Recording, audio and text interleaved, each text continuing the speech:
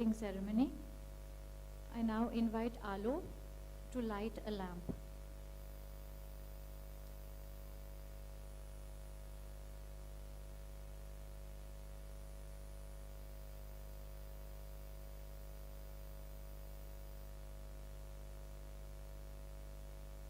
And now invite Dr. Meenakshi Jain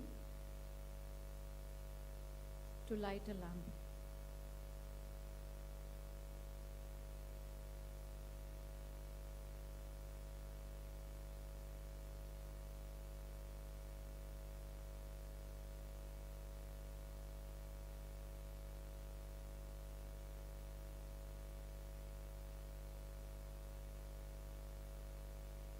I now invite Nandini to light a lamp.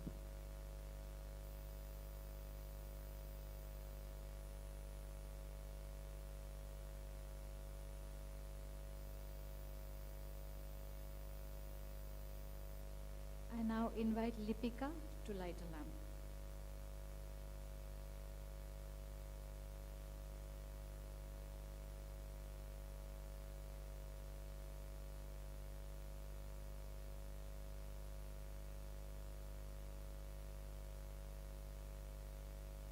Partho will now give you the inaugural address.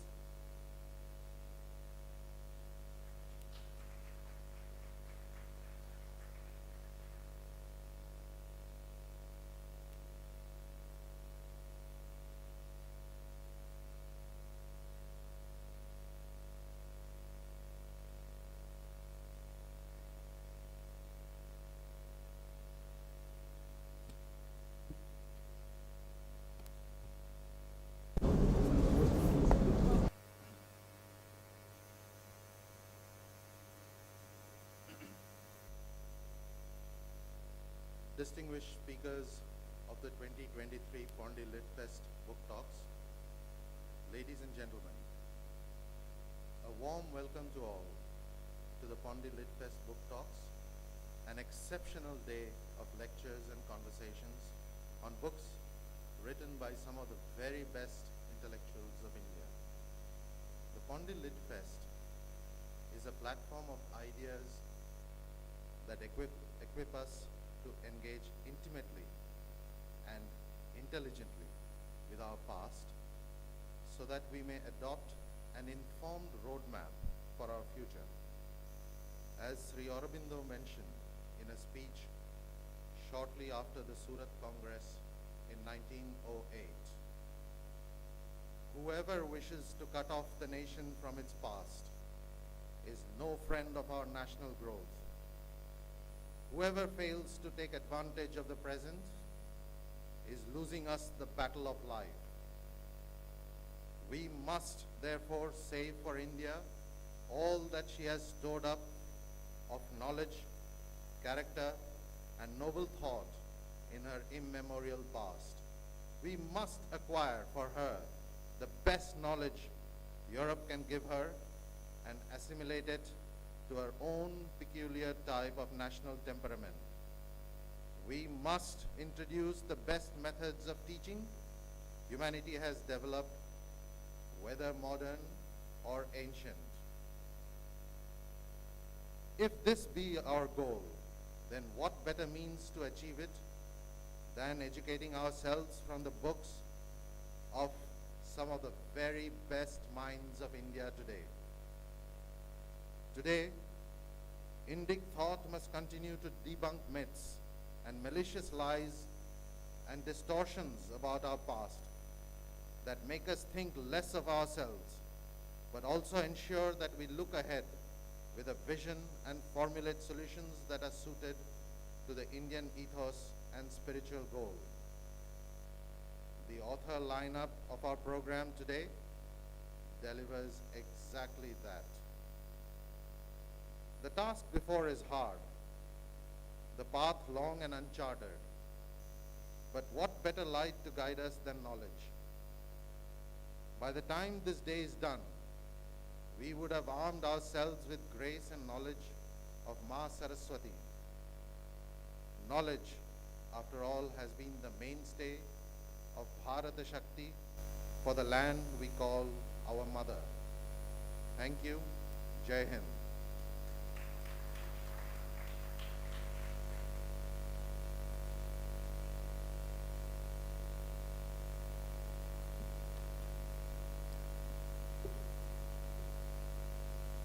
We now invite Parthoda of Blue One Ink to say a few words about the philosophy of their work and its mission.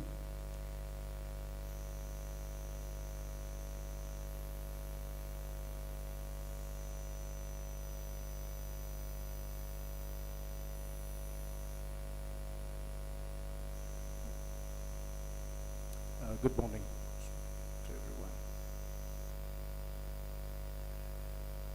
everyone. Just a few words about Blue One Ink.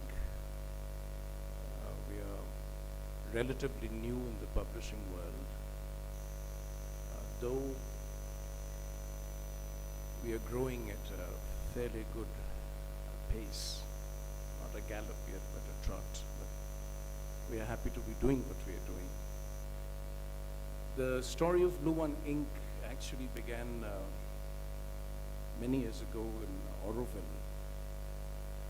I was at a retreat, at a small workshop retreat on the theme of nationalism and internationalism in Sri Aurobindo's light. And there was a group of young Indians, some older philosophers, thinkers, and a very interesting and at that time very challenging question came up, that why the association of Indian nationalism with the Sanatan Dharma. This was a reference to a quote, a few lines from Sri Aurobindo's very famous Uttarpara speech. I may not recall the exact words, but what Sri Aurobindo said was this Hindu nation was born of Sanatan Dharma. And with Sanatan Dharma it moves, and with Sanatan Dharma it grows. If the Sanatan Dharma were to decline, the nation would decline. And if the Sanatan Dharma were capable of perishing, the nation would perish. It's categorical words that unambiguously associate the Hindu nation, Hindu Rashtra, Hindu Dharma, and Sanatan Dharma. And it struck me at that moment when I heard this question, that this was very similar to a question I had in college. And I happened to be a student of one of so-called leading colleges in the country. And I didn't know the answer. And there were these very young people, also representatives of some of the best educational institutions in our country, and they did not know the answer. I discovered in the next couple of hours that I discussed this subject with them that we had no idea of Hindu nationalism, we had no idea of Hindu Dharma, we had no idea of Sanatan Dharma. Whatever our ideas were quite frankly imported from the West. We were still mentally colonized.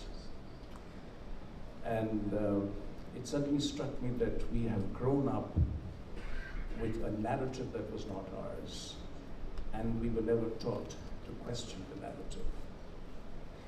It was then that the idea of Blue One Ink grew, that we need a platform that will unashamedly, unambiguously, openly, frankly, honestly bring back the Sanatan values, the Sanatan culture, the Sanatan vision and philosophy to nation building, to the idea of the nation. We needed a platform that would bring together thinkers, scholars, writers, philosophers, darshanics of the traditional kind, together to speak in one voice. Of course, diversity, but to speak in one voice that we need our own narrative. It's high time. And this is not a narrative against another narrative. We are not interested in fighting battles. We just need our own space. We need our own narrative.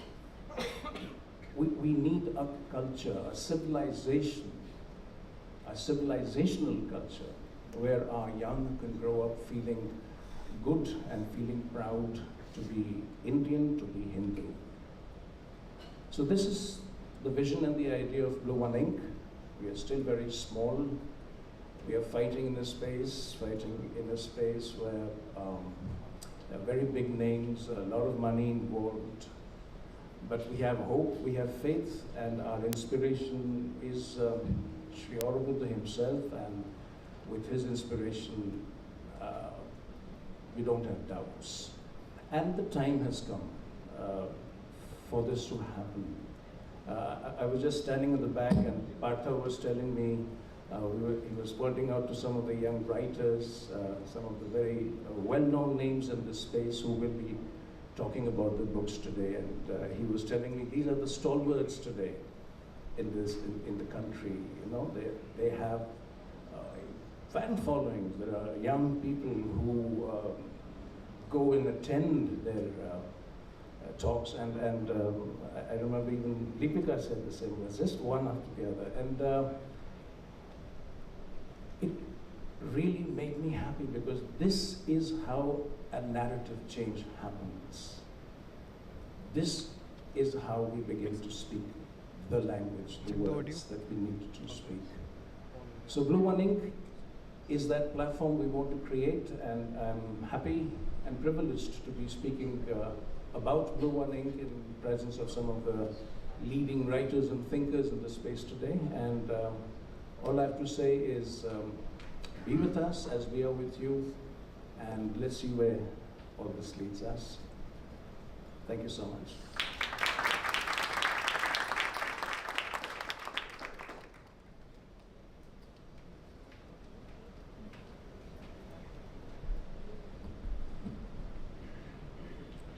Vanakkam Suprabhatam.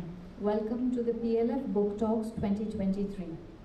In our opening session, we have Professor Anand Ranganathan, scientist and author, in conversation with Dr. Vikram Sampath, historian and author, on taking narratives forward, fiction versus non-fiction.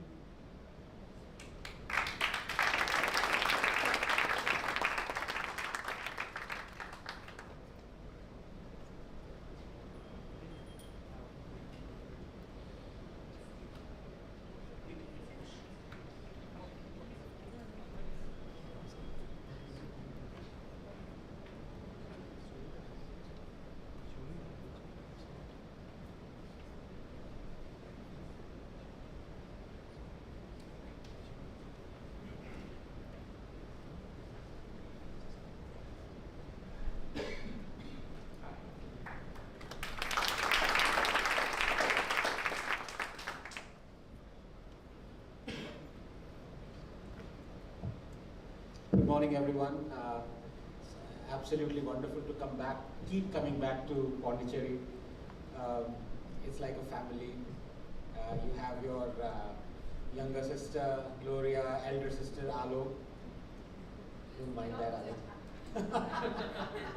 That was paid for. That comment was paid for by Gloria. No, but absolutely wonderful to see, especially on a Sunday morning, such a wonderful audience, and I hope we can do justice to the topic that we've been given. And of course, with my great friend Vikram, who, by the way, in the last, I was calculating, in the last 2 months, he's traveled to 24 cities. This is the 25th city. So this is a real Bharat Goa Yatra. The other one was Bharat Todo Yatra. This one is... And you can see the resemblance to the youth icon.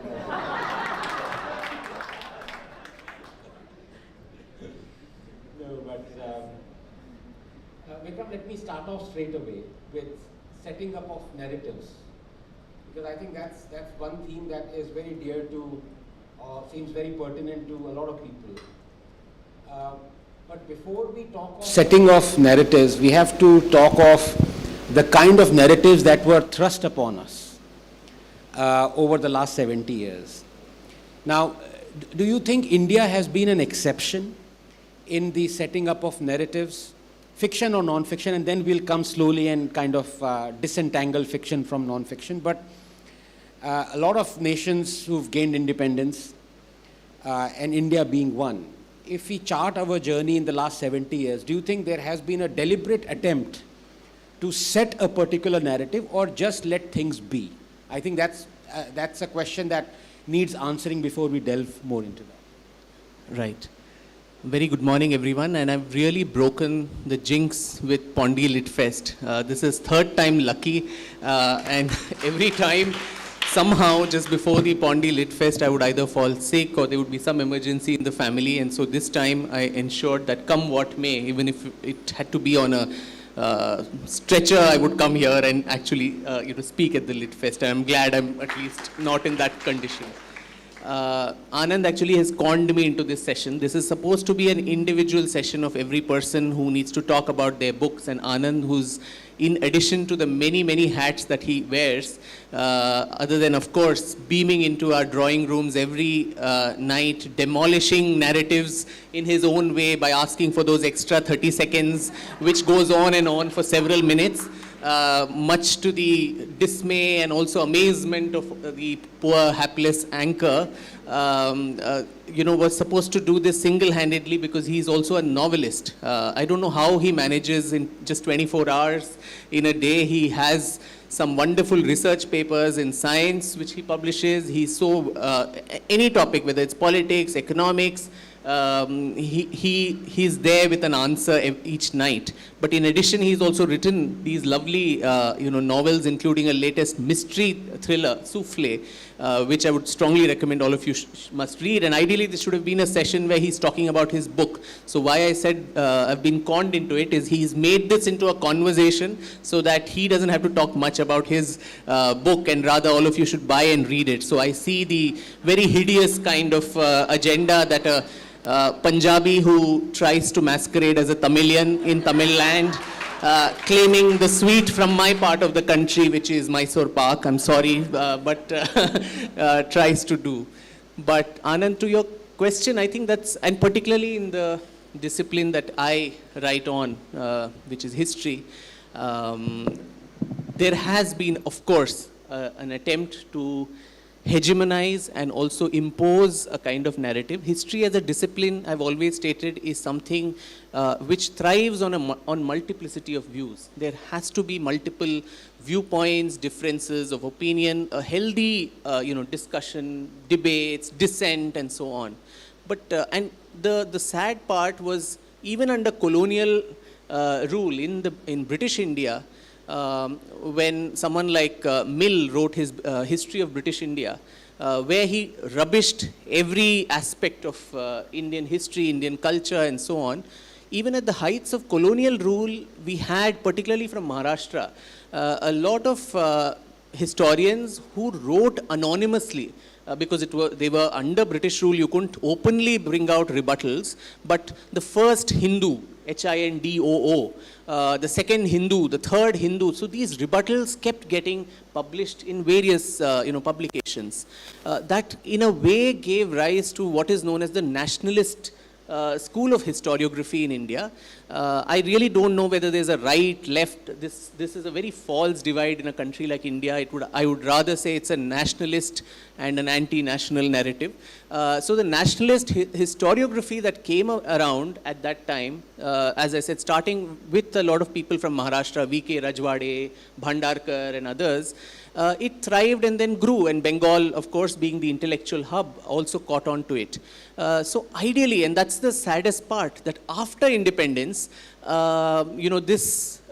this entire school, the manner in which it was ruthlessly suppressed, only to ensure there was a certain political narrative which had to be furthered, and the historian actually became a chef, where the ruler actually says, I want a dish to be prepared this way with so much of salt and so much of whatever, and that is how the historian ultimately started cooking and cutting to size what the ruler asked him or her to do.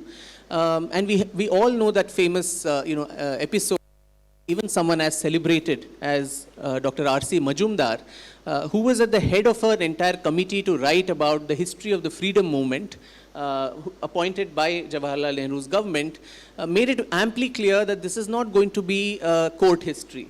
And he's going to dispassionately analyze every aspect of the freedom movement, including the strong reservations he had about Gandhi and his role in the freedom movement itself, for which he was summarily, deposed from the committee.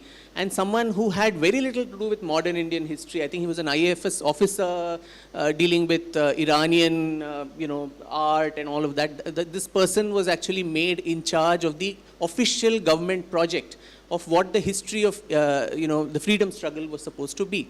So this kind of subtly gave also a clue to all other existing historians that if you have to survive in this ecosystem, if you have to actually, be accepted, then you will have to toe that line. And so, anybody who went against the grain, including R.C. Majumdar or Sitaram Goyal, Ram Swaroop, Dharampal, so many others. I mean, the kind of price that they had to pay, with their careers being at stake, fellowships, being denied to them, and literally nobody reading them. We did not even have a blue ink then which could publish them and bring these narratives out. So I think in this war of narratives, it has been a constant struggle for the nationalist school of historiography to emerge and make its point. But I think, Anand, it's the same when it comes to the world of fiction as well, isn't it? Because all the kind of stories in the last several decades which actually win any kind of acclaim abroad are the ones which disparage India. Whether it's even novels, whether it's even films which win all kinds of international awards, are the ones which actually show India in a very poor light. Slumdog Millionaire, any other thing. So what is your take as a novelist, that how has fiction kind of been monopolized by a particular tone and tenor of a narrative which has been set, and who has set that? Yeah, so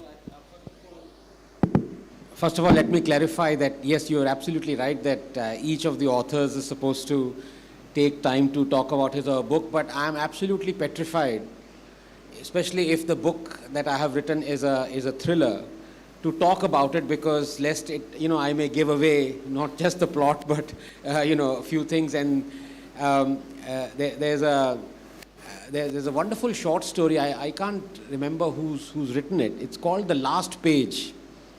And it is, so the story begins by a guy who rings a bell of a house, and someone opens it and says, did you, take this book from the library? And the lady said, yes. He says, who killed? Who was the killer? The last page was torn. So, like that, I don't want to give the plot away. And it's, if you, for example, write, let's say, fiction which is, and here is where I think we can come to the topic, fiction which is very finely intertwined or entangled with non-fiction, which is the kind of genre you can say that Naipaul kind of really pioneered. Then it is easy to talk about the thing, but if it's a simple murder mystery that is contemporary, that's got nothing to do, it can have a sprinkling of, the contemporary themes, politics or whatever, but largely you don't want to give anything away from the thing. So, that's the reason why I thought a discussion like this would possibly help the audience much more in trying to understand the thing. As to the question you've asked, you're absolutely right, but let me throw it back at, you know Anand Math. Now, Anand Math is a novel, But I would say in more ways than one, it is more of a non-fictional treatise than you would actually think of it as a novel. Because it's so unbelievably, or realistically, let's put it this way, kind of gives a glimpse of essentially what India was at that point of time. It's not you can say it's a fictional story or whatever, but you know, I mean, the things from, you still get goosebumps thinking about. So, I mean, I took the example of Naipaul, but there were many, even Indians before Naipaul, who were, you know, intertwining fiction with non-fiction, or the themes or the symbolism of it. I mean, at one level, it is a very symbolic thing. So, do you think the setting up of a narrative through a non-fictional stream is more powerful than a fictional stream? I mean, I asked this because I took the example of Anandmat. There are so many more, where you know, you want to rouse the readers, you want to rouse the national population, you know, the conscience of it. What is more rousing? Let's say an explanation or a description or elaboration of, let's say, a political figure, or weaving a story around that person and rousing. So, but before we get there, I want to ask you a bit more fundamental question. Yeah. Is this whole divide of fiction and non-fiction, it's a very non-Indic kind of a construct, because in our scheme of things, I don't think there was something that there's a non-fiction stream, there's a fiction stream, including in the writing of history. The quote that is often attributed to Kalhana and in the Rajatarangini, where he says, Dharmartha kama mokshanam upadesha samanvitam kathayuktam puravrittam itihasam ta chakshmate. You know, puravrittam, or the narratives of the past, which are told to you in a kathayuktam, in a story form, which also have a very essential upadesha samanvitam. There has to be a didactic element, there has to be a moral instruction to society about what is good, what is bad, and all of that. And in the attainment of the four purusharthas of dharma, artha, kama, and moksha, that is called itihasa, and itihasa too is translated very vaguely, it thus happened. And our Puranas and the Mahabharata and the Ramayana, which are collectively called the Itihasa Puranas, have just this. I mean, it's not just a dry documentation of facts like how the Western mind probably looked at history or documentation. It was embellished in a lot of storytelling. And we are a land of storytellers and kathakars. Over thousands of years, we have embellished the Ramayana, the Mahabharata, with so many narratives from different parts of India. It was almost the whole country was sitting and writing a story, a magnificent magnum opus or an epic, which had these different stories in it. But even if you go to the Mahabharata and you have the Bhishma Parva, where there are, I think, about 70 verses which talk in detail about the ethnography of India, the geography of the country itself, the different communities which were there in different parts, who were the people who came from outside to the Yavanas and the Shakhas and the Mlechas, and there's description of all of that. So how does one categorize that as non-fiction or fiction? This is a very English Western construct, because I think in the Indian imagination, all these, every field, whatever it is, whether it was mathematics, whether it was the sciences, or even history, it was all written in a kavya or a mahakavya format. The entire role of the kavi as a great drashta, or somebody who's a seer, like probably what Sanjay was doing in the middle of the Mahabharata war, sitting with Dhritarashtra, but actually able to see what was going on. This whole poet, the elevation of a poet from, so a poet in English literature would just be a fiction, you categorize him there. But in the Indian imagination, a poet was so important. A historian also needed to be a poet. A mathematician also, wrote all his treatises in a poetry form. The Sulba Sutras, which apparently give us the Pythagoras theorem, if you go there, you wouldn't directly find, the square of the hypotenuse is the sum of the squares of the other two sides of a right angle. It will be in the form of a poetry. So let me put you in a corner. So where is, I was putting you in the corner. But where is your entire premise of this topic itself, fiction versus non-fiction, I think collapses when it comes to the Indian context. To a very large extent, you're absolutely right. But then, do you believe when you talk of fiction being interwoven with non-fiction in our texts, so do you believe Ramayana has fictional parts of it? Of course, there has to be, because all of them, I mean, including the Rajatarangini, which even Western, scholars call him as the only credible historian of India, the first historian Kalhana. But they have M.A. Stein, who has translated the Rajatarangini, said There are lots of fantastic stories, which there are. I mean, it is written in this hyperbole, it's a lot of exaggeration, and that's what makes it very readable and interesting. And maybe the joy of non-fiction has somehow evaporated only because we have not brought, and particularly history, which is taught and read in such a boring manner. In a country like this, where we revel in stories and storytelling and all of that, it's quite a sad commentary that we don't look at it that way. Yeah, I think that's a very important point. I think the issue has a lot to do with the way the contemporary readers, they like to judge a work. I think they're a lot less indulging than they were maybe even 100 years ago or 1,000 years ago. This interweaving of fiction with non-fiction right now, even in a tweet, you weave fiction with non-fiction and you're absolutely pilloried. It says, hey, where is the data? How dare you bring in a story? Just give me the points, Yes. So when you say, that's the reason why I asked you. The reason why Ramayana and Mahabharata have gone into the hearts of billions of people is because of the story part of it. True. True. But That doesn't take away the truth or the historical, which, if you might want to call the non-fiction part of that that text, that is equally important for the common which masses. part of Ramayana is non-fictional, do you think? Everything, including, the Professor B.B. Lal, who conducted a series of archaeological excavations on various, sites related to the Ramayana, or the dating of the Ramayana. People like Dr. Manish Pandit, who have been doing a lot of work on dating the Mahabharata war as to when that actually happened, using astronomy and, on the 18 days of the war, which nakshatra was in which, stage and what was... Oh, so you don't believe in the Romila Thapar thing that Mahabharata came after? Well... You knew that was coming. I do believe in the fact that I think Yudhishthira was inspired by Ashoka and so on, but I don't believe in the other things that that school of historiography The says. next step was Yudhishthira was a product of Ashoka University. I think that's... But you see what I mean? When you have glorious interweaving of fiction with non-fiction, in contemporary times or polarized times or whatever, I hate to use that word, but it's a beautiful word. I think people should be polarized. There is truth and there are lies. So, you have to be polarized. People have almost completely discarded the storytelling part of it.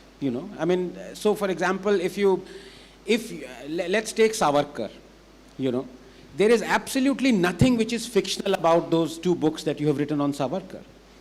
Were you to put in a fictional story, as it is, this fellow is pilloried so much, you would be completely hung from the nearest lamppost. True. No, I think the genre that I love to write on, which is biography, I think it comes closest among all historical subgenres to the whole, literary-minded, writing. And I'll explain why. Because, I often liken a biography or the process of writing a biography to a love affair. You fall in love with an individual. There is the first instance is you fall in love with the person. You're enchanted. If you hate the person, of course, that is also an agenda. You can write a biography of someone you hate, whom you want to pull down. But then generally, you're enchanted. It need not be like itself. You're just enchanted by the enigma that person presents. Then, just as it happens in a common mundane love affair, you start stalking your love interest. Every letter that your subject has written, you start rummaging, and you probably get to know more about your subject than the subject knew about themselves, because you have a 360-degree view of their life, and their friends become your friends, their enemies almost subconsciously somewhere become, as Freud said, it's a kind of a transference that happens with the subject and the biographer, who is in a relatively unwooable condition, but still it's a love affair that proceeds. And just as it happens even in love, sometimes there is a breakup also in the process of the journey itself, where you're disillusioned with the character. You say, I don't think I did the right thing in investing my time and emotion in it, and you drop it. But if you actually carry it forward and actually, start committing it to print, the biggest, ask of a biographer is to cut off those emotional cords from the subject. Because there is a very, very thin line between a biography and a hagiography. And that is the toughest task, because for several years you are invested emotionally and otherwise in that subject. But while writing to it, you are suddenly asked to become a neutral bystander and almost become, morally very distinct from the person, present them with warts and all, and that is how a biography becomes an honest biography. When you, and very beautifully said, that writing a biography and, talk of Savarkar is almost like a love affair, you say, with the person you are writing. So your next book is on Tipu Sultan.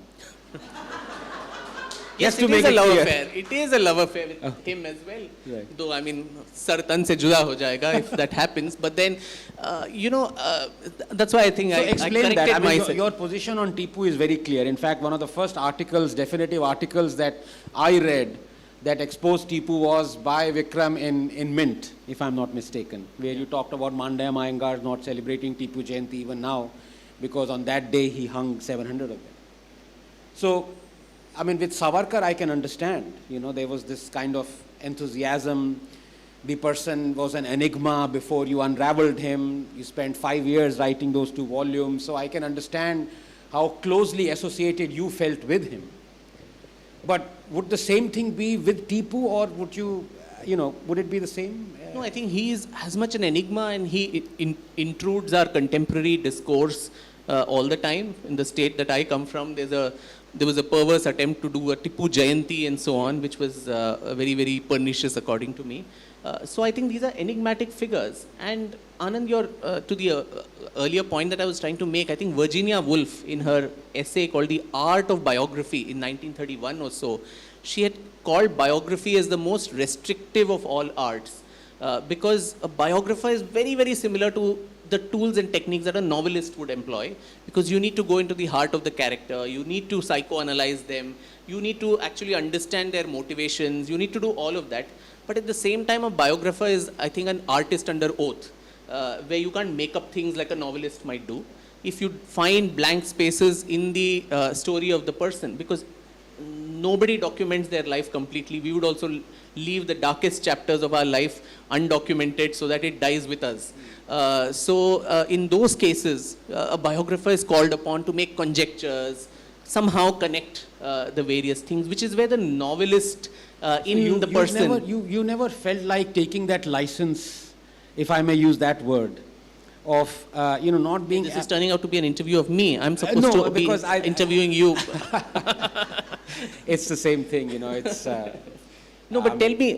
it's a pleasure interviewing Rahul Gandhi of the, the Bharat Jodo Yatra, so it's not... I know this is a revenge for the Mysore Park defeat, but then that's fine. But, don't you think your tribe is the one responsible for this, which is what you actually do for a living, which is a scientist, which have actually percolated the humanities and this whole empiricist model of positivism in history, Leopold von Ranke, where everything you need empirical evidence to actually deduce. Yes. Do you think that has spoiled the humanities writing in general and history in particular? Yes, and I think that's a great question, because let's think about this. Let's say you were to weave in a story, whatever angle it might be, from the character of Savarkar into this. I mean, I'm just juxtaposing Mahabharata, let us say, or Ramayana, where you said non-fiction is intertwined so beautifully with fiction. You would be taken to the cleaners, But on the other hand, if you were to say that, look, this is the book I have written, just read this book, how many people would trust you to say that, yes, indeed, there are some truths about Savarkar in this, facts, but there is also a story of Savarkar. Let me enjoy the book. Very few people right now are doing that, enjoying reading. They want information out of it, so that possibly they can, and I'm as guilty as anybody else, You're reading books so that you can glean some information, so that you can disseminate it on Twitter or any other place, or, you can Sometimes it also is a game of one-upmanship. Somebody is given wrong facts, you read something to give the facts. So a book is almost, is become like a phone directory. It's become very impersonal. And that's a tragedy, because all the texts that you talked about, Mahabharata, Ramayana, they were very close to you. They were not just mere books. And when you talk about science, let me tell you why I enjoy writing fiction more than non-fiction, because in science, according to me, there is a clear demarcation between discovery and invention, and I think it's a very beautiful demarcation. People discover things, scientists discover things all the time, but when you're discovering, please remember that thing already exists. You just found it. But when you're inventing, that thing did not exist. So which is, I mean, as a scientist or as a philosopher, you might think, which gives you more joy? To discover something or to invent something? And I think that's a very difficult question to answer. And there comes a time when you deal with a particular subject in science where both of those streams in science, it's a very, you talked of Mahabharata, where fiction is intertwined with non-fiction. So I can say discovery is intertwined with invention. But there are some subjects in science where the demarcation is very, very thin or very hard to, disentangle. I'll give you a great example. Many people say Watson and Crick, discovered the structure of DNA. They didn't discover it, because discovery would mean that, well, actually, technically they did, because they looked at the X-ray crystal structure of DNA, Rosalind Franklin's this thing, and then, so that is discovering the structure of DNA. That gives you a hint that it is double helical. But at that point of time, according to me, they invented the structure, because the double helical structure was not yet published, the X-ray structure. That would have been discovering. So they invented the double helical structure of DNA. Like that, there are so many streams. I mean, archaeologists are discovering things. But, for example, Carey Mullis's invention of the polymerase chain reaction, everyone knows about RT-PCR during the COVID times. I mean, he got a Nobel Prize for it. That is an invention. That's not a discovery. The discovery is DNA polymerase that replicates the DNA and so on and so forth. So there is a very clear-cut demarcation. As to your question, whether that has been transposed to the literary domain, yes, I would say yes, and I think we are poorer for it. We have started really demarcating. I would love for you to write a fictional account having Savarkar in it. I can't remember reading. Do you remember reading any story based on Savarkar as a fiction, as a novel? There aren't.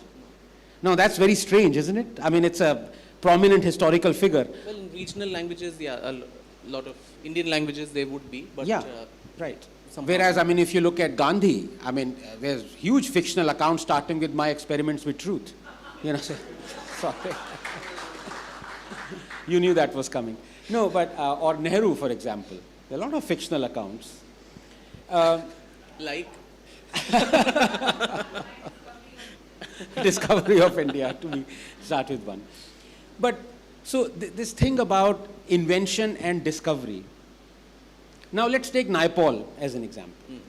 I mean, one huge genre where he kind of, I would say, pioneered was travel writing, but then he mixed his own psychoanalysis of the place where he was going, or, philosophical aspects of it, as a crystal ball gazing, I mean, beyond the belief or among the believers, and so many other books. Million Mutinies now, where he predicts what India is going to be. That is a genre of entirely non-fictional account of Naipaul going to a place, writing non-fictional, but it's actually, I mean, the term people use loosely is literary non-fiction. Yes. But it is more than just an account. So why do we not see more of that amongst the non-fiction writers? No, I think it is changing now, this term of literary or narrative non-fiction. So I'll give you an example. Maybe with people like Savarkar, who are as it is contested and very, politically surcharged characters, it might be difficult to take, a lot of liberties. But in I'll just give an example from my, one of the earlier books I wrote on Gauhar Jan. That was a safer topic, no one would really care about this person, who was actually India's first recorded artist on the gramophone. When gramophone and recording technology came to India in 1902, this was the person who first recorded for the gramophone company from London. So, in the Mysore Palace archives, where I was researching about her, there were all these documents that, she was a superstar, but then reduced to beggary and penury and so on, and she had taken shelter in the court of the Maharaja of Mysore in 1928. And there were all these letters that she had written to the Diwan of Mysore, to the Darbar Bakshi, saying, can you please, increase my salary? It's just 500 rupees. Can you not cut my income tax, because that is, I'm having to pay all my accompanying musicians with the same meager amount and all of that. And I'd gone to that place where she was given a little place to live in called Dilkush Cottage. It's a beautiful, stunning, place with a canopy of trees all over, and there's Chamundi hills in the background and all that. And she was very upset that she was given such, little, emolument. So in the opening to that book, with all this archival material, I just weaved in a story that, there was a carriage that came across, with the royal insignia of the Mysore royal family, which seemed to indicate that there was a very important guest sitting inside that carriage, and then it stopped in front of Dilkush, and out stepped a lady with and there were her photographs there, so I knew how she looked. So someone with a gold-rimmed glass and a walking stick, and she came out limping, and then she read the letter which had this thing that, you're given only 500 rupees, and then she throws it away in disgust and say, what do they take me for? Do they think I'm a whore who'll just take whatever they give me, and so on? And then she starts arranging all the luggage that she's brought along with her, and the maid drops the gramophone record of hers, and she's so devastated, and then she kind of looks at herself at that time in the mirror and sees that she has a disheveled hair, she has dark circles and all of that, and then she breaks down crying, saying, what have you done to your life? So, I mean, that almost opens like a novel, but it is based on a lot of facts. It is based on the archival letters, it's based on the geography of the place that this person lived in. It doesn't take away much from the content, but it just makes for the problem you cited. It makes for interesting reading, which is what I think narrative non-fiction is all about, which kind of intertwines what we spoke about, may not be in that fantastic a manner as our epics did, but somehow it tries to intertwine storytelling with non-fiction. This whole idea that non-fiction needs to be boring, needs to be insipid, it's just a catalogue of facts, I think that strips it away of all the interest and the rasa that is there in that. And I completely agree with you, and I think this is where I want to bring in a question which, when we throw it open to the audience as well, I'd like their response as well, because my younger sister is looking at the bell right now. She's already given me, but I think we have 10 minutes or 15 minutes or so. Older sister. You talked about interweaving of fiction with non-fiction. I'll give you an example why the audience is so polarized that they understand the non-fiction part of it, but they want to use the fictional part as a stick to beat you with. Let me take another example. I mean, you talked about Gauhar Jan. That required a lot of indulgence of the readers. And I dare say, because she was a non-controversial figure, so readers indulged in the subject. Not so the case with Kashmir Files. The Kashmir Files is based on real events that actually transpired. Those are completely non-fictional events. They happened, the genocide happened, the ethnic cleansing happened, the Nadimag massacre happened, Girija Tiku's thing happened, Ganju, Mr. Ganju was shot dead, and the rice laced with his blood was fed to his, all those are real instances. From the rooftops of mosques, Pandits, you go but leave your women behind, Nizamim, all those things are true. And yet, when a story is woven through these non-fictional true accounts, Kashmir Files is branded as vulgar, propaganda. as fake. Still, I mean, and it's not just the people who hate Vivek Agnihotri, there's a long list of those, are saying this. His own contemporary, his peers. I mean, I saw a real obnoxious interview of an obnoxious man. So it's to the power of two. Prakash Raj. I mean, it was so sad to, I mean, he is pillorying his own peer by saying that guy is a propagandist, is a horrible, vulgar film, and, it's all fake and everything. That's what I'm saying. So readers are not, they are actually, so the writer has intertwined fiction with non-fiction to tell a tale that is woven around the non-fictional events. Rather than the readers appreciating that, they've actually disentangled it. And they are using the fictional account as a stick to beat the thing. So isn't that a dangerous territory? That No, Anand, but tell me, if, forget a film, if Vivek Agnihotri had made a documentary film, would they have accepted it then as just a catalogue of facts? If you don't want to accept something, whether you show it as a fiction or a non-fiction, your opponent is not going to take that, right? Of course, as you rightly said, here it becomes an easy stick to beat him with.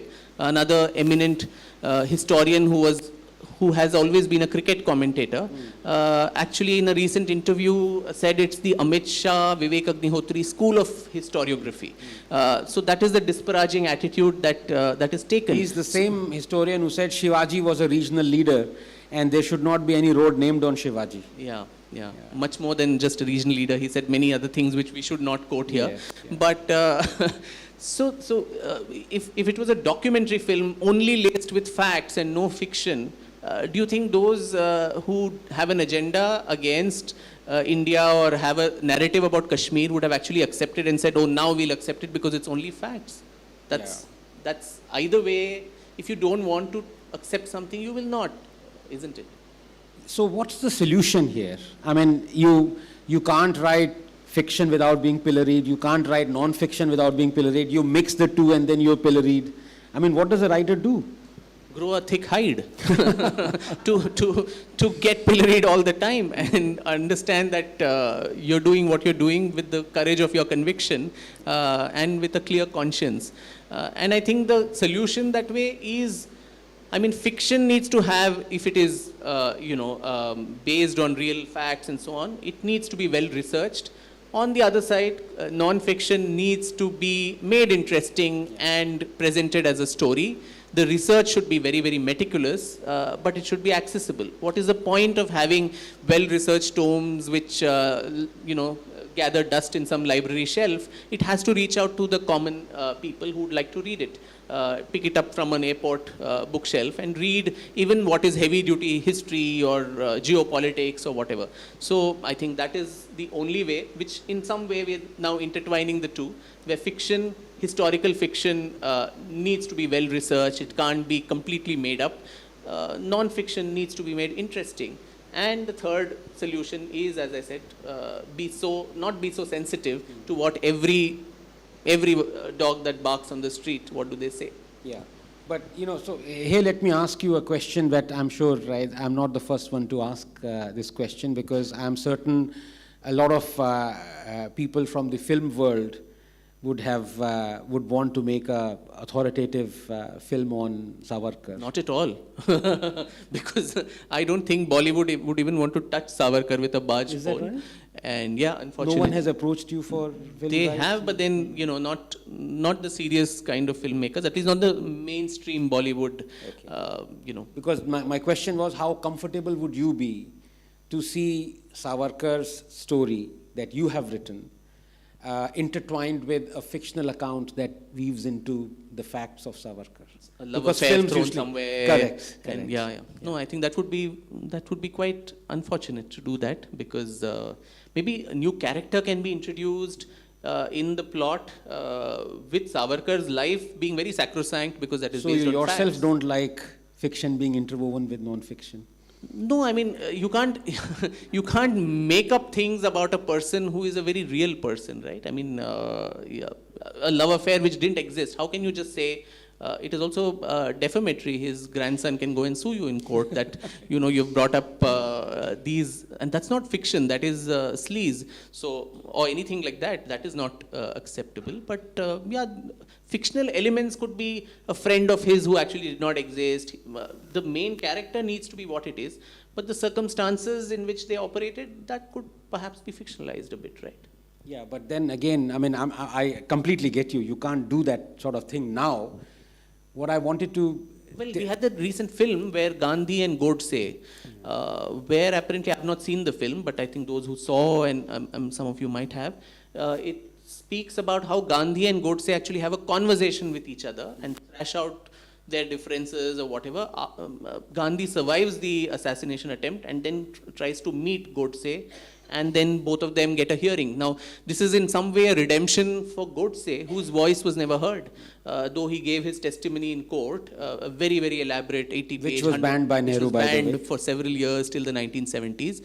This gives him a chance to probably speak his voice, and probably we've not even heard Gandhi's defense of all the allegations that Godse and people of his ideological tilt had against him.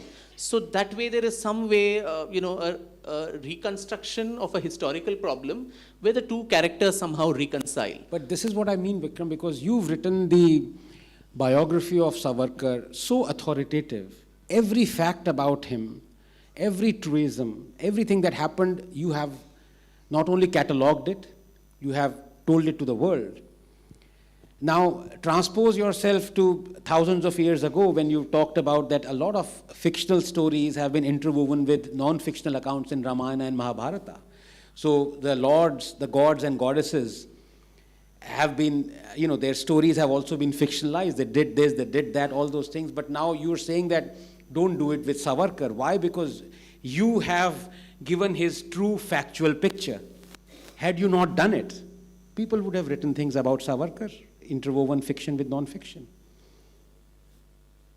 Not true. I mean, you ask my personal opinion, I would be a little uncomfortable because as I'm so close to the facts, but then stories around these people as the background, and around that making a story is what historical fiction is all about. Yeah. And translating that to celluloid is what a period film probably does. Right.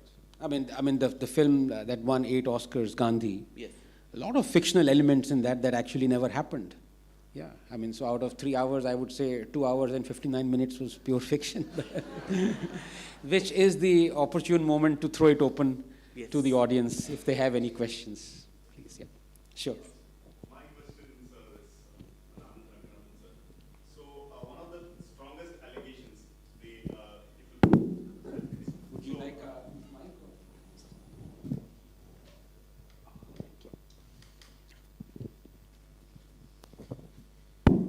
You will hear me? Yes. So, sir, one of the strongest allegations that people in general, right, throw against us, that's the Indic or the right wing, is associating us with pseudoscience. So whatever these people talk, pseudoscience,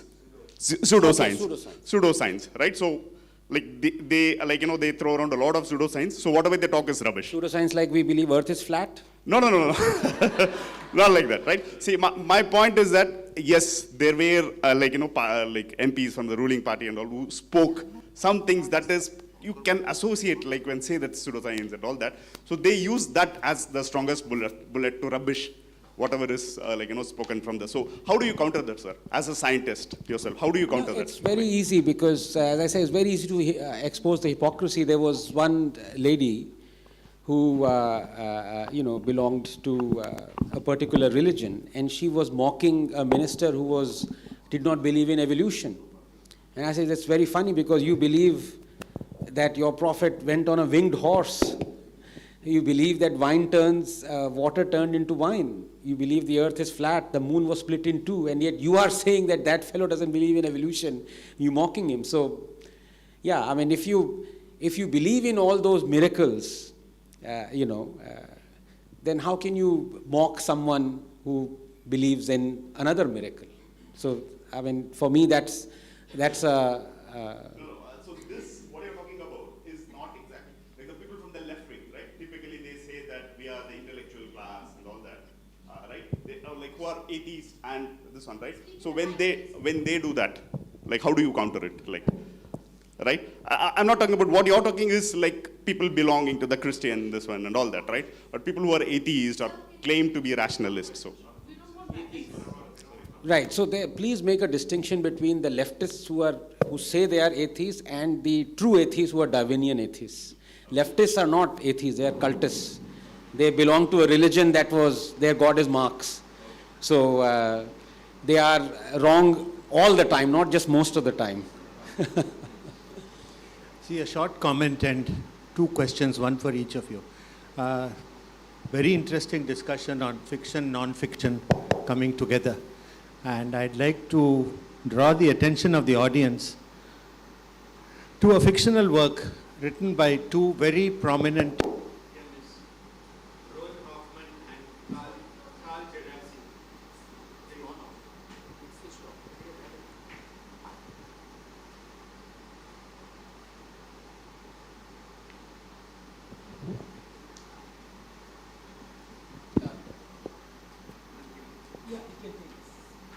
We have a booming voice.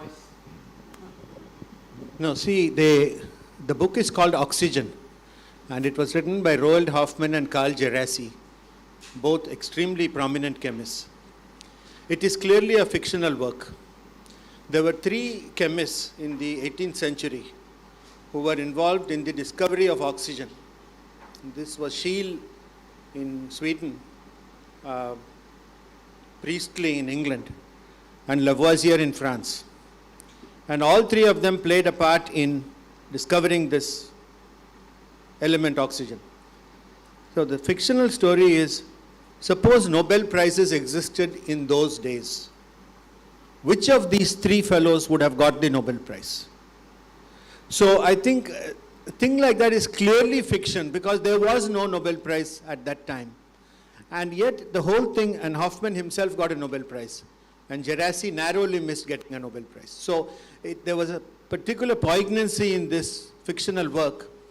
But there is fiction, there is non-fiction, and the whole thing comes together in a way in which it is very difficult to define this work as even fiction or non-fiction. I think this is something that in the context of this particular... Now I want to ask you, if a person writes an autobiography, is he or Crick and Watson invented DNA?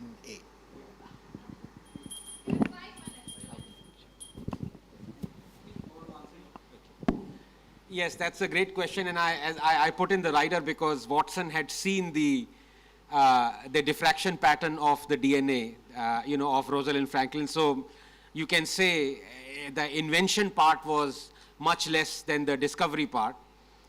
But it is also a fact that they brought in a lot of Chagaff's, discovery that A and T are the same amount and C and G are the same amount. So there was a lot of things that would have gone in had they not seen the diffraction pattern of the DNA that showed it to be double helical. They would have invented the structure. I mean, Pauling, for example, invented the structure of DNA and he got it completely wrong. I mean, the Pauling structure that came in, I think, if I'm not mistaken, if not in the same issue, in the same volume of Nature, where Watson and Crick's structure came, and Pauling got it completely wrong. I mean, the bases are flying out, and the phosphorus, the chain is actually in the middle. It should be at the end of the both things. So people get the invention part wrong spectacularly, not so much the discovery part, because you can't get the discovery part wrong because you're discovering something. It's already, it existed. As to the, the next question was for? Well, that's a very interesting line of thought which I'd never really, thought about. I do think now on reflection from the question that an autobiographer is a very narcissistic person who thinks that his or her story is so worthwhile that it needs to be committed to print.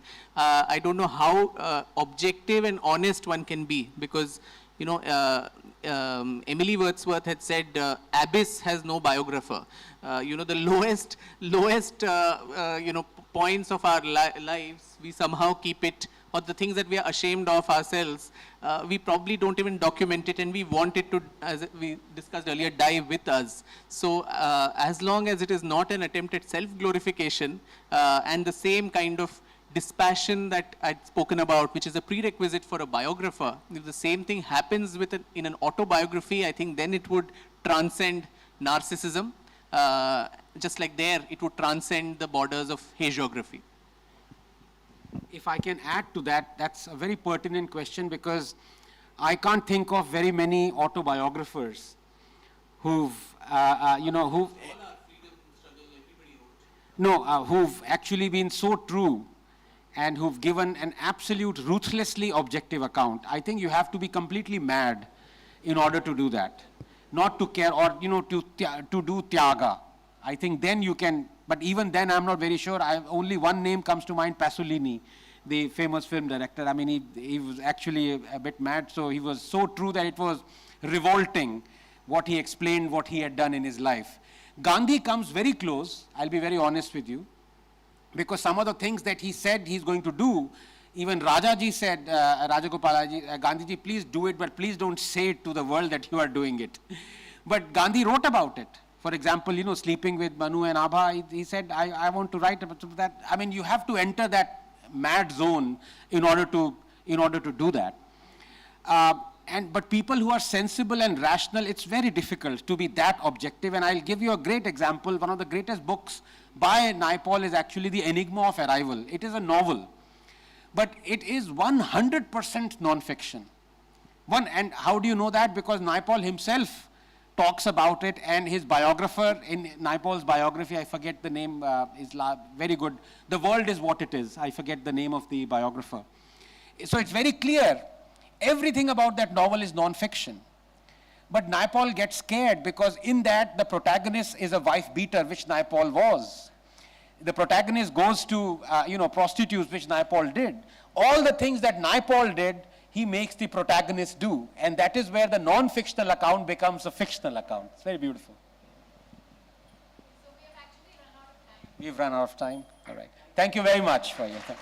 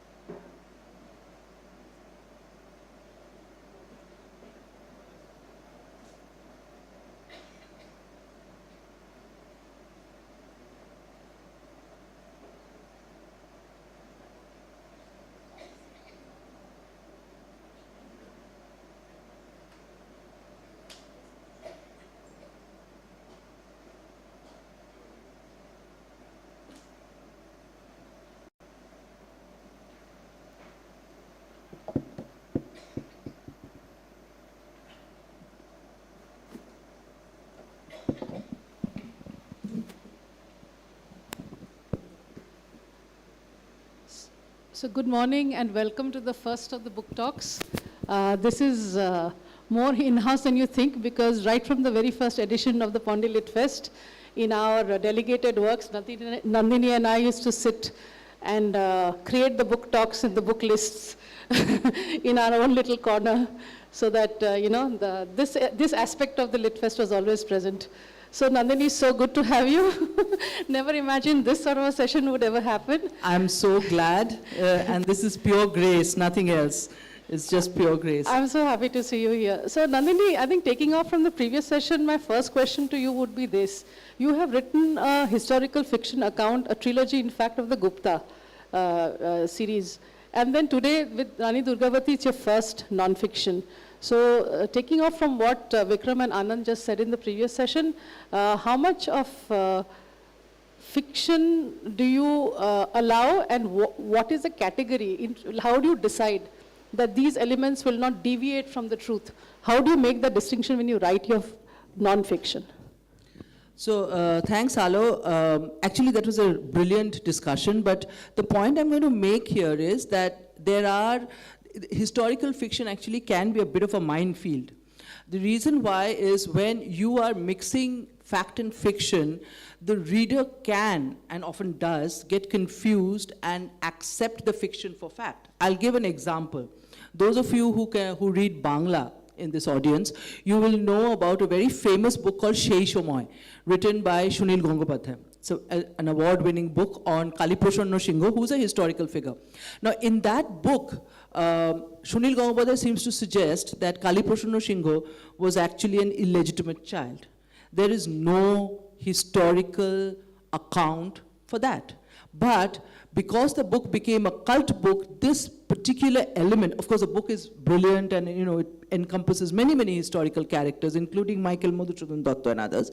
But people have picked on this, and this has become a pernicious thing that they accept to be true. This is very dangerous. This is something that historical fiction does suffer from. In the case of the Guptas, for instance, I made it very clear in the foreword that these are the aspects of the story which are historically true. And I also made it very clear where I have deviated from history when it comes to a historical personage. If it is a fictional personage, you can do whatever, that person can hang from the ceilings, doesn't really matter.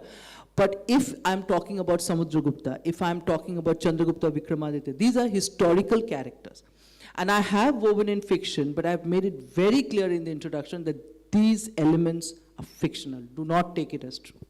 Thank you, because ever since that particular session was decided upon, I'll say if I have a non-fiction and a fiction writer sitting with me, this is the first question I'll ask. Okay, moving on to your non-fiction book, Rani Durgawati.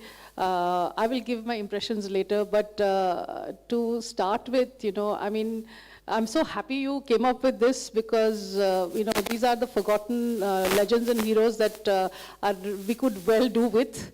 So first of all, congratulations on a very well-written book. It's written with, it's non-fiction, so she has sourced herself from sources that are dependable, but the writing style is very fast-moving.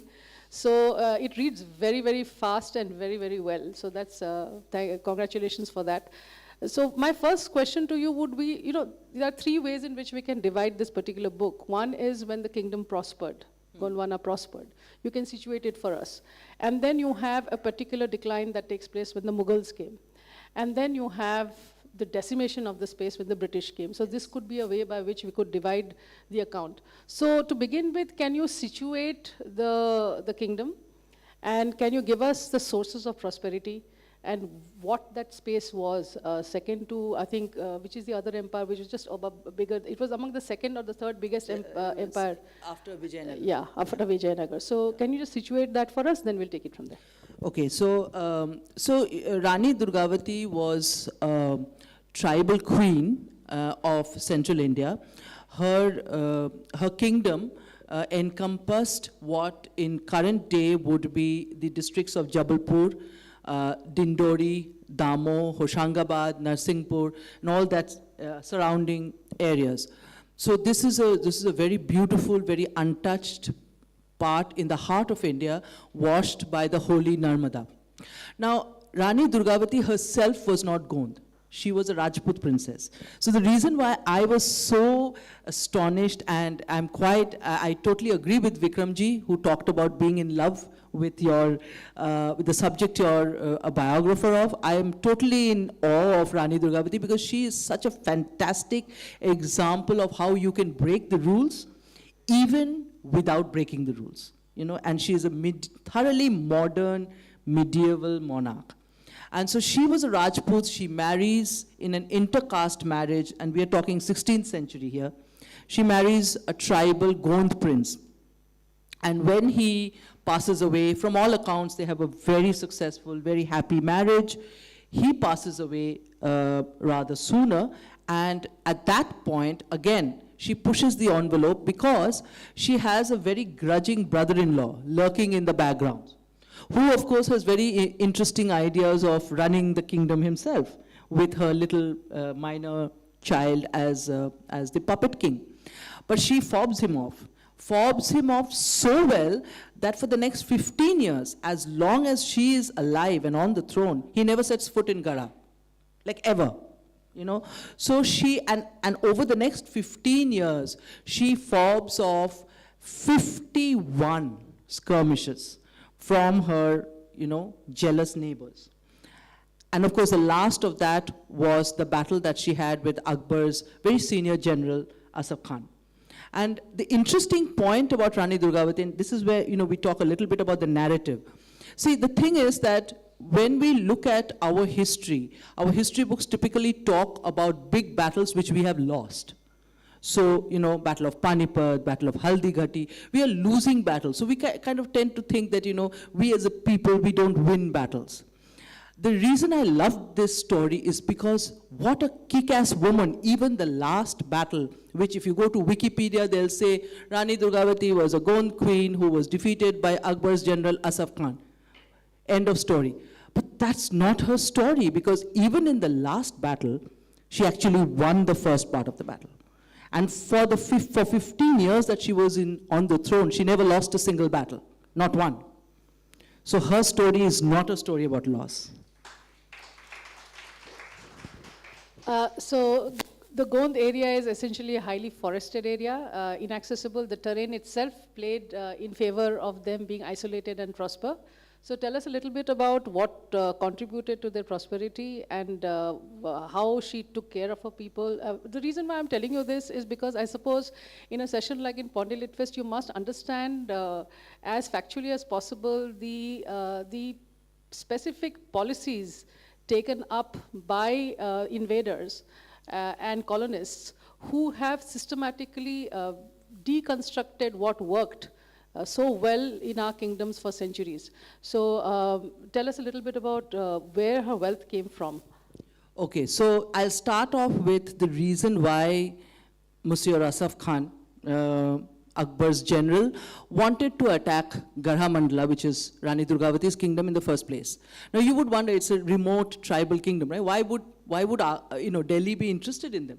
The reason was that they were a phenomenally rich kingdom. And how do we know this? We know this because in 1908, in and around Jabalpur, a cache of coins was discovered. All right, and these coins were from all over, from Gulbarga, from Kashmir, from Gujarat, from the Deccan, including coins from Nepal. And these are all gold coins. Now, where did these coins come from? And what were they doing in the heart of India, which is like a remote, tribal, forested area? The reason that they were there is because Garha was a very important trading center. What did they trade? They traded in forest produce, of course, but they also traded in elephants, who were very important for medieval warfare. And they also were a grain bowl. So none other than Mughal hagiographer Abul Fazl himself mentions in the Akbarnama that Garha was sending grain to places like Gujarat and the Deccan. So this is a grain bowl, this is a trading post, they were selling elephants, and so they were a phenomenally rich country. And people of Garha used to pay their taxes either in forest produce and elephants or gold mohurs. We also find that the kings and queens of Garha actually minted gold coins. You have to understand this is 16th century. There weren't that many Hindu kingdoms that were minting gold coins, including the Rajputs. They used to use the Mughal coinage. But this is a kingdom that was minting gold coins, not once, not twice, but several times over a period of time. And we have numismatic evidence for that. So clearly this was a very, very rich kingdom. What happened to them when they lost their independence? This is a very important question, because what the Mughals did was, of course, first and foremost, they were lured by loot. They wanted the money. That's the reason why they invaded Garha. So they ransacked and looted the main forts of the kingdom, particularly Chauragarh Fort, or what is today known as Chaugan Killa. So Chauragarh Fort was ransacked and looted, and then the Mughal system of governance was very centralized. So what happened was that they used to appoint Jagirdars, right? And these Jagirdars would be constantly transferred. So over a period of 20-25 years, Garha became a revolving door. And Mughal Jagirdars came and went, succession of Mughal Jagirdars came and went. Now, if you are not going to spend very much time in a place, and you know that your Jagirdari is going to die with you, it's not something that you will leave behind for your family, what are you going to do? you will try and extract as much as you can from that land so that after sending the emperor his share, you get to keep the rest for yourself. As a result of which, Garha became more and more and more impoverished. And then what happened? Then came the British. Even more interesting, because the British were the worst of the lot. They just casually decided that the Gonds of Garha, who had always lived off the forest, did not need to have any access to the forest. So when the Central Provinces was set up in 1861 under Sir Richard Temple, they just restricted access of the Gonds to the best forest lands. And if you read the book, you will see how Gond folk songs and folk tales, the desperation in those songs and tales, as they were systematically cut off from what was their traditional source of livelihood. And slowly Garha became a center of destitution and death, as famines and disease swept through the land. So this is what the Golden Gourd was reduced to. So one of the questions that comes to mind that even you have tried to answer in the book is that considering the fact that there were overtures by the kingdom to show that they were not the enemies of the Mughals. It's in the time, contemporary Mughal emperor was Akbar. Why did he choose to, why did he sanction Asaf Khan to attack Gond? So here, maybe we should spend some time in looking at Akbar a little bit more in detail because, he's also Akbar the Great. So let's look at this great aspect a little bit. Let's give it some timelines, because I verified with Meenakshi Ji also before asking you this question because 2 Johars took place in his reign. Yes. One was in Gondwana and the other one was in Chittor. And so what is this eclectic religion he did it and at what time in his rule as opposed to actually causing 2 Johars to take place because of his attacks on 2 kingdoms. So can you, let's just talk a little bit about him. Let's just reposition him a little bit in history and his attitude. And especially, I think there is a little bit of a misunderstanding. It's a gross misunderstanding as to his intentions to be inclusive. It was very, very tactical. It was not philosophical or spiritual. So can you just dwell on that a little bit? I think it's very important. Thank you, Alo. So the problem with Mr. Akbar is that we have turned him into Akbar the Great, whereas he should be just Jalal. So, he is just Jalal. Because, you see, there are 2-3 things that you have to understand. Number one is that Akbar's whole Sulhi-Kul journey began in the late 1570s, by which time he had already been on the throne for more than 25 years. So he was not a tolerant and, this secular. First of all, we keep talking about Akbar being secular. I don't think as a medieval monarch he would understand secularism, even if it came and bit him on the nose. So the point is that he became an interesting ruler, and interesting for a medieval ruler. He became that towards the latter half of his reign. But for the first couple of decades of his reign, he was a very, very different person, and certainly not the great. What do I mean by that?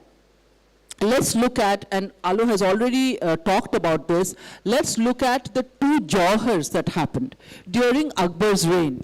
The first was the Johar that happened in the fort of Chauragar after Durgawati was killed and after her son, Bir Narayan, was killed in battle. The second was, this was 1564. The second was after the battle of Haldighati. After the battle of Chittor, after the siege of Chittor, which was just about 3 years later. Interestingly, both these big battles, the person who's common to them is Asaf Khan, who's Akbar's general. And also we have to understand that while Asaf Khan may have been, certainly the trigger for him was loot, because like all medieval invaders, he thought that a rich kingdom ruled by a woman was low-hanging fruit. we have to understand that he would not have been able to do what he did if he did not have imperial sanction, which he did. And in fact, if you look at Akbar's policy, everywhere that he plans an invasion, he first positions a Mughal Jagirdar as close to that place as possible, and that is followed by a military mandate. That's what happened in the case of Durgawati as well. Asaf Khan became the governor of Garhakatinga, Manikpur, and then he was given the mandate to go after the Baghel Raja of Rewa, and then of course he decided that Durgawati was a low-hanging fruit, he just had to take over the kingdom. Similarly, when Akbar decided to go against the Sisodias, and in the Chittor raid, again they were, Asaf Khan Harvi was positioned as close to Chittor as humanly possible, which was followed by a military mandate. So Akbar very clearly knew what he was doing. He wanted, for his own reasons, to annex these kingdoms. Of course, the Sisodias, he had a different reason for that, but in the case of Durgawati, I think he was driven by political exigencies, as well as the fact that he, like most medieval men, decided that why should a Hindu queen be there, ruling a very prosperous kingdom independently. She just needed to be part of the overarching Mughal ambitions in central India. And remember, at that point, Akbar had also gone and attacked other central Indian kingdoms, including Baz Bahadur, who was Durgavati. Malwa was right next to Durgavati's kingdom, and Baz Bahadur was Durgavati's neighbor. So Akbar had an overarching plan for central India. Durgavati was part of it. Akbar had an overarching plan for Rajputana. The Sisodias were at the center of it. So we have to look at it as part of his exigency. And as far as Akbar's being tolerant goes, is the great moniker. His journey with Sulikul and his journey with, looking at different religions and finding out more about them and all that happens much later. The earlier Akbar was a very different man. If I have your permission, I'd just like to read out a small 3-4 lines from the Fathnama-i Chittor. I just want to read it out to you, and then you can make out, you can tell me whether you think it is Akbar the Great or just Jalal. Let's see. These are Akbar's own words.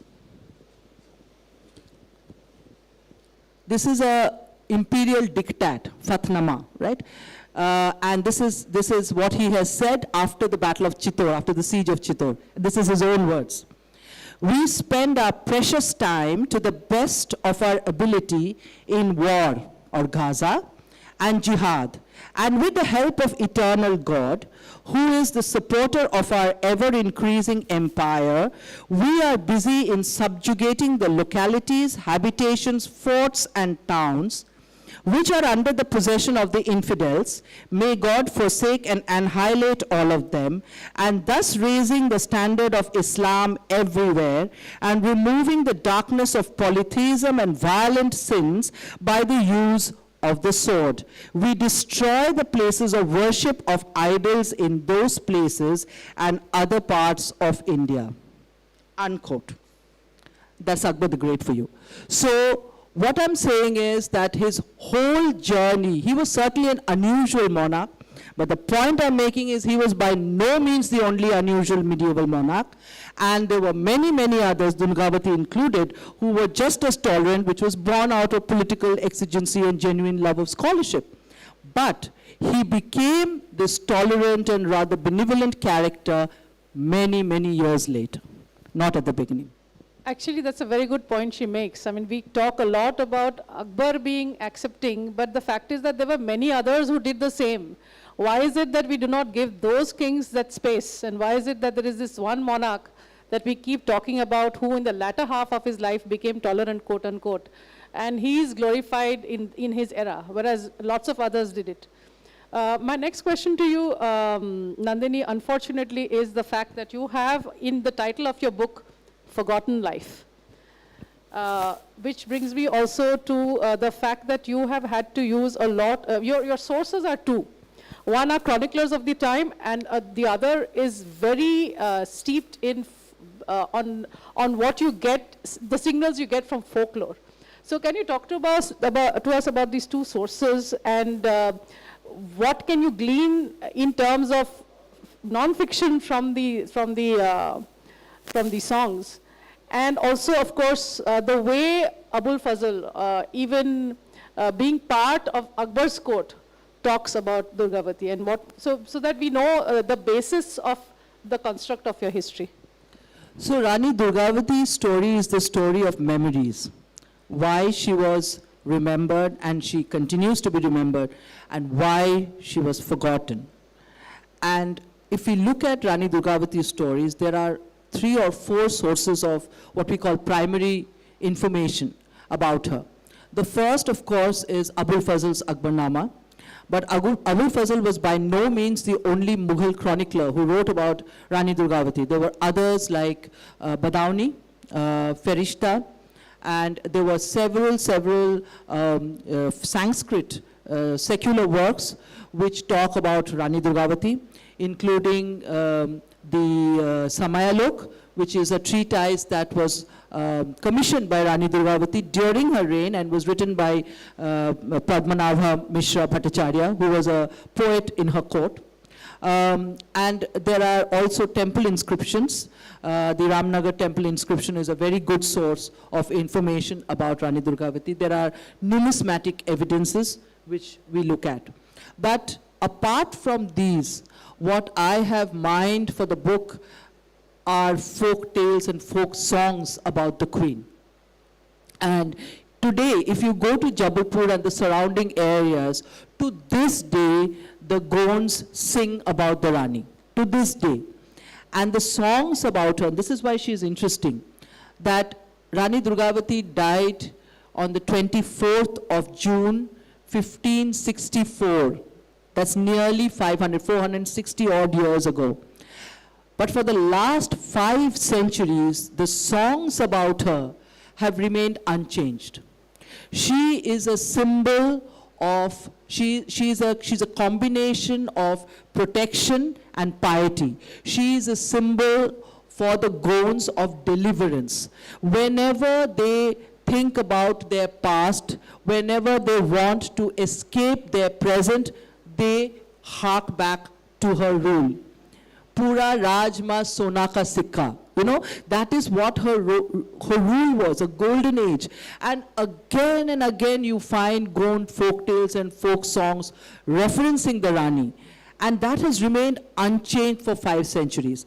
Mind you, I want to point this out, that when it comes to actual primary sources, there can be some reasons for spin doctrine. For instance, if you look at the Ramnagar inscription, they have tried to sort of devalue the battle of Narayanala, or the battle of Damo, because by that time, this was about 100 years after Rani Durgavati, the Gonds were then part of the Mughal Empire. They were vassal kings of the Mughals. So they did not want to piss off the reigning Mughal emperor, which was Shah Jahan.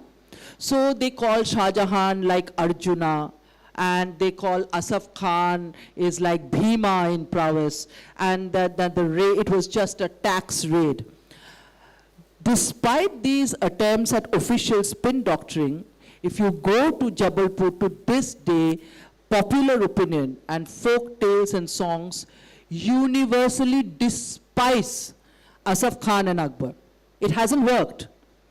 So remember that this is a people, they are holding on to the narrative. I mean, Vikramji and Anand were just talking about the narrative. This is how they have held on to their narrative. For 5 centuries, that narrative about the Queen has not changed.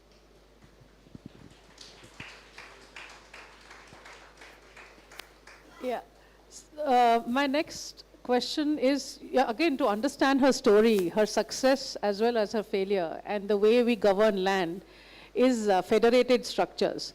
So it's very interesting that tribals were always given a certain sense of very practical autonomy, so that their life, the livelihood, their the osmotic relationship they had with the forests, in the very sustainable way in which they actually exploited that resource, needed to have a certain sense of federated autonomy.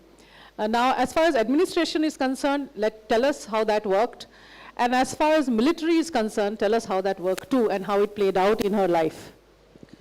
So it's interesting because if you look at the Rajgond dynasty, which is where Durgawati came from, and you look at the folk songs and folk tales of the region, Garha and surrounding areas, you will find that over centuries, they deify or they sing praises of their kings and queens. Of course, Rani Durgawati has been turned into a goddess, but even others. And it is the outsiders who are looked at as enemies. Naam asaf dushman ke. So it is the outside. It is the Mughal, it is the British. The Goras are bad, the Mughals are bad. And our kings and queens have our interest at heart. The reason why this narrative persists is because for the longest time when the Rajgonds were in power, they followed a kind of very decentralized federal structure. Let me talk about Durgawati herself. She had 52 Garha. Garha, it's like a fort district. So she had about 52 Gars under her control. But these Gars, most of them, had their own little structure, and her control was limited to the fact that when she went to battle, they would come and give her men and arms. So it was like a very decentralized nature. The army and the actual law and administration of those Garhas was handled by the local Raja or Rai. And they used to call themselves either Raja or Rai. But they were under the Rajgond monarchs of the day, whoever the Rajgond monarch was. Now, in Durgawati's case, she had about 23,000 villages which were directly under her. Even these, half of them were more or less controlled federally by the Gar districts. So you can imagine that unlike the Mughal structure, which was centralized, and there was a central authority, which was the imperial command, who would send Jagirdars to various corners of the kingdom. This was not like that. This was a hereditary post, including down to the villages. So you will say that, say for instance, a Gar district will have 1,000 villages. Now in the village, the Patwari would be your unit of law and order. And that role was also hereditary. So you had a very decentralized hereditary structure, and matters of law and order would come to the queen only when they had not been settled by the local Patwari or the local Raja. Very, very federal. Now, what this means is that the people obviously loved the structure because it gave them a lot of freedom. But what it means is, militarily, in medieval terms, this was a disaster. It was a complete disaster. Why was it a disaster? Because the queen's army, therefore, she had to depend on her 52 Garha Rajas to send her soldiers. Those soldiers were armed, trained by the respective Garha Rajas, which means they were not of uniform quality. Many of them were not well trained. And how good they were in battle depended on how good a commander that Garha Raja was. Some of them were very good, some of them were not so good. So the army that she had at her disposal was not uniformly trained, not uniformly armed, and not of uniform quality. And that affected the final consequence of the last battle in her life. But having said that, it's true that she talked about the 50+ skirmishes she had with the border districts. So there's a very good description of the battle she fought with Baz Bahadur, and the strategies she used in order to neutralize the Baz Bahadur's advantages. So that's a very interesting part of the book. Now let's talk about the queen a little bit. You know, you are a woman, I'm a woman, she's a goddess. To me, she is a goddess. These ancient monarchs, not ancient actually, the Hindu monarchs, they had such a beautiful, unself-conscious, spontaneous relationship with dharma. So you had an entire aspect of their life gone in building temples, and the entire ecological and economic spin-offs that come off the temple building. and the respect for the environment. You know, if you do not feed your kingdom, then your kingdom is sad. So talk to us a little bit about this lady in her 15 years, the amount she took care.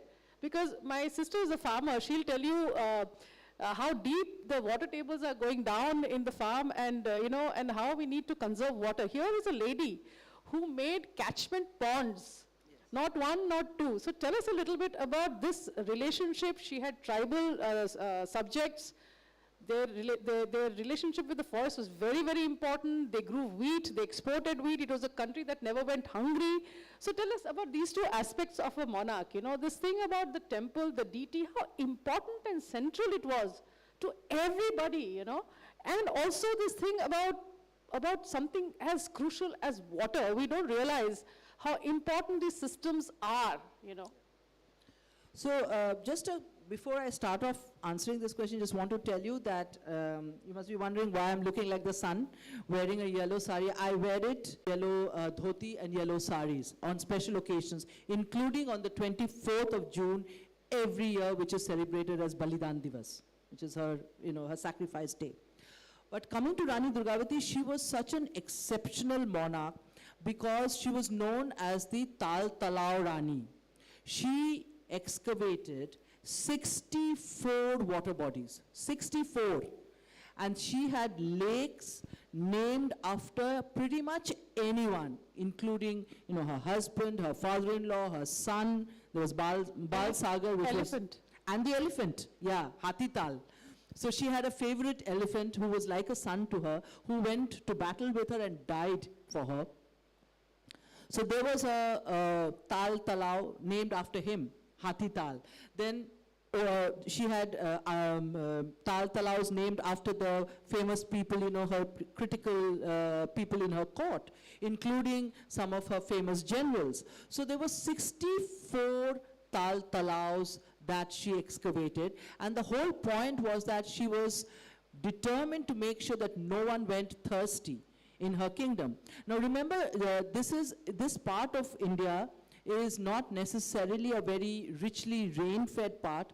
So having a monarch who looks after your water needs is a very, very critical part of the prosperity of that kingdom.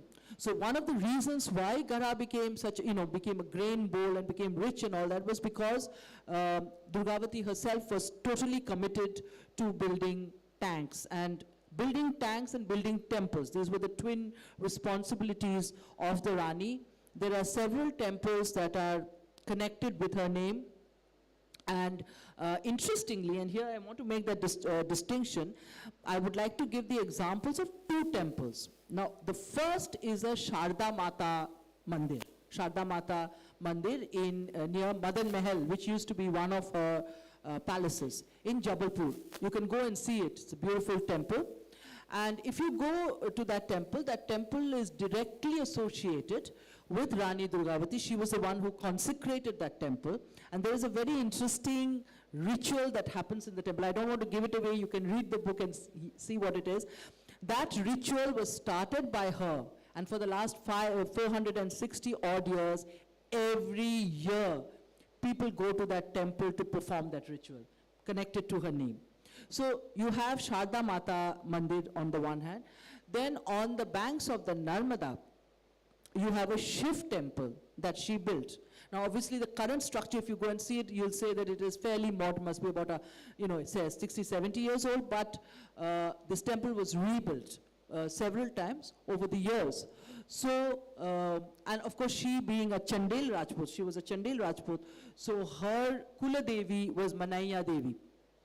And there is a Manaiya Devi Mandir also in Kalinjar Fort, although Kalinjar was not her patrimony, but it was, she was a princess of Rath Mahova, but you know, they were part of the Chandel line. So what I'm saying is that if you look at what her responsibilities are, and again, there are contemporary references, there is a book that she had commissioned during her reign called Prastab Ratnakar.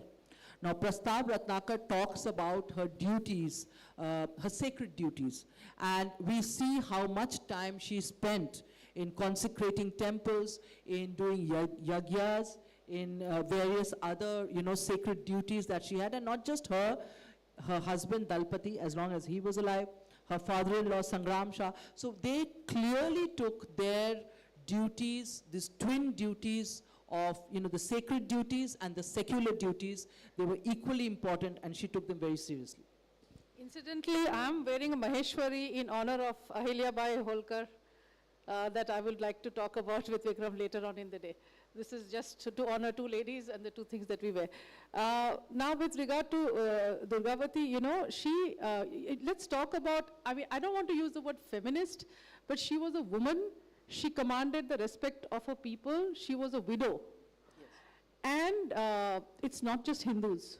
Yes. So can you just talk about what it must have been in her capacity to actually win the loyalty of no less than Afghans? Yes. And what must have been the strategic mind of this lady in her time to not only, we have such weird notions about, a widow in India, and we are so, like I tell my students, one would think if you read British accounts that, every Bengali woman whose husband died had to, jump into a fire. That's the kind of ridiculous, legacy we bear about the widow in India. And yet, Durgawati, can you just, do justice to her in that aspect? I don't want to use the word feminist. Okay. She was, so first Durgawati in many ways was a very unusual monarch. And we were just talking about Akbar just a couple of minutes back. And today when we look at Akbar, we say he was a very unusual medieval monarch. In the sense that he was tolerant of all religions, and we have his comments about himself that I'm deeply ashamed of what I used to be before.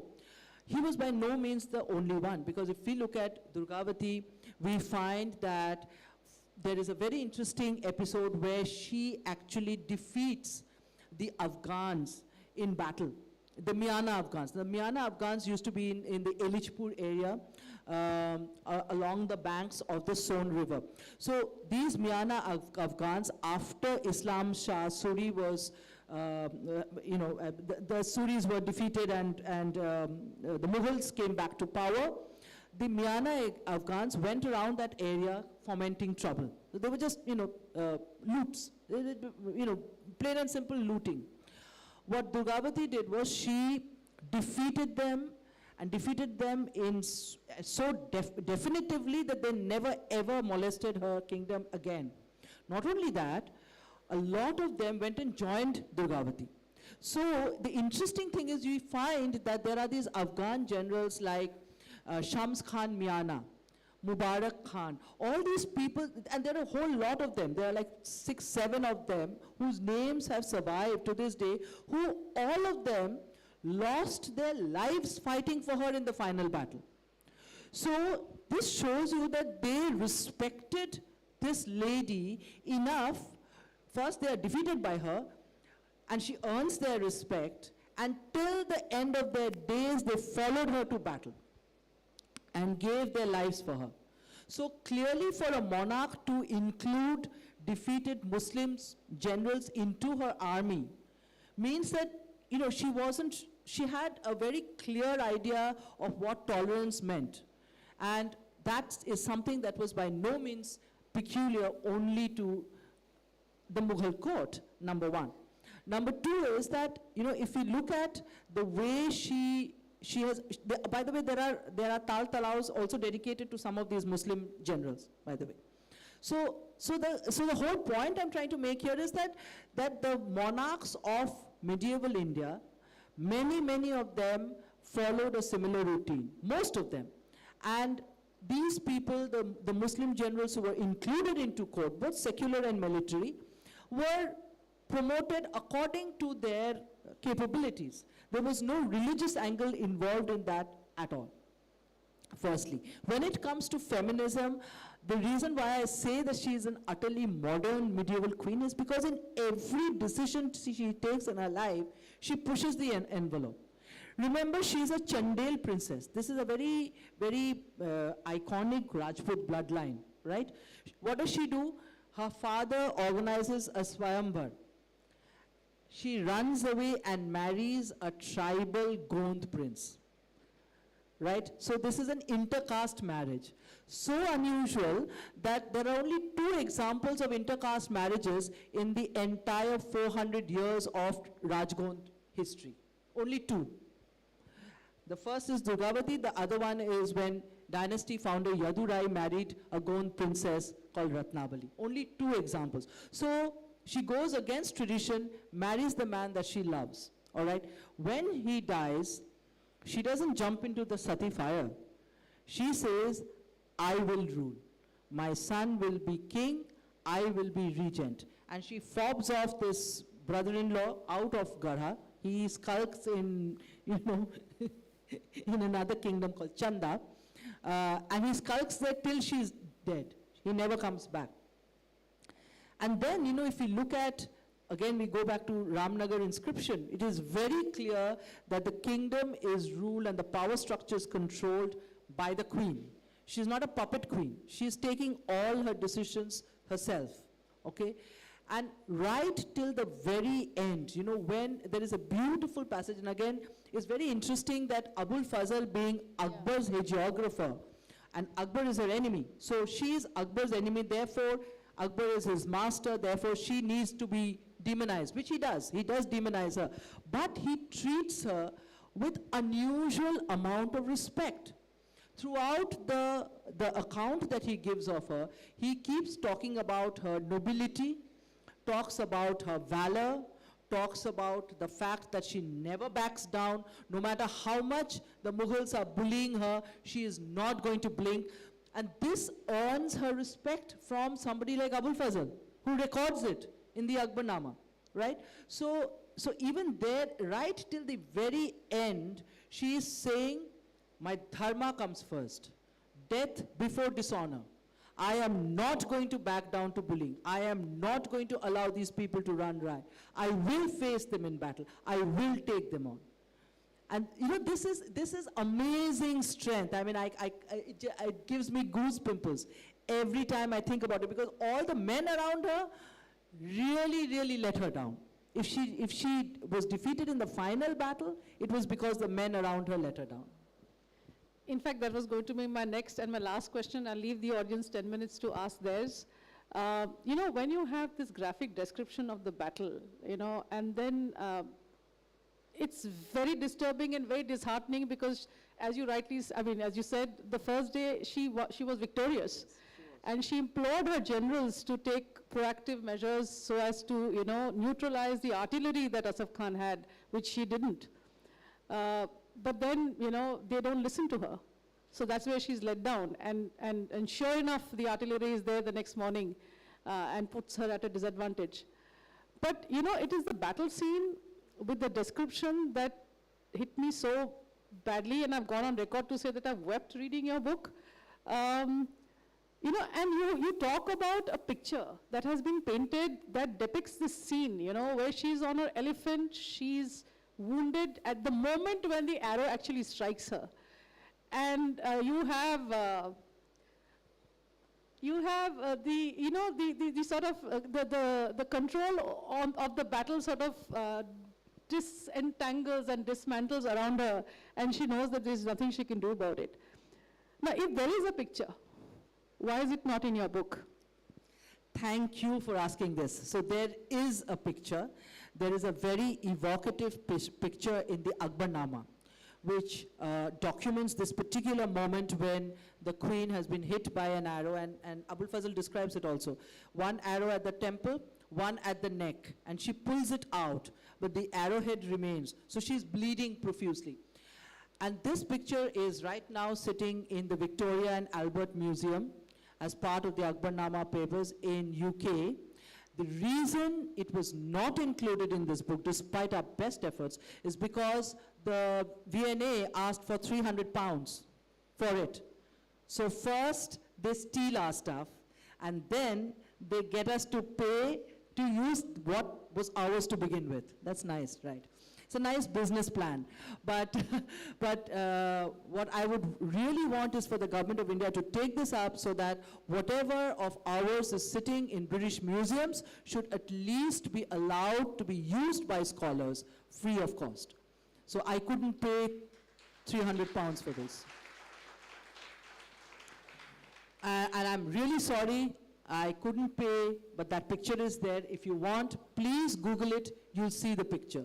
Now this picture is very beautiful because you see it's a tableau. If you see the Akbarnama pictures, they are tableaus. So this picture is a tableau. And Rani Durgawati is right at the bottom left-hand corner of the picture. And we see her wounded, and we see the elephant is also wounded. Sarman, the elephant, is wounded, is very badly wounded, is bleeding. And we see all these Mughal soldiers with their helmets and the curved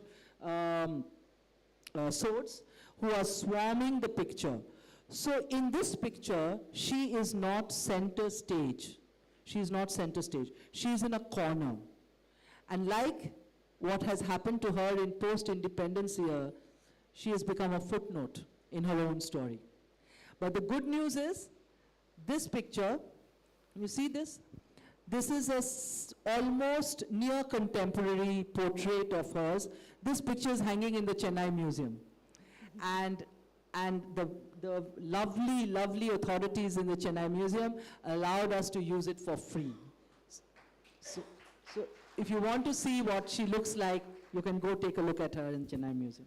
So the last point before the audience asks the question is that she fought that last battle and she was determined to preserve actually her body from dishonor. But you make a very disturbing veiled quote from the other chronicler of Akbar's time. And actually when I read that line, that she'd rather die than be defiled, I immediately said, you never know with this enemy. You know, they can desecrate a dead body. But can you just end with what you think seems to be a veiled reference to precisely that? So this is the most disturbing part. Okay. This is the most disturbing part of Rani Durgawati's story. She killed herself because when she realized that escape was not an option anymore. There was just no way she could get out. And as a result, she killed herself. The Gonds believe that her elephant also died, but he covered her body with his own, which may well be true. But Mughal chroniclers like Badauni, from their references, it becomes fairly obvious that her body was desecrated. And Gond folk tales and folk songs also mentioned this very clearly, that apna tan bachao ma. You know, so she is looking to protect her feminine form, even in death. So this is how a great warrior and a woman who really did not do anything at all politically to cross the Mughals. She, unlike the Sisodias, she didn't have a history with them at all. She was just plundered, looted, killed, desecrated, simply because she was a woman and in charge of a rich kingdom. That's it. Questions? Keep them short and no back and forth. That was a great session. Thank you so much. So my question is that, earlier in your speech you said we learn more about the wars that we lost. And I seem to find this very systematic narrative in the history that I was taught in school, that, we lost more wars than we won. India never attacked another country, and this continued to be the prime focus of how we learned the freedom struggle as well, where submissive and peace seem to be... You have to come to your point, please. We don't have the time. Yeah. So do you think that this was done to change the perception of India to be very defenseless, which has led to our generation being very self-loathing Indians? Yeah. And the like? Absolutely, I totally agree, because I think the whole point of picking and cherry-picking battles from our past only to show how valiantly we fought and lost, sort of reiterates this point that we were never a warrior class, never meant to, win battles. We were just nice people. We even got our independence through, non-violent means, quite forgetting the work that was done by others who have been othered in the narrative. So yes, absolutely right. Congratulations, Nandini, for a brilliant talk and a brilliant book. I just don't have a question, but I just want to add something to what you said. You talked about intercaste marriages. I want to say marriages were always intercaste, especially among rulers. And I want to give the example of the Satvana dynasty, which ruled in that area, South India, almost 1,000 years before Rani Durgawati. The Satvanas were Brahmins, and they married one, a Shaka princess. Shaka were for Malechas, if you want to call that. And they also married Naga princesses. Yes. So, you know, we have to re-look at our past when we talk about these intercaste marriages. They were the norm, not the exception. But congratulations on a brilliant talk. Thank you, Meenakshi ji. Coming from you, that's high praise. And I just want to say the Naga princess, Chandragupta Vikramaditya also had, Kuber Naga was his second wife, who was a Naga princess. There are examples, yes. Lichavi is also Samudragupta's mother. One more question? Yes, we have 1 more minute. Anybody? Okay. Yeah, there is a question. Brilliant story, thank you very much. I'm from Sangha, and in Ekatmata Strotra, we have a mention of Rani Durgawati. Nevertheless, we didn't know much about her. But my question to you is, now the book is released, how you percolate this message to the younger generations who are constantly fed with the information that is not ours?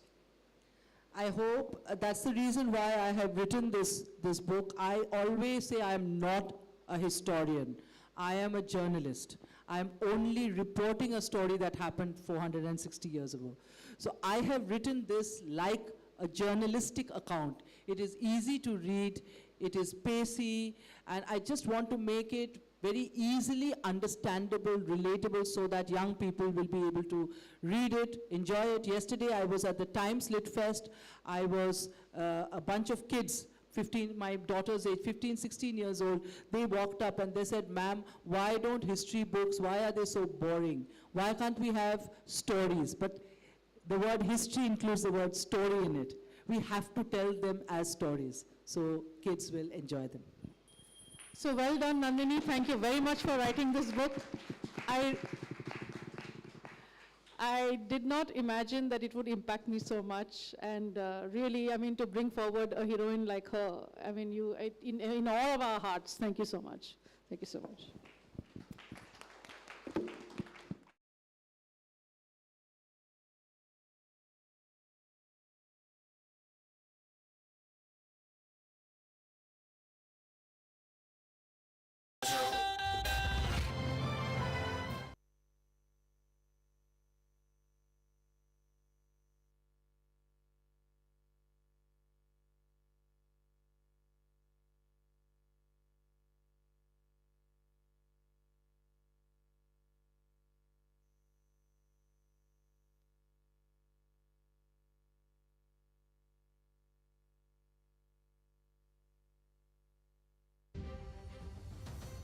Hello everybody. Welcome everybody. Hello and welcome to Khulke.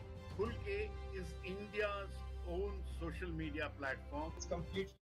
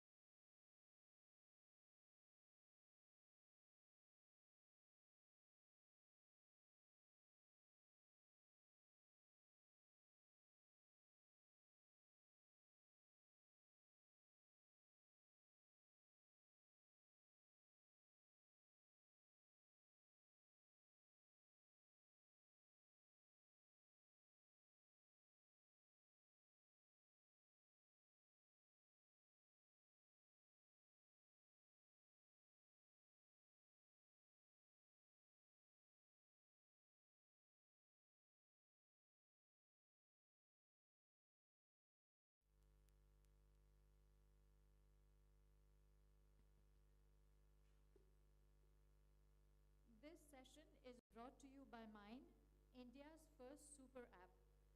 Sanjeev Sanyal, economist, author, and member of the Economic Advisory Committee to the Prime Minister, will speak about his book, Revolutionaries, the other story of how India won its freedom.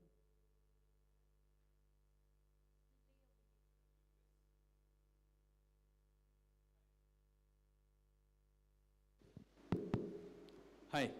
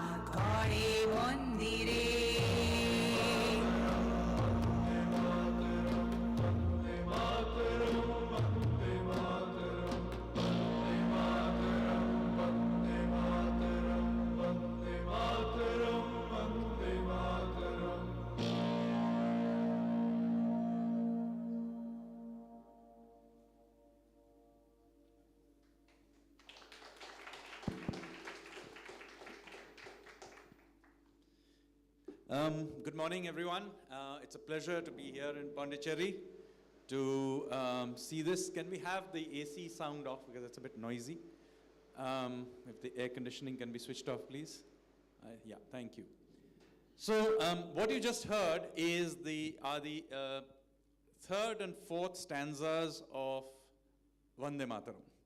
The first two, as you know, is our national song, but there are three more stanzas. The third, fourth, and fifth. This was the third and fourth. This is important because these are the stanzas that were very often sung to the gallows by the revolutionaries when they were being hanged. So these are important stanzas. They were sung. This particular version was sung by put together by my younger son Dhruv and by my wife Smita. And the idea was to give you a flavor of why this. First of all, many people don't even know and never heard these stanzas. And when you hear it, you can clearly feel the power of these words. These are very clearly derived from strong Shakta imagery, i.e. from the Shakti tradition of Hinduism. And I'm going to start with this because in many ways people in misplaced idea of secularism forget the enormous influence that that Hindu revivalism had on the freedom struggle. Do remember what we are dealing with here. After the Great Revolt of 1857-58, all the traditional elite resistance to British colonial rule had basically fallen apart, right? Indians generally had accepted that the British now ruled the country. There were the odd revolts here and there by Birsa Munda in what is now Jharkhand, or by the Manipuri elite in 1890 or thereabouts. But really there was no serious resistance to British rule. And in that situation, there was a great feeling of civilization being under threat and religion being under threat. This was a very important part of the conversation. In fact, Lala Lajpat Rai writes in many of his writings that the youth in the 1880s, 1890s, that's all they talked about. And out of that milieu, many responses came. Some of the responses were social reform type responses that you at least hear about, like, for example, the Brahmo movement and so on. But what is less talked about is the power and imagery of Hindu revivalism that becomes a very important thing in the 1890s. Now, this shows through in many, many ways, one of them being, of course, Tilak's revival of Ganpati Puja. Now, Ganpati Puja is not a new thing. It was, in the Maratha period, an important festival. But by the late 19th century, it had become a very minor festival, which was done at home, almost apologetically, in a world where missionaries were always ranting against idolatry. And Tilak basically brings it out forefront and revives it as a way of mobilizing people against the British. So the Ganpati Puja that you see in Maharashtra, but now more widely, is very much a modern construct. Obviously drawing on a more ancient tradition, but a modern construct for political mobilization. Now this happens in various ways as well. The Arya Samaj is another driver of this. But in many places, a major part of this driving force was drawing on Shaktiism as a source of inspiration. And we just heard before this session, the session on Durgavati. So it is important to remember that these image of Durga as such finds its way in many ways into the imagery of the freedom struggle. Now, out of this comes the armed resistance to British rule. Now, of course, there had always been armed resistance to British rule, going back to the beginning, whether it's in the 18th century resistance, the early 19th century from the Marathas, the Sikhs, and so on. But the revolutionary movement that starts out at the turn of the century is a thoroughly modern movement in some ways. It is not an attempt to go back to the past. The revolutionaries were very much into creating a modern India. They were modernists.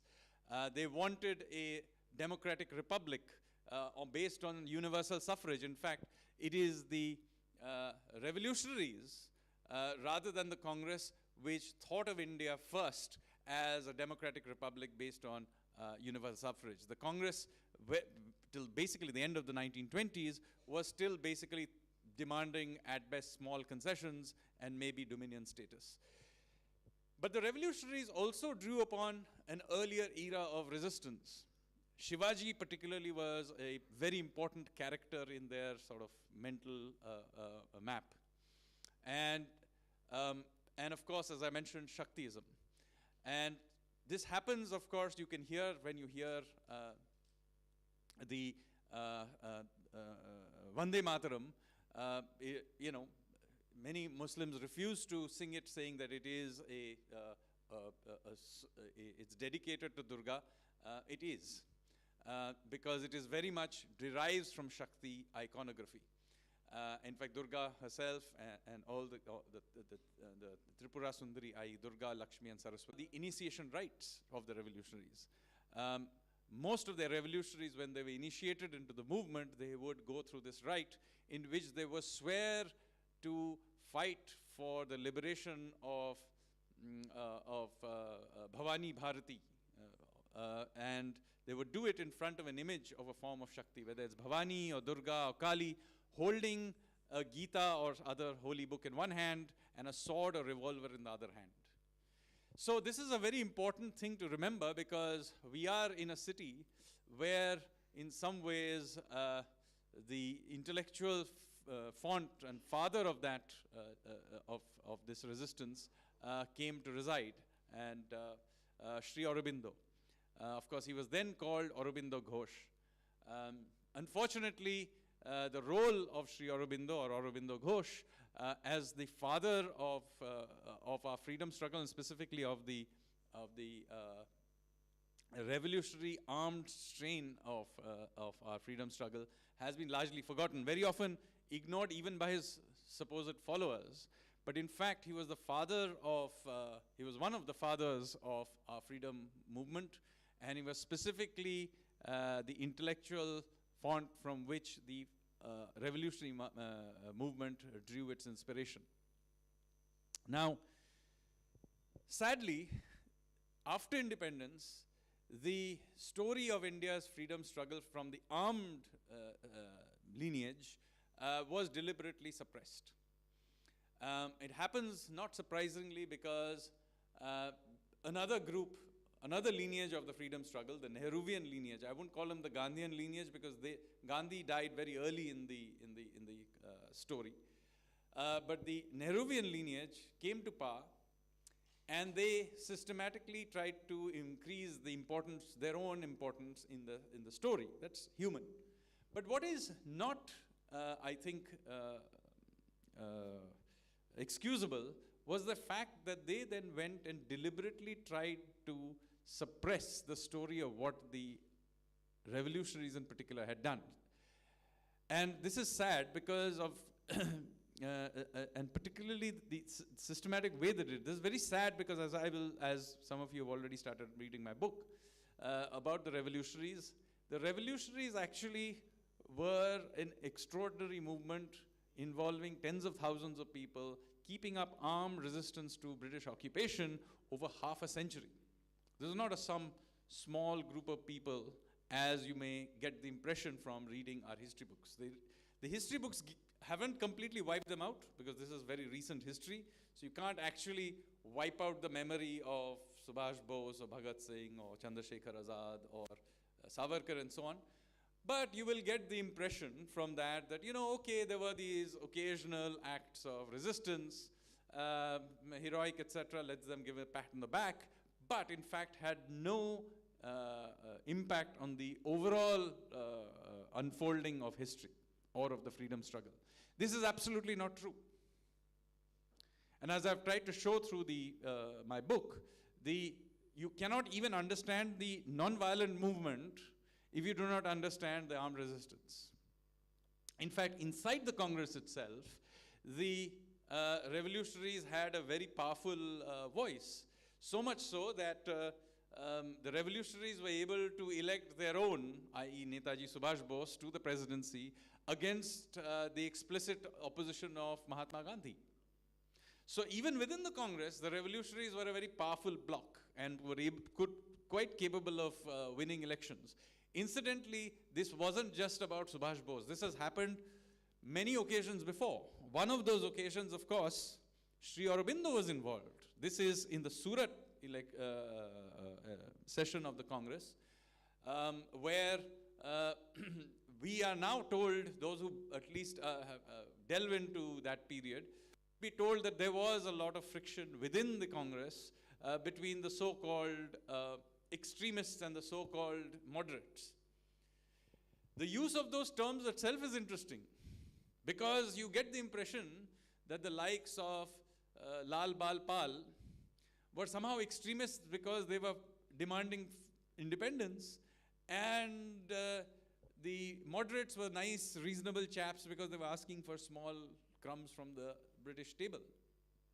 So, in my book, again, I have tried to change these terms and in fact use terms which Sri Aurobindo would use for them. The Lal Bal Pal, and of course he was from that same group, and an important person in that group, by the way. Sri Aurobindo would call them the nationalists, and he would call the opposing team the loyalists. So if you had to rewrite this history books, you would begin talking about that period and the tussle within the Congress as the tussle between the nationalists and the loyalists.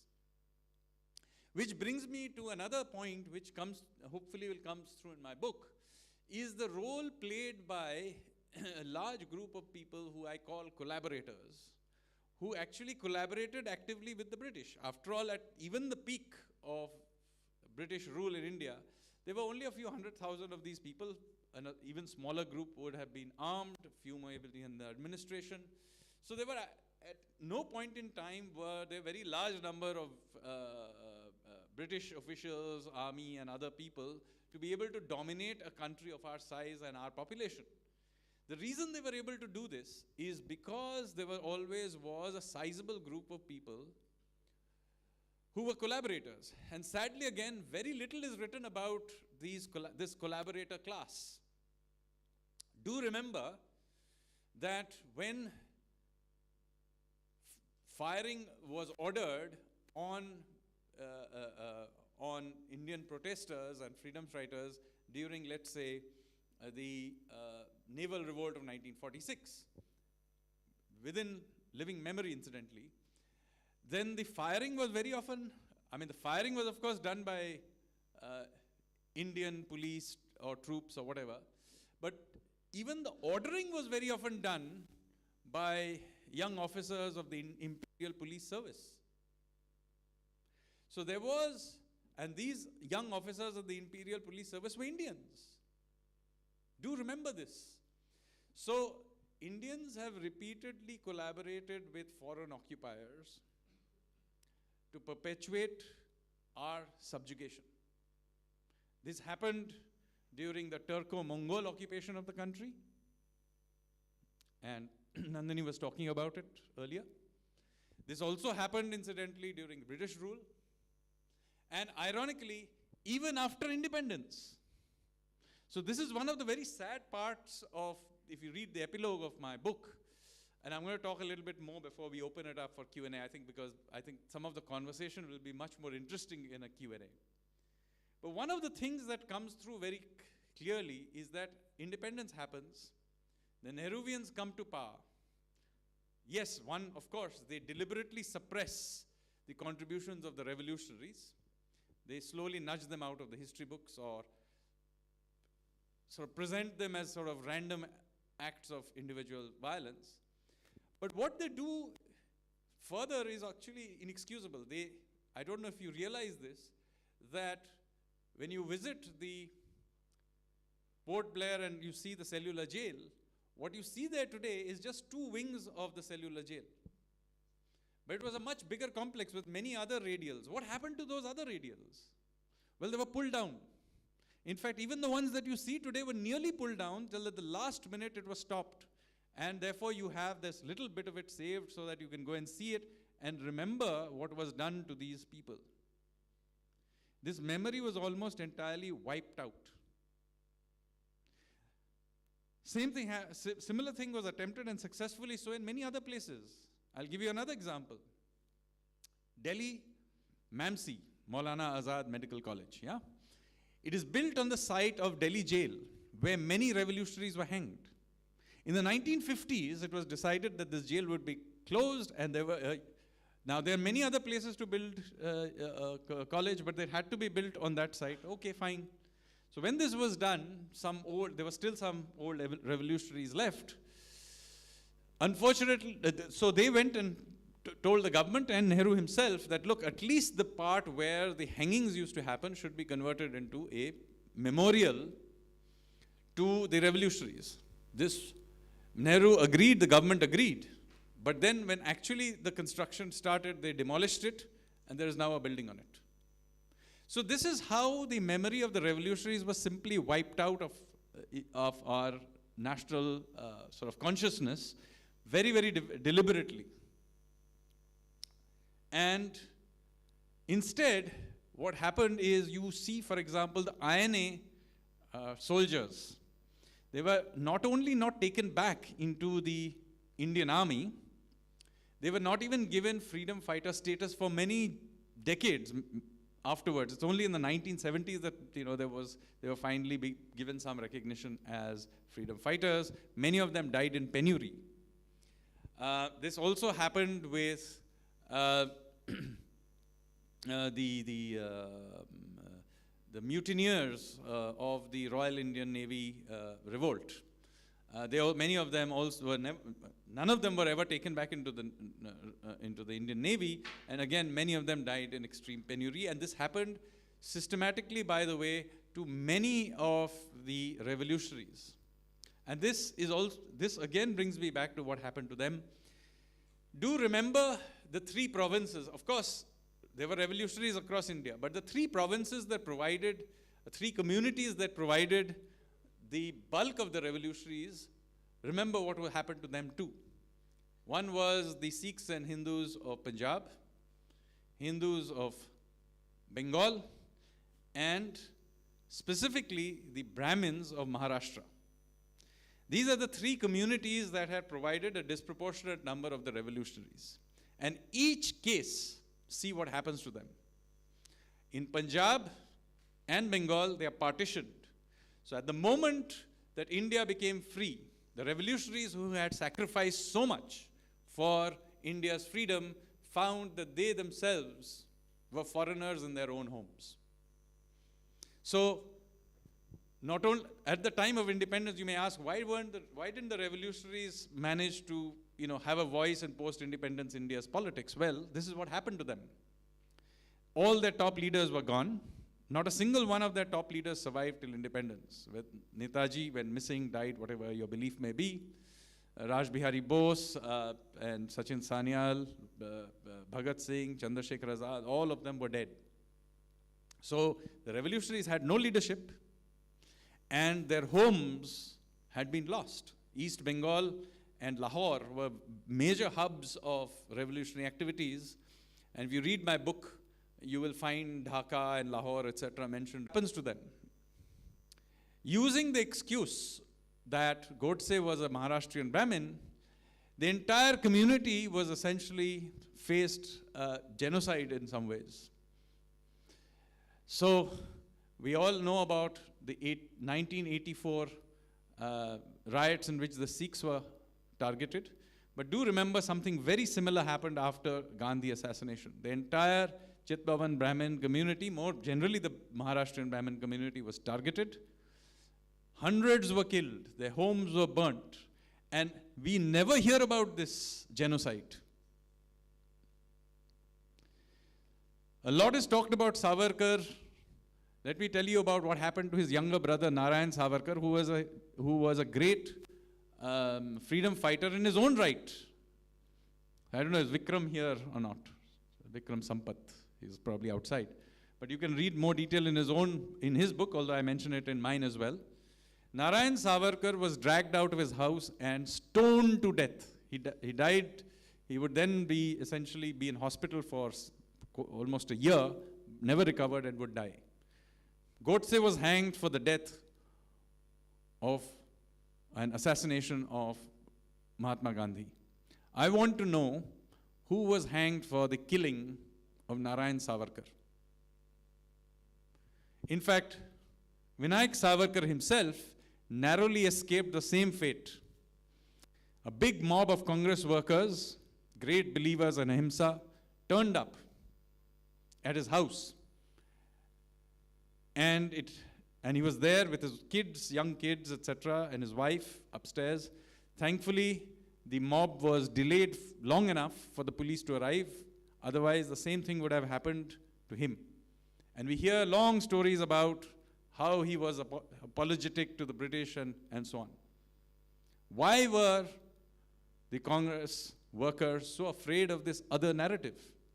So much so that to this day, they will make up utter bullshit stories about how he was in some way a collaborator of the British. If he was a collaborator of the British, they wouldn't have kept him in Kala Pani, I can assure you that. They would have kept him in the luxury wing of Naini jail. And they would not have kept him in house arrest for another 13 years in Ratnagiri. So this story of the revolutionaries was not merely about the story, their history of resistance being suppressed, but what happened afterwards in the way in which they themselves were pushed out of the national conversation systematically. The provinces they came from were divided and partitioned.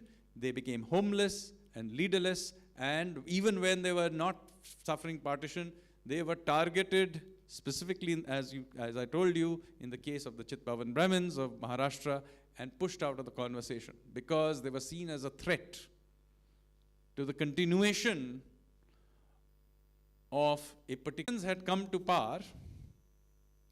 They discovered, one, they had to push out other alternatives to their hegemony. And one of the groups they decided to take on board was, remember, that collaborator class. And of course, the collaborator class was very, very happy to be on board because now, you know, they were always good at collaborating. That's what they did for a living. And they were wondering what to do with themselves. And here was an opportunity for continuity. So as the British officials left, those who had collaborated and joined the administration in various forms, they were the one who benefited the most because they got promoted and went up the stream. And it is they and their immediate descendants and direct descendants who became the administrative and intellectual elite of India after independence. This is the reason where you have a peculiar situation that the colonial era narrative that India was never a nation, never a country, etc., was continued. Because, you see, this was very important for what the collaborators were telling themselves. In any independent country, they would have been thought of as being traitors. But of course, if you could say that India was never a country before 1947, then of course, they could never have been a traitor to a country that did not exist. So it is very important to their own narrative that India is not a country, is not a nation before 1947. That is why it is important to say Gandhi is the father of the nation, because then 1947 ke pehle kuch nahi tha. Then you can have Chacha to the nation. Then you can have Damad to the nation. So this is the importance of that narrative. And also remember that a large number of British colonial officials continued to serve in the government. It is not that the next day they were thrown. ICS officers of Indian origin continued, but also British origin. Much of the Indian armed forces was run by British officials well into the 50s. The first Indian naval chief only took office in 1958, 11 years after India became independent, in the name of continuity. So, in the name of continuity, this entire regime continued.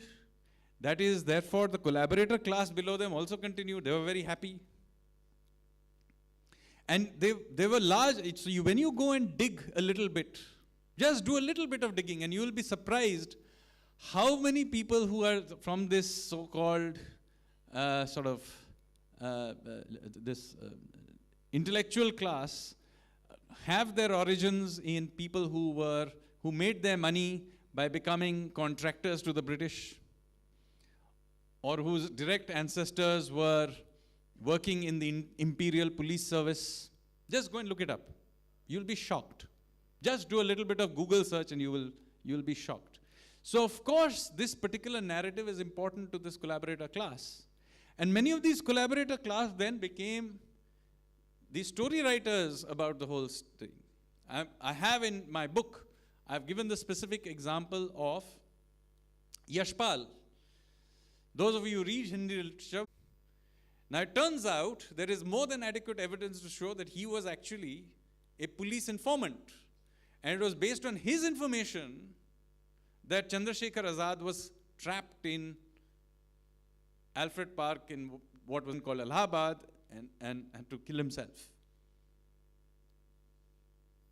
Even better, the revolutionaries of that time were hunting for him. I know that members of my family were hunting for him. And so because he were hunting for him, the British actually faked a gunfight in which nobody got hurt, interestingly. And then he was arrested and put in jail. I forget which jail, Bareilly or some such place. Now, no self-respecting revolutionary was ever sent to Bareilly jail. They were sent to Kalapani or Gonda or some such place. And even better, he was allowed to get married in jail and keep his wife in jail with him. So, these are the people who after independence then took on this mantle and became great, remembered as great revolutionaries or great writers and thinkers and so on. Also interesting is what happened to many of the remnants of British intelligence operations against the revolutionaries. So again, let me give you an interesting insight into this. Many of them have interesting afterlives.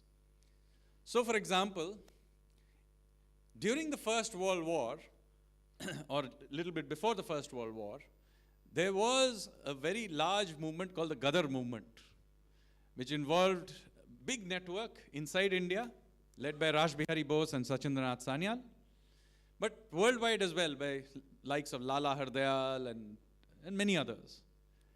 And the Sikhs were a very important part of this, particularly Sikhs in North America, who were operating out of a network of Gurudwaras, also in other places, UK, Singapore, etc., but particularly North America. Now the British basically decided to break this movement by infiltrating those Gurudwaras. And we even know the name of the British agent, Hopkinson, who was the person put in charge, given a large amount of resources to infiltrate the Gurudwaras. And so he infiltrated those Gurudwaras and he created again a bunch of collaborators. And their basic premise or their aim was to create a split in the Sikh community and specifically spew venom against the Hindus and split them off from the Hindus and also from the nationalist Hindus, nationalist movement in general. Now do remember at that time, the Gadarites were aware that this was being done to them. And in many of the Gurudwaras of North America, there were gunfights between the collaborator loyalists and the nationalists. Gunfights, and the Gadarites then began to systematically kill the people who they were being British informants. So then what happened? Of course, the Gadarites fight back, and many of these informants get killed. So one of these informants was Bela Singh, who turns up in a Gurudwara and shoots a couple of people dead. And it is seen by many people, and there's a court case, and everybody knows that, you know, the British will ensure that this happens in British Columbia, by the way. So everybody knows that the British Columbia justice system is going to somehow find a way to free Bela Singh. So the court case is going on, and Hopkinson is supposed to come and bear witness on behalf of Bela Singh. So when he is entering the court, the witness box or whatever, a Gadarite Sikh called Mewa Singh stands up, pulls out a revolver and shoots him dead in court. Now, nobody in India knows the story. Nobody in India probably has heard of Mewa Singh, but these were the kinds of people that were there.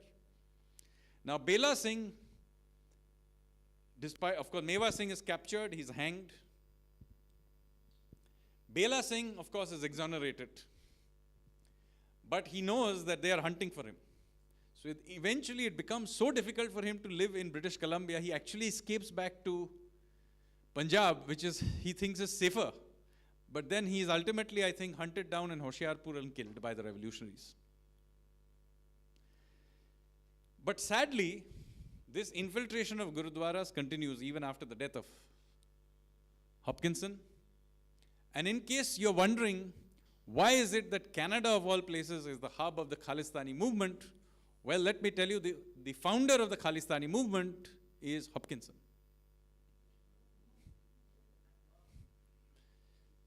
So, this is how this entire thing starts out. So, there are all these remnants.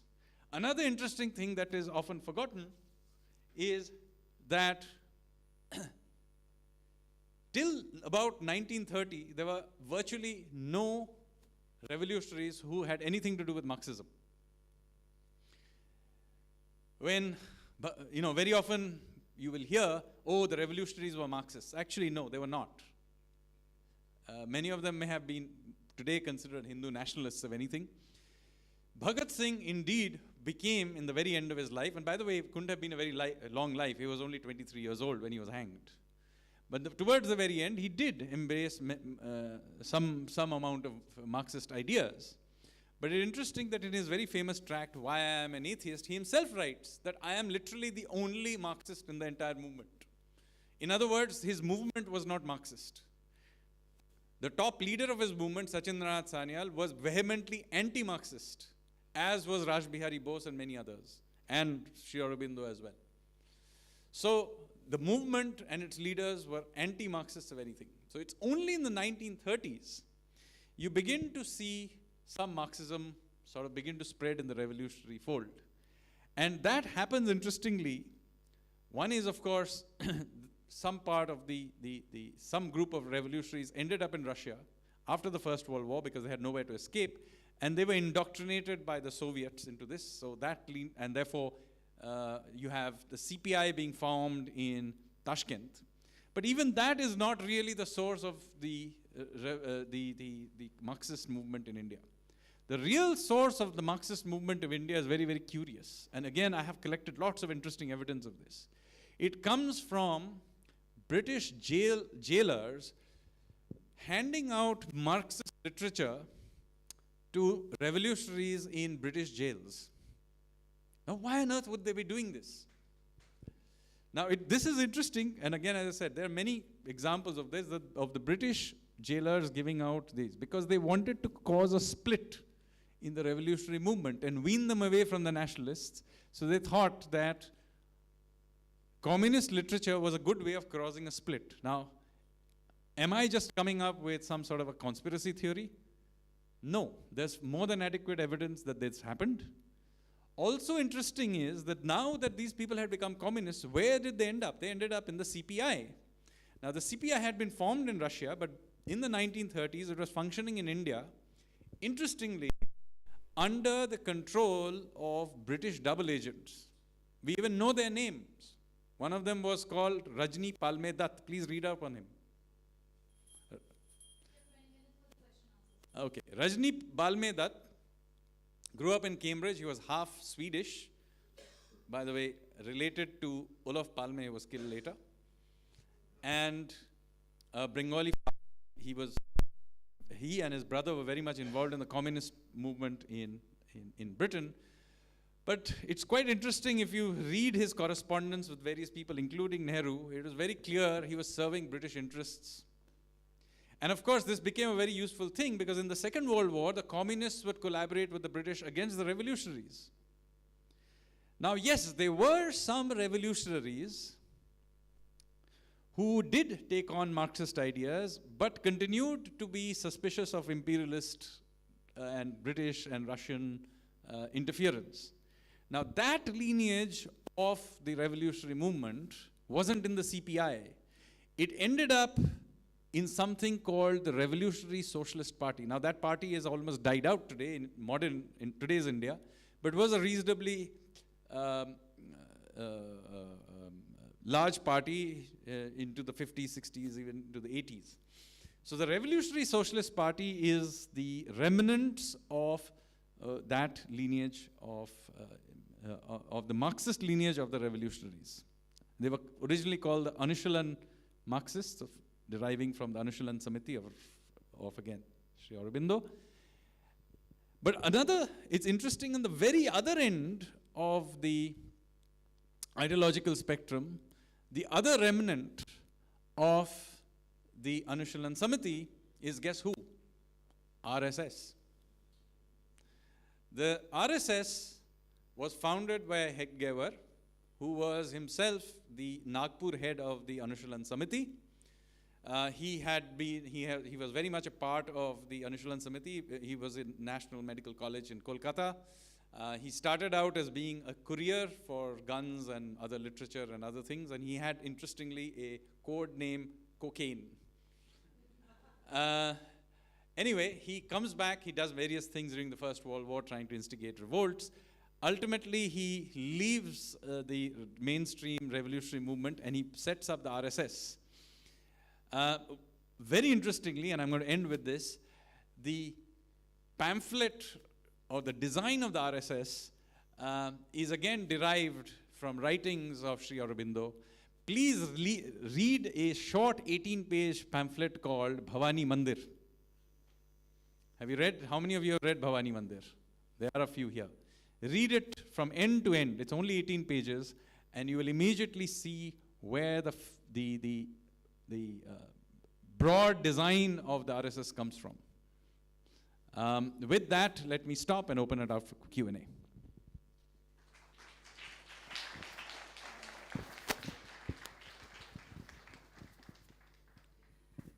Such an interesting talk, Sanjeev. Just a quick question. There has been an attempt to say that Netaji Subhash Chandra Bose was himself socialist, if not, didn't have Marxist ideas. What is your take on that? So Netaji was essentially a pragmatist.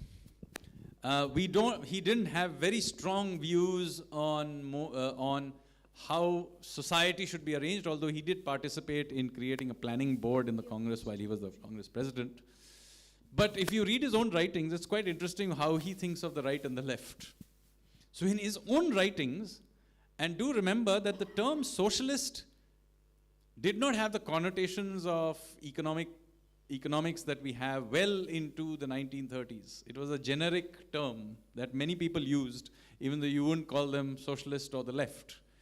The idea of socialism was anybody who kind of, or the left, was anybody who had kind of radical views about pushing back against the existing colonial order.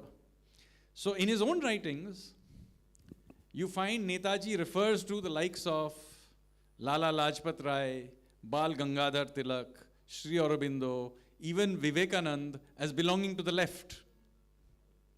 So be very, very careful about the use of the term left. Left meant radical, not necessarily associated with sort of all these terms that we now have of a particular kind of economic planning or social or secularism and so on. The left was a generic term, so many of the characters who we now consider from the right he would have considered from the left. The term socialism itself was a very vague term. By the mid-30s, it does begin to take some forms, particularly because of the growth of the Soviet Union and so on. So you begin in the 30s, beginning to see some sort of contours of what we would recognize as socialist left. But again, it would have been quite vague. There were many people using all kinds of terms more generally about it. So be very, very careful about using it. And in any case, Netaji himself was a pragmatist. I mean, if he was that ideological about it, he wouldn't have been willing to ally either with the fascists of Italy or Nazis or imperialist Japan and so on. He was, as far as he was concerned, his first agenda was freeing India, and he was willing to ally with whoever was necessary in terms of doing so. He was not at all ideological about it, and of course in personal life he was a very Kattar Shakta. That is well known. Thanks for the mind-boggling session. I have two quick questions. One, I'm very happy that we are waking up now, but are we too late? Second question, Anand and Vikram Sampath were talking about how Gandhi was a fiction, and even his contemporaries were, they were promoting the Mahatma picture. Why was so? Even Patel didn't agree with, though he didn't agree with him, he budgeted for giving space to Nehru. Why so? So of course there's a great amount of deification of Gandhi that happens while he was alive, and of course very much after his assassination, which by the way was quite convenient to also to the narrative. So the building up of Gandhi is very much a part of what happened, but do remember that within the Congress, forget the revolutionaries, there were many, many others who were quite uncomfortable with Gandhi's deification. Since you mentioned Sardar Patel, let me tell you that included Vittal Bhai Patel, who was his elder brother, who was quite suspicious of Gandhi, and and there was an entire faction in the in the Congress in the 1920s called the Swarajists, who were uncomfortable with Gandhi, which included C.R. Das, interestingly, and Vittal Bhai Patel, but it also interestingly included Motilal Nehru. Motilal Nehru's switch over to the Gandhians happens in the end of the 1920s, and it happens interestingly because Gandhi first helped him to become the president of the party, but then also arranged for his son to be his immediate successor. In a sense, he was bought out as a result of that politicking. This is exactly what Gandhi tries to do with Subhash Bose as well in the 1930s. That's why, by the way, the first time that Subhash Bose becomes president, it's actually with Gandhi's blessings. Where it goes wrong is that Subhash Bose, having become president, first of all, doesn't toe the Gandhian line in what he does, but then, and then he says, look, what I've been doing hasn't yet been finished. I want another term. And that is where the friction comes from. So I'm not here to say that Gandhi did not have any contributions to the freedom struggle. That would be too extreme. There were many contributions to the freedom struggle, and Gandhi, even many of the revolutionaries accepted that he had a contribution. By the way, whether you read Sachin Sanyal's writings or even Netaji's writings, but at the same time, they were not so enamored by him to think that everything he did was right and sort of deified him. They saw him as an important political leader who was part of the whole spectrum that led to Indian freedom. Yes. So it's really exhilarating whatever you are telling. But the point is that this literature would be read by most probably the people like us who are no longer going to school. When these things are going to come to the school, I have a kid who is in 10th standard. Actually, मैं उसका किताब पढ़ता हूँ तो हीन भावना से भर देता है भारत के बारे में. So when this is going to happen, another question just short. It is also said that Nehru informed about the presence of the revolutionary who was killed in that Bagh. Is it true? Because he had just met Nehru just before he was killed for asking for money. Well, Nehru did indeed know that Chandrasekhar Azad was in Allahabad on that day, so that is true. But we do not have any direct evidence to suggest that he had provided that information. The best evidence we have is that it was Yashpal and another guy, I forget his name, something Tiwari. But mostly Yashpal who provided that information. So that is the best information we have. So I'm not going to speculate until I find some other new evidence on this matter. As far as textbooks is concerned, well, I have been pushing for this for a very long time. So I can't comment on the activities of another ministry or NCERT, but let me say that I have been pushing for it for a long time. I'm told that they are on the job.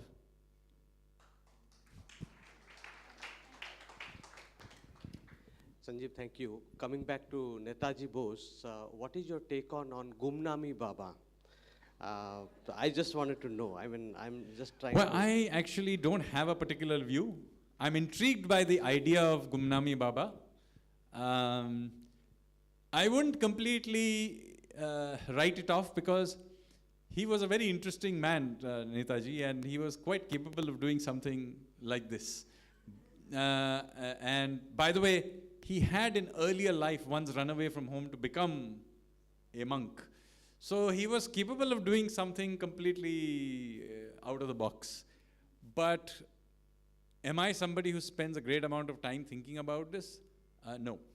The reason for that, at least as far as my book is concerned, do remember that for the purposes of my book, he is not, his afterlife is not relevant. For as far as the freedom struggle and the revolutionary movement is concerned, whether he goes missing or dies in that plane crash, subsequently he doesn't seem to play an important role, or at least we don't seem to have any evidence of him playing an important role. So consequently, I take an agnostic view about the matter. Whatever happened to him, as far as the story is concerned, he was dead. Hand, because otherwise I wouldn't know whom to give the mic to. One more question from me. Since you are part of the government and the revolutionaries are coming out in the book, as a part of Azadi Ka Amrit Mahotsav, what are the steps that the government is taking to elaborate the contributions of our revolutionaries? So many things are being done. I mean, some are small, some are big, but certainly what we have done is, as part of the Azadi Ka Amrit Mahotsav, we have celebrated a much wider array of freedom fighters than would have been the case in the last 75 years. So whether it's in terms of putting a Netaji statue on Kartavya Marg, and if you go there and see it, effectively what happens is that all subsequent Republic Day parades are done effectively to Netaji taking the salute.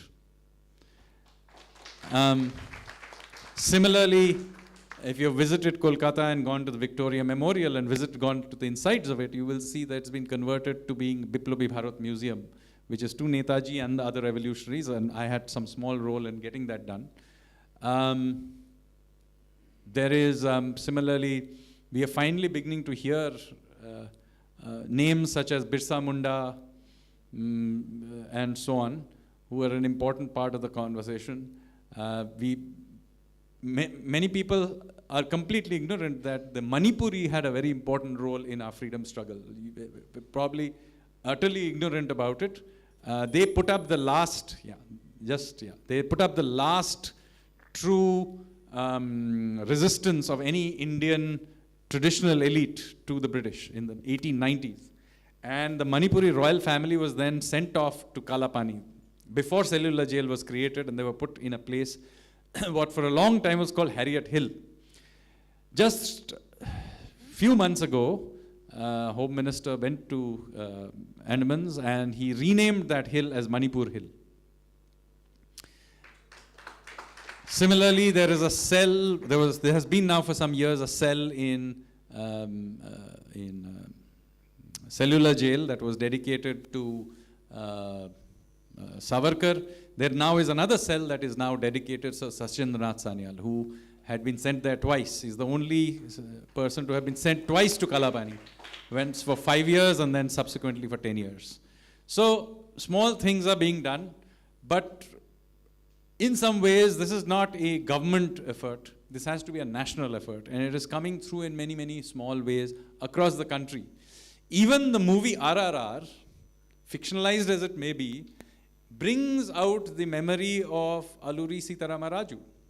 Many people in this room may have never heard of him before this. And while I don't think he went to the governor's party and danced like that, it is a fact that he had a very remarkable life and a remarkable resistance to British colonial occupation of this country. So I think these stories are coming back. And of course, there is a longer history of resistance to foreign occupation of this country. That too is coming back. We are now beginning to hear about the likes of Lasit Borphukon or Durgawati and so on, which we simply did not hear. Even Rajdi, with now his, even somewhat reluctantly, is writing about Vijayanagar of all places. And maybe he has twisted, I haven't read the book, and I'm sure he has attempted to give it some secular twist. But the fact of the matter is, people are unable to keep these stories hidden any longer. Thank you very much, ladies and gentlemen. You have 4 more minutes. Sanjeev, you have 4 more minutes. I have 4 more minutes? Yes. Okay. So I can ask some more questions. Sorry, I can answer some more questions. Good morning, sir. There has been a rewriting of history in these days. Is this too late or is this the right time? There's no right time or too late. It's about every generation to go and dig. The point is, proper scholarship is needed, first of all. Our purpose is not to replace one bunch of lies with another bunch of lies. So proper scholarship is needed. For the first time, this is being attempted. Some of it is happening in academia. Finally, archaeological survey is also being slowly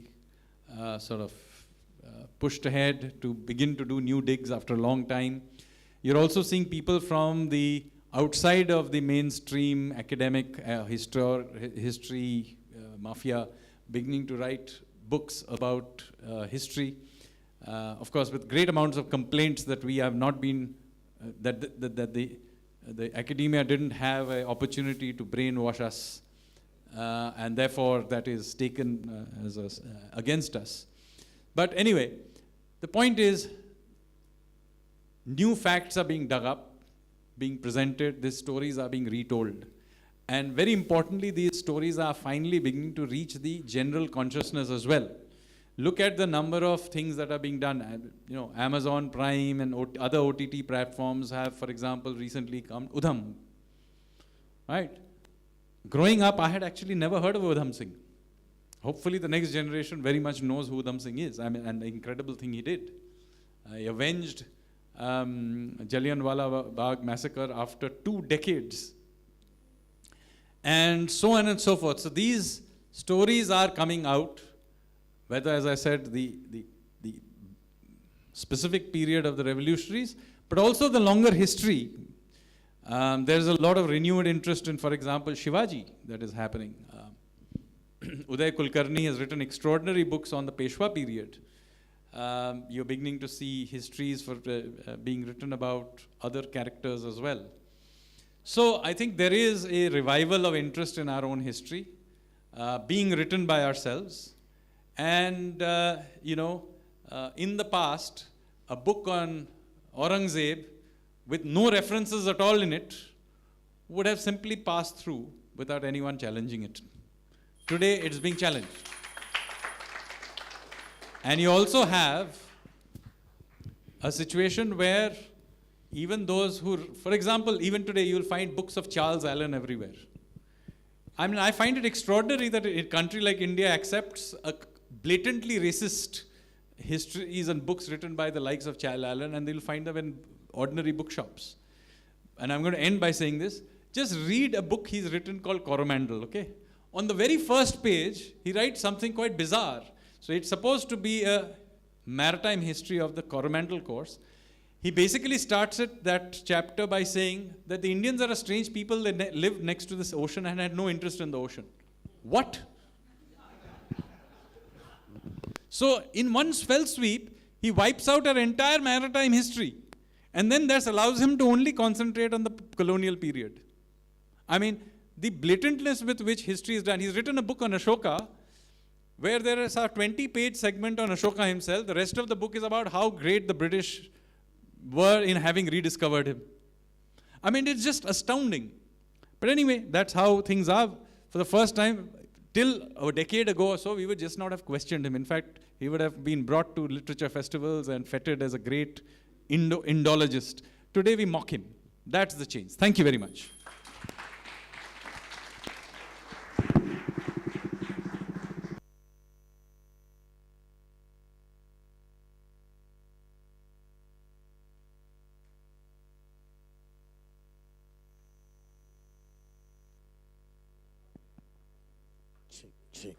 Check.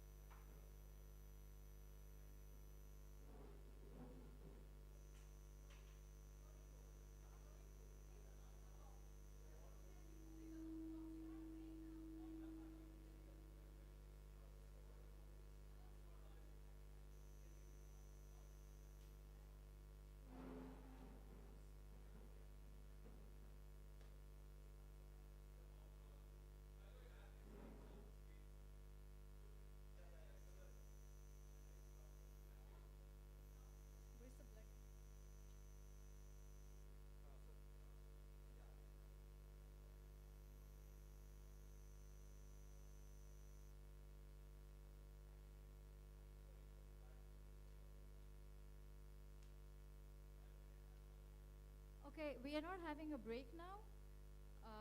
In the next session, we have Professor and Scientist Gautam Desiraju of IISc Bangalore. He is also an author and will speak to us about his book, Bharat, India 2.0.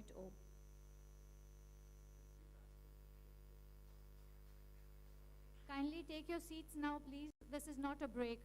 We're going to have a talk now.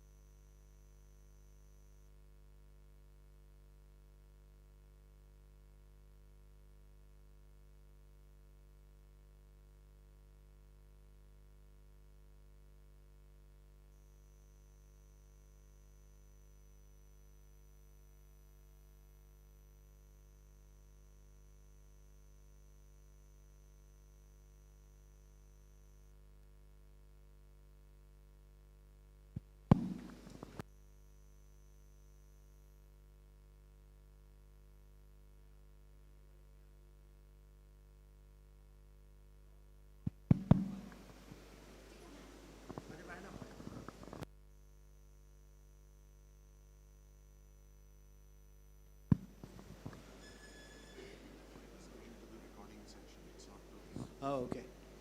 Chalo. Thank you very much indeed.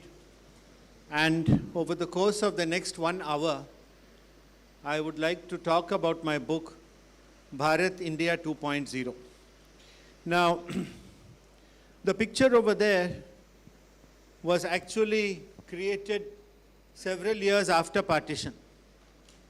And it's very significant that we are meeting here in Puducherry, a place where that picture was created.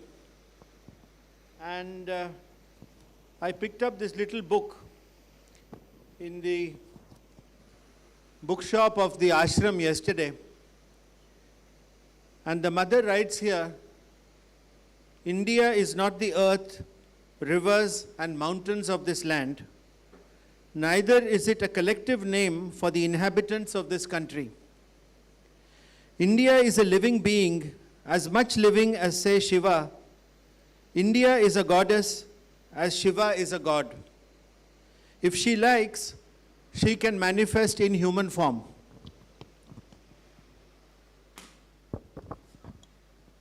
Now, the only issue I have to take up with Mother here is that instead of India, I would like to say Bharat. And that is the purpose of my book.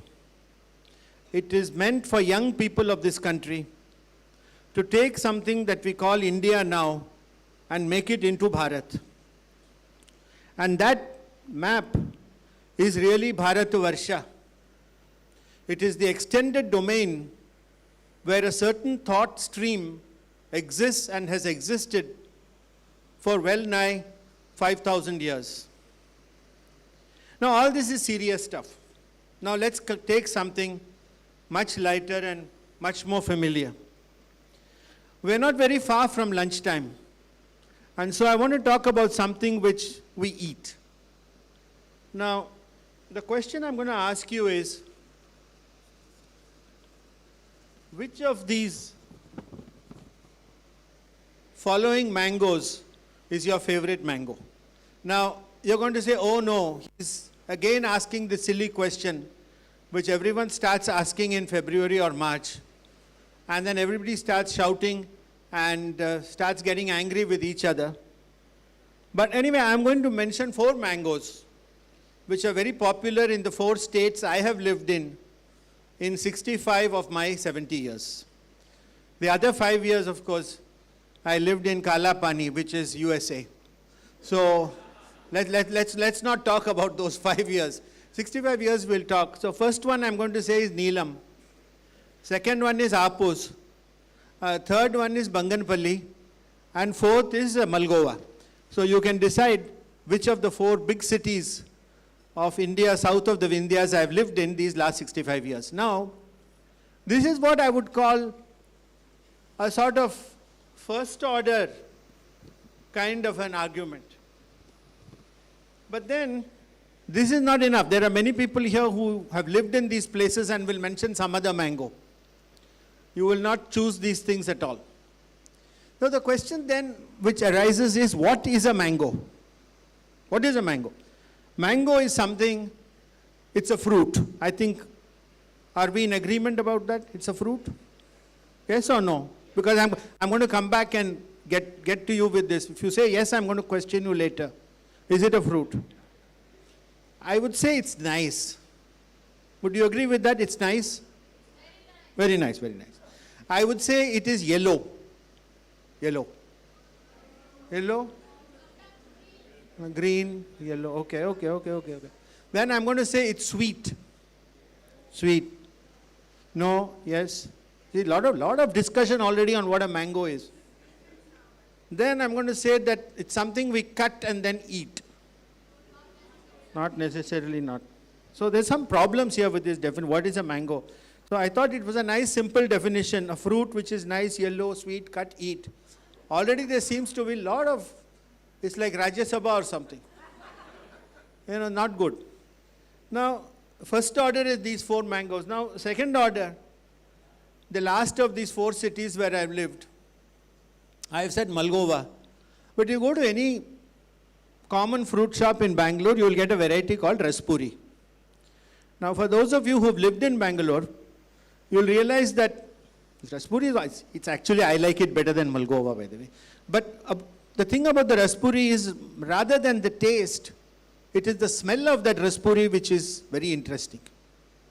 So in this definition which I have given, the smell is not there. How does a mango smell? And then we'll go to what we call third order perturbation.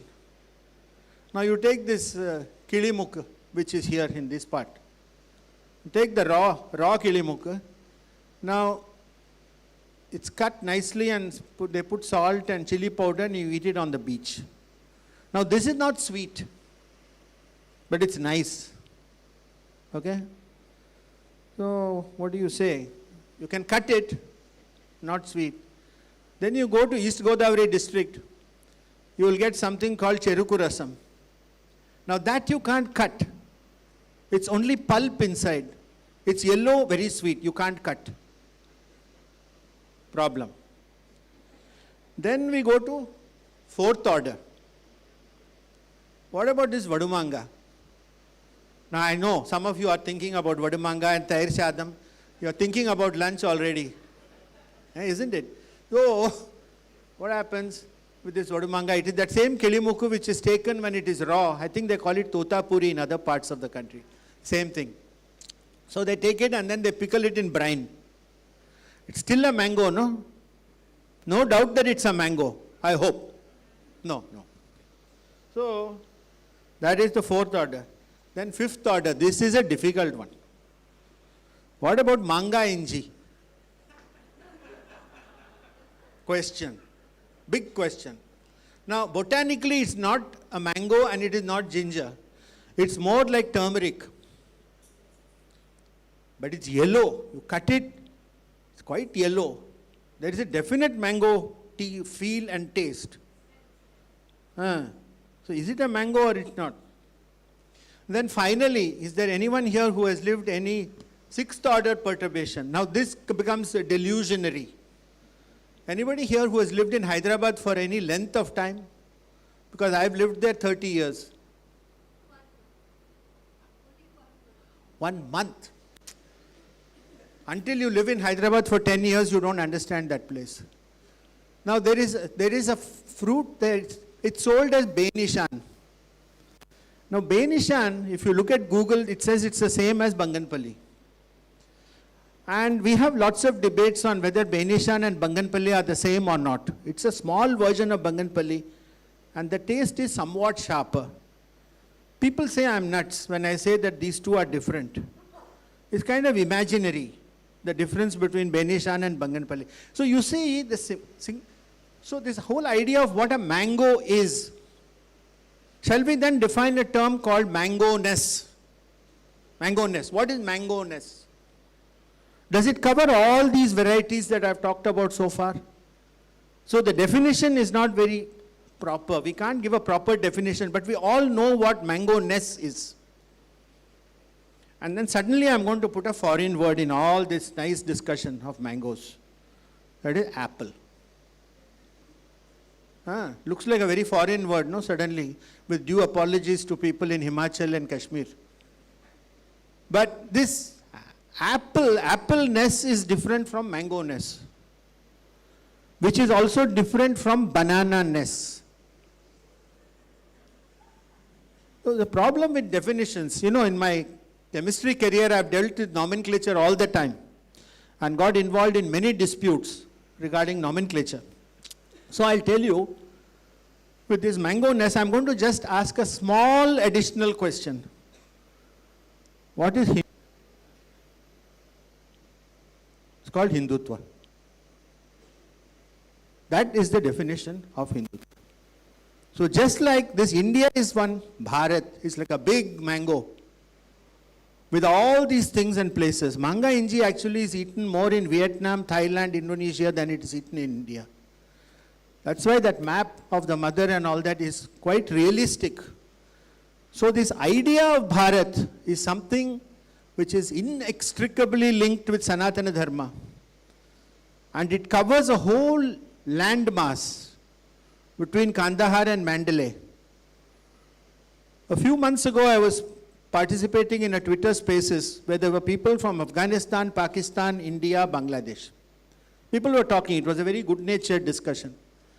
And people were saying these 4 countries are the same. And finally, somebody from Pakistan said, forget it.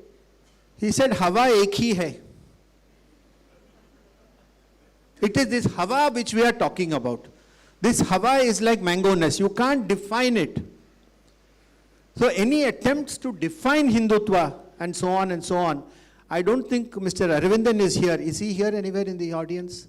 No, he's not. But I was really, really enthused when in his very handsome review of my book, which is available there, it is the 3rd printing of my book, and all the reviews have been put there. So you can read Aravindan's review there. He said, I was really overwhelmed when I saw his comment. He said, after Savarkar, I have given the crispest definition of Hindutva. And he was writing a big book on Hindutva, which he's going to talk about this afternoon.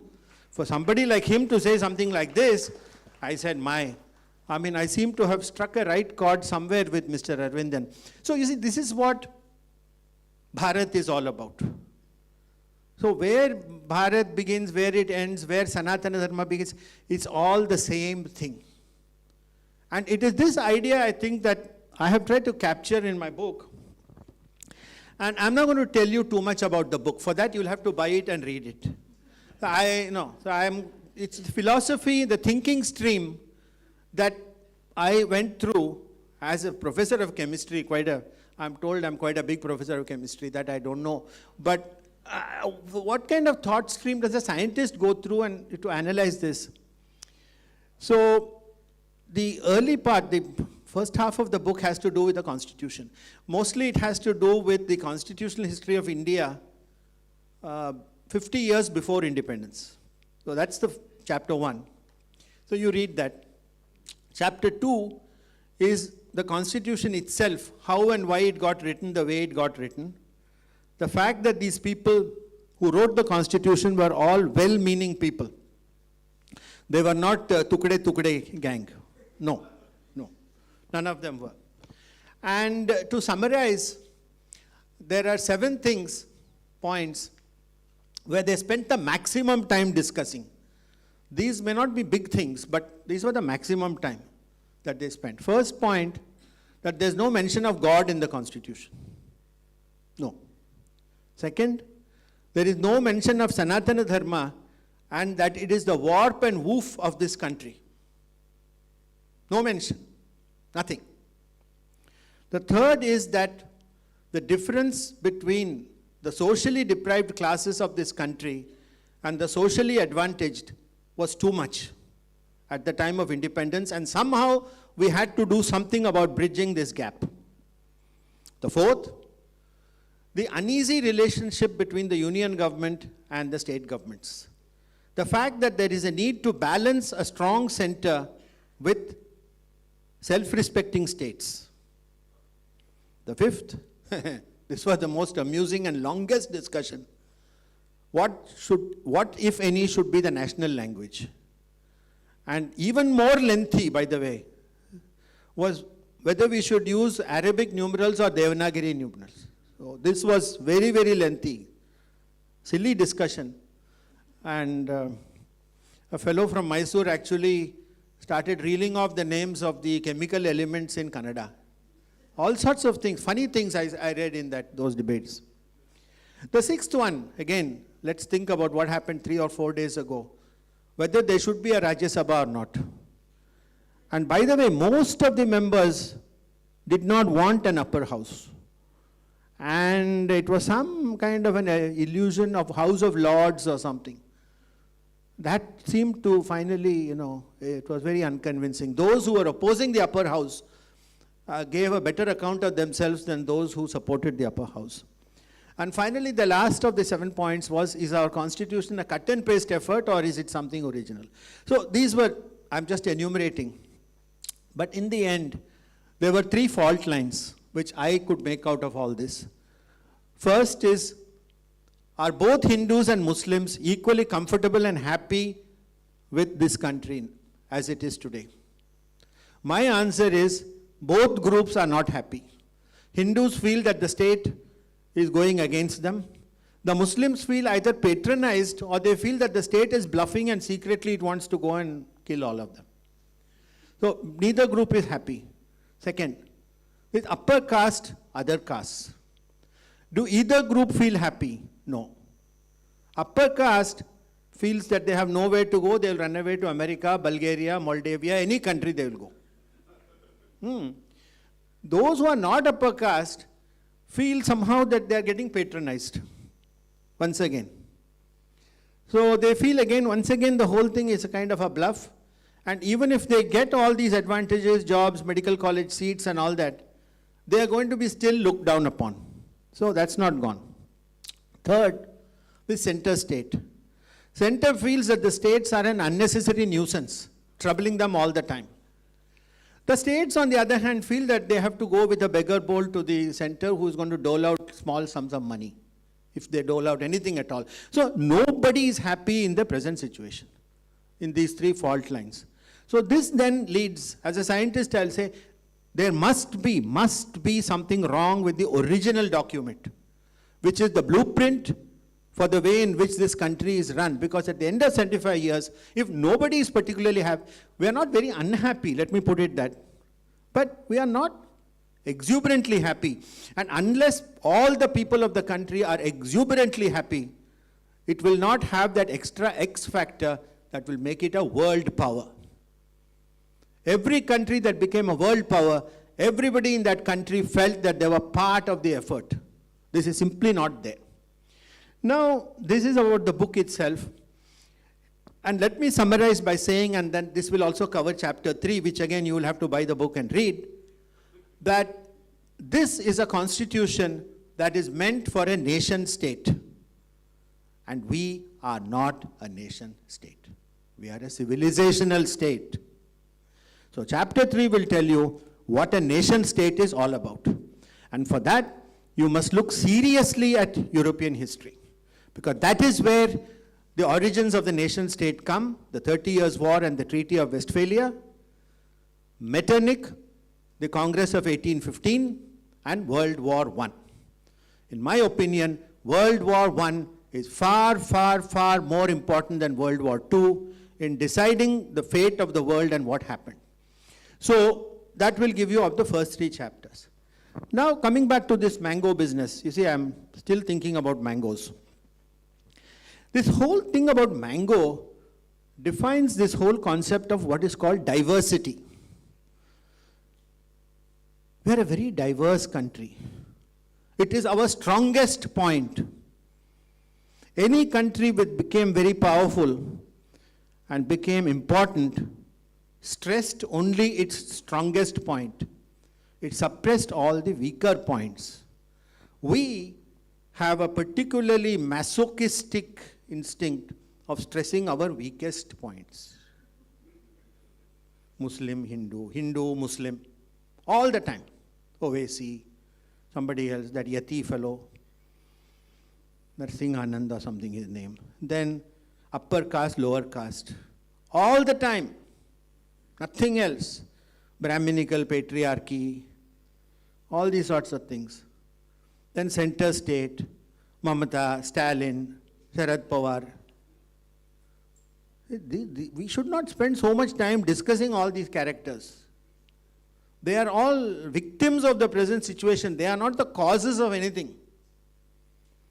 So this is what generally seems to be going on at the present time. And so diversity, in fact, I will go even one step further. Because we were always diverse, I think even the original statements of Sanatana Dharma, the Vedas and all, were written in that way. They are written in a way which optimizes diversity. The whole idea of Purushartha. The fact that there are many different approaches, there may be many goals that different kinds of people have in life. Everybody in this country doesn't want to get into IITG and then go to IIM, Ahmedabad. No, that's wrong. And the more and more we start thinking on those lines, because I've seen all these IITs, that's part and parcel of my mainline profession. IIT-G and IIM Ahmedabad are not the answer for everybody. Different people want to do different things, and they should be allowed to do different things. That is the meaning of diversity. Optimization of diversity means what? It is because of diversity that we have Sanatana Dharma in the present form that it is. I'll say that. It is not that Sanatana Dharma has led to diversity. We are always diverse. We love diversity. All these mangoes. You can go and have lots of debates and discussions on what is this character, Professor Desiraju, talking. And one of you will produce a new kind of mango that I have not thought of, which even goes beyond Manga Inji and Benishan. So we love this. So this is a way, diversity, when you start optimizing diversity, I think that's when we will see a new India, we will see Bharat. Now, Ajit, if I could have this slide. You may be wondering what's behind this. Now you'll see. This one. Wait. Yeah, this one.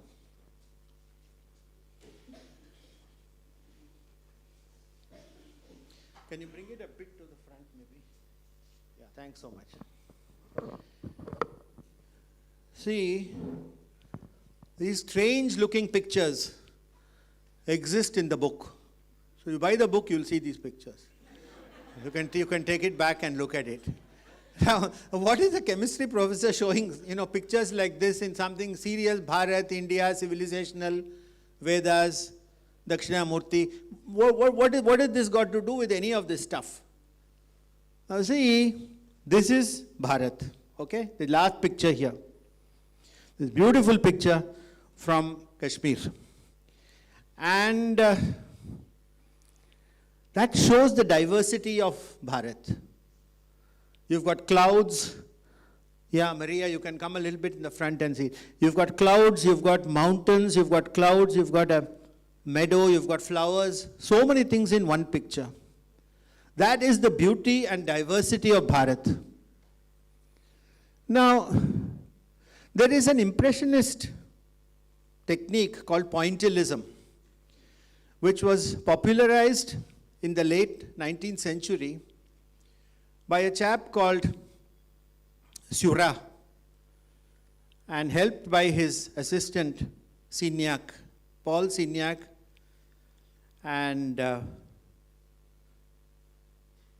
Seurat. What they did was they said, there's a beautiful picture which I've seen many times in the Art Institute of Chicago, which is called Dimanche après midi.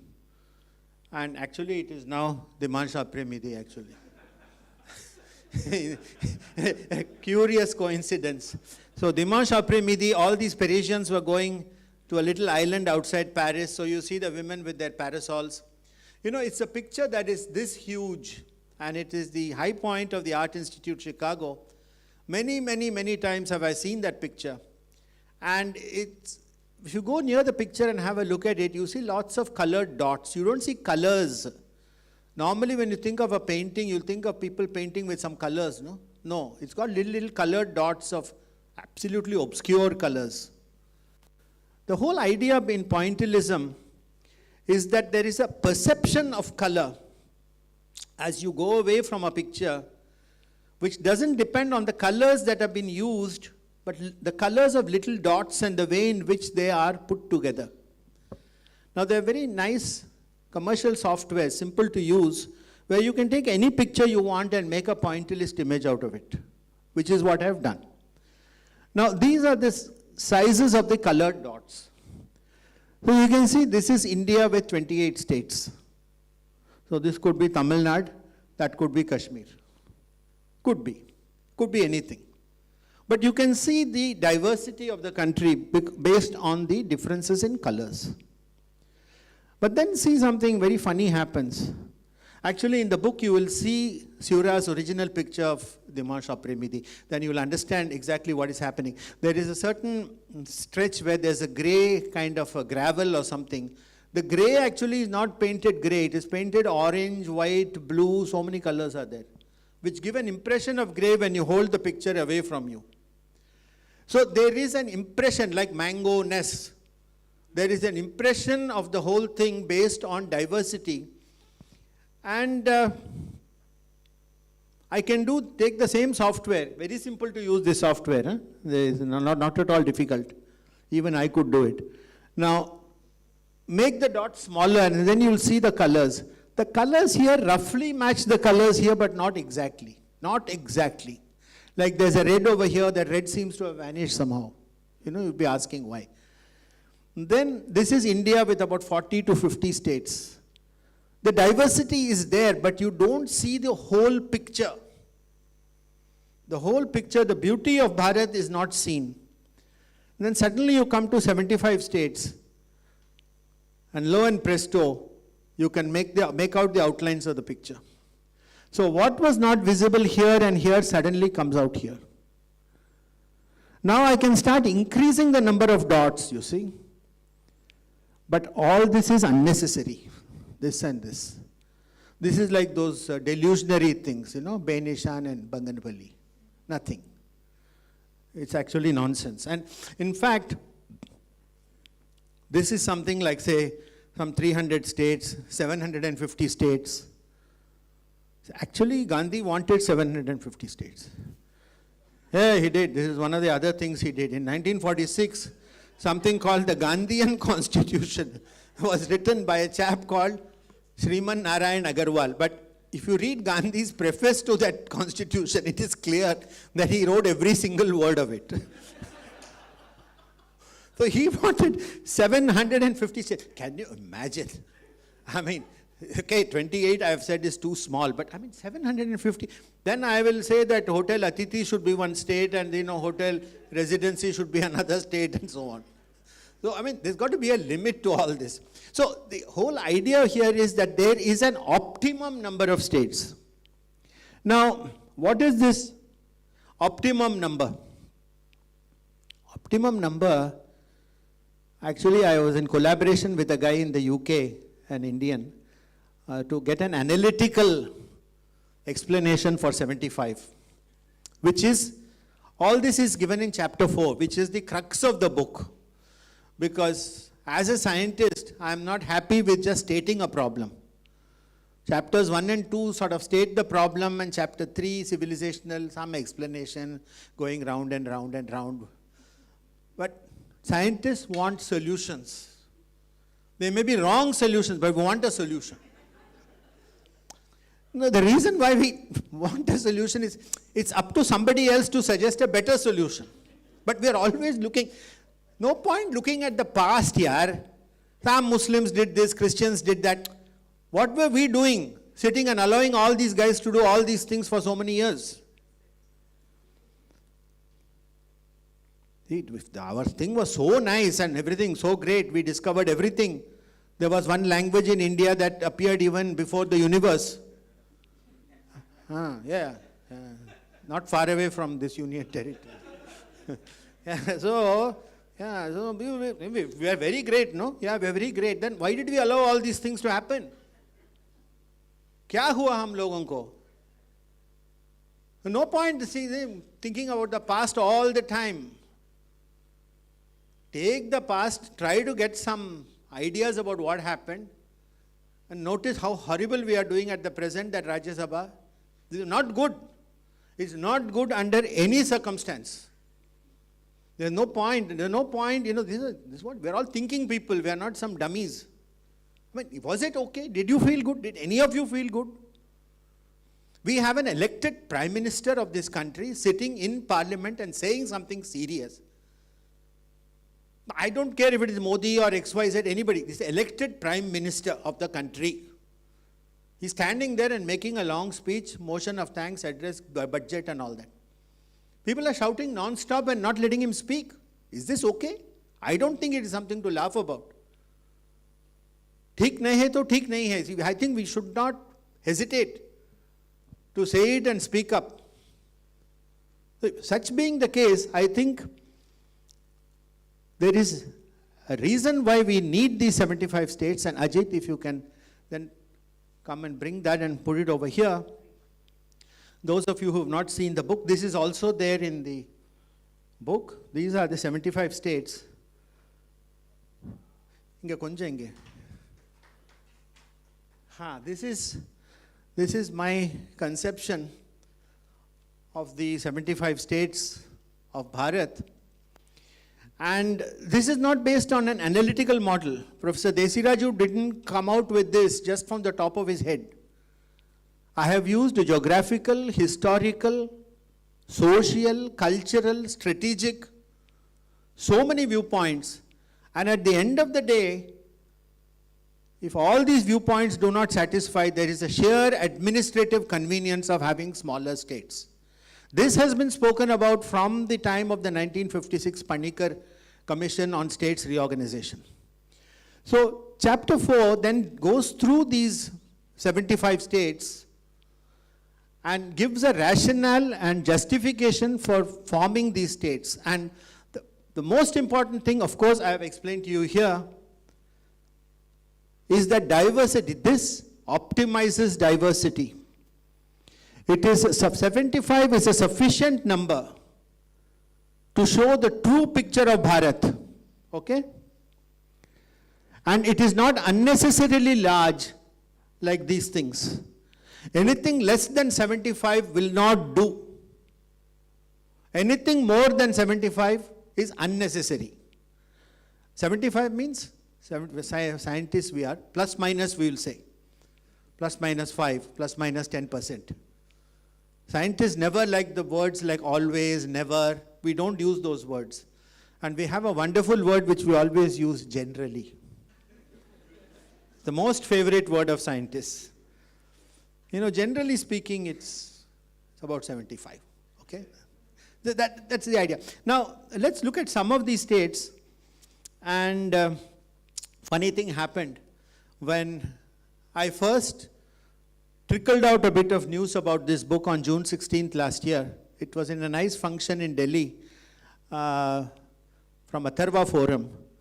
And I was one of 4 speakers, and the speaker who was asked to summarize the talks of the other 3, one of the other speakers, Bhavesh Kansara, is here in the audience. And the 4th speaker who summarized the views of the other 3 was Professor Murli Manohar Joshi, and whom, of course, we were very honored that he was there to summarize. And then I told him, I announced the book, and I said, Professor Joshi, I've known him for many years as an academic rather than as a politician. So I said, look at my first 2 states. If you buy the book, again, buy the book first. Then I'll sign it and write your name and everything nicely. Okay, so my state number 1 is Gilgit, and my state number 2 is Baltistan. And Professor Joshi, he threw his head back in laughter, and he was really, really happy to see that. So you can see I'm quite good at predicting. I wrote this around August of 2021. Long before all these things are happening in our favorite country, our western neighbor, whatever you want to call it. I don't think it's a country at all anyway. Chalo, but that's another point for some other discussion. So, now all my friends, they kid me and they tell me, how's your MFC doing? The MFC means my favorite country. So see, I wrote about Gilgit and Baltistan because, and I justify that also. And the fact that they are all part of this thing, you know. Sumeru Mountains. What is the Sumeru Mountains? It's all here, no? It's there, Mount Meru. It's there. It's all written down. They can be Shias, they can be Sunnis, they can be anything. They are all part of Bharatvarsha. They're not different at all. And in fact, I've made a prediction that we don't have to go anywhere with armies and all to take over those places. They themselves will come to us. I'm completely convinced. And I've argued that also. Reasonable European commentators have said when there is a powerful civilizational state growing, small things in the peripheries will like to join them simply for their economic benefit. Nothing else. Ye religion to sab, it's not very important. We only resort to that when we are poor. Let the economy of this country become, whatever they're saying, 5 trillion, 6 trillion, 10 trillion. When all that happens, all this garbage that we see around us is okay. Now, finally, the economic justification for this. This is the last point. Apart from all the civilizational things and other things that I've been talking about, now I give an example of what I call my 4 Ks. K. First K is Kashmir, just the valley. Just the valley. Second K is Kutch, this side. Third is Kongu, the region around Kovai. And the fourth is Kashi. So in the 4 directions, Kashmir, Kutch, Kongu, Kashi. Now, I don't know how many of you have visited the valley, but I have gone there many times in the course of my work, because we have some important national labs and all that there. And I have traveled quite a bit in the valley, including areas near LOC and all that. Now, Kashmir, the valley itself, 2 flowering plants grow there in abundance. One is lavender and one is rose. Lavender, actually, it grows wild and doesn't require water also. This lavender and rose are very valuable plants, because from that you can extract something called lavender oil and rose oil. Now, there is a small country in southeastern Europe called Bulgaria, whose entire economy is based on lavender oil and rose oil. They're doing something in Kashmir, but it is like some jugaad operation. It's very wasteful, and the lavender oil and the rose oil they produce are of very low quality. It cannot compete with the Bulgarian product in the world market. Now, suppose you had a small state called Kashmir. By the way, another justification for this is each of these 75 states roughly has 2 crore population. So the populations of everything, so administrative convenience is very high. Suppose you have this small Kashmir state. Now, don't start telling me all the fellows there will be Muslims, they will want to go away to Pakistan. No, they don't want to go. I can tell you that. Nobody wants to go. Everybody knows that India is a nice country, it's a powerful country. Nobody wants to go. Let me assure you. No, ita hoega, they all will do something, Mecca, Medina. No, nothing like that will happen. Absolutely not. I'm telling you. I've heard a lot of thing from North Indian side that there is no such thing as a moderate Muslim and stuff like that. We must start getting out of these mentalities. Got to look forward, got to look positive. Again and again, you can't go back to Muhammad Ghazni, Muhammad Ghor and all those fellows. Can't do it. Can't afford to. We have no time. This is a country in a hurry. You sit with all that nonsense, you will never go anywhere. Now, you do that lavender and rose oil properly. Kashmir state, that small one, will become economically more powerful than Bulgaria. One small part of our country can become more important than a whole country in Europe. Take Kutch. What do we know about Kutch? Hardly anybody lives there. It's a very big area. It's got only sunshine and nothing else. So what's the immediate thing that should come to your mind? Solar energy. Today, the leader of solar energy is Israel, which is very small in area compared to Kutch. Kutch, if properly developed, so just like only the agriculture ministry of this one should be important, only the non-conventional energy ministry of Kutch should be important. All the others don't count. So just stress the solar energy part. This will give electricity to the whole country and to many other countries in the world. So you see, by having these small states and concentrating niche areas, you can get economically strong states. Now it's only a matter of detail. You come to Kongu. When you say Kovai, you think of Tirupur. You think of the fabric, the garment industry. For people in Kovai, for this respect, Chennai is too far away. It is some distant place. For people in Srinagar, Jammu is very far away. For people in Bhuj, Ahmedabad is very far away. They won't understand. That is the local thing, the diversity. All those strange mangoes that I have described, no, same thing comes again and again. They're all very different and yet part of the same thing. So you will, just this Congo thing will beat the whole of Bangladesh in this fabric and textiles. And finally, Kashi. Kashi we have got, I have taken Kashi actually as parts of eastern UP and parts of western Bihar. So the area near Araria, that is the Shaivite part, Kashi was originally a Buddhist center. So I have put all those areas. You see, there you have got in Kashi, you've got Buddhism, you've got Sanatana Dharma, and you've got Islam. You've got all the three religions. Make it like a huge Vatican City, I say. We go there to Vatican City paying lots of euros just to see some old relics and all that. Make this the tourism capital, this Kashi of the whole world. It's bigger than Jerusalem.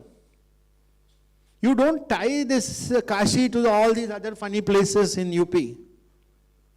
You've got your own thing there. So what happens is you get 75 very strong economic powerhouses. And in the meantime, you're going to get a very big bonus. See, finally in a good federation, and let me tell you, I have described it carefully in the book, in 50 years of coalition government, what we have had, people glorify the coalition governments, especially the opposition. That was not federalism. That was federalism at gunpoint. There were so many itty-bitty fellows who were just coming together to get 272 seats in that bloody Lok Sabha. So they didn't care what they did as long as they got 272, that's all. 272. As that lady said also, 272, she said. I think some of you know whom I'm talking about. So, 272, see, can't run a whole country with just one 272 number in your head. So what have they done? When Jayalalitha went there and said, I want 69% reservation, this, what was that thing, that ninth schedule, where all the things were put there which cannot be subject to judicial review after that. That is not federalism. Somebody is saying they're going to bring the government down if you don't do what I'm telling you to do. That is not federalism at all. And that's the next thing that has happened is, since now one party has got a majority in the Lok Sabha, these other guys are howling. See, they should know one thing, that if you want to have the first past the post system in a parliamentary democracy, then if one party gets a majority, then it's going to be a majoritarianism government. It cannot be a consensus government anymore. Everything will not, no need to go to some parliamentary committee. There's no debate, nothing. They've got a majority, that's it. When will the opposition realize that it is must be a majoritarianism? Otherwise, what's the point of getting that 272? All they want is those coalitions that they can go on doing whatever they like. That's all that they want. Fine. I mean, we must call a spade a spade. And so what happens is that in this present scenario, the states will become economically strong. The center will be politically strong. What we are having today is states are politically strong and center is economically strong. Center doesn't need money. The states need money because all our daily lives, so many common things which we do every day from morning to night, it is the responsibility of the state government. I worked in a university called Hyderabad Central University, now called Rohit Vemula University. You know, there was no need for that university. Why not strengthen Osmania? Do you need IIT Madras? Why don't you strengthen University of Madras? Do you need NCL in Pune? Why not strengthen Pune University? Universities anywhere in the world are meant for this purpose. The center does not have to come and start opening IITs, ISERs, all these things. Simply because they feel the states can't. State has to give you education, state has to give you health, state has to give you roads, state has to give you all those things. And the state has to make its own money to do all this. When you have politically powerful states, you will get the likes of Mamata, Stalin, Sharad Pawar, all these characters. Center only should be politically strong, because tomorrow if my favorite country and the other one there, that side, China, if they all start doing some funny things, center has to have a clear idea. We heard something about these Khalistanis just now. So center only should be able to do all that. So, a combination of a politically strong center and economically strong states, plus optimizing diversity, which is our big natural strength. That is what is described in chapter 4. Finally, the last chapter, Gloria, another 5 minutes? Oh, very nice. 10 minutes is like Pacific Ocean. So, the last chapter actually is a bit introspective, and it's entitled Quo Vadis, Where Do We Go? And it talks about this whole beautiful thing called Bharatvarsha as a complex system. And I talk about the difference between what is complex and what is complicated. These two terms mean something entirely different in sciences, social sciences, humanities, everywhere. And it is best explained with two familiar analogies which we all come across. Like suppose we have 4 or 5 roads which meet at a circle, each of them with traffic lights. This is very common in Bangalore. And because of the old circles that the Maharajas put up in various places, so you have many roads reaching these circles. So you have 5, 6, even in some places, big circles. So any car that comes there on an average is stationary. Suppose there are 5 roads. For 80% of the time, any car that comes there is stationary.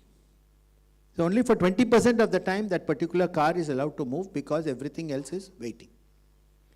Now, suppose some traffic light, something in that whole thing breaks down, which happens very often in Bangalore. Then there is utter chaos. Nothing moves, everybody, might is right then. You know, Matsya Nyaya goes on over there.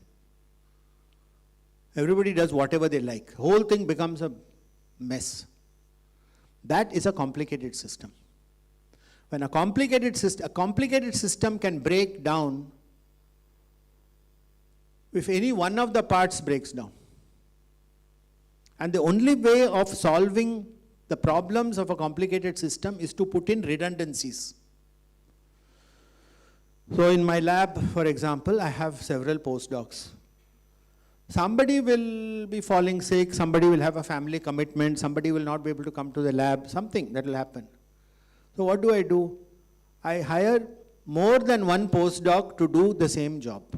So that even if one goes away, the other fellow will start doing the job. The biggest, India was a complicated system. If you read the works of Vivekananda around 1900, when he bemoans the fate of India in 1900, and we heard earlier a talk which talks about the Renaissance, the revolutionary movement, a number of things happened. The first Indian Renaissance happened in Bengal, Bombay and Madras around 1900. So at that time, people started coming out of this. It was a complicated system which had broken down completely. And then came a huge blow, and that was partition. The thread of partition runs throughout my book. You cannot read my book without being aware of partition throughout that book. Because it has lost, our civilization has lost sacred geographical space. Dhara, the earth. We talked about Ma Durga. In the Lalita Sahasranamam towards the end, some magnificent names come out at the end. Dhara, Dharasuta, Dhanya, Dharmini, Dharmavardhini, Lokatita, Gunatita, Sarmatita, Shamatni, Bandhuka, Kusuma, Prakya, Bala, Leela. Dhara, she is the earth. Dharmini, she is the embodiment of Dharma. Dharma and land go together. And when we lost the Indus plains, we lost a part of ourselves. An integral part of being a Bharatiya was lost forever, or we don't know. Maybe they'll come back now. Maybe they will. Or maybe we'll have another problem, how to prevent them from coming in. I don't know. I'm not a politician, so I can afford to talk. So, this Dhara, the sacred space which was gone, I think that is coming back in chapter 5, where I talk about other countries. This is a civilizational state. I talk about other republics. I talk about France, Germany and China. And since I'm in Puducherry, let's talk a little bit about France. Little. It is a perfect nation state. Absolutely. I'll finish in 4 minutes, 59 seconds. So, I'll talk about France. The revolution. 1787 or whatever. And then they sort of went through. That was the first republic. Then there was Napoleon who came in. And throughout all his things, while he was still alive, the next thing that happened was the Congress of Vienna in 1815, which was the first concrete attempt to define a nation state. And this first republic went on in some strange way. There was a restoration of the monarchy, and this went on till 1848, when the Second Republic started. And this too went on. There was a monarchy, good and proper then, and this went on, I think, till 1871 or something, when the Third Republic started. The monarchy was finally removed. And the Third Republic, then the Fourth and the Fifth were only variations of the Third. But that is a perfect example of a nation state, France. Because language, literature, culture, diet, the habits, the behavior of the people, the political boundaries, everything is perfectly contiguous. Very few people speak French outside France, maybe a little bit in Belgium and Europe. And therefore, when the French got their colonies, like Pondicherry, they treated them very different from the way the Brits treated British India. All these places, like the ones we are standing in today, became parts of metropolitan France. It was not the way in which the British treated British India at all. There they separated the Indians from the Brits. Here I am told there are still 1,000 people who are French citizens and vote in the French elections. French is spoken here. No distinction was made between places like Pondicherry, Cameroon, Algeria and all that. For all intents and purposes, they were France. That is a nation state. It's a perfect example of a nation state. And in chapter 5, I say that these three great republics, France, Germany, China, they all needed about 100 years to settle themselves properly. The US was the only one that got it right at the first shot. And there's a very interesting reason why US got it right and France got it wrong. This is important for us in India today. When the American Revolution happened, anybody who was a friend of the British and the old order were ruthlessly removed. They had nothing to do with what happened in America. In France, however, when the Republic came, gradually the monarchists and all these people started coming in the period 1787 to 1848. They were not so ruthless in removing the ancien regime. And as a result, their progress towards a proper republic was that much delayed. Tomorrow there is already a Bharatiya revolution. We are all part of it. To quote Dean Acheson, we are all present at the recreation. This is the second renaissance that's happening. The first one was 1900. This is the second one which is happening. We are all part of the renaissance. So feel happy. Don't feel sad. We are part of this. This is what you have to tell the youngsters. And we should do what the Americans did and what the French did not do. No member of that old order should be allowed to come in anywhere. Allowed. Don't start giving me all that crap about sab ek hi hai, sab se paas jana, every should go together, we should all do it together, India is great. India is great, Bharat is great, nobody is denying. Don't go for bringing, you can never take everybody along, never. Not in a free society, which we always want to be. So in this kind of a situation, anybody who is even vaguely looking as if they are supporting, and so many fence sitters, this way, that way, this way, all these people should be removed, outright. Please follow the Americans and don't follow the French in this regard. So with that, I think I stop. I think, I don't know, a few more seconds. My timekeeper, 1-0. Thank you so much. Vanakkam, namaskar.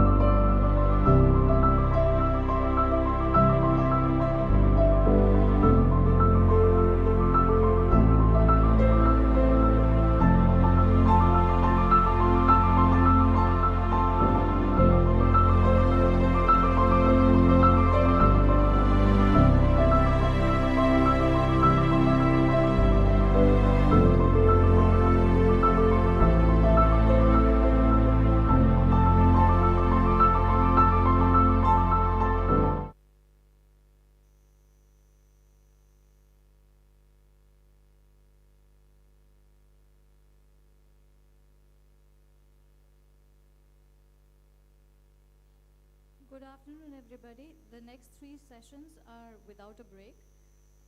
We now have in this session J. Sai Deepak, counsel in the Supreme Court and author, in conversation with Alo Pal about his book, India, Bharat and Pakistan, The Constitutional Journey of a Sandwich Civilization.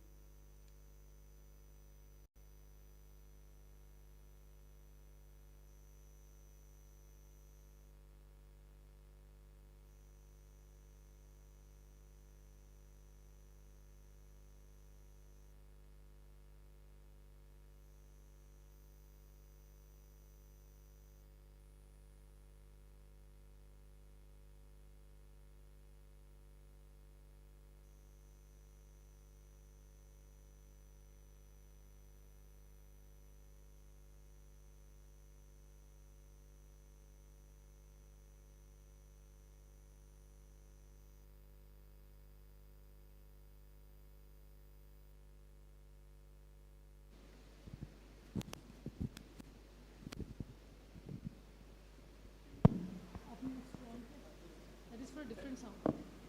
Isko we have to speak into that. Okay. Jai Shri Ram. Am I audible? Yes. Okay, good. Good afternoon, everyone. Welcome to this post-lunch session. We deliberately kept it with Sai Deepak, knowing full well that all of you will come back post-lunch. So,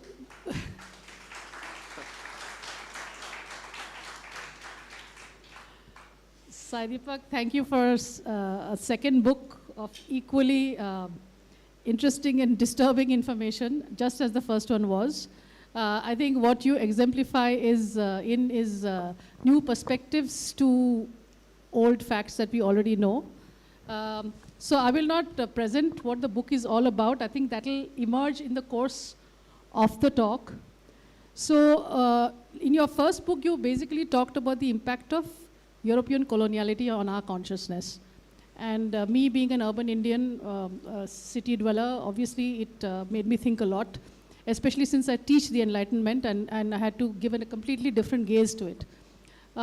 This time you have decided to look at similar timelines, but you have delved into Islamic, Muslim, Middle Eastern coloniality, as you call it. So, first of all, why did you find it necessary to, what is the perspective that you wanted us to change or reset in our minds by delving into this subject in the second volume? Since you have read the book, what did you make of my intention as the reader?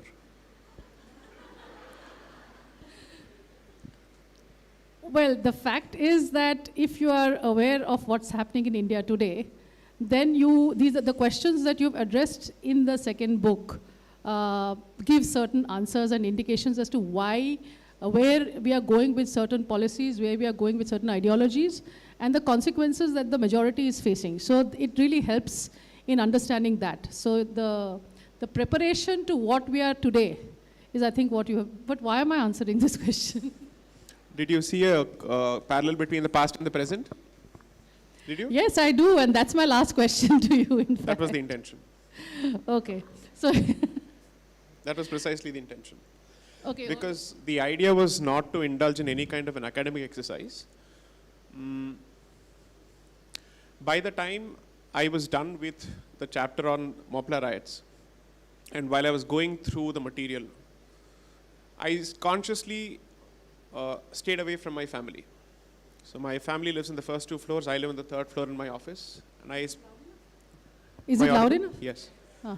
I avoided meeting them because I know for a fact that the material was filling me with a lot of purpose and, let's call it, dark energy. And the idea was to see if there is a way that I could transmit what I was feeling to the audience. Not necessarily the dark energy, but that sense of purpose. Because you had Nupur Sharma, you had Praveen Netteru, a spate of killings in Mangalore. People are not paying attention to what is actually happening on the streets of Mangalore right now, and it is reminiscent of what was happening in 1920s. I know for a fact that a number of people who went for election rallies in Wayanad and other places, despite having police protection, had to leave the place merely because 2 or 3 boys in motorcycles with green flags would turn up and say, leave. And that's the end of the matter. And this is in 2020, 2021, and 2022. So I couldn't see a distinction in the situation, in the quality of the situation. Perhaps I would actually go to the extent of saying that it is even worse at this point, simply because of the self-imposed fetters that we have as a community put on our ability to speak about the truth. And second, I think that the current dispensation is making the very same mistakes as the Congress of the 1920s. So, if we go to the beginning of the book, there are 2 things that you discuss. One is the Muslim movement to purity. There are 2 interesting contradictions, in my opinion, that drive it. One is a sense of massive insecurity of the loss of power. And second is somehow a certain entitled notion that they were the rulers and they need to rule back. So that is a movement that drives it. And the second one is the impact of English education. So on the one hand, you have an entire brood of clerks, non-thinking moderates who emerge out of this English education. And on the same hand, you sort of attribute exposure to English education to a certain revival of nationalism. And then can you please explain to us as to why the Muslim community were late in catching on to English education and why they did it? Because their motives are very different. So if you can explain these 2. So one of the things that I was trying to showcase in the second book, so the first book effectively lays out a broad thesis in terms of what is the impact of European coloniality on Indian minds. But that would be a very monolithic approach to the entire situation, because obviously the two-nation theory was a reality on the ground, which means both the nations, meaning the Hindu nation and the Muslim nation, were receiving this English education very differently. Hindus, I would say a significant portion of them, those who embraced English education, were doing so to climb the social ladder, and also they had refashioned their own approach to dharma on Protestant lines. The Brahmo movement being significantly one of those examples, according to me. And therefore, they wanted to perhaps do away with those aspects of their culture which they felt held them back from being a part of the new modern civilized world.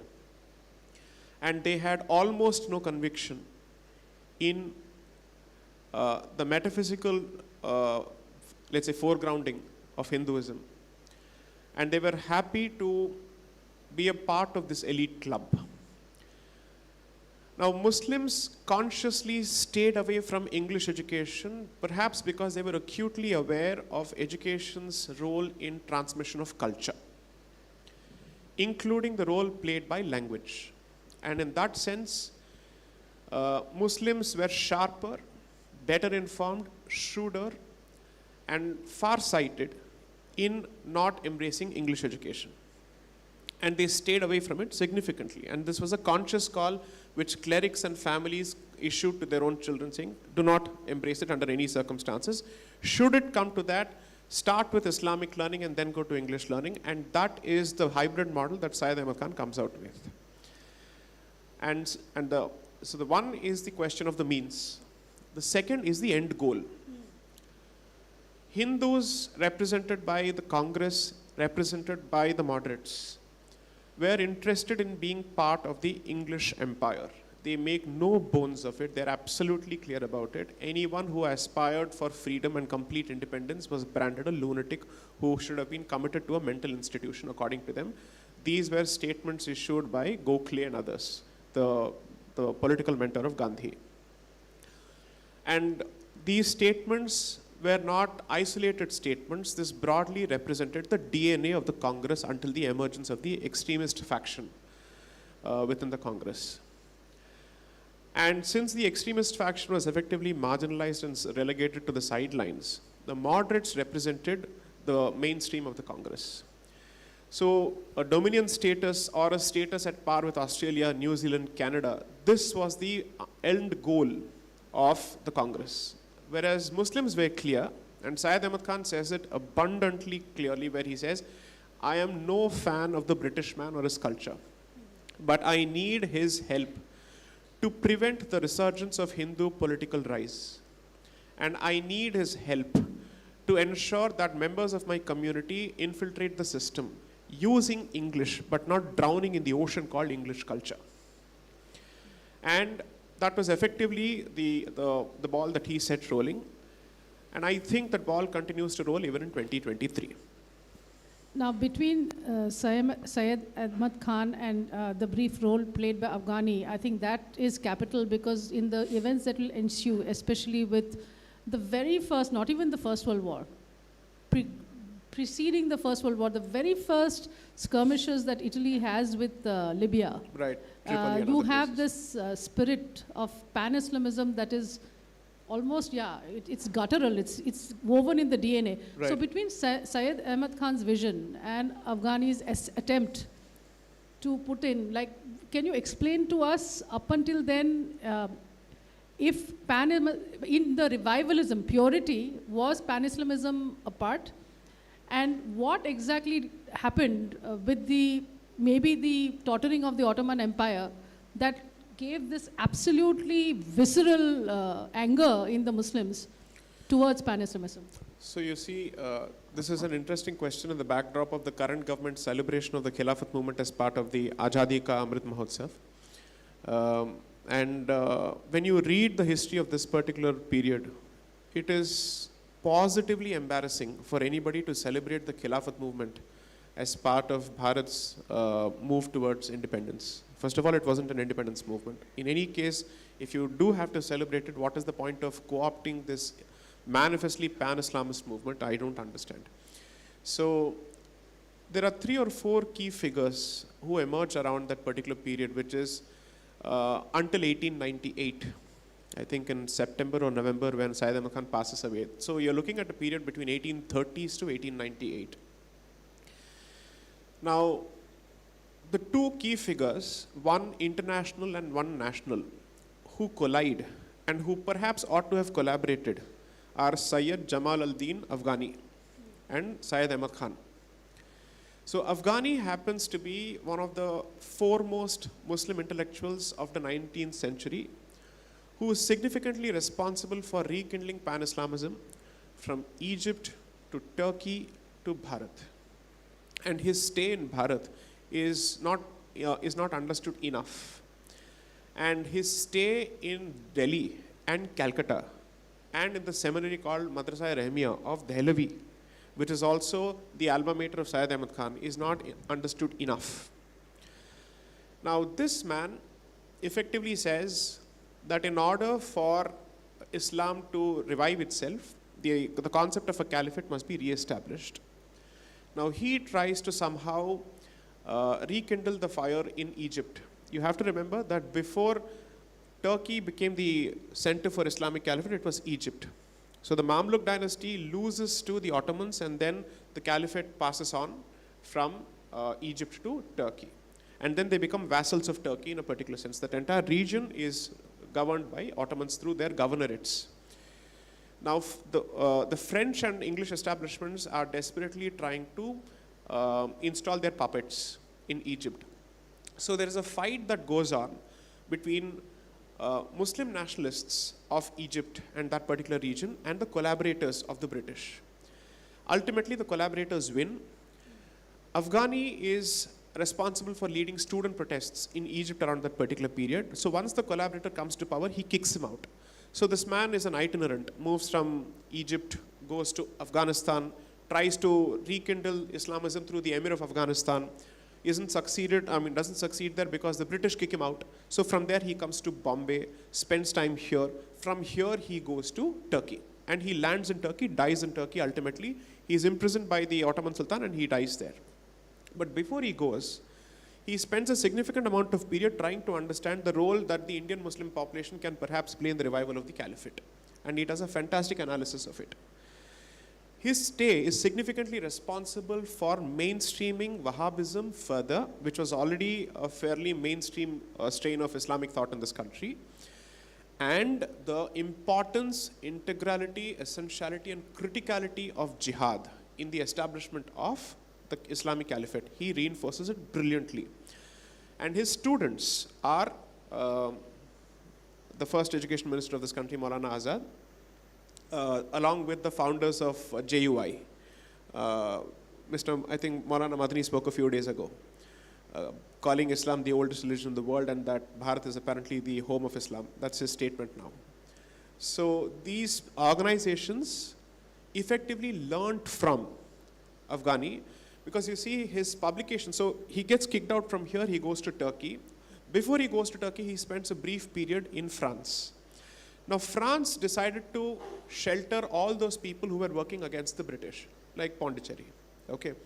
So like Subramania Bharati worked from here, Afghani worked from France. And so he comes out with publications. Now those publications are banned in Bharat. But somehow those newspapers and those publications find their way to Islamic institutions here, and they read and they say, this man has given a fantastic way forward in terms of a map as to how do we rekindle and revive the Muslim establishment of the world. And then they start working here actively. This is just before the Khilafat movement. This is just before the outbreak of the First World War. And once the First World War starts, then the divided loyalties start. Now, what is the role of Syed Ahmad Khan and what are his interactions with Afghani? Syed Ahmad Khan until then is effectively seen as the intellectual leader of Muslims in Bharat because he is showing them a fantastic way. He has established a brilliant institution by way of the MAO, which hadn't become Aligarh by then. It was renamed as Aligarh only in 1920. So he says, he's basically telling Indian Muslims, do not concern yourself with pan-Islamism or with what's happening in Turkey, because you have to deal with the realities of your existence, which is to keep the Hindu away from power as much as possible. And in order for you to do that, you need to collaborate with the English. So do not take an anti-English position here. And if you start interfering with the power struggle between the Ottoman Empire and the English Empire, you are endangering your position here, has been his position. So when this man comes here, Afghani comes here, he effectively calls out Syed Ahmad Khan as a British collaborator. And he says, you don't have the confidence in the Quran, you don't have the confidence in Hadith, you don't have confidence, you are effectively a believer of natural law. He writes a book where he coins this derogative word called natury, which is, it's an Urdufication of the English word, which is anybody who believes in natural law is called a natury. So he writes a huge criticism of these people, saying these are Darwinists who are anti-Quranists, so on and so forth. And this fight effectively decides the way forward for the Indian Muslim population's, let's say, course of action. Syed Ahmad Khan, according to me, lost this battle. For two reasons. This was almost close to the fag end of his life. And Afghani was relatively young. I think the man died before he turned 60. In his mid-50s, he died. And this man came in with a lot of vigor. And all those people who felt that the pace with which Ahmad Khan's vision wasn't taking effect got a lot of, let's call it, they got the right kind of kick that was needed through Afghani's sermons here. And then when he goes to Turkey, in his detailed exposition to the Turkish Sultan, he explains the role that Afghani Muslims and Indian Muslims will play in establishing the caliphate, because they have numbers, they have educated Muslims from the Bengalis, they also have money, and they are in perhaps control of among the largest swathes of land possible. So considering this tussle decides the way forward, and this immediately precedes the outbreak of the Khilafat movement. Okay? So I think that period needs to be understood better. Subsequently, the Aligarh movement, realizing that it is falling behind because of Afghani's influence, also adopts the very same course of action. So this is what happens. And Hindus were doing Bhajan Mandali for the British all this while. So this is there are two strains you follow. So this is the Muslim strain in the book. The other one is initially, let's call it the Congress before it splits. That is, as you explain, is actually a safety valve to contain and give a channel of opinion expression to the nationalist movement that was burgeoning at the moment. Correct. Okay. So now contrast this with 1885 to 1905 and the achievements of Congress therein. And the realization of the revolutionaries of 1905 and what the Muslims achieved between the establishment of the Muslim League and the concessions given to them in the Morley-Minto reforms. You know, just give us the timeline so that we understand exactly what was achieved in 20 years and what was achieved in 2 years and how. So you're looking at the establishment of 3 different organizations. Congress under the leadership and under his vision in 1885. The Mohammedan Anglo-Oriental Education Conference, which was established in 1887 by Syed Ahmad Khan. Then December 1905, 1905? Yeah, it's 1905 is when, 1906 is when Muslim League is established in Dhaka. Now from 1885 to the Surat split of 1807 between the Naramdal and the Garamdal, the Congress is doing only 2 things. Give us more representation in the bureaucracy. Give us more representation in the bureaucracy. We want more sane policy making. And ensure that the examinations that are held for the civil services between England and India are the same, the pattern is the same, the syllabus is the same, everything is the same. That's all they were fighting for, nothing beyond. The fight between 1885 until 1905 was for greater representation in the bureaucracy to be a part of the colonial administrative infrastructure and gradually moving towards Swaraj. And Swaraj was defined as staying within the confines of the empire as its dominion. Between 1901 and 1905 or 1906 is when you see a serious emergence of the then right wing, or at least the extremist faction, by way of Balganga, the Lal Balpal trio, and then you have Sri Aurobindo, and then you have Annie Besant, so on and so forth, who said that, what are we fighting for here? To ride on the coattails of the British? Or are we trying to regain our own Sanskriti? What is it that we want here ultimately? So there is a very clear fight here, which is why I would call them perhaps the forerunners of Indian decolonial thought in that particular sense. Of course, I know that the word decoloniality pricks quite a few, but still, I think this is how in your defense, you've defined it very well in your book. I've been fairly clear about it. I think some people are just resorting to mischievous interpretation. So the point is that they wanted to base the entire movement on Bharatiya ethos and civilizational ethos. And they were very clear that this mirage called Hindu-Muslim unity would never be achieved, and even if it is achieved, it would come at the expense of our interests and to the advantage of their interests. Lala Lajpat Rai was very, very clear about it. His article on the case for Hindu nationalism is a must-read. And despite being, perhaps as an Arya Samaji, how he felt about it, he is very, very clear about it. Now, so until 1905, this is what they do. But the emergence of the extremists, who ended up becoming the thought leaders for the revolutionaries, such as Tilak for that matter, who perhaps may have also be hand in glove with the assassins of Scott, I think, the Chapekar brothers, who killed the plague commissioner in Pune for his mishandling of the bubonic plague in Pune. Now, while this was happening, for the first time, people realize that they've been fooled by the Congress, which is seen as a status quoist organization and which is interested in being a sharer or a stakeholder in power with the British, and beyond that they had no aspirations. And since even that movement was really slow at a snail's pace, it's the extremists who start getting a lot of support, along with the revolutionaries. And they are the ones who are significantly responsible for pushing the Overton window. So the definition of independence or Swaraj is changed. The move towards saying that it's not about being a part of this establishment. We want them to get out of the place. And that conversation finally gets aired from the platform of the Congress for the very first time. Now, we have to be very careful about branding every member of the Congress as a collaborator, because unfortunately or fortunately, that happened to be the only significant political tent under which people could air their views. And since it enjoyed a certain degree of legitimacy in the eyes of the British, those who wanted independence too thought that they could actually be a part of this particular platform and push their agenda. So it was a big tent in that particular sense. Now, while all of this was happening, Muslims effectively see Congress as a Hindu organization, which the Congress never was. It was at pains to say we are a secular organization. Do not perceive us through the prism of the extremists or the nationalists, because it's a minority, it's a fringe, it's a lunatic fringe. They are cow lovers, and these are the people who are interested in preventing Go Hatya. They are the Gaurakshas of that particular period. So let us throw them under the bus. That was the position of the moderates. Now, when this happens, the Muslims effectively say the Congress has managed to create a political institution which seems to be getting a lot of traction from the British. While the Aligarh movement has done a great job of combining modern education and Islamic education, it is still a social movement, it is not a political movement. So they say we now need a political organization. And this conversation becomes sharper after the demise of Syed Ahmad Khan in 1898. So between 1898 and 1905, multiple events happen at the same time. Curzon arrives. He sees that, so he is deeply suspicious of the Congress, despite it being a collaborator organization. He says, no, these are stooges.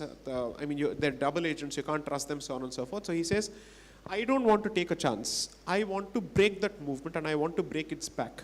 And I also have enough administrative reasons to do so. And because Bengal is such a huge, sprawling province, I will have enough justifications to break it for administrative reasons. And the commissioners of Assam are also saying that in order for us to use the port of Assam for tea export and whatnot, Calcutta's primacy as the port needs to be brought down, and therefore let's break it away. And only then the railway tracks that have been laid in Assam and other places will actually find economic value. How do we otherwise generate the ROI for the investment made in the railways in Assam and other places? So this is effectively the calculation there. And he makes an active pitch to the Muslims of Eastern Bengal and Assam. Your Mughalistan will be back under us. For the first time, you will have the Mughal flag flying after the decline of the Mughal Empire, if you were to agree to this particular partition. For 6 months, the man goes about selling that particular proposition.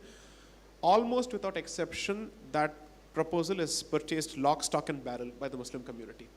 And once you have offered that, let's say, olive green branch, not the olive branch, so they are ready. And they say, now's the opportunity, and they latch onto it. And they push for separate electorates.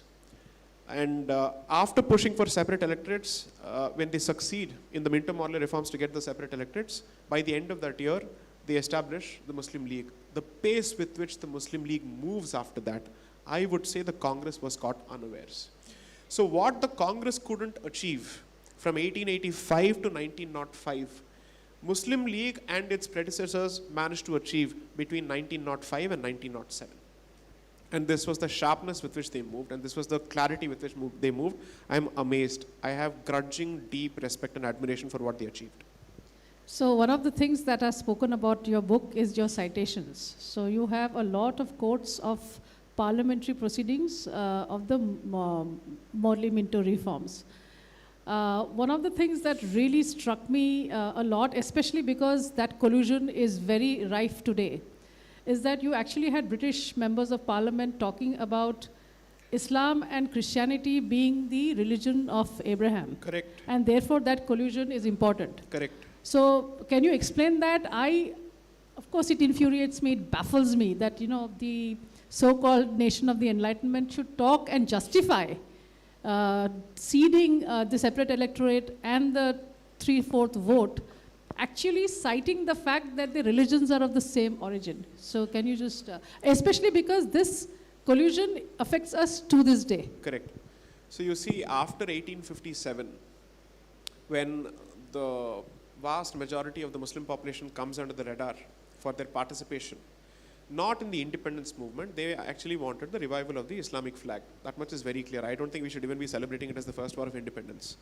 So there is a very clear documentation from Pakistan side of historians as well as Indian side of historians who clearly say that they were not fighting for an agnostic independence, which is agnostic of religious identity and all that. They're very clear about it.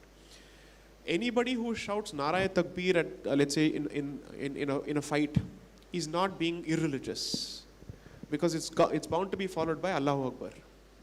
Okay, that is the slogan. So this was the war cry.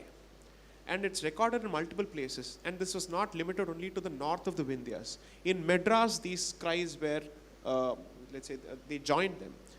Bombay, Madras, Hyderabad, and multiple places. Now, see, here's what happens. Just give me the last train of thought that you just, in the question, you said something in the question. I talked about the collusion, the reference I'll of come to the that. common Right. origin of the religion. So after 1857, what happens is, Syed Ahmad Khan decides to create a defense for Muslims, to say, no, we didn't participate in this. It was Ramdeen and Gangadeen who were participants in this mutiny, which is to say Hindus were responsible for it. We were not responsible for it. And then he clearly says anybody who issued a fatwa asking for jihad against the British was either an imbecile. He called Bahadur Shah Zafar a drunken idiot and an imbecile. He called all the mullahs who did this as people who did not know what Islam was and all that. So he creates the first line of defense. Then he starts saying, look, the native religion of this country is dictated by the priestly class, whereas Islam and Christianity are egalitarian, plus we are of Abrahamic origin. So there must be a handshake between both the communities and we must form an alliance. Now alliance is typically adversarial in nature, which is you need an adversary against whom the alliance is formed. Now if the Christian and the Muslim are in alliance, who are they in alliance for and against is the question. Now when they say this, he actively also starts encouraging dinners between both communities. He asks Muslims to take up reading of the Bible to say, do a comparative study to explain how both of us are the same. And the other side also does this. When separate electorates were granted in 1906, one of the calculations that the British had was the immediate region surrounding Bharat has a lot of Muslim countries. Because you see, Turkey is right until, because it's the Ottoman Empire. You have Turkey, you have Afghanistan, you have all these countries. Therefore, in the interest of placating these interests, it's important for us to give separate electorates to Muslims. And between the two communities, they are more loyal to us. That's the clear statement that is made. So, this argument that the British was responsible for divide and rule policy or for sowing fissures, I'm sorry, it is such a Nehruvian Marxist BS. It makes really no sense. Which is why I said, if I were to, let's say, cite secondary propositions, which is to say commentaries, I would still be accused of citing someone's interpretation of it. Which is why I cited their letters and their parliamentary debates to say both of them are speaking of their common Abrahamic foundations. In which case, you are the idiot on who said they've literally, you actually have a dunce cap on your head because you constantly believe that this man is fighting with you against the British. That's not the case. Khilafat, by the time you come to that particular period, you realize, was a bargaining chip. Which is to say, should you not restore the status of Turkey, we will take away Bharat from you because that is the crown jewel in the British crown. Including orchestrating an Afghani invasion. Correct. They specifically even suggested this. In fact, the Ali brothers with whom Mr. Gandhi had a great relationship, I don't know what was the nature of the relationship, he basically was open and he was mum when the Ali brothers also proposed the invasion of Bharat by the Emir of Afghanistan to drive away the British. Had it not been for Madan Mohan Malviya and I think Lala Lajpat Rai, Gandhi perhaps may have even agreed. Importantly, in a speech in Erode, which was delivered to an audience of Moplas, a few months before the Mopla riots, Mopla genocide of Hindus. So, the senior Ali brother specifically says, when the Afghans come, we will fight every man who opposes the Afghans, including the Hindu. And this statement is related to Gandhi. He says nothing. And he continues with the movement after having been informed of this statement. Unbelievable. So we have, but just before we come back to the Mopla and... We have Q&A as well, right? No, the reason, two strains we need to talk about a little bit. One is that surely there was something that the Hindus also did right. Because as you point out, but since it's not the theme of your book, you do mention Sri Ramakrishna, you do mention Vivekananda. So what was the nature, maybe not as systematically networked, but there was something that the Hindus did right. And in continuation of that, you know, it could be considered the bedrock of the nature and the quality of the Swadeshi movement. So can you talk a little bit about that? And also, since we are already into the Khilafat, is it not evident for anybody who reads our history that while the petitions were being given to the government or while the reforms were being proposed, the fact is that during the war you had the Defense of India Act. After the war, you had Rowlatt Act. Anybody who wants to see the nature of the draconian, arbitrary, inhuman ways in which the British decided they could get away with, suppressing any revolt, is it not very clear by just those laws passed by the British that it's the revolutionaries actually that Correct. mattered? Correct. So, two aspects. What Hindus did right, I have touched upon it to a significant extent on the revolutionary strain of thought, but it will come better in the third book, where I will cover the Sangathan movement better. So the first two books are an analysis of the triggers, and the next two books would discuss the responses from the Hindu side to this. Therefore, establishment of BHU in 1916, the Sangathan movement, and then the Sangams that were happening in Kashi and other places, which gradually led to the formation of multiple organizations, the Hindu Mahasabha, so on and so forth, and its offshoots. That will come out gradually. So just to be clear, there are about 5 or 6 movements that the third book will cover. The so-called Ambedkarite movement, the Sikh movement, the Dravidian movement, the communist movement. So I will not ask you my question on the Justice Party now. I've just given a brief paragraph explaining what's going to happen, where I've explained the origins of the Justice Party, as well as I've sown the seed for the Sikh movement here, because all of it happens around 1920, because everybody wants a share in the pie after the separate electorates have been offered to Muslims. Yeah. So all of this will come later. But Hindus did something right, but where they thwarted by their own co-religionists will be the subject of the discussion in the next book. Now, the other question that you asked was on if you see what the laws that British enacted. Correct. So if you see all the legislations that they came out with, sedition law was to go after the Wahhabis. Yes. But every other legislation that came out subsequently, amendments to the penal code, were primarily to curb the activities of the revolutionaries. Absolutely. And the revolutionaries, as Mr. Sanyal said in his previous session, I was watching it online, they did a fantastic job of pushing the window. And the kind of, I'd say, see, it's like this. Revolutionaries were isolated by 4 stakeholders. The society at large, the moderates in the Congress, the extremists who couldn't openly own their allegiance or relationships with them, the Muslims who didn't want them, and of course the British establishment.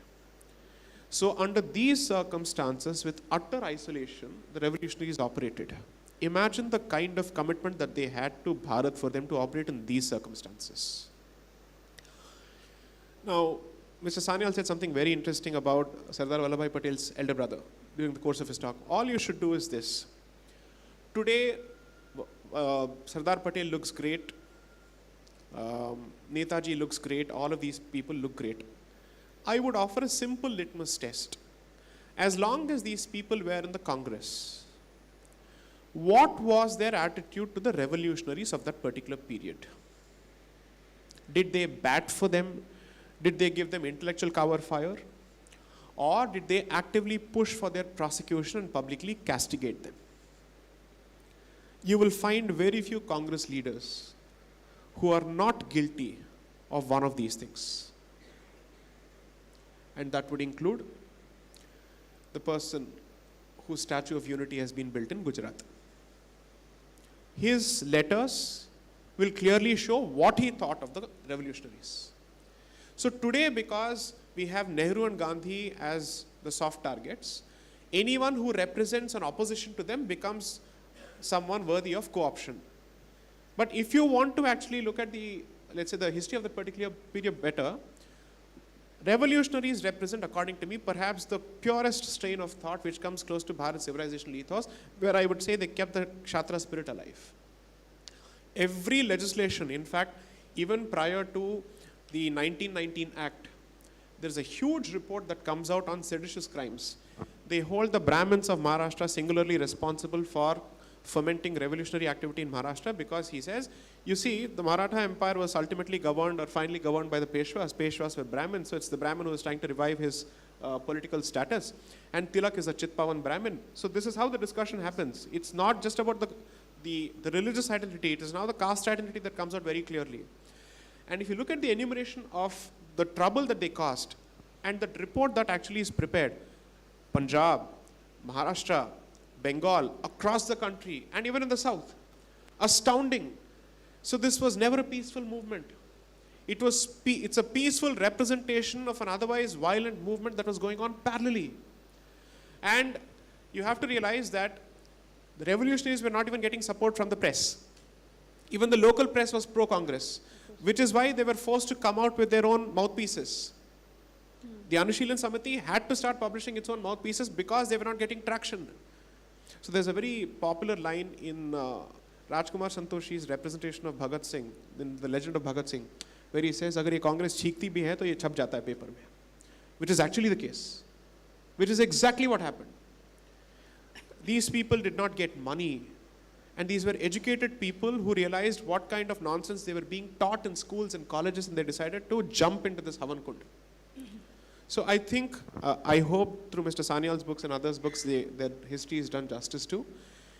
This much is clear. At every stage, the Congress was pushed to changing its position only because of the extremists and the revolutionaries.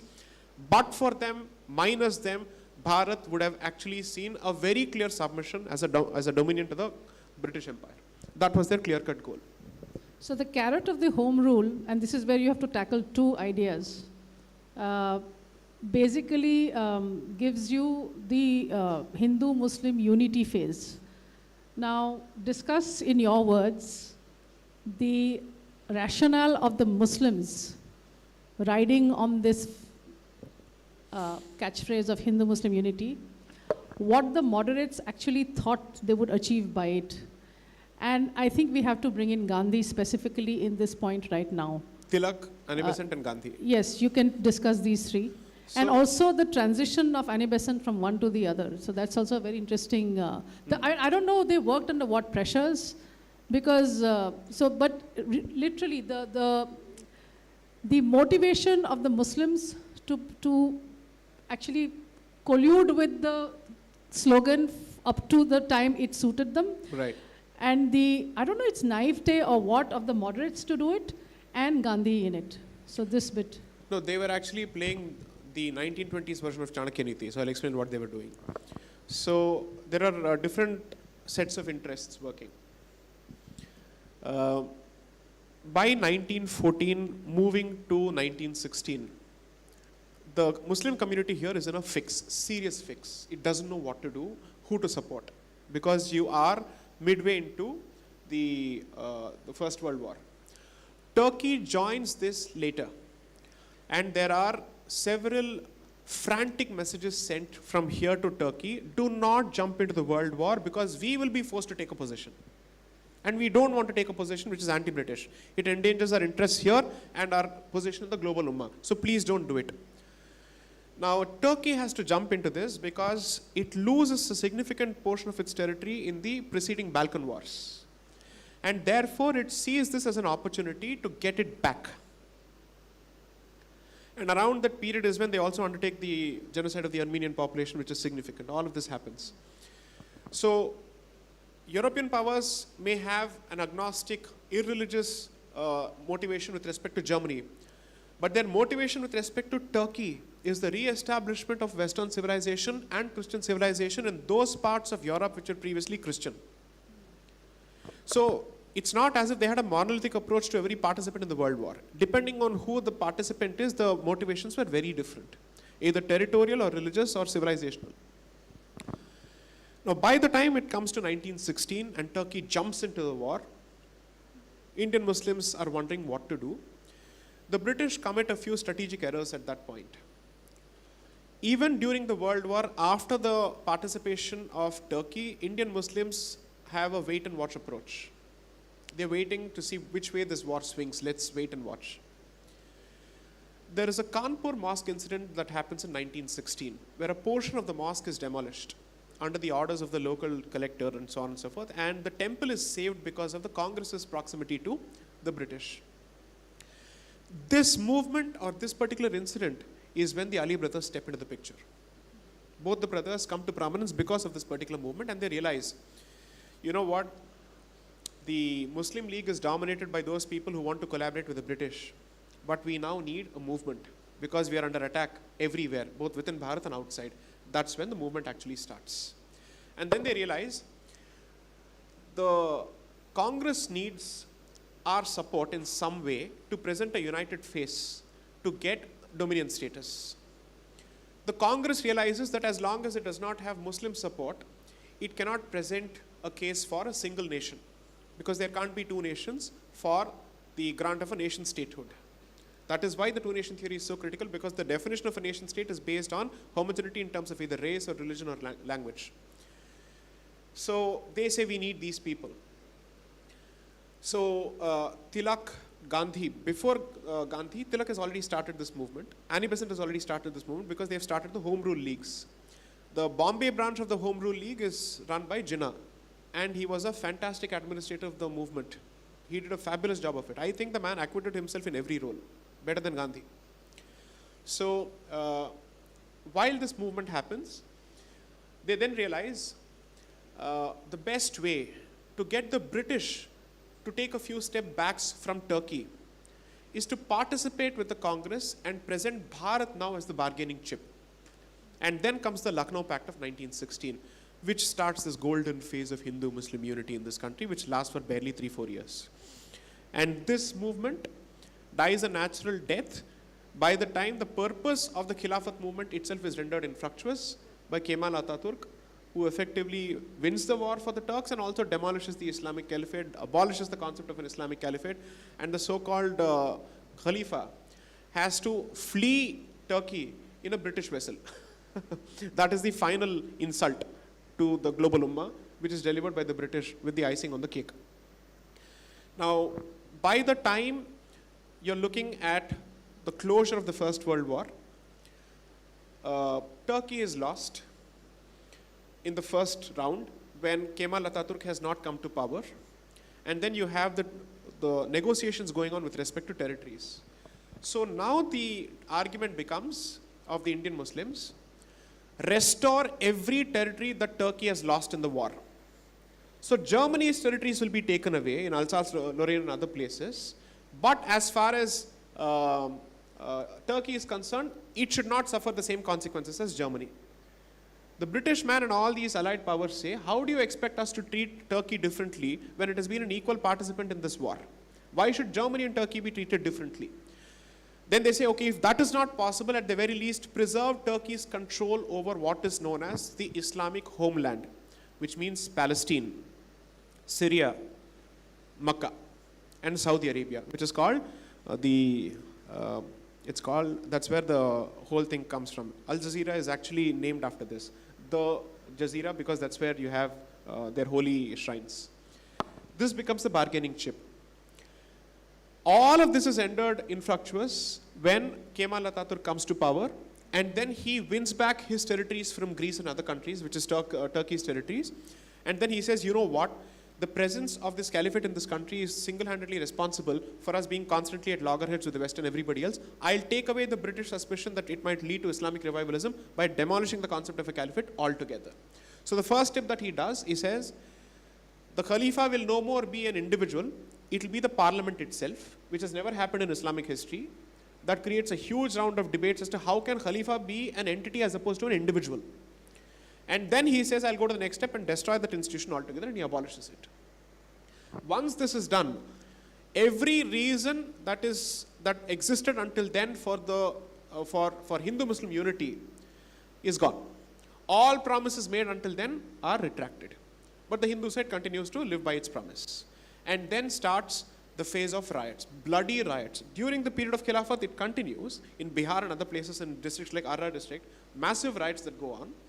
They get reported because the Hindu side responds in massive numbers, which results in greater concessions being given to the Muslim League by the Hindu side. So regardless of who causes that particular riot, merely because there's a retaliation from the other side in self-defense, Congress is expected to give more concessions in seat participation, regardless of the numbers. So in certain provinces, even if the Muslim population was less than 20%, their representation in the province's assembly would be over 50%. These were the kind of concessions that were extracted. And then once the riots start, by 1924, Kohad, Malegaon, Mopla, Malabar, all these places, it's over, done and dusted. So at best, 1916 to 1924, there is no concept of a unity before or after. And Gandhi? Gandhi was taking forward Tilak's and Annie Besant's role in the support of this Khilafat movement. But the one thing that he does is Tilak and Annie Besant had significant political standing independent of their support from Muslims. Gandhi's rise to political power is significantly on the backs of Muslims. And therefore, he is effectively held hostage to their support to continue being relevant. And there comes a point where Khilafatist hooligans take over Congress proceedings and shut out every dissenting voice to prop up Congress, to prop up Gandhi. And it is captured in the minutes of the Congress proceedings. Now, I'm not even fabricating this. I don't need to do a Romila Thapar here. So I know for a fact, which is why the proceedings are abundantly clear. So the man, for all his professions of non-violence, was comfortable being, let's say, being led by hooligans of the first order. His response to Mopla riots is nothing. His response to Kohat is, Hindus, please don't go back. Until Muslims of that particular region grow a heart and a spine and a conscience, please don't go back. Kohat is significant because Kohat had a Hindu minority. 7%. So while he talks about the rampant riots that took place all over India, nowhere was there displacement of Muslim population. But Kohat, where the minority was Hindu, there was actually a displacement of population. It's very, very reminiscent of Kashmir. So the British troops who were stationed in Rawalpindi cantonment had to be called to evacuate the 7% population where 93% was Muslims. And Kohat is currently in NWFP. This is the nature of the so-called Hindu-Muslim unity. By the time Khilafat is done, everybody says, so Annie Besant, who was until then the extremist, moves to the moderate side. Because if extremism is Gandhi, with the support of Khilafatists, I don't want to be on this side. Because she said this is going to lead to anarchy. Not just that. There were religiously motivated defections in the army in favor of the Khilafatists in the Muslim regiments. So the Hindu population and leaders who were concerned for Hindu population safety were worried. If these kind of defections happen and the British army is left defenseless or it doesn't have the numbers needed, what happens to the Hindu population? Then these were the kind of concerns. Then they realized that this nonsense is not going to work. Let's go back to the Tilak model, where Tilak effectively said, don't fight for a place in the bureaucracy. Fight for a place in the Imperial Legislative Assembly and be a part of the change from within the system. So he changes the moderates' approach to colonial administration by saying that I might as well learn from Syed Ahmad Khan that if I can't fight them militarily, I might as well occupy those positions and change it. That leads to the establishment of the organization that Mr. Sanyal mentioned previously, the Swaraj Party. Motilal Nehru and all these people establish the Swaraj Party and say that because of the non-cooperation movement, the Congress stays out of all the elections. Muslim League is constantly contesting in elections. And therefore, for them to become part of the legislative debates and for them to become part of the policy-making discussions, they decide to contest elections. The Justice Party comes around the very same period. Then you have the Singh Sabha set up across the country, which is, as Mr. Sanyal said, the precursor to the Khalistan movement, which is where the division starts between the Hindu identity and the Sikh identity. So I will also, he ends the book with the Mopla riots, and I will also end my last question with it, because it's only fair that they ask you questions. But the way I'll do it is this. How fair is it? 5 minutes? Yeah. You wanted me to shut up earlier. So I gave you a hint. You didn't get it. Go on. So I'm being bullied. So the thing is that this is an extract from a book on modern India by Arjun Dev. I did a Twitter crowdsource information on this. It ruled the roost of India's education system for about 20 years at least. And this is what they say about the Mopla riots. The movement was a great success. I think this is for the non-cooperation. And the firings and arrests could not stop it. Before the year 1921 was out, 30,000 people were in jail. They included most of the prominent leaders. Gandhiji, however, was still free. A rebellion had broken out in some parts of Kerala. The rebels were mostly Mopla peasants. Hence, it is called the Mopla Rebellion. The rebellion was suppressed by terrible brutalities. More than 2,000 Mopla were killed and about 45,000 arrested. An example of the brutalities was suffocation to death of 67 Mopla prisoners in a railway wagon when they were being shifted from one place to another. Full stop. Right. So now please show the... Okay. Yeah. Let's do a compare and contrast in how history is represented in this country. And the reason why I say this is that institutionalized history books are teaching us this. This is the government of India commissioned history books from the NCERT that is doing this to us. So here's a where are we comparison. to go? Yeah. 69 people get burnt alive in Sabarmati Express. Subsequently, around 2,000 people are killed in Gujarat. The official numbers are close to 900 are Muslims and close to 400 are Hindus. Nobody talks of the 69 people who were burnt alive in the Sabarmati Express. Now when it comes to the Mopla riots, we are only taught of the 67 people who were burnt in a railway wagon. How many people participated in the Mopla genocides? I have given the numbers after calculating it from at least 3 reports. Close to 49,000.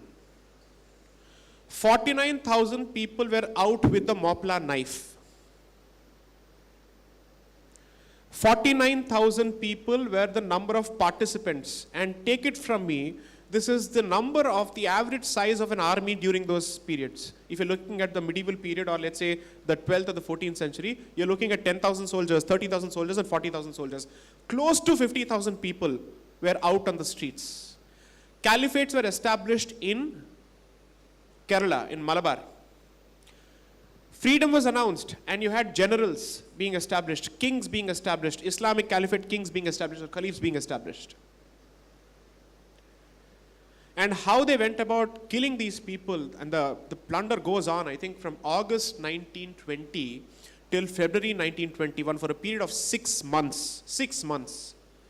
They had to bring reinforcements from Bangalore, from Madras, and so many places. They didn't know what was happening. Literally, law had taken a vacation. The British had absolutely no control over that particular period. They had to do search and combing operations for 6 months to kill them because it's a mountainous region full of wild terrain, which cantonments, let's say companies, coming from outside don't have any knowledge of. Exactly the problem that Indian Army faced with Ulfa in Assam or in Kashmir. So for 6 months this goes on. Gandhi continues. He continues. Relentless. Annie Besant writes stinging, scathing letters. Any other man should have committed suicide upon receiving that letter, if he had some sense of shame and conscience. She details how people were paraded naked. Falsified affidavits were filed before the Supreme Court by a so-called activist on ripped fetuses about Gujarat. But that was the exact thing that happened in Malabar. This was a reality, reported by multiple people, including Muslim members of the Congress who were writing to Gandhi, please take a note of this. I would only suggest a shortcut to reading my book. Don't read anything in between. There are only 2 chapters which according to me are strictly relevant. Chapter 1 and Chapter 9. Chapter 1 is how the two-nation theory began and what are its origins and how old are they. Chapter 9, the implementation of the two-nation theory on the ground. That's it, you're done. You don't need to read anything else. Quick questions, anybody? Hands going up. Yes, Anand, please, 30 seconds, please. If he consumes 30 seconds in the question, it's not my problem. That was an amazing session, Sai. I'll take less than 30 seconds. Please. 2 very short questions. One, why do you think the this government is celebrating the Khilafat movement, 100 years of Khilafat? And number 2, is there such a thing as a moderate movement? So I think the government is currently following the Chadar Bhejo policy. Ajmer ko Chadar Bhejo. Celebrate the Inquisitor of Goa. Co-opt Periyar somehow. I don't know what are these compulsions, especially when the government continues to enjoy the support of its core constituency. And as you said on a television debate last week, it is blessed with a joke of an opposition. So there are really no hardcore political compulsions here where there is a shrinking vote base or whatnot. So what is this audience that is being catered to? I don't understand genuinely. And coming to the second part of your question, all of us have learnt our lessons from the Nupur Sharma episode, so don't put me in a spot. Okay. All I will say is this. computer in education will not change the mindset. I hope the government realizes that. Address the mindset head on, don't beat around the bush. Ho gaya, ho gaya. If the homeland, let's say, if the country of birth or the land of birth of Islam is addressing this issue head on, why can't Bharat, having suffered the consequences for at least 1200 years? I think there is a serious paucity of imagination, originality, and vertebracy on this particular front. That's all I have to say. Despite the achievements of the government on every other front, and despite me being a votary because there are really no other options, I would still say on this front it's been a letdown. That is my humble opinion. I could be wrong, I could be trolled for this, but I will stand by this opinion because I'm backed by facts.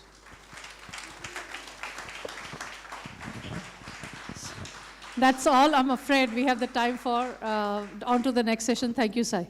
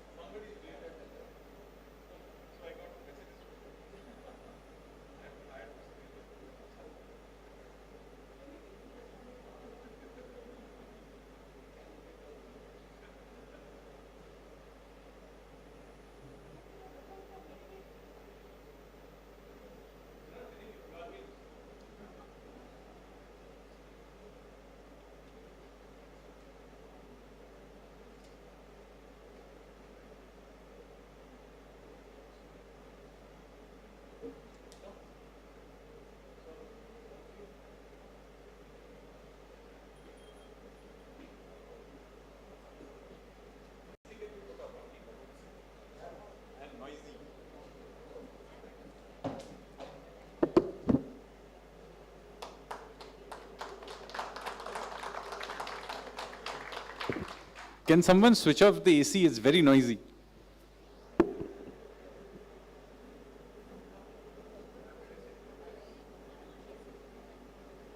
Good afternoon and namaste to everyone. This session was originally supposed to be me posing questions to the author about the book, Bharat and Pakistan. But the author, Shri fell ill and was hospitalized yesterday, so he couldn't make it.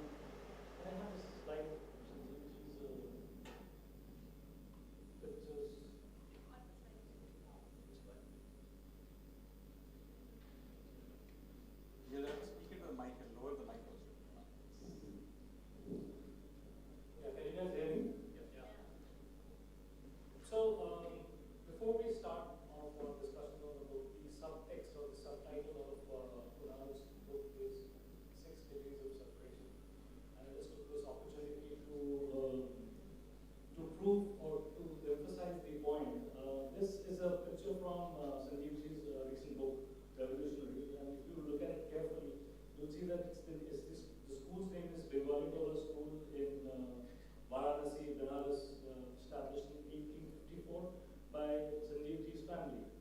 And by an amazing stroke of coincidence, this is also the school where my father, who is 92 now, studied right up to the 10th standards, and the plaque that is next are the names of some of the people who gave up their lives, some of them just 16, 17 years old, seniors to my dad, and some of the teachers of my dad. And after almost 80 years, both of us from the same family on the same podium. So that was just a aside.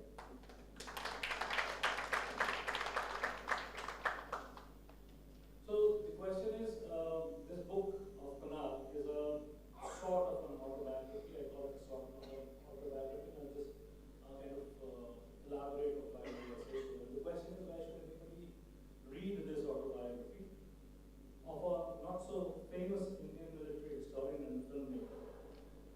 Because from where I see this book, almost 80% of the book, or maybe even more, is what can be termed as contemporary history. Kunal, through his life as a journalist, as an author, and as a filmmaker, was eyewitness to some of the most iconic incidents of our country since the 70s and 80s. Take his father's stint into consideration, who was a brave general in the Indian Army, and even the 62 war, the 65 war, and the 71 wars. And each and every page of this book is replete with incidents where Kunal has gone ahead and not pulled any punches, and some of the chapters we were, as publishers, were very a little scared that maybe we get lawyers' notices and stuff like that. So far, it hasn't happened. It's almost 5 months now. So the things like the 6 riots of 1984, the Operation Blue Star, the Bhopal gas tragedy, the Kargil war, the Siachen, the so-called attempted Siachen sellout in the 2000s, and the encounters and his stay with Hizbul Mujahideen for 5 days, are all these incidents and many, many more which are there in this book. And I personally think that this is what I can call as the first draft of history, and going forward, some of the incidents will probably feature in history that's going in the coming years. Before I move on to the panel, I would just like to read a couple of pages from the book. Basically, these are the pages which, when shared with me about a year back as the first draft, sent shivers down my spine, and I think I will share them with you. It will not take more than 3 minutes, and then I'll pass it on to Sanjeev and Anandji. So this is from a chapter called Trial by Fire, the Sikh Riots. And it begins, on the fateful 31st October evening in 1984, when Delhi was beginning to see the beginnings of attacks on Sikhs in the aftermath of Mrs. Indira Gandhi's assassination, with the stolen papers from Vicky Graham's table burning a hole against my chest, I was not quite sure what I wanted to do. Driving my scooter almost instinctively, I turned from Parliament Street towards Cathedral Church of Redemption and then went up to the North Avenue and into Rashtrapati Bhavan. Usually there are at least 2 police pickets there, but no one challenged me. Even at the Rashtrapati Bhavan, there was not a soul. So I parked and went into the imposing building, literally walking into without being stopped or questioned by anyone. I entered a long room where a JCO ADC was sitting at a desk, but he either did not see me enter or he just ignored me. Benu's room was not too far away, and as I stood there wondering what to do, the JCO ADC got to his feet and Gyani Zail Singh wandered into the hall.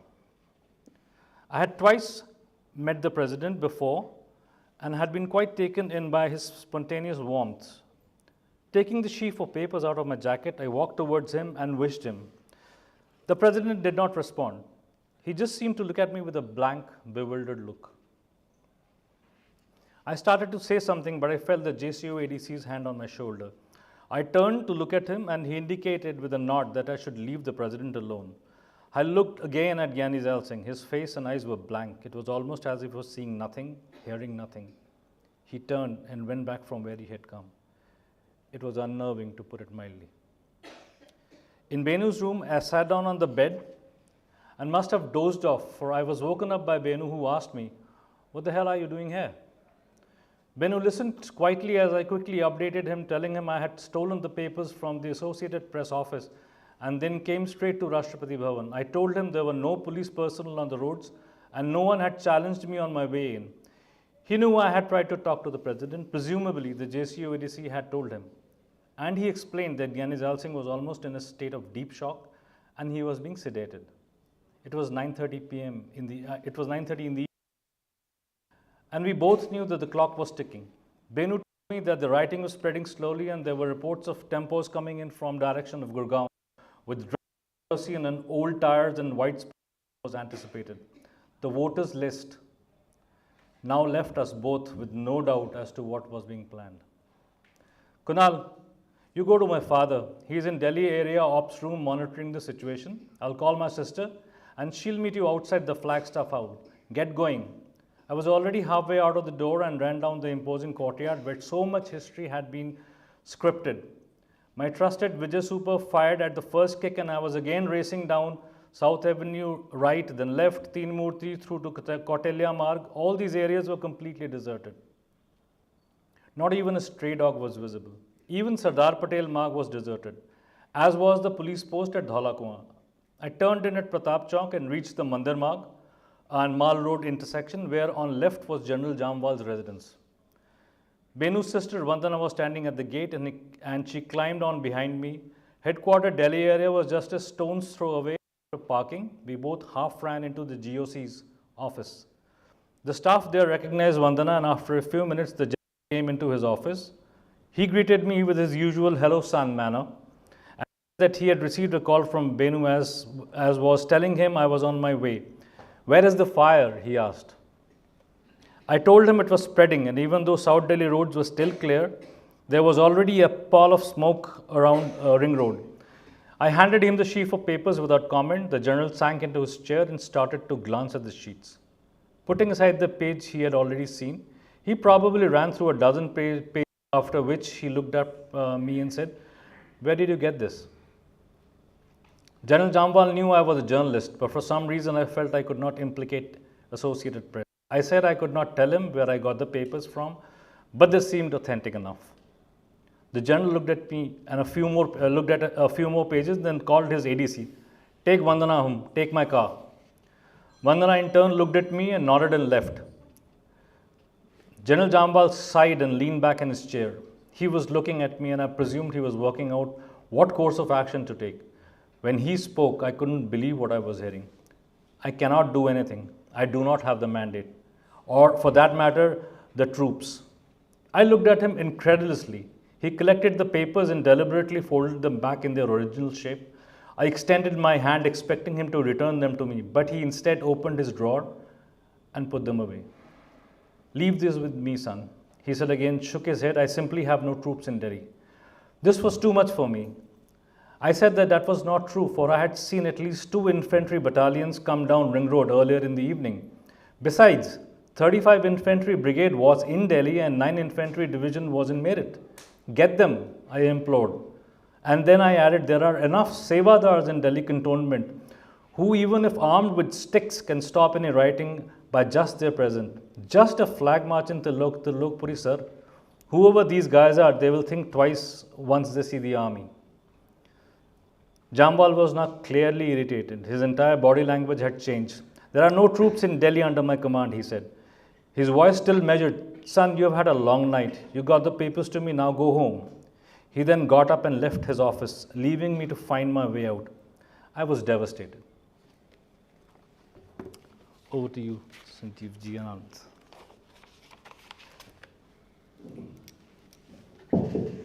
Thank you very much. I will confess, since I was dragged into this just last night, I have not really read the book. I glanced through it in between the last few sessions, so I've only read bits and pieces, but I've got a sense of it. It's really about, well, it's a journalist's life, but a remarkable, interesting life, where he has done a lot of things and been eyewitness to, of course, you talked about the Sikh riots, but many things, the Kargil War and many Siachen and all those kinds of things.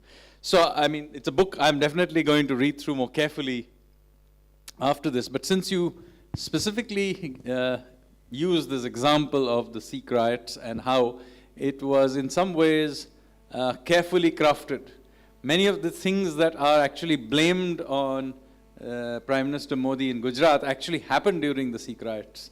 And there is more than adequate evidence of this. What is even more interesting is that this was not the first run of this behavior.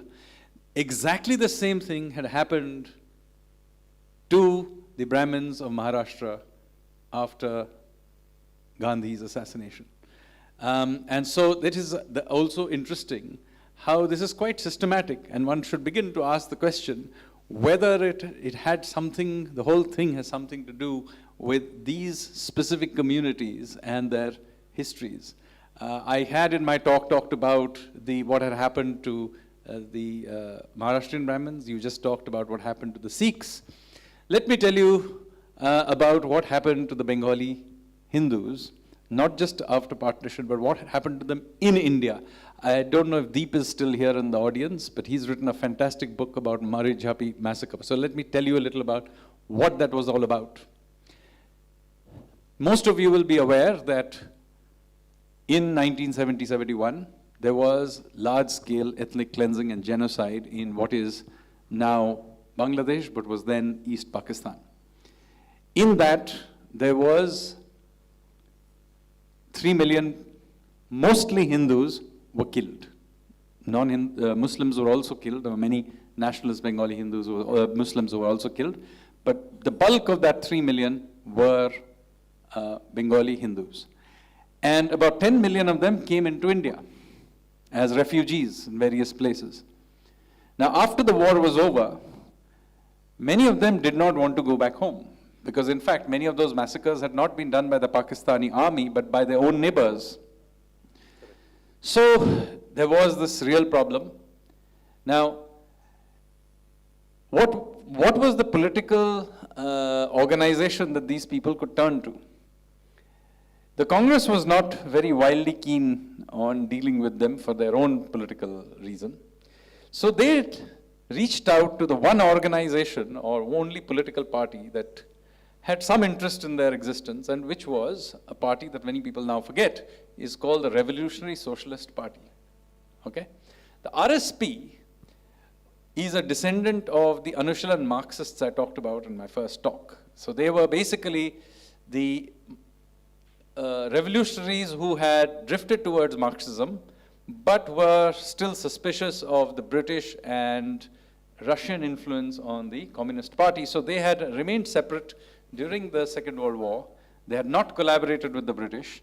And then, because their hub was East Bengal, they had then converted themselves into something called the Revolutionary Socialist Party. Now, after independence, many of these people had got stranded in East Pakistan. So now that these 10 million people were in India, there was no party to organize them. So the only party to which they could sort of turn to was the Revolutionary Socialist Party. And so the Revolutionary Socialist Party did begin to organize some part of these 10 million Hindus who had decided to remain back. Now, as a part of the settlement of these millions of people, many of them were sent off to Dandakaranya. And now, of course, they were not used to the climate, they didn't like to be, and many of them wanted to be put back at least to West Bengal, where there was some cultural affinity.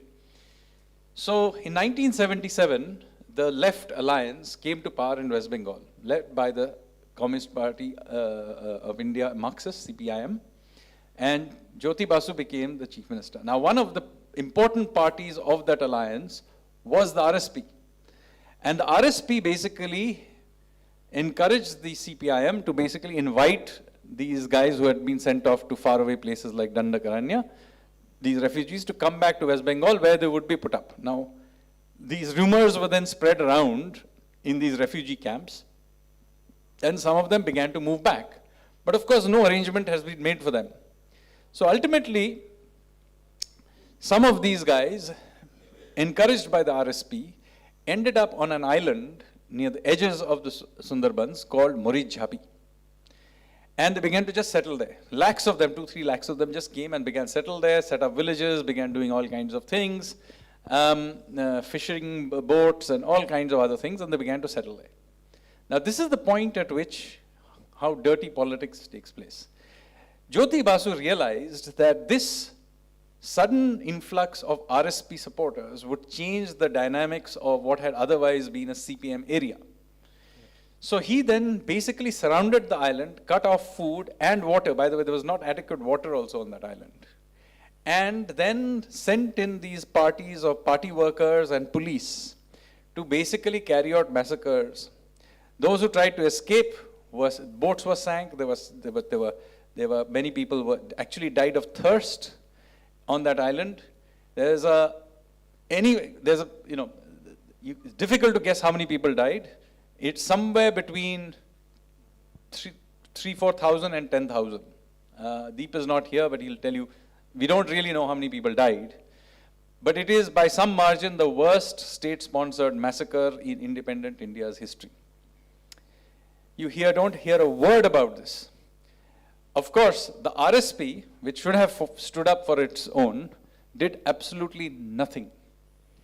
And one of the reasons the RSP basically disappeared in Bengal because they were their whole image was that they had been revolutionaries, etc. They were shown up to be essentially cowards, and so consequently the party basically withered away. But I'm telling you this story because effectively what is mentioned here by Shiv is what he saw happen to the Sikhs, who were also an important part of the revolutionary movement. What happened to the Brahmins of Maharashtra also happened to the Hindus of Bengal, not just in Bangladesh and East Pakistan, but also to the refugees when they came over to India. This is unfortunately stuff that happened in living memory. Eyewitnesses of this are still alive. And yet, I grew up in 1980s Kolkata. Within 100 kilometers where all of this happened, and I had no idea it had happened. It's only when I was an adult and I read about it that I found out about this. This is the level of how this entire thing is being pushed down, and this history has not been told. Yes, thanks very much. First of all, for me being on this panel, and as Sanjeev also said, Alo recruited us only last night, and I've barely been able to, skim through the book. So my apologies if I've probably even read less than Sanjeev has, and you know how confusing it can be. S.M. Krishna's predicament at United Nations. He was reading the Portuguese diplomat's speech. Yesterday, Ashok Gehlot was reading last year's budget.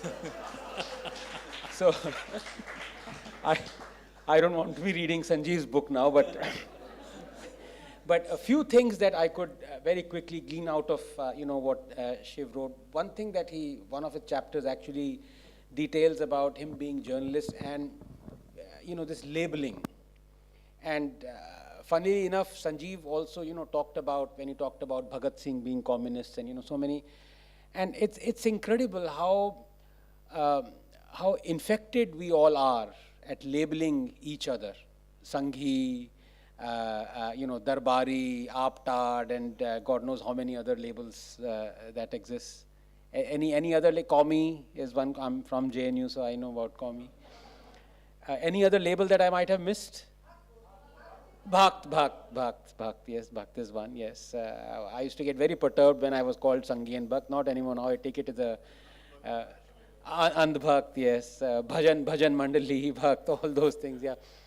But and especially in the context of what Sanjeev said in his, during his short speech, was that India's largest trade union, AITUC, which is a communist trade union, its flag is a red flag with hammer and sickle. Do you know who founded it?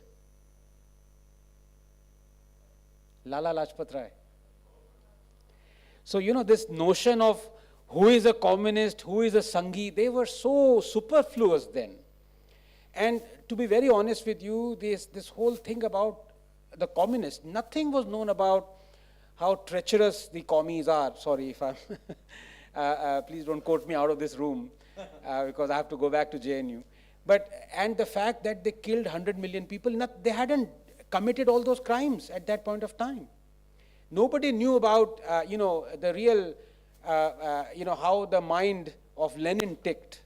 Nobody knew that Stalin would go on to kill 10 million people. In fact, not until 1960s, when Khrushchev himself talked about the truth about Stalin, did people get to know about Stalin. And even now, believe it or not, you go to YouTube, some JNU professors still do not believe that it was Khrushchev who was telling the truth about. They say that it was CIA's someone who had actually planted that thing, and the words, the lip movement is of Khrushchev, but the words are of CIA. I'm not joking. That a JNU professor could think this could happen in the 60s is really incredible. But the fact is, nobody knew.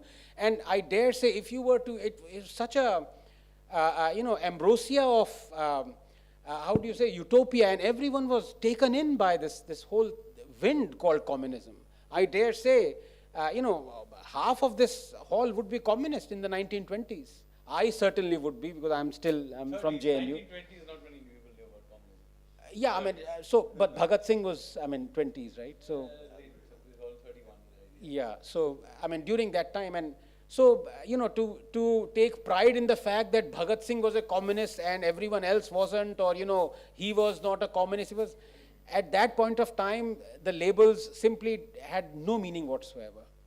Right now, yes, I can say with some certainty that labels do go on to identify, a particular proclivity. But then again, because Shiv is a journalist, I would like to perhaps even ask Sanjeev and you, or throw it open to the thing that how, when we constantly talk about, how polarized the electorate is, or, the voters are, do we spare a thought about how polarized our journalists themselves are? They are the people who are supposed to give us the news absolutely objectively. Whenever they raise any issue or they talk about it, they are supposed to at least say, has this thing happened before? Is there past precedence? That is how scientifically and objectively and rationally, you go about talking about things. But right now, I'll be, out of 100 journalists, I don't think more than a couple are doing that, and those couple are possibly in this hall. So away from this also, this thing about labeling that Shiv talks about, how true is that in establishing our psyche right now in contemporary times, Sanjeev? For a start, are you a Sanghi? Yeah, maybe. Who never went to a shaka, as a famous book now says. Well, it depends what you mean. As I said, even those labels tend to be, you have to be very careful about them. So today, for example, when you think of the Democrats and the Republicans, you get, the Republicans are painted as being the party of the white supremacists, and the Democrats as being the flag bearers of, freedom and minorities and so on. Do remember that in the Civil War, it was the Republicans who represented the North and were anti-slavery. It was the Democrats who were trying to continue slavery. Do always remember that these labels can be very misleading. They change in flavor at various points in time. The ideas may not. There were white supremacists then, and there are white supremacists now as well. But labeling can be quite messy, and I think I mentioned this earlier as well. When you talk about the right and the left in the 1920s, or you talked about socialists, socialism or the left simply meant people who were anti-colonial or basically anti-establishment. So ironically, in his own book, Netaji writes about how the Lal Bal Pal trio are leftists. And he talks about Gandhi, etc., as being the rightist, i.e. they being in favor of the current establishment. So there are these kinds of labels that get thrown about. But my own sense is that it is not, I'll also not be too harsh about using labels in the sense that it is a useful shorthand when having casual conversation, but it needs to be taken into context of the times. So Sanjeev and Anandji both, one of the things that Kunal mentions very clearly in his book, and he's not kind of mincing words, he names names, and these are all contemporary people. He talks about, he mentions about an incident somewhere in the early 2012, 2011, there was a track to diplomacy going on with Pakistan, where at some point of time it was decided between some officers and some bureaucrats and certain politicians to demilitarize Siachen. Kunal, along with some of the serving military officers at that time, fought it tooth and nail. And I think during one of the launches of this book by Professor Debroy, he did mention very guardedly that he checked with certain people in the government at that time whether how true it was. And Professor Debroy said that he did not get a no for an answer. So would you guys be able to talk anything about what would have happened to Siachen, or what your take would be if we were to demilitarize it today or at any point of time? Well, I don't know what happened. I haven't studied the particular subject and I didn't ask anybody about it. So I'll go with whatever Shiv Kunal has to say. But I will make a larger point. There remains, and has been for a long time, as I said, we can use now in a modern context a collaborationist class in India, which always wants to do this compromise because of a few plates of biryani in Lahore. And I have never understood this. This is very well ingrained even to this day in certain parts of the bureaucracy. And because I now have a somewhat bad reputation, people are now more careful about conversing about and expressing themselves about this. But even as recently as 2017-18, when I had just joined the government, and my somewhat militant views may not have been as fully known in the system as before, I would routinely come up with, this kind of conversations in, casually. That was the conversation at a certain arena, let's say in IIC or in a dinner party, etc. This was the default to which everybody says. So even if you agreed with something else, you had to first defend it against this general default. And I would love to find out why this collaborationist default happens. One of my theories is partly it has to do with the continuation of the collaborationist class after independence as being our upper middle class, intellectual class. That may be part of the story. But it is quite interesting. I have been recently reading up a lot on African social media. And it turns out that this is quite systematic. The systematic use of dollarized salaries of aid agencies to essentially buy out the children of the elite and the bureaucracies of developing countries is quite a common and systematic thing.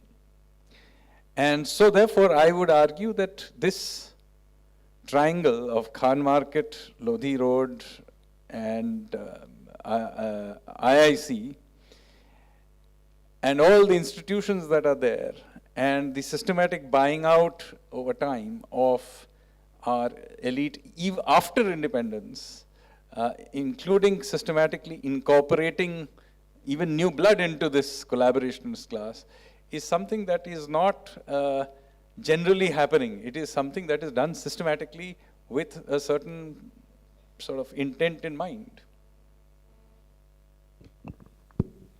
I know only one person who dines at Khan Market, stays at Lodhi Road, and is an IIC member.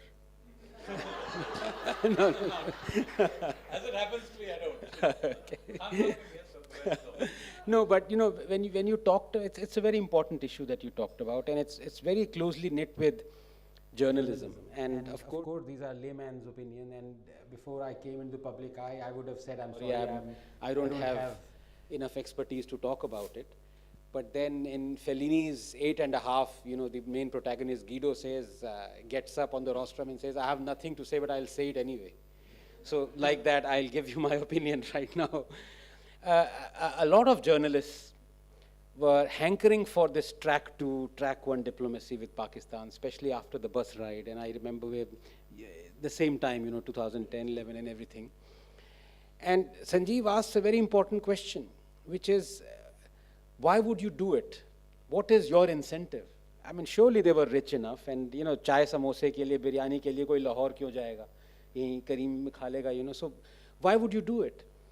Is it by habit, or is it by actually an anti-India agenda, bit by bit, brick by brick? And I really don't know the correct answer to that, and I think it might be the latter, because there are some people who you can see through their agenda within 5 minutes. And then you know they would never work for India, they would never be for India, they would never work for Indian interests. Yes. No, but he's worked tremendously in India's interest ever since he made that chai wala comment. I mean, he has anointed Modi as the Prime Minister, so, you know, you're wrong there. No, but I mean, I meant Gilani, Saeed Shah Gilani, because you're talking of Pakistan, Kashmir and all that. And the reason why I say this is because you've seen so many editors, journalists, you know, be so close to Gilani, go and have chai with him, biryani with him, and lunch with him, call him on conclaves. He has been to Delhi so many times, he's spoken on, you know, what is the thing. And when I say that, you know, one can see through these people within 5 minutes. It's possibly even less than that, because I'll make it even less for you, because I've taken extracts from his own book. And I want to read those out, because it'll become very clear, you know, why people still hanker to talk to these people. So these are extracts from Gilani's book, Naya-e-Hurriyat, right? I'll just tell you what his thought process is. These are some quotes taken from it. And Gilani was the one, you remember, and Sai is right, Manishankar Iyer, the HT editor-in-chief, and so many other journalists. So many have gone and met him and wanted. So this is what, these are Gilani's sayings. Muslims are a qawm wholly separate from the Hindus. Muslims are a complete separate nation on the basis of their religion, culture, civilization, customs and practices and thought. Their nationalism and the foundation of their unity cannot be based on their homeland, race, language, color or economic system. The basis of their unity is Islam and Islam alone. Pakistan was created for the hegemony of Islam and for establishing an Islamic system. Pakistan is the land of the dreams of all Kashmiris because it was one in the name of Islam. Accession to India would result in the Kashmiri Muslim having to live perpetually under Hindu slavery. The entire struggle of the Kashmiri people is for the sake of Islam and for the accession to Pakistan. It may seem like these are extracts from some guy saying, you know, Sai has referred to them in his book, but, you know, this is across time, across space. What was said by, you know, some bigot 100 years ago mentioned in Sai is being repeated by Gilani. Kashmir must become an Islamic state. Our goal is the establishment of Islamic government. Our struggle is for the sake of Islam. Islam removes people from the slavery of people, but secularism makes the people slaves of Delhi. And these journalists were calling Gilani as secular. The ongoing struggle against Indian rule in Kashmir is not an ordinary war, but rather a jihad. India is a bigger enemy of Islam and Muslims than Israel. I plead with the Afghan Mujahideen to come forward to help liberate us from India, and by doing so, express their bond of Islamic brotherhood and religious commitment. In the light of the Quran, it has now become incumbent on the people of Pakistan to engage in jihad in Kashmir. These are the words of the guy who our editors and journalists were hugging and having tea and biscuits and wanting track to. I mean, what more can be said, you know? Fair point, Dr. Ranganathan. One of the other things that Kunal's book stands out for is that fact that he and Shekhar Gupta were very deeply involved in covering the Punjab terrorism, plus the Operation Blue Stars. About 3 or 4 days back, there was an interview with one of the army generals who went in, General Kuldeep Singh Barar, with Smita Prakash, I think, in one of the interviews. And he mentioned very clearly that there are some people calling it a botched up operation. The some people is Kunal. So he starts the description of Operation Blue Star as that it was a completely botched up operation. And since he got a very close, a very bird's eye view, In fact, I mean, just to recount from my memory of what is written there, he was, I think, 21 or 22 years old at that time, and he was an AP journalist, just a couple of years old, and he was somewhere caught in Calcutta in torrential downpour, and his father, at that time, he was, I think, the 11th Division Commander in Jalandhar. They were frantically searching for him, and finally they get hold of him, and they tell him that there is going to be a flight for him at the Kolkata airport at such and such time, and he needs to get on that flight come what may. There were apparently, he describes it as 4 feet of water right up to the airport. So somehow he gets on the flight, and he's, I mean, kind of amazed to discover that's an Airbus 300. This is 1984, just brand new Airbus 300s. So with 300 passenger capacity, and he's the only passenger with 12 warehouses in it. I mean, that he also mentions very clearly. And he lands in Delhi, he lands at the Palam the technical area, and he's flown from there straight to Chandimandir, which is the headquarters of the Western Command. At that time, General Sundarji was the chief of Western Command. So he's kind of driven into his room, and he's put there, and he's asked to describe what he saw in Golden Temple during his last visit. Apparently, he was the last serious journalist who was inside the Golden Temple for any long or protected period of time. And Kunal starts by telling him that, sir, as far as I'm concerned, I have counted 64 LMGs. And on that comment, General Sundarji gets up and tells him that you journalists love playing generals, you have no idea what you're talking about, and he walks off. So after having flown him from Kolkata and done all this, all he spent with General Sundarji was 2 minutes, and what Kunal was trying to tell him, he wasn't even heard of. So apparently later on, General V.K. Singh was a major at that time, and he was there with his boss. So especially with the meetings with Mrs. Gandhi, General A.S. Vaidya, the Chief of Army Staff at that time, repeatedly told Mrs. Gandhi, don't do it. This is not, there is frontal attack on the Golden Temple. This is not a good idea for XYZ reasons, and this is not going to end well.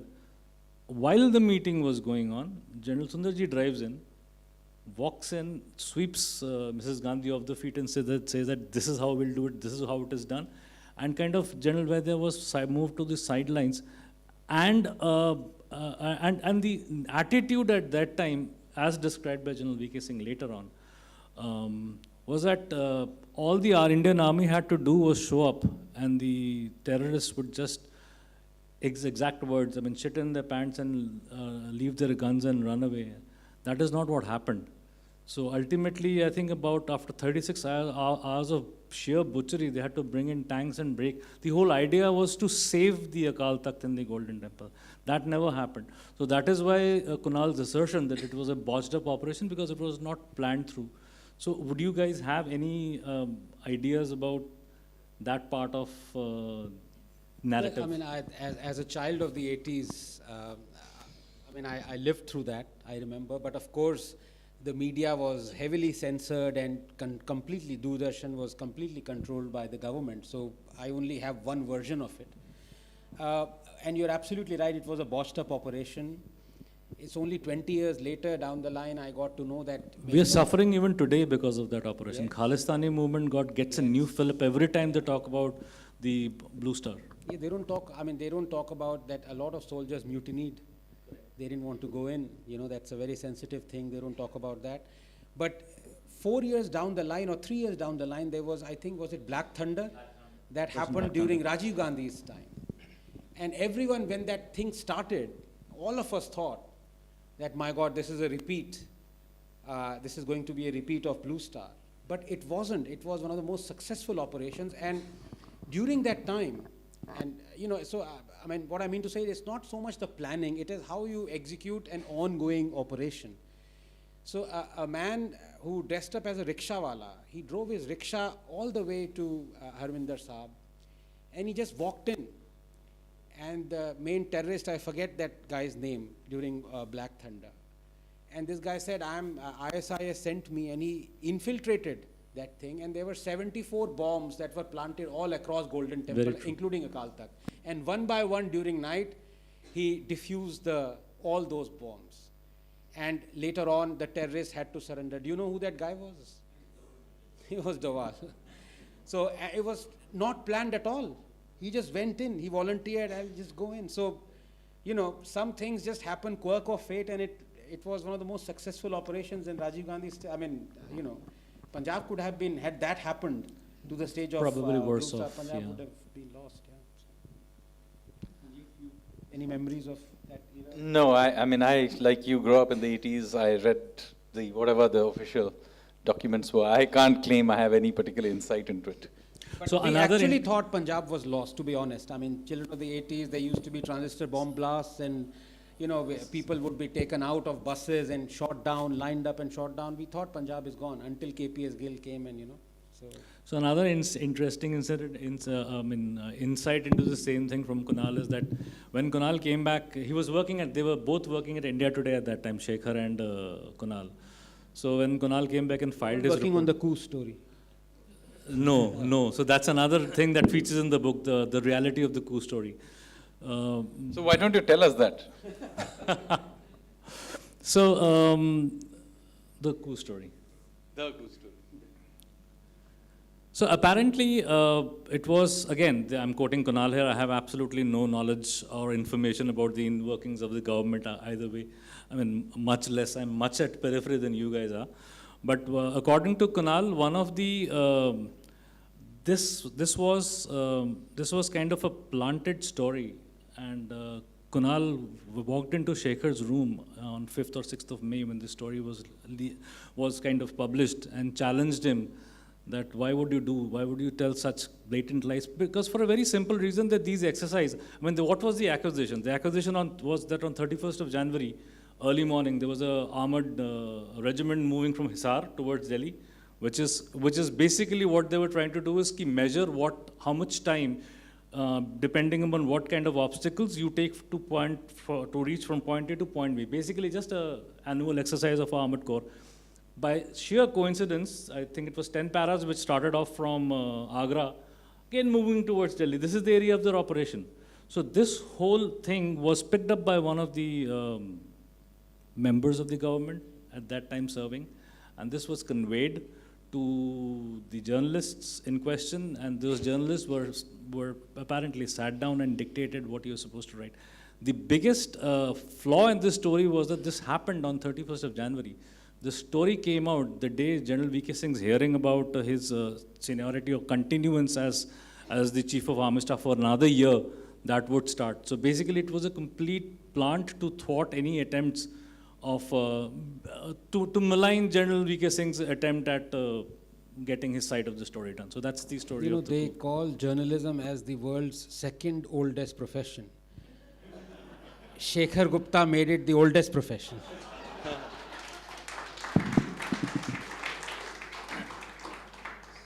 Why don't we open it up to questions? That might be more fun. Yeah, there's a gentleman right at the end. Just a minute, we're getting a few mics to you.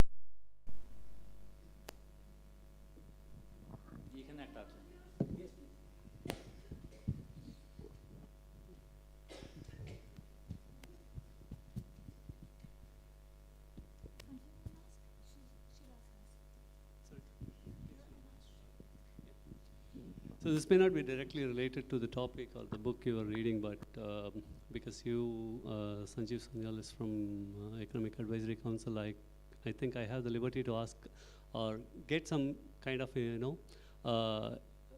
thinking of the government in terms of, the floods that we saw in Pakistan in the last few months back, and it is a combination of several factors. It's not about the book. Yeah, that's only about the book? Yes. Okay, then I don't have it.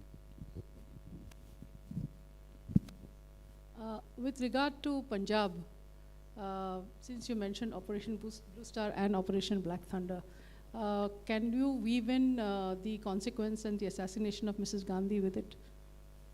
The consequence, the linkage? I mean, there's a direct linkage. I mean, so this was obviously, Black Thunder happened later. So and also, if you want the backdrop, that the genesis of the Punjab problem and who is Bhindranwale?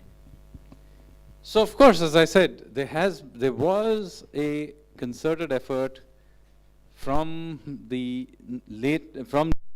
century into the early 20th century of splitting Sikh identity away from Hindu identity. And the British heavily invested into it. Interestingly, so that I go back a little bit more, do understand that the first attempt of the British to wean away the Sikhs was not to emphasize Sikh identity, but was in fact to Christianize them. They tried to do that with Duleep Singh, and they invested huge amounts of effort into building various kinds of missionary institutions in Punjab, which by the way are still functioning, many of them. And so that was their very first attempt at splitting the Sikhs. But that thinking, however, evolved to saying that we don't have to Christianize them, all we have to do is to separate them from the Hindus and create a separate. And we see that particularly happening with the Ghadar period, where of course they infiltrate all the Gurudwaras, not first in India, but outside of India, North America, Britain, and so on. So the genesis of this Khalistani idea happens abroad. Now, what happens is after independence, yes, you wanted to say something. I was just trying to bring it to Alo's specific question Yeah. of what is the... Yes, I'm are you talking about the proximate cause of Blue Star, of why it led to Blue Star? I'll address it from 1977 when they lost the election onwards. Yeah, so I want to tell you that there has been this thing among the Sikhs for quite some time, this split, so to speak. And it is needled all the time, of course, by the politicians. This includes, incidentally, the Congress itself, again, trying to needle this as a way of splitting the Sikhs themselves into various groups and try to utilize them in various ways for the electoral gain, which, of course, Mrs. Gandhi herself does, and there are many, many witnesses of the fact that Bhindranwale personally was given support by the Congress party ecosystem till he became way too big and something had to be done about him. So he was definitely a case of a Frankenstein. I'm not the first person who has made this point, but over to you. So again, I'm quoting Kunal on this one. He's specifically spoken about, not only there is a RNAW officer who was on with Gaurav Arya a couple of days back. He describes exactly how this happened. That in 1977, after losing the elections to the Janata Party and Akali Dal combined, especially in Punjab, I think within a matter of 3 or 4 months, Sanjay Gandhi got in touch with Kamal Nath and asked for a plan to how do we come back to power in whenever we go in for elections next time. So, so keeping the fact that they needed to beat Akali Dal's agenda, they had to pick up a cleric. So there were about, according to some of the authors, including Kunal, there was an interview of sorts. You know, there were 5 or 6 clerics who were interviewed, and Jarnail Singh Bhindranwale, who by another coincidence used to live 10 kilometers from where my house in Moga, Punjab was selected because he looked to be the most militant and he looked to be the most powerful orator and all that.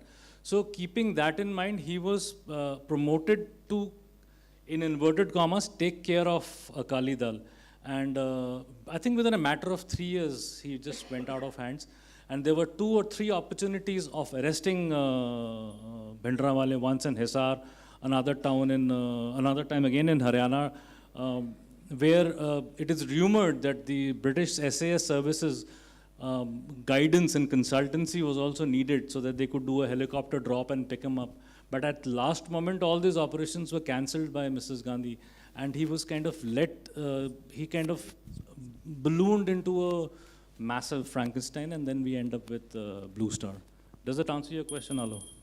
You have 5 more minutes. Sai wants to ask a question.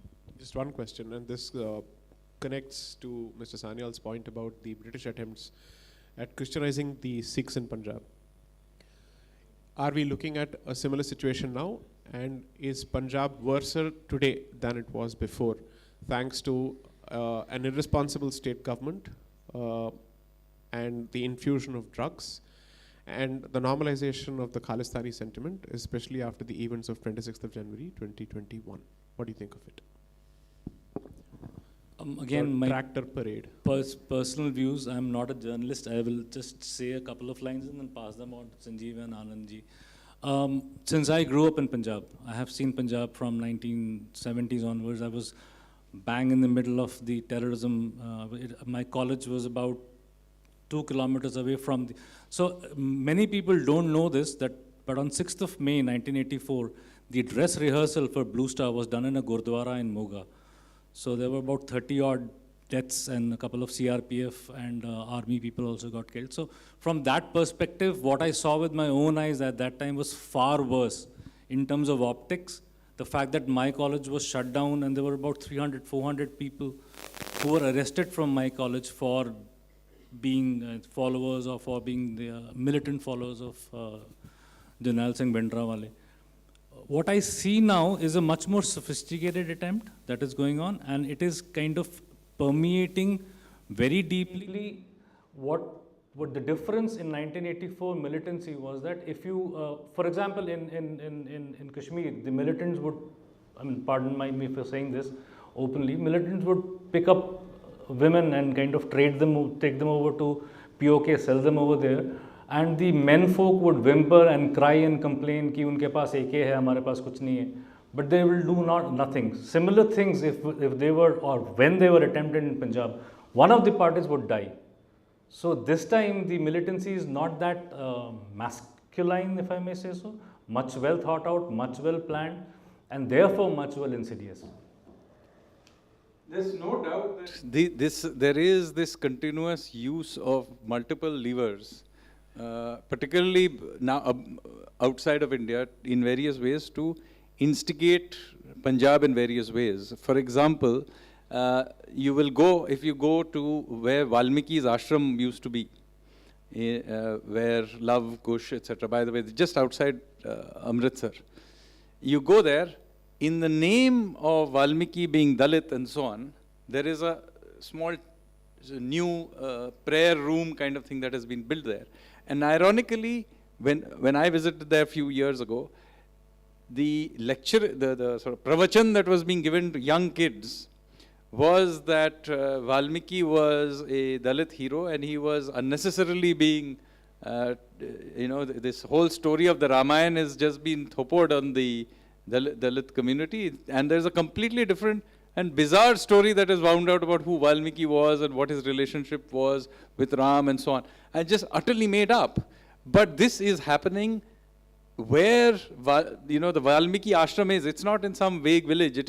It's a part of the thing, and the same thing is being done with missionaries and evangelists of various kinds. The thing that you just saw with, of course, the farmers' movement and so on. All of these are very well funded, well orchestrated machinery with very close links outside of India. So yes, absolutely dangerous things that are being attempted, and of course now may be encouraged by even domestic political dispensations. If I can just add 30 seconds. I never look at the criminal. I always look at the person whose responsibility it is to get at the criminal. So I don't look at the anarchists, I look at this government, and this government is weak. But it won't be for long. As soon as Modi gets the majority, I think we should be fine by that.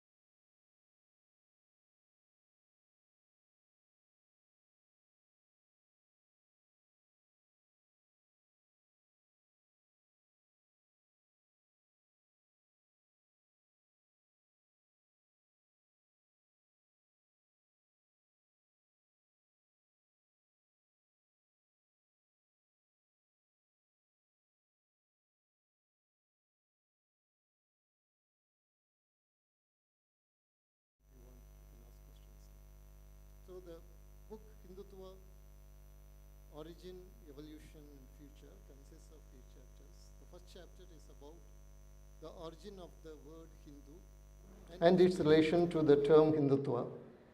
There is this beautiful story about Siddhartha saving the swan which was harmed by Devadatta, and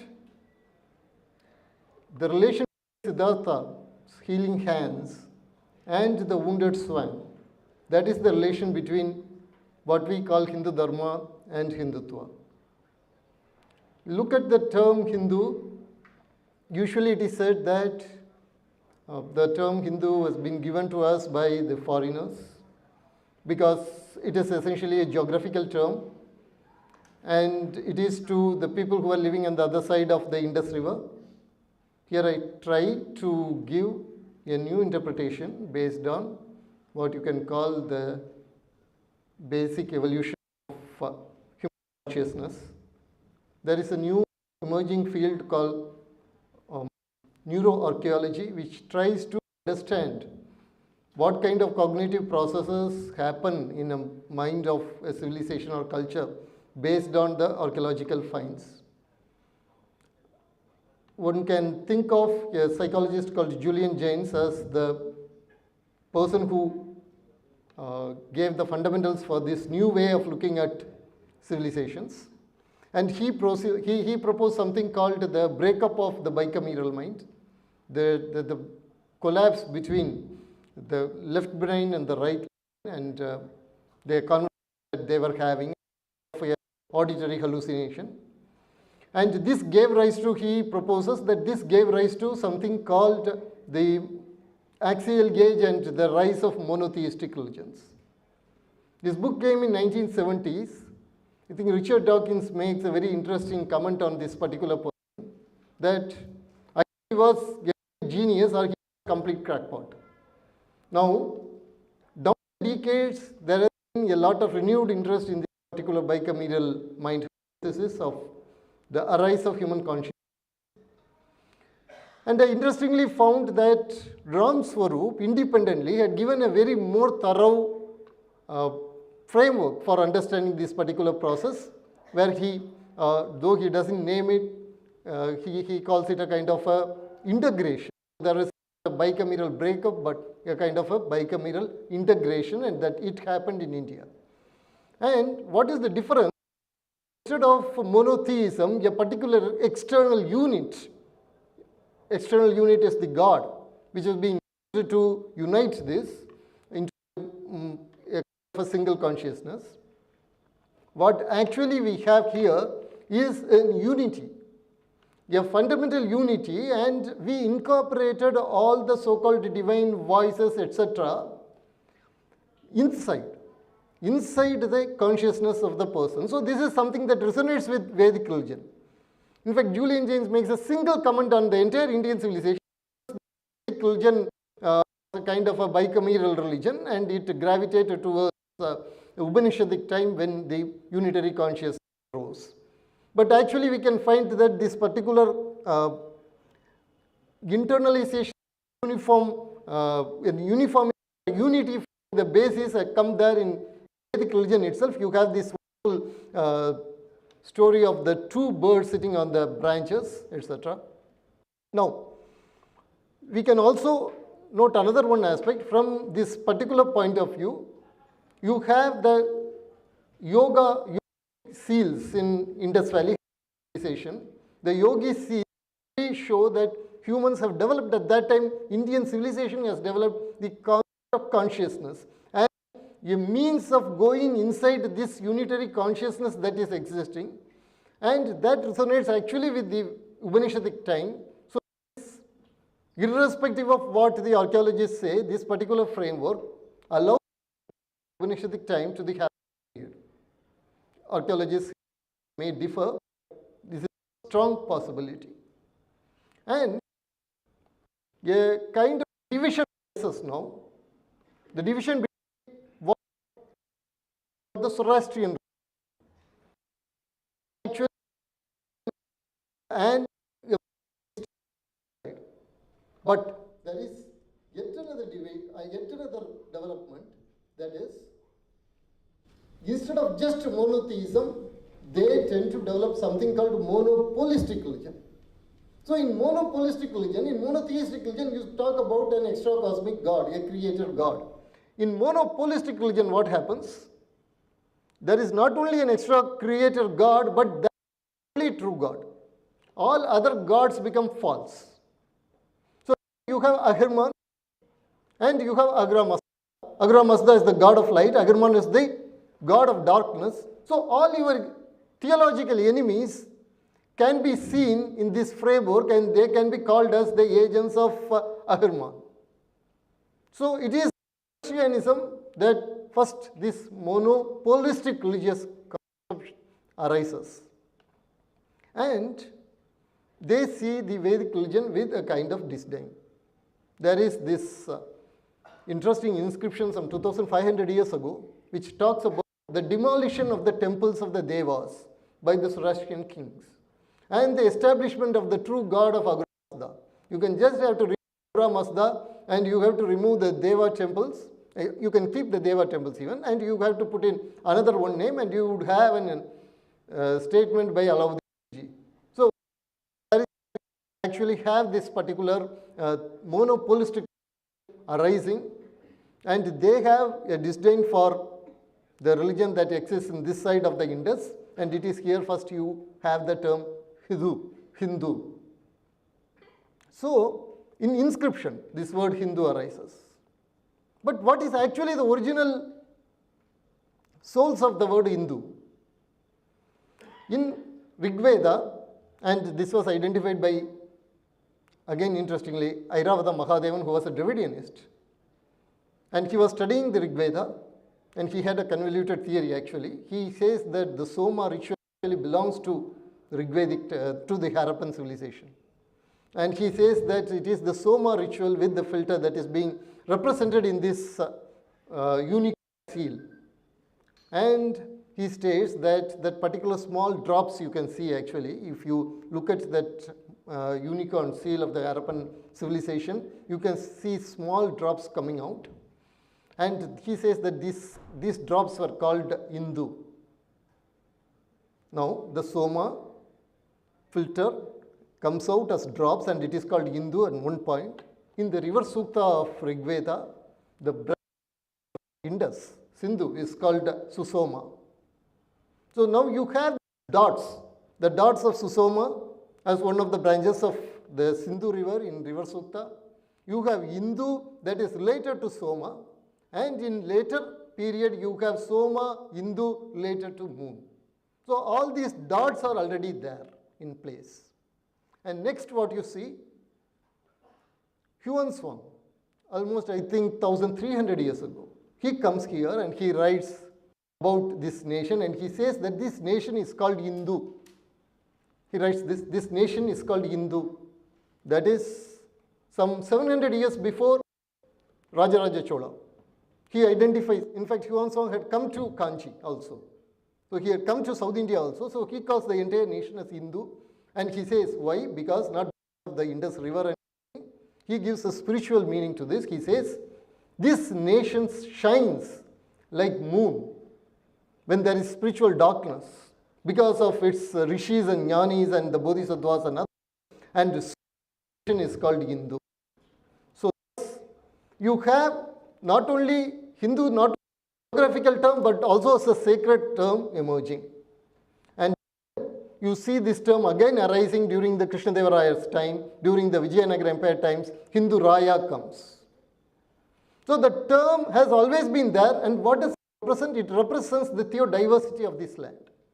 As I said, the monopolistic expansionist forces, they always want to destroy theodiversity. The term theodiversity was coined by Yogesh Chandra, a Buddhist scholar. So whenever this monopolistic expansionism tries to destroy theodiversity, the Hindu becomes important. It is like your immune system. Despite all the diversity inside, when a hostile thing enters, your immune system reacts with the concept of an unified self. Then only the concept of the unified comes. The same way, in a natural religion like Hindu, the term Hindu naturally arises whenever there is a threat to what the course of this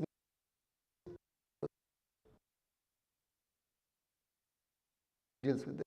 And the term Hindu has been Savarkar's definition of the term Hindu. I think 1940s, when Savarkar wrote Thoughts on Pakistan, he zeroes in on this definition of Hindu. Savarkar says that anyone who considers this nation Punya Bhumi, a Pitru Bhumi, is a Hindu. So Ambedkar notes that this actually is a very brilliant definition because everybody except. So the tribals are Hindus, people who believe in the Vedas are Hindus, people who don't believe in the Vedas, who don't know about the Vedas, they are also Hindu. Arya Samajis are Hindu, Brahma Samajis are Hindu. So this gives a theoretical basis for the term Hindu, he says. And when he creates the Hindu code bill, he uses the same definition there. He doesn't say anyone who considers this nation as Pitru Bhumi and Punya Bhumi. Rather, he says that anyone who is not a Jew or a Christian or Muslim or Parsi, all those people are Hindu. So this is the journey of. And Savarkar also says that Hindutva is essentially a universal set of which Hindu Dharma is a subset.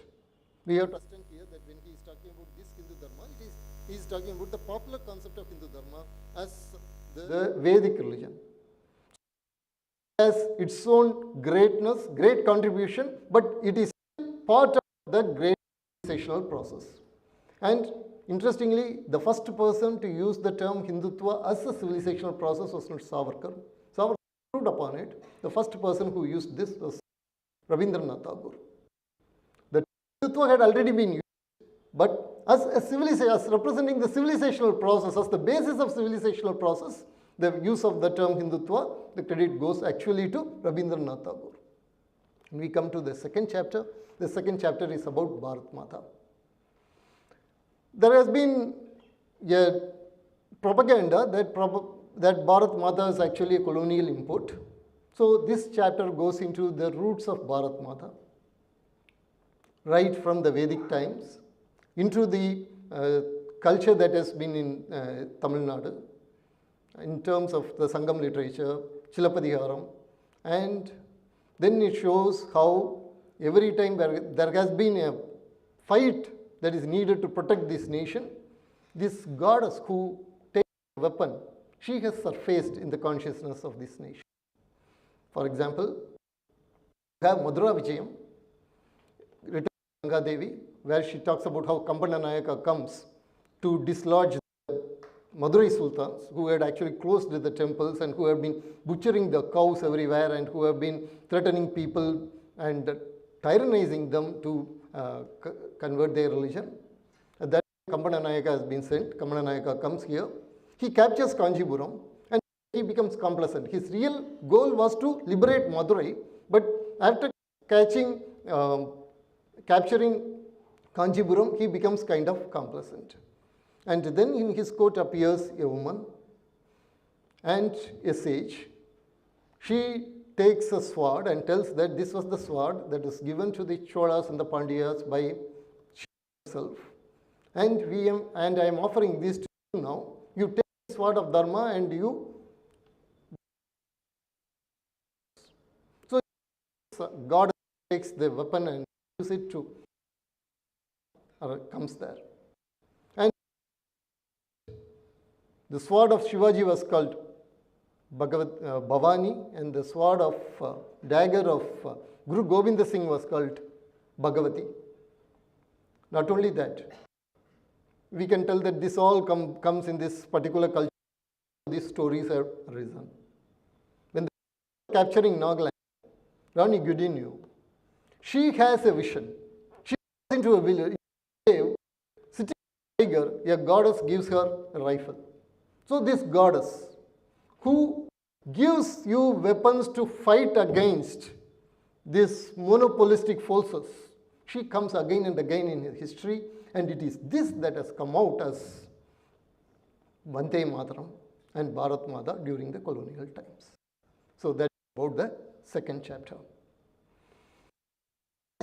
About what actually we mean by the protection of cow, and how this worship of cow has been there in the Hindu culture, who are all have defended it. In fact, the entire freedom was to cow protection.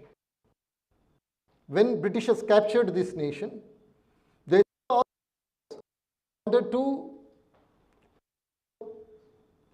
in a very big manner, in a very corporate manner, in an industrial manner, because they wanted them to be the food for their soldiers who would go and campaign in other parts of Asia, like Afghanistan and other regions. But what was stopping all this was the cow protection, the cow veneration that has been there with the Hindus. And even the so-called bowed down when they were under the Marathas. So the Britishers, they tried to get some pundits and write that cow eating was already there in the Vedas, etc., etc. And they tried to make this look like it is a very progressive thing, etc. And at that time, in Tamil Nadu, there was the Saint Vallalar. And when he writes, and now you have to remember that Vallalar is being co-opted, the entire Dravidian movement and this Dravidian Christian movement, it is trying to appropriate Vallalar. If you look at Vallalar pictures, 10 years before, he would be wearing Vibhuti. If you look at Vallalar pictures now, Vibhuti would be erased, and he is shown as a kind of anti-Vedic, anti-caste warrior, social warrior. Actually, he was definitely against social discriminations, but he was not anti-Vedic. He openly states, and he was one of the earliest persons to talk in Tamil Nadu about the nature of Hindu family against the Abrahamic family of religion. It is Hindu family of religions that can actually impart to Vallalar, that can impart to a person immortality. If this particular science is present in other religions, it is an approximation of what is present in Hindu Veda Gamas.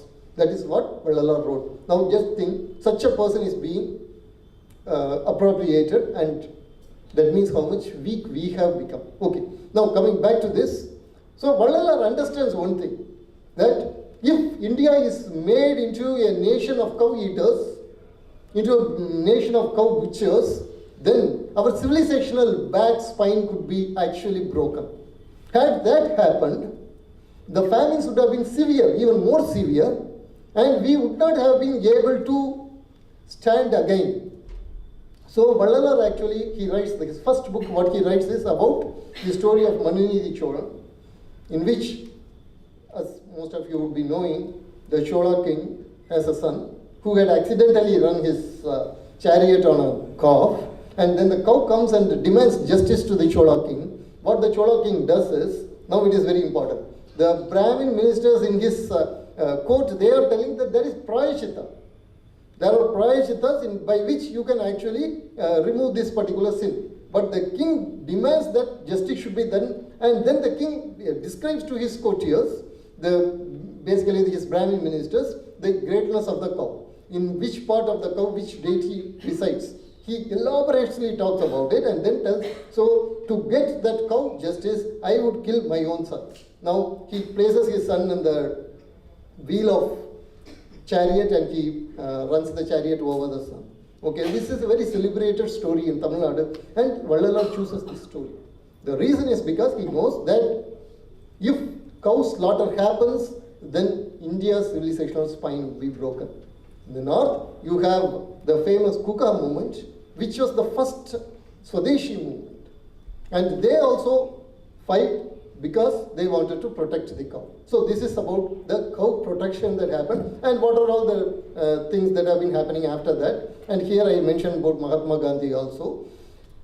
So Mahatma Gandhi took the cow protection, and he was actually a proto-Hindu ecological thinker. We can consider him that.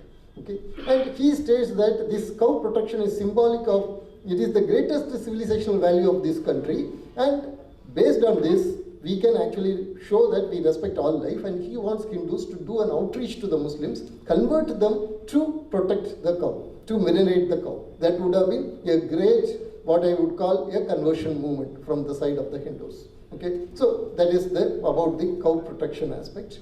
And the fourth thing that we are coming to, the fourth chapter talks about social equality, racism, etc. One of the charges that has been always leveled against Hindutva is that Hindutva is a kind of a Desi version of racism and Nazism. So here the chapter talks about the important contributions of the Hindutvites to the social emancipation of this land. Right? So if you look at any society of that period, you would find that the marriage age of girls was very lower. And it was around 1869, 1889, like that, they were actually changing. And for your information, in the Roman Catholic canonical laws, till very recently, the marriage age of girls was very, very low. It was only after Francis came that he understood this could create very bad publicity that he changed it. Till then, the marriage age was very low, and they had this provision that wherever you live, you have to adapt to the land of that particular, the law of that particular land. Okay, now this marriage age, here also it was very low, and people used to say that this is our religion, and you should not touch it.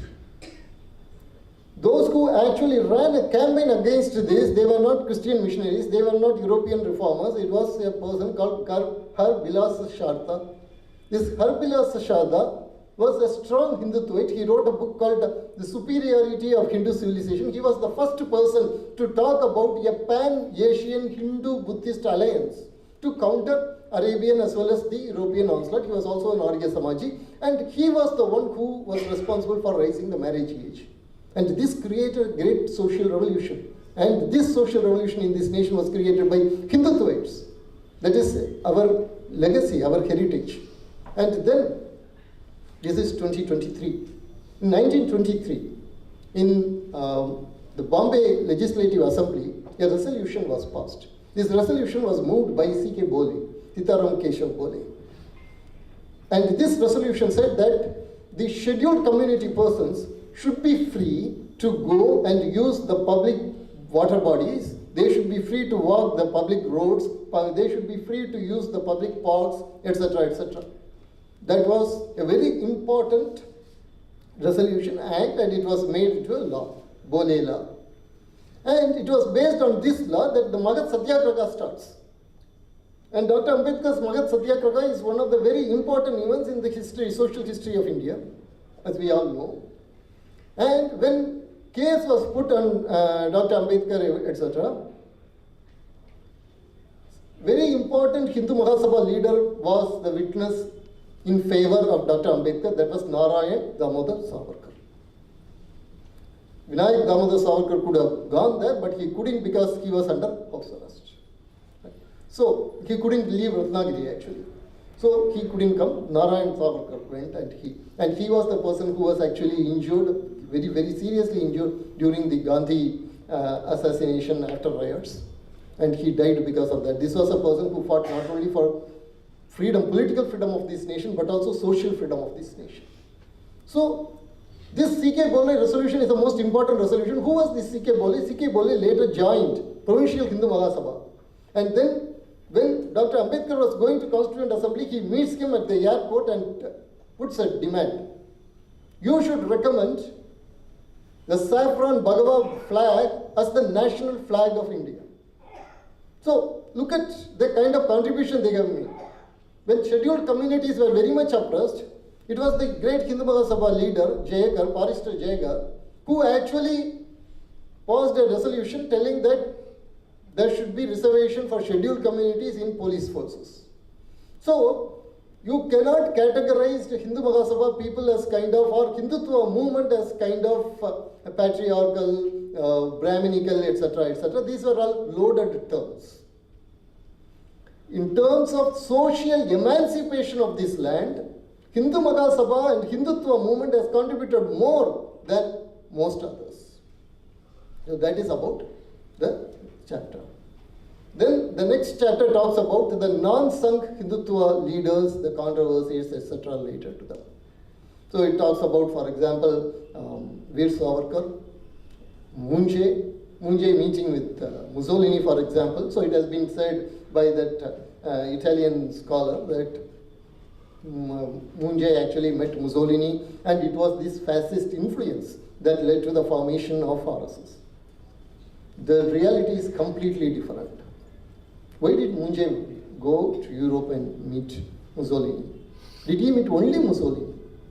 Actually, Munje visited all the military schools throughout Europe. He went to England, he visited the military schools there. He went to France, he visited the military schools there. He went to Germany, he visited the military schools. He went to Italy, he visited the military schools. And at that time, Mussolini was considered as a person who was favoring Indian independent movement. There was a great leader in India who used to tell everyone who comes to him to go and visit Italy and see Mussolini. His name was Mahatma Gandhi. So that was the kind of atmosphere that existed then. But why did Munje go and visit Mussolini and the military schools? Because he was part of a committee. And this committee was asking for complete recruitment. At that time, this British had this idea that there were only few communities that were military communities, and these martial races or martial jadis alone could be recruited for army. So there was no universal recruitment. Munje was fighting for universal recruitment. All the jadis, irrespective of which jadi a person belongs, should be recruited into the army. So Munje wanted to state his case with very good evidence. He went and he saw how this military training is given to students throughout Europe, and he found that it was universal military training, and he was actually substantiating his case. For that, he visited. In other words, the British were implementing a pseudo-scientific racial theory, which is very similar to the Nazi concept, and Mussolini was building a case against this. Munje was building a case against this, and he was for universal military recruitment. So these completely different things. How this has been made into by propaganda is very interesting. So it deals with this kind of myths in this chapter. Then we come to the RSS. The different myths relating to RSS, the kind of studies that have been made about RSS today. Our Dr. Vikram Sampath talked about them, and Anand Ranganathan, they talked about mixing of fiction and fiction, etc. When I was going to Shagas, that was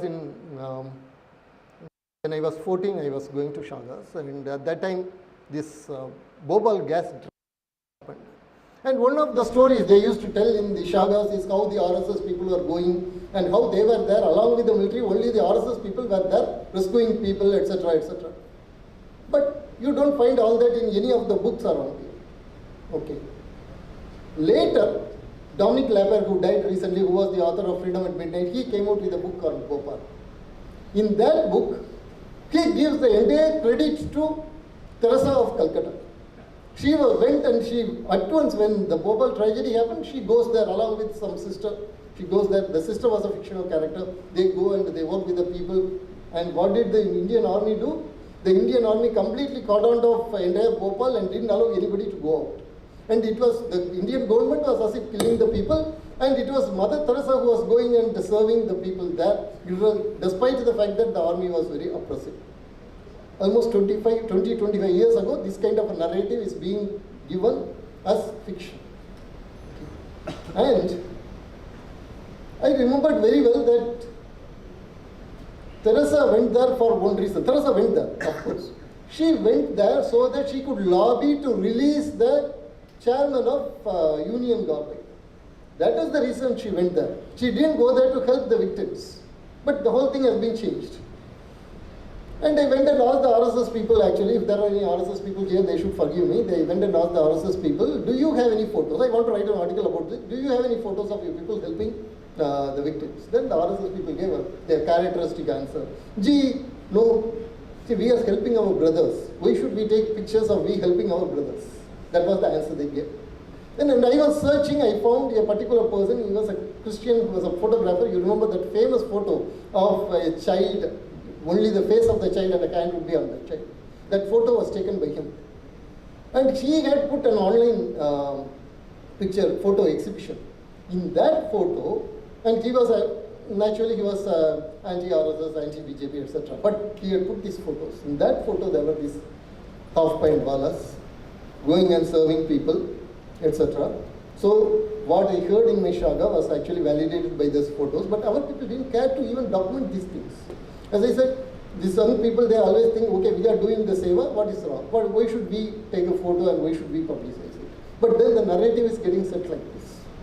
And also another one important aspect of RSS that this book discusses is about how within a small period of any disaster, RSS has been able to go and reach a particular place. Anywhere in India, whether the disaster is man-made or a natural disaster, the first persons to go and reach that place during that particular golden window time, they were the RSS people. How RSS made it possible? There has been no study on this. There has been no study on this. There are a lot of academic studies demonizing RSS, but this crucial aspect, this cost-effective organization, it does not need a building, it just needs a small ground, and it does not have membership, yet it is able to bring together the cadre at any particular time of disaster. Even where RSS is weak, they are able to bring together the cadre to help people, irrespective of caste, jati, religion, etc. And there is a very great quote by Guruji Golwalkar. Whenever you talk about Guruji Golwalkar and quote, there is only one quote everybody uses is in 1939, when he told that there is this, we have to learn this lesson from Germany and how she has purged the other races, etc., etc. There is a clear explanation of what actually he said and in what context he said, etc. in that particular book. But here, what happens here is that Guruji Golwalkar instructs the RSS cadre in a personal letter that was published very long time later. In a personal letter, not for published, in a very personal letter, he tells this. When you are going and serving people, don't differentiate them based on religion, caste, etc. When you serve them with the notion that you are serving the divine. The way a priest would be offering puja to the deity in the Garbhagriha, the same way you get to serve a person. That is the words of a person who had been depicted as a monster in the general discourse. This is about the RSS. Then there is a chapter on science and Hindutva. And this particular chapter I talk about today, interestingly, it is February 12, which is Darwin's Day. Okay. Darwin Day is celebrated, it was his birthday, so Darwin Day is celebrated to celebrate evolution. J.B.S. Haldane once said that with the discovery of natural selection, actually Darwin converted the entire Europe in principle to Hinduism. An exaggeration, but it's a very important thing. So this particular thing deals with the kind of exaggerations that are being made in the name of Hindutva. I call it cargo cult Hindutva. It is not a derogatory term as such. Marvin Harris has explained what is cargo cult. So when the aborigines of certain Pacific islands, they understood that they have helped somehow in the creation of the modern civilization, but they have been denied the fruits of modern civilization. So they create this cargo cult where the West had to repay. The same way, we have actually done a lot of contributions, but we don't know how to express those contributions. And we have been denied education of this particular aspect. I will tell you one example for this, a very solid example. There was this great scientist called Pushpa Bhargava. He was a great scientist. He was a great institution builder also, okay, but he was also a propagandist. So they created in 1970s an exhibition called MOSE, Method of Science Exhibition. In this exhibition, there are different panels were there. These panels became very famous. This became a basis for teaching method of science in different curriculum, even for arts students by IGNOU and other open universities. And in this particular, there are different panels on method of science. You don't have a panel on Karl Popper, you don't have a panel on Thomas Kuhn, but you have a panel on Lenin and you have a panel on Karl Marx. Okay? So this is the kind of propaganda that was going on, and we were being denied completely our scientific heritage, and so naturally we get into pseudoscience and we tell that this has been already invented and etc. etc. But actually we have contributed substantially. This particular chapter deals with that aspect. And as recent as post-independence, when we needed a cyclotron, it was Meenakshi Saha who brought in cyclotron, who first created the first nuclear facility, and in that he was actually helped by Shyam Prasad Mukherjee. Despite the fact that Meenakshi Saha had some kind of a Marxist favoritism, despite that, it was Shyam Prasad Mukherjee and who helped him, and it was Jawaharlal Nehru who was trying to stop his work. So this is a very interesting aspect here. And we have Dr. Murli Manohar Joshi, who was the brain behind Chandrayaan. Most of us don't know that. He was the one who cleared entire papers for Chandrayaan. He also created TKDL, Traditional Knowledge Digital Library, which actually reduced biopiracy by, say, 70% or something. And this is again based on with Hindutva rootedness. All these aspects have been dealt in this particular chapter. The last chapter is about Samanvaya. There are two kinds of processes, we can say. One is a very theoretical process, it is called dialectics, which is a very mechanistic process. And then you have a very organic process, and that process is Samanvaya. Samanvaya actually takes in the different heterogeneous thought processes and tries to create a broad mosaic with kind of harmony. And here we explain this Samanvaya as the civilizational process that upholds the civilizational core value of theodiversity. And we deal with, in this particular chapter, I deal with how this Samanvaya worked with the Hindu family of religions like Vedic religion, Buddhism, Jainism, and Sikh religion. In that particular Sikh religion, because just before we have been talking about it, I want to tell you one important aspect. The Sikh massacre that happened in 1984 didn't happen over one night or over one incident. The hatred against the Sikhs and the hatred of Sikhs against the Hindus, it was being built in a very gradual process, and Indira Gandhi government, the Congress government, knowing that it will create a grand human misery for generations, it was doing it for its politics. So the stereotype of terrorist Sikh and the stereotype of backward Hindu who was worshipping idols, etc., this was being created between both the communities, and then the Congress can play themselves as at one. They can be Janus faced, and they can tell that we are the only persons who to protect the Hindus from the Sikhs, and to the Sikhs they can tell we are the only minority defenders. So they were playing this game at that time.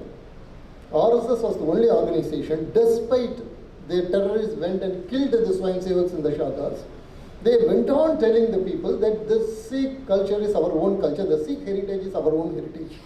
So I have produced in that some cover pages of the official RSS magazine in Tamil Nadu, where you don't have any Sikh population. You are not playing to the gallery.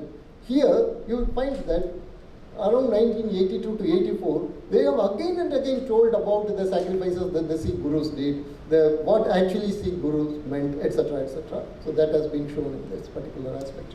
And then we come to Christianity and we come to Islam. In the case of Christianity, it is a very interesting thing that this book talks about is, in Indian context, Christianity interacts with Hinduism in three ways. One is it tries for institutional appropriation of Hindu religious symbols and Hindu spirituality also.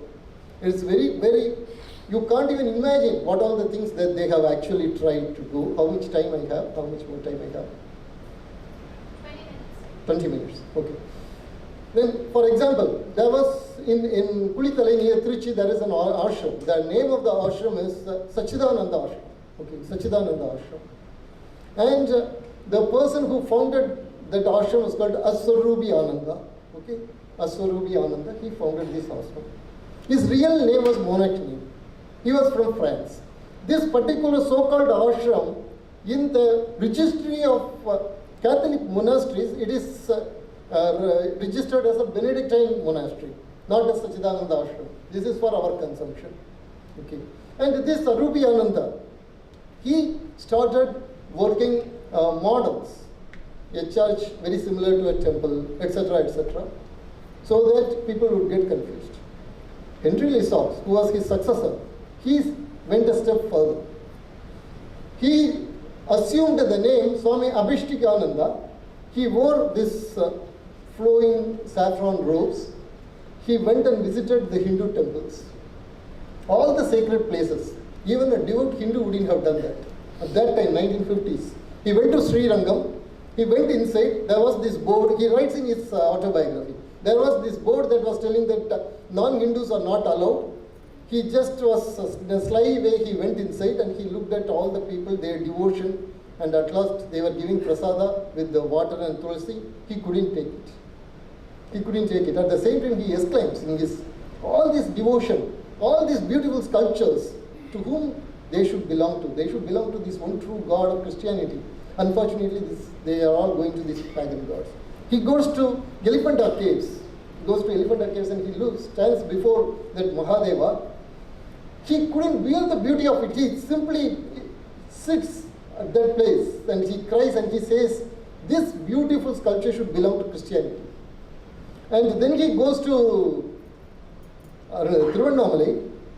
He goes inside the Virupaksha cave and he sits there. He takes, wherever he goes, he also takes bread and wine. And then he conducts the holy mass there, telling that this place should one day belong to Christianity. And then he looks at the way people are flocking Ramana Maharishi. So he wants to train a boy as a Christian Catholic Ramana, an equivalent of Christian Catholic Ramana. Unfortunately, there is some interdenominational problem. The boy gets mixed away. So that Project Ramana didn't happen. Then there is this twist. One day, he goes near Rudraprayaga. And there also in a Shiva temple, he had done the same thing. He had taken the bread and the wine and he had conducted the commune. As he was passing by, he gets a heart attack. He falls down.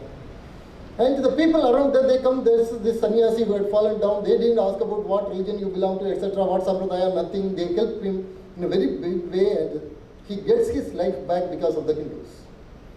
And he starts wondering about this particular thing. He brings to question all the things that he had done so far.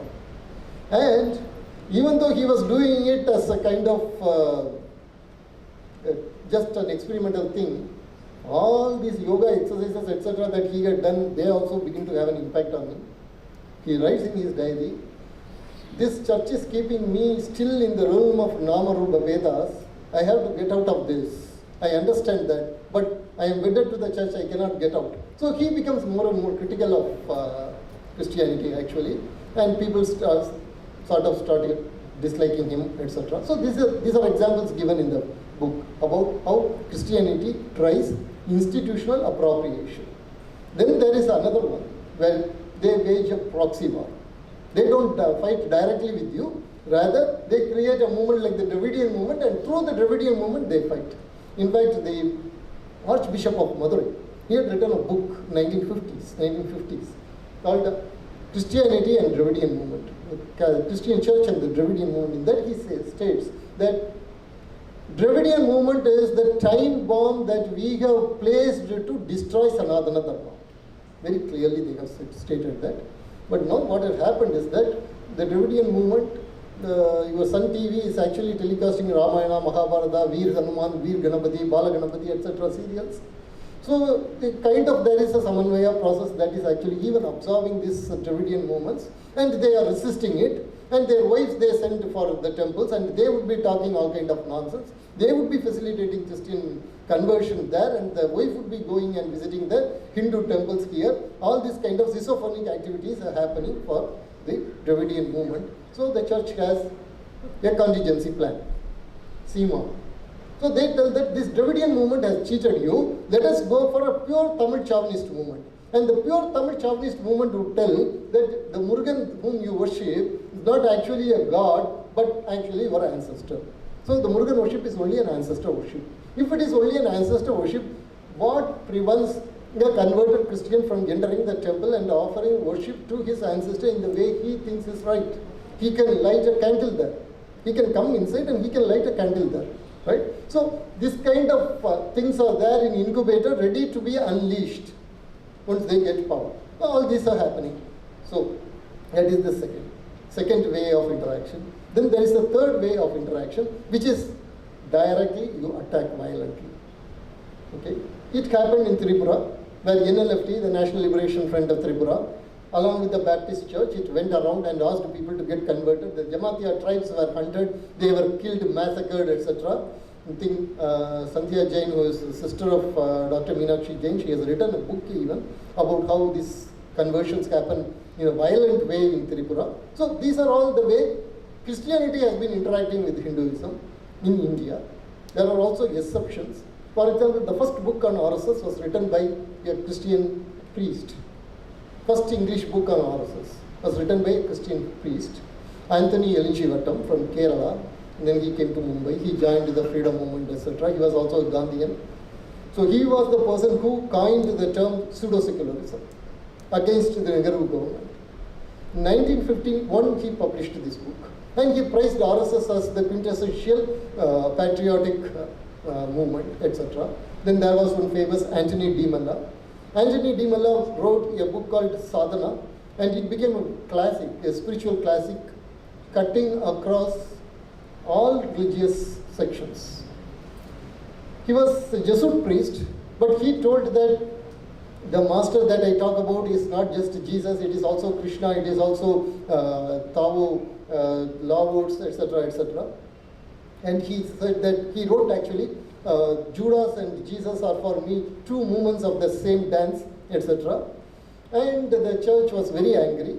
It completely prohibited his books. When Pope Benedict was Cardinal Ratzinger, even today there is this Inquisition office. It has another one name, but the Inquisition office is that they published an edict telling that his books should be removed completely from all the places. So here is an example of how Christianity had been interacting. We should not forget the institutional aggression this monotheistic cults are unleashing. When we are studying the individual possibilities also that exist there, we should be very clear. So I have brought up this, and the RSS also had been having dialogue with the Christian community. There was this famous social reformer called Joseph Pulakunal in Kerala, and he was against the institutional Christianity so much that he has been called the Judas of Kerala. And he was running a Kerala Indian church, an Indian national church, and he had a very wonderful dialogue with Dr. K. Sudarshan when he was the Satsanga Chalak of RSS. They agreed upon that there should be no conversions, that it should be Christian, whoever Christians are here, they should actually adhere to an Indian national church and not the Catholic Church or Church of England, etc. So this kind of dialogues have been happening. Then there is also an interaction with Muslims that also have been given in the book. So these are all broadly the way the Samanvaya is being dealt in the book in its last chapter. So this is about Hindutva as a process of consciousness, a process of civilization, a civilizational process. And it is a process also of resistance against monopolistic aggression. And we have a great responsibility to take this process forward, because this is the only model that exists for the entire humanity to manage constructively its differences with mutual respect.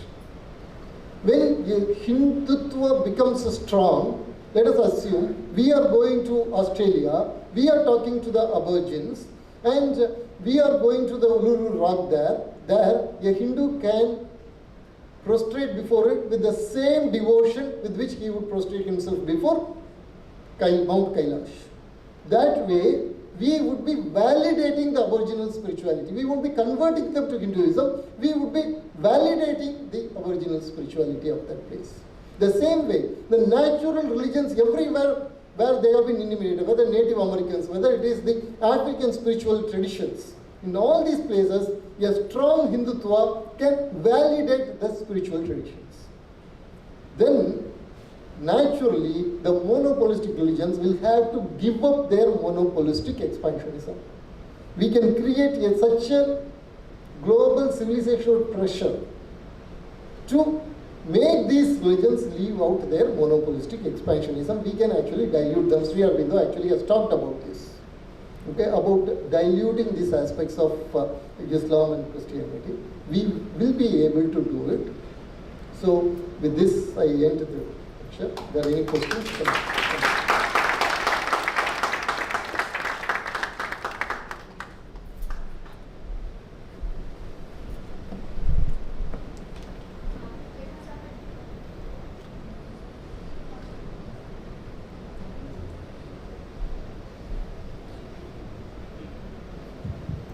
I'm a dairy farmer, that's why I'm asking you this question about the cow. I don't know the average consumption of milk in India of our 1.4 billion population, but like just take it as 300 ml per person per day, which makes a lot of milk per day. So to produce that milk, say a cow is producing an average of 10 liters a day.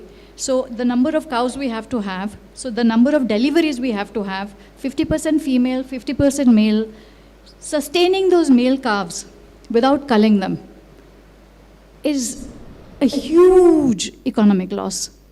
How does one go about it? Because goshalas can't cope, because I have gone and visited goshalas. They don't have the funds. People don't come up with that kind of money. So what's the solution? Okay. Actually, I worked in Vivekananda Kendra in Sustainable Agricultural section. You would be knowing that, right? So we know one thing about this, that you should look at cow. In fact, K.M. Munshi had talked about this also in the parliament when he was agriculture minister, that we should also look at the cow for the manure that it produces and how this manure will play an important role in recycling of the nutrients. For example, you can use the manure for biogas production, small biogases. You can use them for biomethanation plants. For example, you can take the domestic waste and you can feed it to the biomethanation plant. But to inculcate the bacteria in it, you have to use the cow dung slurry. And once the slurry comes out, and interestingly, this was talked about by J.C. Kumarappa, who was a Gandhian, as you know. And he had talked about how biogas slurry can actually transform agricultural economics, etc., etc. So all these aspects should be taken into consideration when you are talking about a cow, okay, an old cow. When you are talking about an old cow, its economic utility should be seen in terms of all these aspects. And to my knowledge, such a study has never happened, number one. Number two, I will come to a particular thing that is there in this book, okay. We always talk about the overgrazing of the cow. And the reason why overgrazing is destroying the ecosystems, and so the cow should be killed. Okay, the cow slaughter should happen. So this is one of the arguments that have been put forth by the Sarkari environmentalists. Right from the time of Indira Gandhi during Salim Ali, they brought a Smithsonian scholar to India. They took this wonderful photo, I think it was Raghurai, I forgot, of the cow grazing on the land, a skinny cow. And they showed that how this overgrazing by the cow is destroying the forest, etc. Okay, but later they found that every village, so this was a propaganda that was done by the Indira Gandhi government in a big way to create these national parks and separate the villages from the forests completely. So the people cannot actually take their cows and graze in this land. What actually was happening was that these cows, the people would be taking the cows, they would be grazing the land, and the old cows, probably the tiger or anything would come and would take that cow away, etc. would happen. Or if the cows are dying, for example, then they would be taken for production of meat, for the skinning of the cow, etc. would be happening. That way, in India, beef production without cow slaughter, by the death of the cow mostly, or very old cow getting killed like mercy killing, that would make Indian beef ecologically better, superior to beefs everywhere else. Coming back to your question, the answer is we have not studied the complete economic aspect and the externals as well as the other aspects of the cow, the commons that the cow creates. All these have not been studied. My question is actually specifically about the male cows, which are 50%. I'm talking about the male cows. So the male cows also give cow dung, right? Dung, right? Oh, male cows you're saying? Okay. I mean male Sorry, I didn't understand. Male buffaloes, okay. They also give dung, right? So these aspects have not been studied, number one. Number two, during the famines, it has been found that protecting your buffaloes protecting the male part of the cow progeny have actually helped agriculture to revive itself. So, taking this into consideration, we have to make an effort and we have to save them. That is the answer.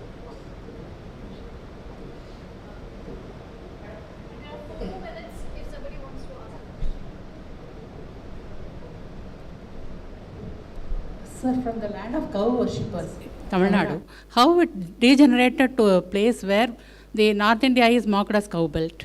What happened to us? See, this is a very planned campaign, okay?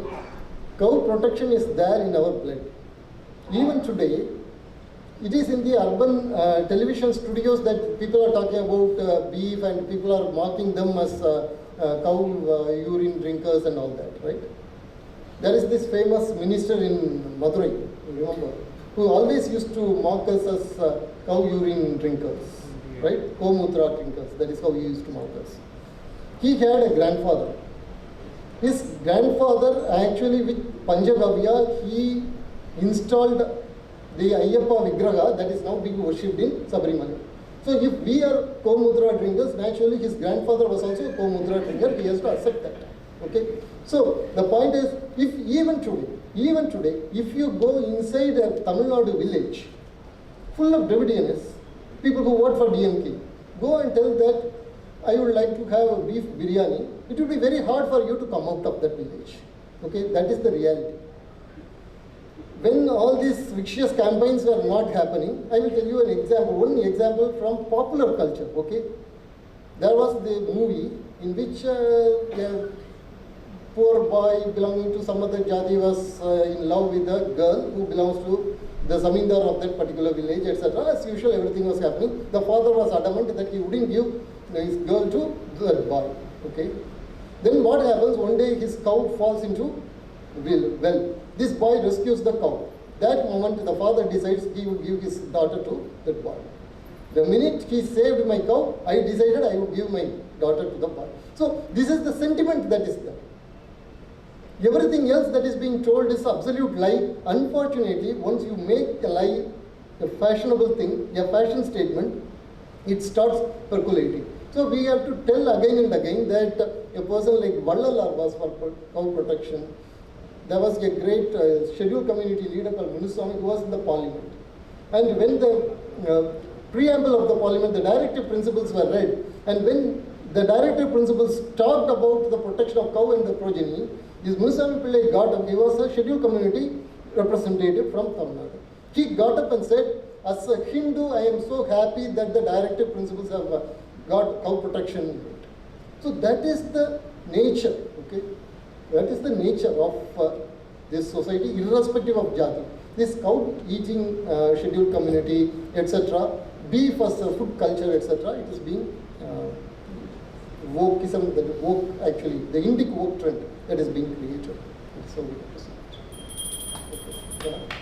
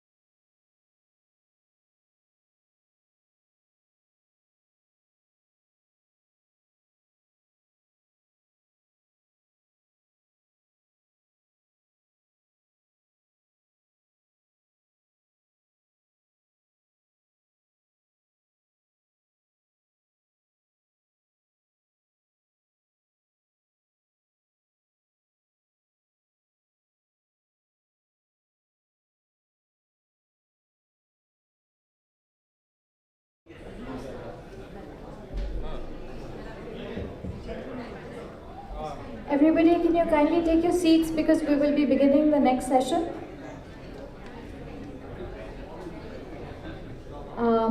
this next session, we have Dr. Meenakshi Jain, historian and author, in conversation with Alo about her book, The Hindus of Hindustan, a civilizational journey.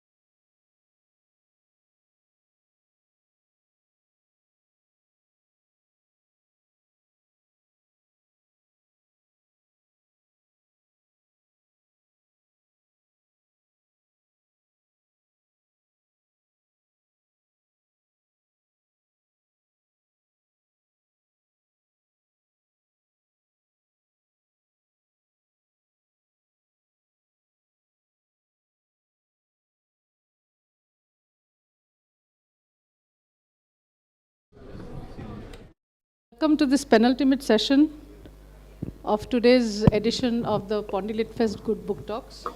Today we have, the only way I qualify her personally is that she's my guru when it comes to history. But Dr. Meenakshi Jain is, I think, quite undisputably the queen of absolutely impeccable research. She has written a lot of history books that we have all read, where she has worked very hard to show a lot of continuity in lots of ways. She has involved the invaders, she has talked about iconoclasm, and she has made us relook at invasions in very different ways. But this book is completely different. These are 19 chapters. They are definitely written in a chronological order, but she has compiled 19 ideas that define the Hindus of Hindustan. I don't even know how you started to even conceive of the ideas that have in your mind, been distilled to define us, and where does your research begin? So this is a very, very big scope, and I'm very curious to know how did it all come about. Thank you, Alo. It's always a delight to have an interaction with you, because you read everything with such care. The amount of powerful presentations that I've heard since morning has been an eye-opener, because it reinforces the point that what a long distance Hindu civilization has covered in these millennia. And Alo has talked about my present book. It's a work that I studied and worked upon for almost a decade.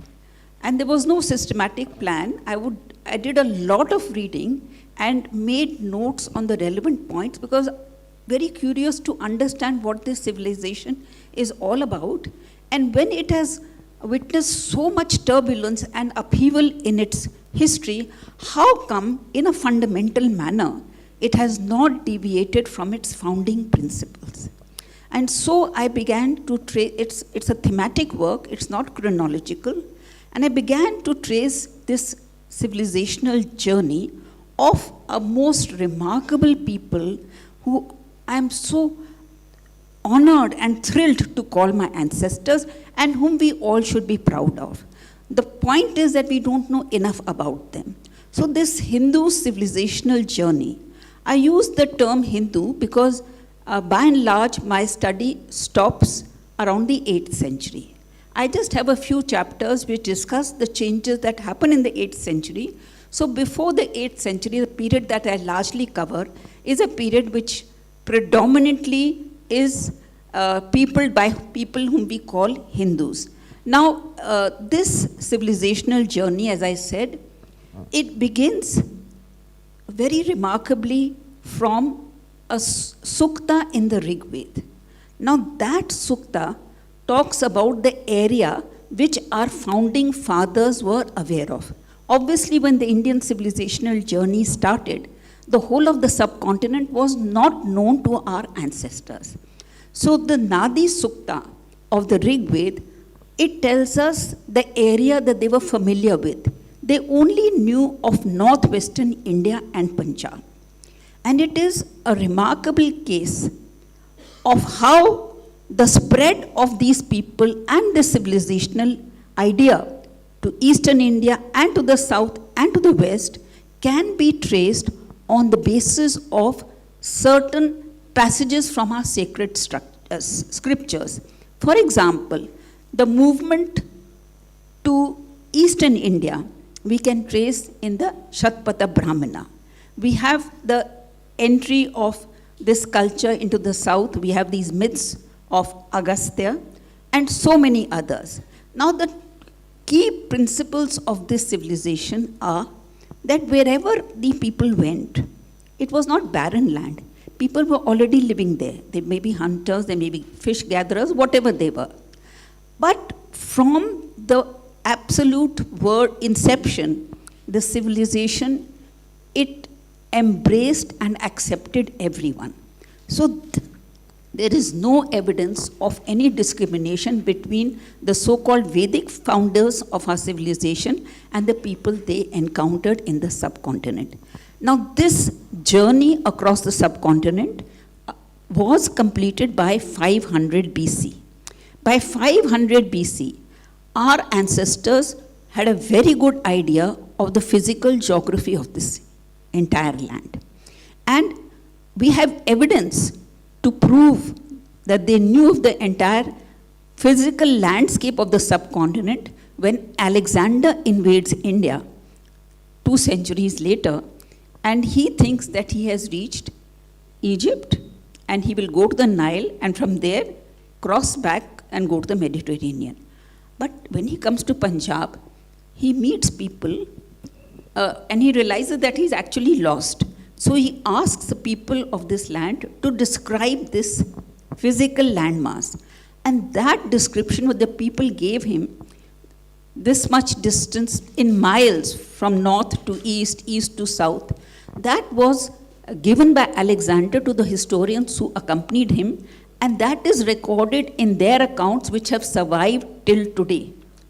2000 years later, Alexander Cunningham, who was the first Director General of the Archaeological Survey of India, he studied those reports which Alexander's historians who had accompanied him had written.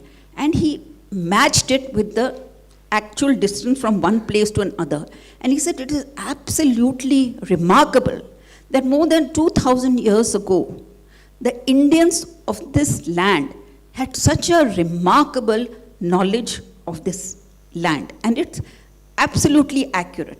That is the first point that strikes me about this beginning of our civilizational journey. And again, on the basis of sacred texts, the most powerful sentiment that we come across is veneration and adoration of this land. The Nadi Sukta expresses gratitude toward the rivers to which this land owed so much. Then we have Vishwamitra Nadi Sukta, again homage to 2 rivers that the sage wants their help to cross. And the most important is what is called the Prithvi Sukta, which is part of the Atharva Veda. The Prithvi Sukta has been described as the first national song of the world.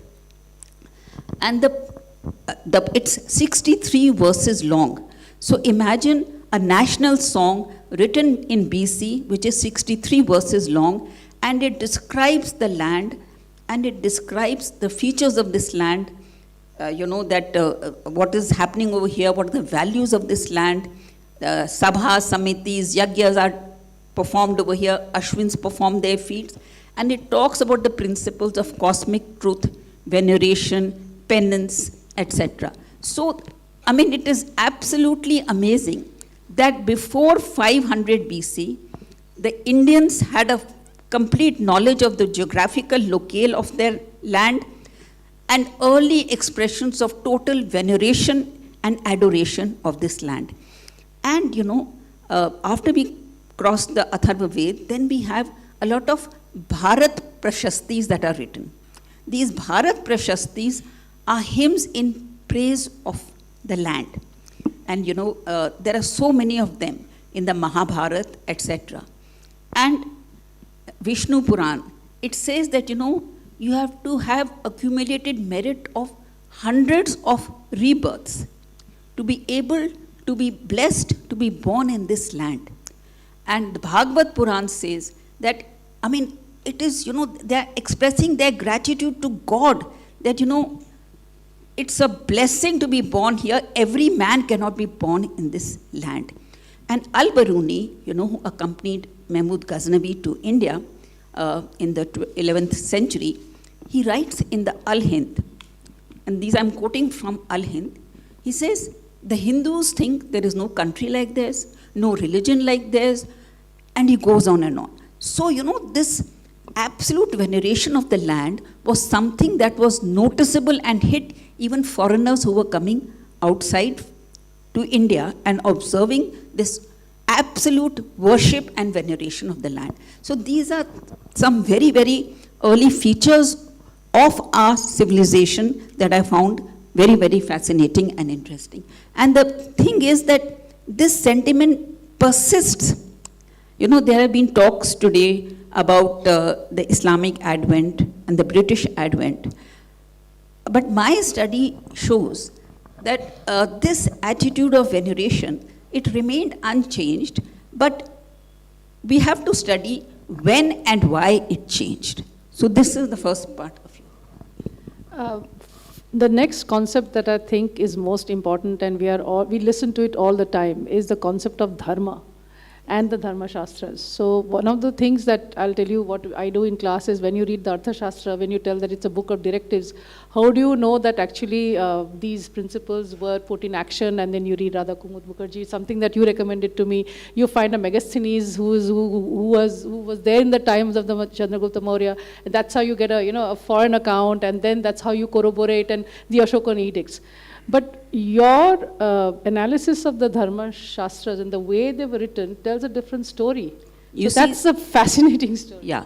So what I said was that the underlying theme of this civilization was to assimilate everyone, accommodate everyone, exclude no one, and to find space for everyone. So the Dharma, and the point is that there was so much to be accommodated.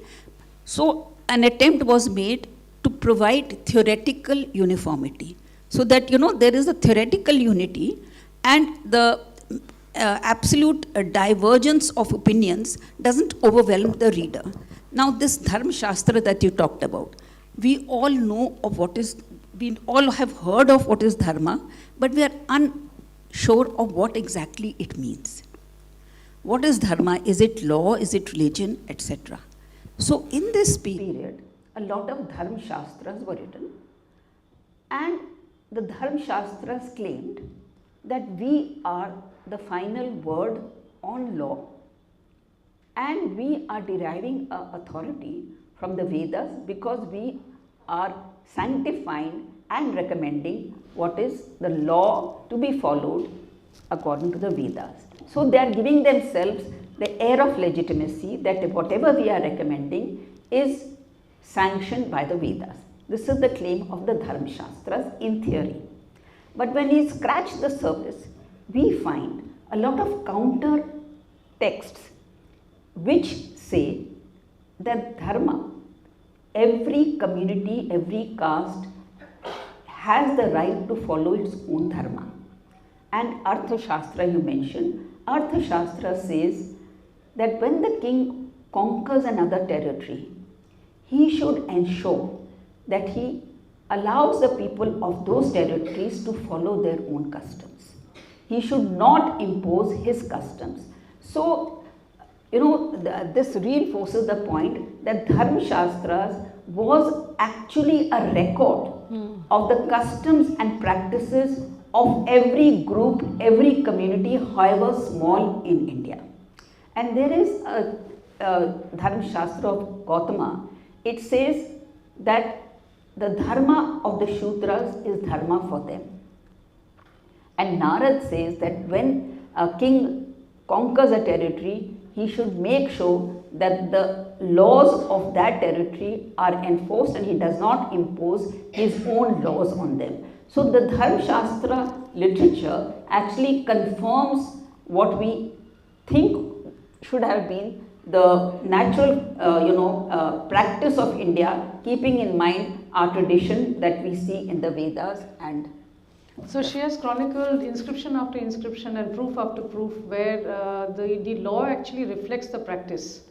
And it's not that the practice has to be in accordance with law. So it is really very much an assimilation. Yes, it's assimilation, and no attempt is ever made to impose laws from above by the state or by anybody. Every law, every community, however small, whatever this status in society, whatever this hierarchy, it is allowed complete freedom to follow its own laws. It is mandatory for the king to make sure that no imposition is done, and every group follows. There are references to Jati Dharm, Kul Dharm, Desh Dharm, Nagar Dharm. The community of merchants, they have their own dharma because they have their rules of trade, etc. So every community dharma is mentioned even in the Arthashastra. And interestingly, the tabulation of these Dharma Shastras was done only when Buddhism under Ashoka started to define dharma, and that is when we realized the necessity. Yes. To sort of define and put into stone ours. Yeah. I mean, at least scribe. Yes. Actually, because there was not felt much need to write texts on dharma, because it was understood that everybody will be allowed to follow their own religion customs. But with the rise of Buddhism, when the concept of dharma became so important and center stage, that is when the rest of the society felt that we should also have commentaries on dharma. I want to go back a little bit to the consciousness of the geographical extent of the land, because we live in South India, and it's very important for people who live here as well as people in the north to have this consciousness as to how and when and how early the entirety, like you mentioned 500 bits, but can you just show us the progression of how it happened? Actually, Panini, who lived in the 6th century, he knows of India only up till Pathan. Then Patanjali, he knows of kingdoms further down, and he talks about kingdoms of Kerala. And in the Ashokan inscriptions, they talk about the whole of, but they say that Chola kingdom, Kerala kingdom were not part of Ashoka's empire. So there is evidence from very early on. And Megasthenes also makes some very interesting points. He talks about Kerala, and he says that the kingdom of Kerala, actually it is unique because it is a queendom. It has never been ruled by a man. The woman has always been the ruler. And he actually mentions the migration of certain communities from North India to the Pandya kingdom, for example. And when we look at the subsequent inscriptions, many kingdoms which were ruling in the south, they say that we came from the north. For example, the Chalukya kingdom, they say that 59 of our kings ruled in Ayodhya, and after that we migrated. So the point that I am making is that the people in the entire length and breadth of this country, they always try to associate themselves and link themselves with what we call the All India tradition. They never said that we are separate, we have nothing to do with this tradition. All the kings said we are descendants of certain particular hero from the Mahabharata or from the Ramayana. The inscriptions of so many kings, they say that I am ruling like Ram used to rule, And so this constant invocation of all India symbols, all India cultural heroes, this is there right from the beginning. There is this Ikshvaku dynasty that was ruling in Andhra, and they say that we are belonging to the same clan as Lord Ram. So I'm not getting into whether it's true or not, but no king says that I'm outside this cultural stream. They all want to link themselves with this cultural stream which is derived from incidents of the Mahabharata, Ramayana, our cultural heroes, and that is something that is really remarkable. The next question that, in fact, it was a surprise for me because when you think of temples, you often think of by patronage by the kings, by the rulers. Yes. But your book gives an astoundingly different picture of who patronized and the kinds of contributors that we had for temples. Yeah, but before I come to the kings, what is absolutely remarkable is the involvement of women as patrons. For example, in Mathura, there was this tradition of what is called ayag pattas, where tablets were made, which were put flat tablets like a mobile, and there would be a swastik or something on one side, and it would be placed and would be used for worship. And excavations at Mathura found almost 99% of the ayag pattas had been donated by women. And that is absolutely, when we talk about feminism and all that, we have to keep this in mind that the donors in North India were largely women. Second point is that the temples, for example, at Sanchi, the original stupa at Sanchi was of bamboo and mud, which was built by Ashok. And about 100 years later, when new construction methods came and they thought they'll make a bigger stupa with stone, etc. So a big stupa was made, the remnants of which we see now. Now this stupa was completed by, it was started about 200 BC and completed by 100 AD. Now what is fascinating about this stupa, that 610 inscriptions relating to that stupa have been found and have been documented and published. So of these 610 inscriptions which are documented and published, there are only 3 inscriptions which mention a royalty, and that also in a very, very vague manner.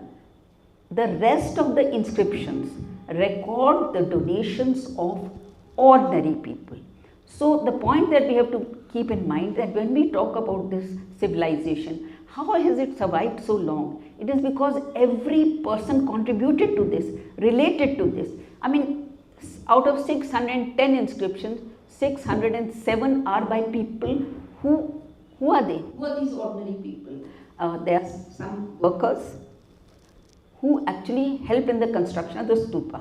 For example, there were ivory workers from Vidisha who were invited to carve a gateway, a part of a gateway. So the inscription on Sanchi stupa is still standing, that we are the ivory workers who had come from Vidisha and have carved this gateway, and we are gifting this gateway that we have carved to this stupa. So metal workers, laborers, of course monks, nuns, household workers. I mean, the list is absolutely amazing, and they're coming from all parts of India. And Buddhist caves at Nasik, Karle, Junar in the western Ghats, they also are contributors, are ordinary people. And it is very interesting that there is one inscription. He says, I'm an Eka driver. Eka driver means like a rickshaw person. So he says, I carry people to and fro, and I have contributed this. It is, and the first murti that has been found of Saraswati from Mathura is by a metal worker.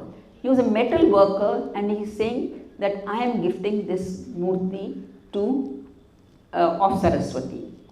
None of the important early Buddhist statues, Buddha statues at Mathura were gifted by royalty. They were all the absolutely magnificent, huge Buddha figures. The contributions were of ordinary nuns, monks, ordinary laymen, and people who have given their contribution have been proud to contribute to the cause and have recorded their things. And when we talk about these records, we must keep in mind that India, especially North India, was invaded time and time again. So there is no inscription that has survived intact. Most inscriptions have been lost. So many of them have been damaged. But whatever has survived explains why this civilization has survived, because it was the contribution of ordinary people, it was protected by ordinary people, and they ensured that the civilization survives in some manner even when it was threatened, you know. So continuity and the epics. Yeah. You know, the epics have continuity and have contributed to the geography of the land, to the sacredness of the land, to the versions of the epics that exist everywhere. So can you just tell us that what are the themes in your book that the epics actually cover? Just the epics here. But just before that, I want to say that the importance of Tirth, yes, as an all India institution. You know, no religious leader promoted parochialism. Shankara did not say that I am from Kerala, so you only do your Tirths in Kerala. So the vision of everybody was from Himalayas to Kanyakumari. And in fact, I wanted to say this earlier, you know, Kautilya, he was the first person to articulate the idea of political unity. In the Arthashastra, he says that from the Himalayas to the seas, there should be one ruler. It did not mean that there was political unity, but that ideal that it should, that is the field of the Chakravarti Raja. So this concept of Chakravarti Raja, even if a king was ruling in 10 villages, he said, I am Chakravarti. Because this, you know, this awareness of an all India concept, it had percolated to every level. There was no concept, actually there was no concept which did not percolate to the lowest level of society. You talked about the Ramayana and the Mahabharata. You know, the Ramayana, Camille Bulke, he calculated how many versions of the Ramayana there were. And he found that he was aware of 300 versions of the Ramayana. There was no region of India which did not have its own version of the Ramayana. So it had become an all India text. As far as the Mahabharata is concerned, the spread of the Mahabharata is an absolutely fascinating story. And this is a work that has been done by a scholar, and I think his work should be known. You know, when Suktankar was preparing the critical edition of the Mahabharata, he and his team invited versions of the Mahabharata from various parts of the country. So they got God knows how many 100 versions, and the rule is that whichever version is the shortest is closest to the original version. So in the North India, they got the Sharda version. In the South, from the Tamil region, they got a very elaborate version of the Mahabharata, which was much longer than the original version. So obviously it had so many editions, it could not be. But they were surprised that the shortest version of the Mahabharata from South India came from Kerala. Now Kerala was furthest away from North India. In that corner of Kerala, how did the shortest version of the Mahabharata reach there? And then the scholar did a backtracking, and he found that in 500 BC, 500 Brahmins migrated from Mathura to the Tamil region. And 500 they migrated because they calculated that we can marry among ourselves, we don't have to marry, you know, all that Gotra and all that. And they took with them the version of the Mahabharata that was available in the Mathura region around 500 BC. And that version from Mathura remained in the Tamil region till the 7th century AD. In the 7th century AD, there was this episode which is called the Kalbhra interregnum. So they migrated from Tamil region and they went to Kerala. And these are people that we know as the Nambudri Brahmins. So the Nambudri Brahmins, they kept that version of the Mahabharata which they had taken from Mathura 500 BC, and it was a frozen text that remained in Kerala. So, and from there Suktankar and his team got it, and they based the South Indian version on this text. So I'm saying that every story that you try to understand of the ancient period, it's a remarkable story of how this whole vast land with primitive means of communication was kept intact, united by the same values, united by veneration of the land, and nobody was kept out of it. In fact, we talk so much about the caste system. Gautam says that a Rishi, an Arya and a Malech are to be respected if they have special knowledge of particular thing, because knowledge is what we cherish. And this Al-Biruni, he writes that the Greeks are Malechas, but they have learning, and that is why they are venerated in India. So Indian veneration for learning, and there is this concept which I think you alluded to, but I will elaborate, that this concept, I've told you about dharma, but there was another important concept, the concept of Aryavart. Now what was this concept of Aryavart?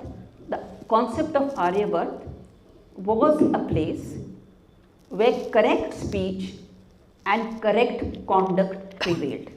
That means Shishtachar, those people spoke correct language and they had proper conduct. And the people who were the custodians of learning, that is the Brahmins, they only had enough grain to store in a small jar, and they cultivated learning for its own sake and not for any value. So this was the concept of Aryavart. It was first confined to a small region. As the Vedic founders became aware of larger parts of India, Aryavart became Brahmrishi De, Madhya Desh, and up till the Narmada it became all pure land.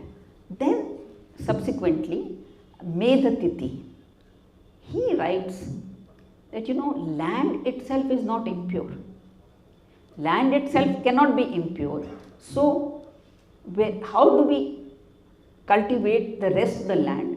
If you follow the practices of society, the social order in the north, then the south or whichever part of India can also be Aryavart, because land itself is not impure.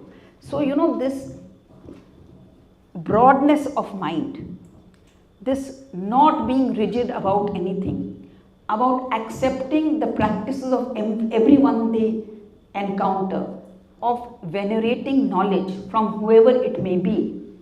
And if I can move on. Please do. We have this thing that, we became a closed society with the coming of Arabs and Turks in the 8th century.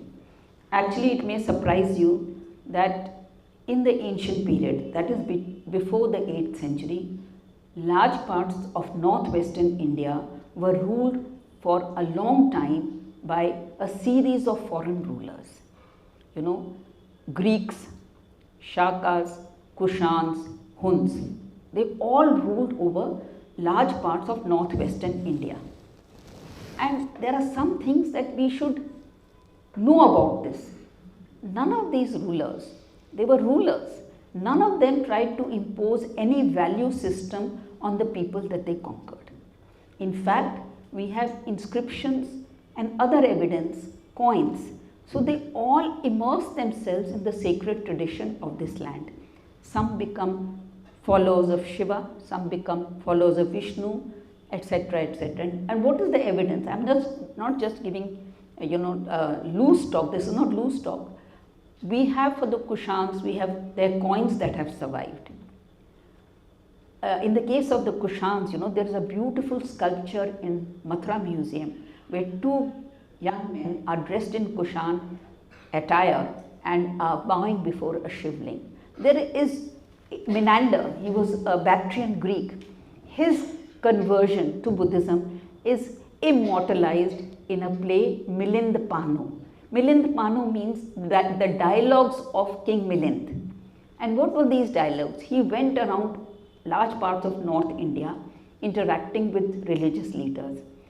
And then he met Nagsen, who was a Buddhist monk, and he has a long dialogue with him, and he accepts that, this person has more knowledge, and he embraces Buddhism.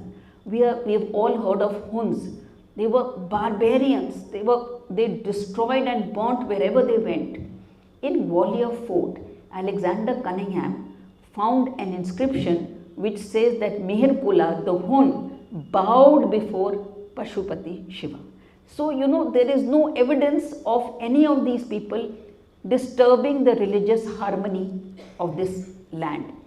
The Shakas, we have the queen, Shaka queen, the Mathura pillar statue has been found. It's in British Museum now. At the back of the statue is an inscription which records her donation to the Sangh. Rudra Daman Shaka in Western India, his inscription is the first inscription in Sanskrit. He's a foreigner, and he writes in that inscription that I compose kavyas in Sanskrit. I honor Brahmins. I do so much charity. So all this evidence is something that we have to contrast with what happens to us later. And Patanjali, when he talks about these people, he says that these people are Shudras, but they don't have to be expelled from the dish. Expelled from the dish means that if they use utensils, you don't have to throw away the utensils. Those utensils can be washed and cleaned.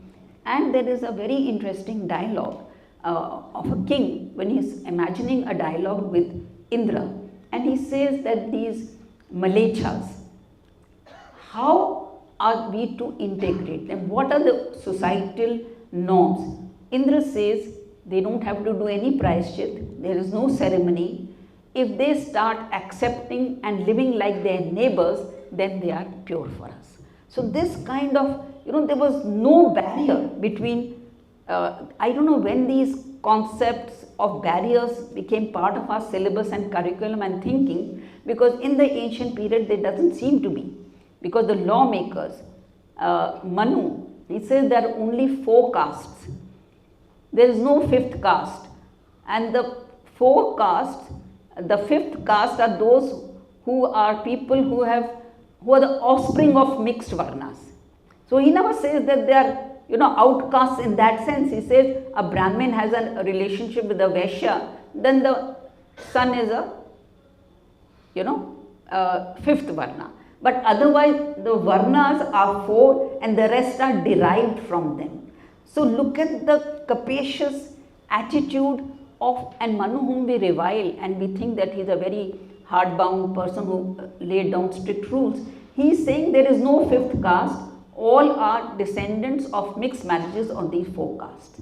And he says that it is very easy for a person who is of a low caste to enhance his status by just following the practices. What are the practices? Observe your sacred duties and show respect to Brahmins. So this kind of social order is so different from what we are taught in our schools and colleges, that was a rigid caste-bound society, close to everyone. And but when we look at the text, it is a totally different picture that we get, and so much of this flexible attitude, it was a real surprise to me also when I began this study. And I just want to say that why did this attitude change?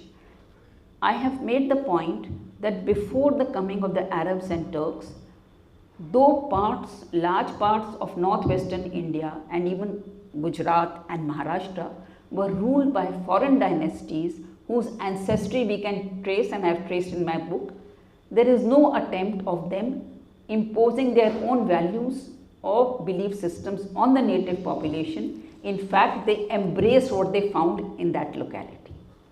So we don't have any memory of Kushans being raiders or Shakas being raiders or etc.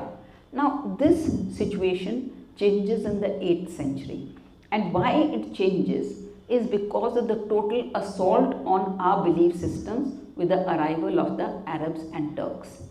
And this is something that Al-Baruni, who came with Mahmud Ghaznavi, who wrote a fantastic study of Hindu society called the Al-Hind. He stayed in India for a long time and studied India in depth, and he's written a most fantastic book on India at his time. And he says that the Hindus, they used to respect learning. They didn't look at whether you were a foreigner or not, they respected your learning. And he says, but why did this attitude change? When and why did this attitude change? And he says, then the Arabs came. And he gives a vivid description of Muhammad bin Qasim's attack on Multan. And he says that, Muhammad bin Qasim was told that the wealth of Multan is coming from the Sun Temple, which gets, offerings from all over India. And he says that Muhammad bin Qasim was told that this is a very sacred place for the community, and he hung a cow's flesh around the neck of that deity, Sun Temple. And he says that, this is something that continued after that. And he says by the time he comes to Mahmud Ghaznavi, who was his patron, he says, the systematic destruction of all their holy sites, Somnath, Mathura, he names them all. And he writes a very, very moving account. He says that the Hindus became like atoms of dust scattered in all directions. So they, took retreat and they hid in far off places like Kashmir, where our arms cannot reach. And he says from that day, they have the most hostile attitude towards us, and the mothers frighten their crying children at night by saying, the Turks are coming. So that kind of, and I just take to me. Please go, it's your show. No, and what I want to say when I contrast this with two examples that I want to give. There was a group of sun worshippers in Iran. They were called Magas. They used to worship sun. And so it is said that Krishna's son suffered from leprosy. So he invited 20 families of Maga Brahmins to come and settle in Multan and to practice sun worship, and his son also got cured. Those Magas who came from Iran, because they were priests in Iran, Indian society gave them the designation of Brahmins, and they were called Maga Brahmins, and the Maga Brahmins soon spread over large parts of India. They were venerated by every king, they were given donations, whatever.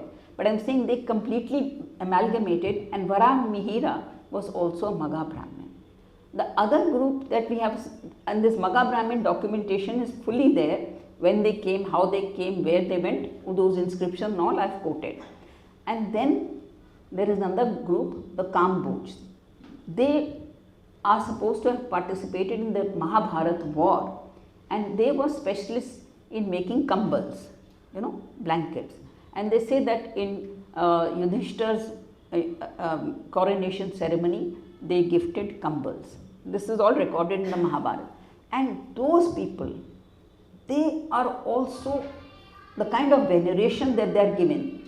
The point that has to be noted is that Hindu society did not shut its doors to anyone. It accorded respect, admiration to anyone who came and gave a status according to their profession and their calling in their home, and that is what they did over here. We are talking about the decolonization of the Hindu mind. It is very, very sad that in the last 50 or 100 years, we are learning the history that the British taught us. The British taught us that there was no India before we came. But Kautilya, well before the British came, was saying that from North India to South India, there should be one ruler. And I mean, the hatred that we have towards ourselves, towards our priestly community, to our educated, the learners of our community, we have contempt for everybody. And that shows how much decolonization has to be done by all of us. because we are wittingly or unwittingly going on parroting what the British have taught us. We have become aware to some extent, but there's a very, very long distance that we have to travel. So, why am I even here? Please go ahead. No. The thing is that she has two sections to her book. So, the first part is before the Islamic invaders, and then she has a part B when you have the, as she said, Muhammad bin Qasim's advent. Now, what is to be noted, I just come to the end, this is the last point and then we'll throw, is that, you know, we are told a narrative, you know, that there was coexistence, that somehow we are Hindus, there are Muslims, and we lived a coexistence, and now we are having this strife, we are putting in fissures into society. But then it's very, very clear. Yeah. I'll answer that, this yes, because time is running out. You have to answer 2 points. One is that the local narrative is that people who converted could not give up their old practice. But you have to talk about the patronage of foreign nobility and what that No, but was. depends on how much time is there? You have around 12 minutes. Okay. So I'll answer the Rajput question first because I think that is the new part. You see, the point is that we have been told that there was Hindu-Muslim unity, and till the British came, the Hindu-Muslim unity was fine. And the best example that has been given to us is the Mughal marriage alliances with Rajputs. Now, this is a subject that really needs to be investigated for some very simple reasons. The Mughals, in their court histories, never said that we have married Rajput women. Jahangir never said that I am the son of I'm a half Rajput by birth. They all said that we are pure Timurids. So when we talk, I mean, you know, I don't know how we get these slogans and we go on burdening ourselves with such rubbish. So no Persian court history mentions Mughal Badshah's marriages with Rajput. And the Rajputs they were marrying were also Rajput royal families, isn't it? So it was not that they were marrying beneath their status. So, but no Persian history mentions Mughal relations or marriages with Rajputs. That is only half the story. The Rajputs were very petrified at what they were doing. And they felt that, you know, we need to explain to our future generations what we have done. So the Rajput rulers in their courts, they get rival histories written. Can you imagine? Akbar is getting the Akbarnama written in his court, and his friend and relative, brother-in-law, Man Singh, is getting another history written at the court of Amber that is called Man Charit. That is the history of the Man Singh's family. And in that, the writer, the historian, writes that, you know, Man Singh's grandfather, he comes from such a noble family of warriors, etc., and the battles he won, etc., etc. But Man Singh's historian does not write that Man Singh's grandfather gave his daughter in marriage to Akbar. I mean, this is absolutely remarkable that we are supposed to be, you know, learning about Muslim or Mughal Rajput relations as the bedrock of, you know, that period, that the Mughals were so accommodating and the Rajputs were equal partners. But what kind of patronage is this that the Persian histories don't mention the Rajput marriages, and the Rajput princes, Rajput history don't mention that we gave our daughters in marriage to the Mughals. So you can imagine what a troubled relationship it was. And in fact, the Mughal Emperor Farrukh Siyar, when he died, then as soon as he died, this Rajput Rana of Mewar, I think it was, he marched into the Mughal court and brought out his widowed daughter and took her back home. So you can imagine what a burden it must have been to have given his daughter in marriage. Then Mewar, Marwar and Jaipur, 3 royal Rajput houses, they signed an agreement amongst themselves that in future we will never give a daughter in marriage to the Mughals.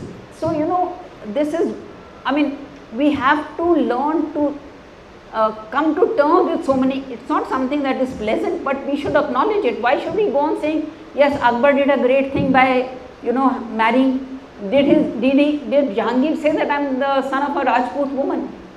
And the last point, that because we have 5 minutes, so the last point that Alo asked me to make was about the limited participation given to non-Muslims in the entire medieval period, beginning from the Sultanate period till the end of the Mughal Empire.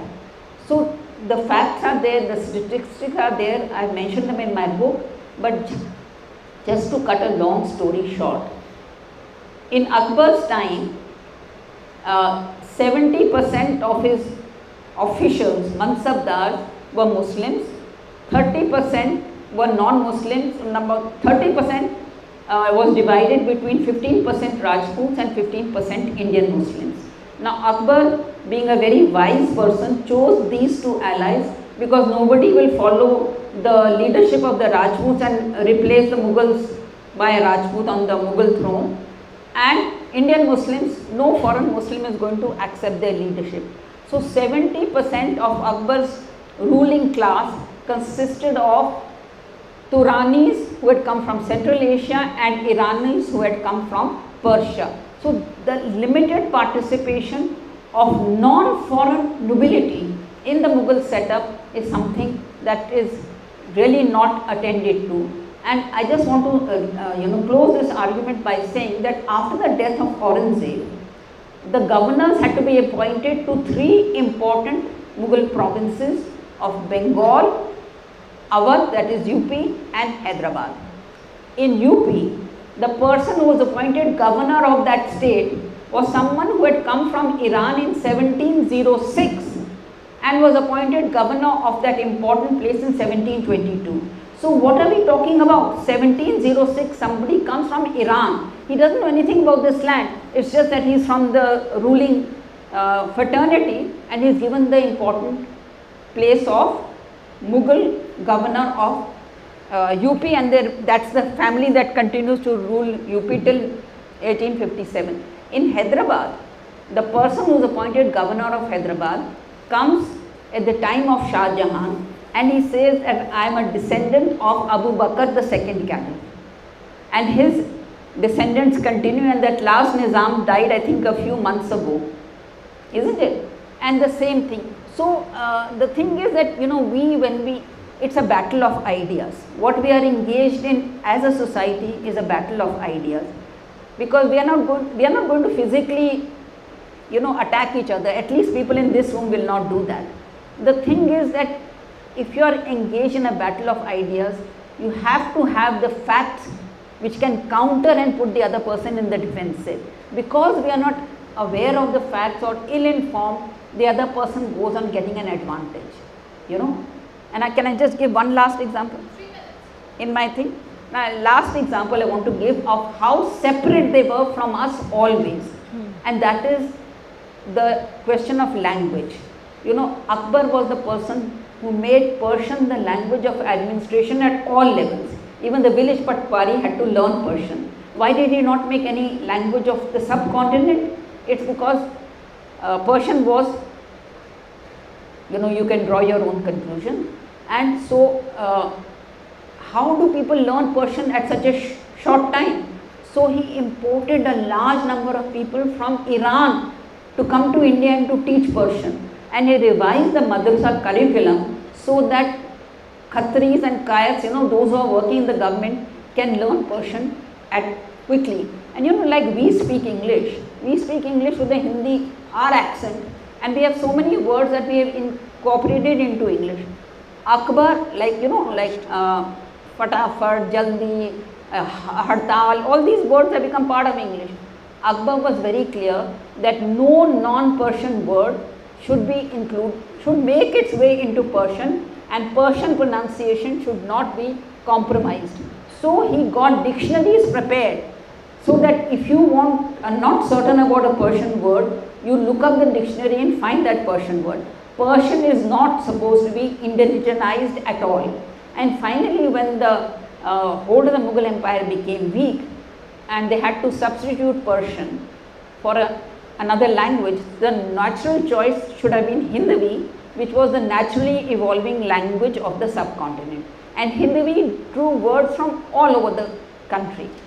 But for the Persian religious and intellectual elite, the problem with Hinduvi was that it had a large number of Sanskrit, Tatsam and Tatbhav words. So what did they do? They started a process of throwing out Sanskrit words from Hinduvi and substituting them with Arabic and Persian words. I'll just give one example. मुझे ये कार्य प्रातः करना है. ठीक है? मुझे ये काम सुबह करना है. So, I mean, a Muslim language was created out of a non-Muslim language, and the Arabic and Persian words were so filled that it became a very difficult language to understand. So to conclude, I want to say that India was a very open, liberal, elastic, broad-based society known for its veneration of the land and incorporating everyone. The people who contributed to the civilizational heritage, whether it was temples, whatever it was all strata of society, including women. So when we talk about, a matriarchal system, patriarchal, we have to keep this in mind. And foreigners were also recorded their inscriptions at Sanchi, etc., that we have donated this. So it was welcoming everybody. That was the system that it was. Things changed. We had Northwest ruled by foreign dynasties who were also accepting and embracing. Things changed with the Arabic and Turkish arrival. I have discussed briefly how the whole tenor of this land, it was just totally disrupted, and it was recorded by Persian writers themselves.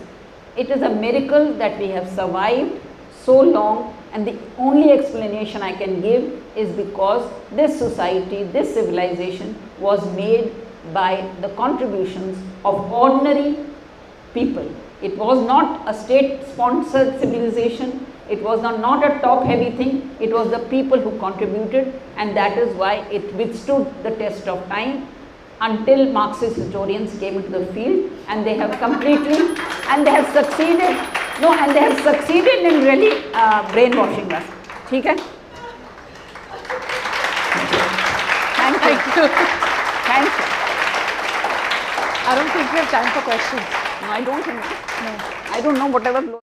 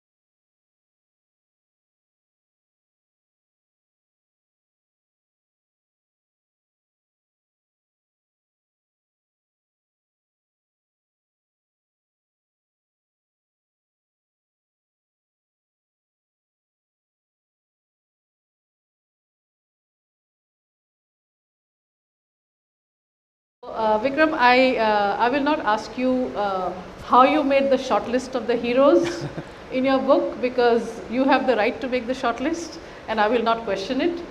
But I will still ask you as to why you wrote the book. Thank you, Alo. A very good evening to everyone. I almost have the onerous task of being both the opening batsman and the closing batsman of this wonderful T20 match that Alo and her team has put together. And the second onerous task is to continue after someone like Meenakshi Ji, that makes it all the more difficult. For me personally, I forgot to mention in the morning, the long connection with Pondicherry, Puducherry, dates back to my school times, because I studied in the Sri Aurobindo Memorial School in Bangalore, run by members of the ashram, Srimati Hero Vashishta and her sister Aditi Vashishta and so on, who ran the school there. So every in growing up years, visit to the ashram here, to Matru Mandir, to all the places here was very much part of our growing up years. And today, like my good friend Anand mentioned, there were 25 cities all over India, and this happens to be the culmination.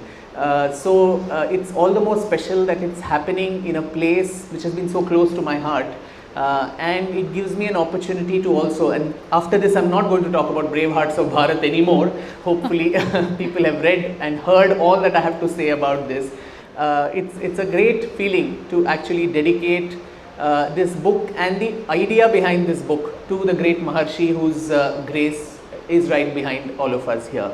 And so I thought it's best to open with, in fact even the book starts with a prologue, which is that stanza of our national song, the Vande Mataram, which is not invoked usually, and that too has a Pondicherry connection, because this stanza that I have included in the book is a translation by Sri Aurobindo of the original by Bankim Chandra.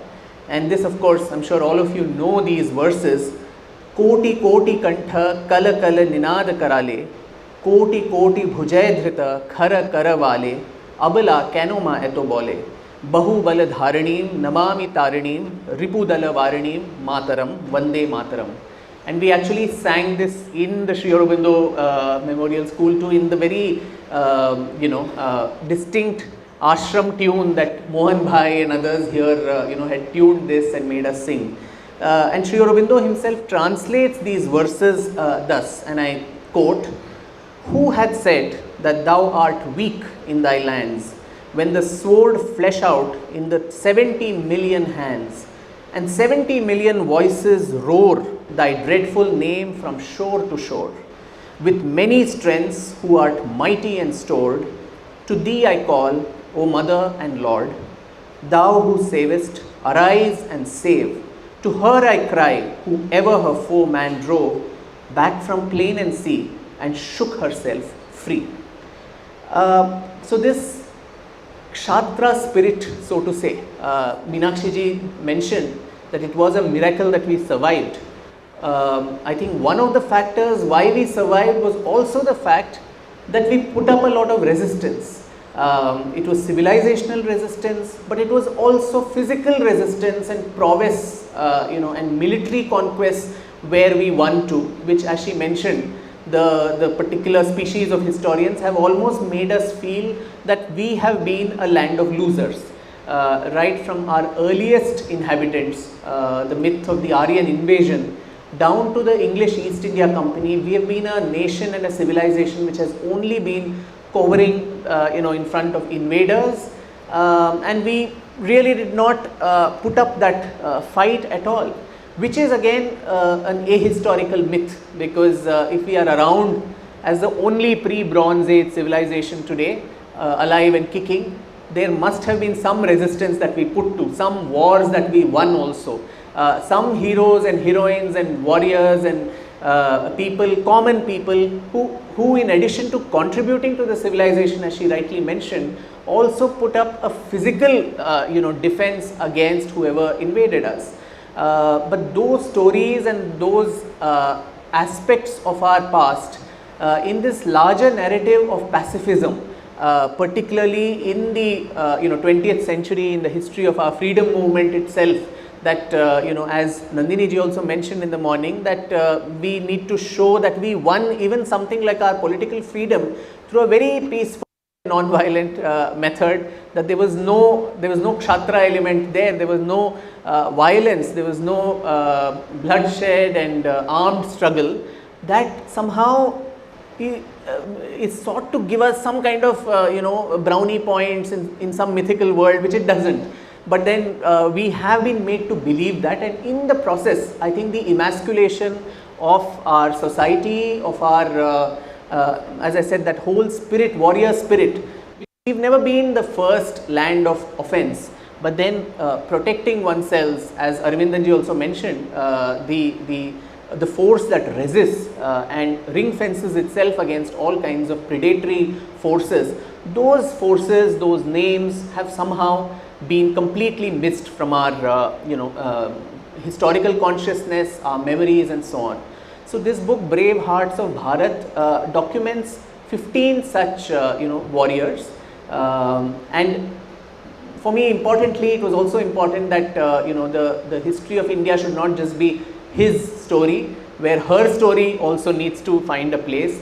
And in fact, I was very keen to include Rani Durgawati in the list, and I was actually scampering for documents and data, and I was so astonished by the amount of research that she had put together and to bring the story of Durgawati. So out of the 15 people, 7 happen to be women and 8 are men.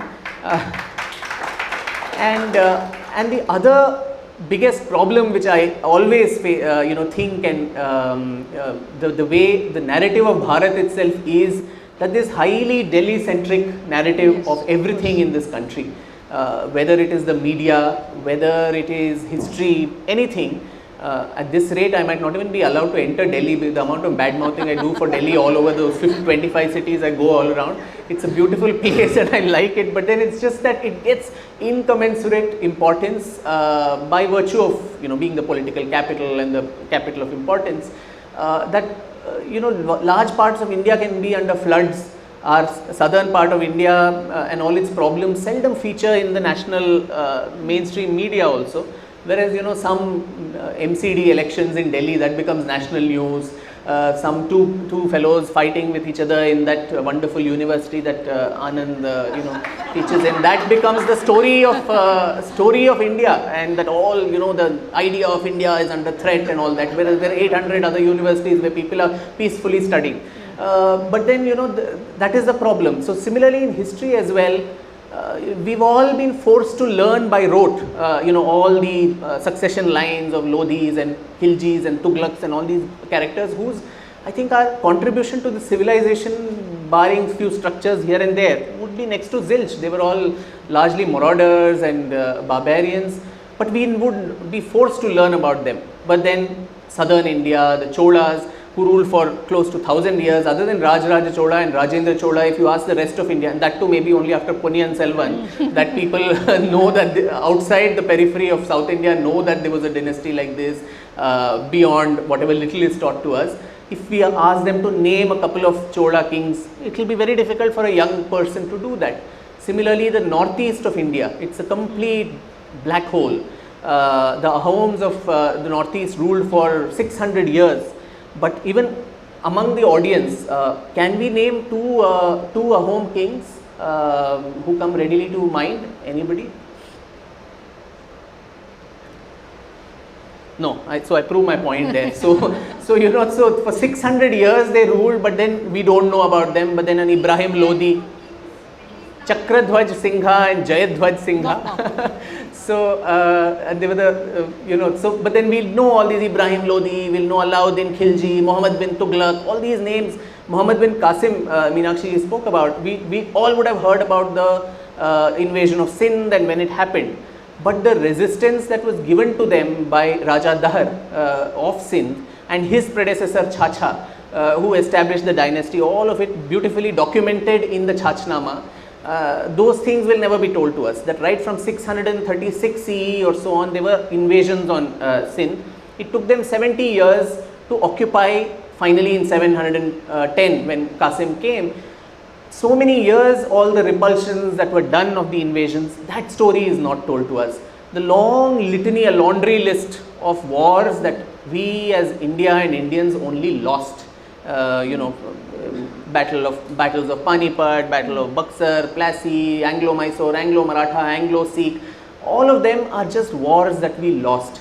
So while, I'm not making a case that we need to be jingoistic and beat our chests and say all the kind of things that a lot of loony elements also do, I think this sense of genuine pride that we kept ourselves alive through physical prowess also, in addition to the civilizational strength that this nation has, I think that was very important to encapsulate.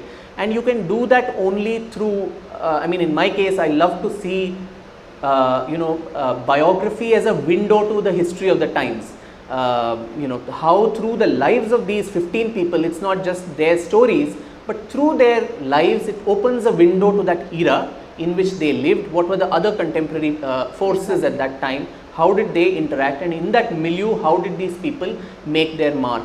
So the 15 other people, I'll just list their names at least so that rings a bell for most of us. Lalitaditya Muktapida of the Karkota dynasty of Kashmir.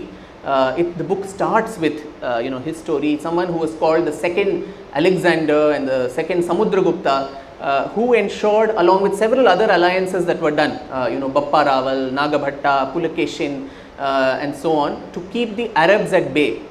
It took the Arabs and the Turks about 500 years to establish the first Islamic Sultanate in India with the Delhi Sultanate after the Arab invasion of Sindh. So for 500 years there was a pushback, there was constant resistance which didn't allow these characters, even Muhammad Ghazni and others didn't get a free pass. We'll talk more about that later. Yeah. So Lalitaditya's story talks about this, and in the process brings Dahar and Chacha and also Yashovarman of Kannauj, who was his foe, but then they joined hands against the Arabs.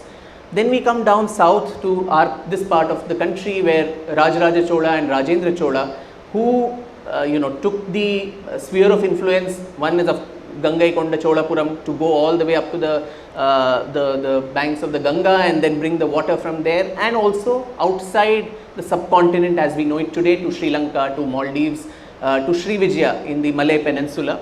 The third person whom I cover is Naiki Devi of Gujarat, a Chalukyan ruler who in 1178 in the Battle of Kasarhada actually defeats Muhammad Ghori, and Muhammad Ghori is so humiliated that he is defeated by a woman that he never turns towards Gujarat again. Several decades later, it's up to Aibak, his slave, to actually defeat and capture Gujarat, and then by then the Chalukya dynasty has broken off into the Vaghela branch.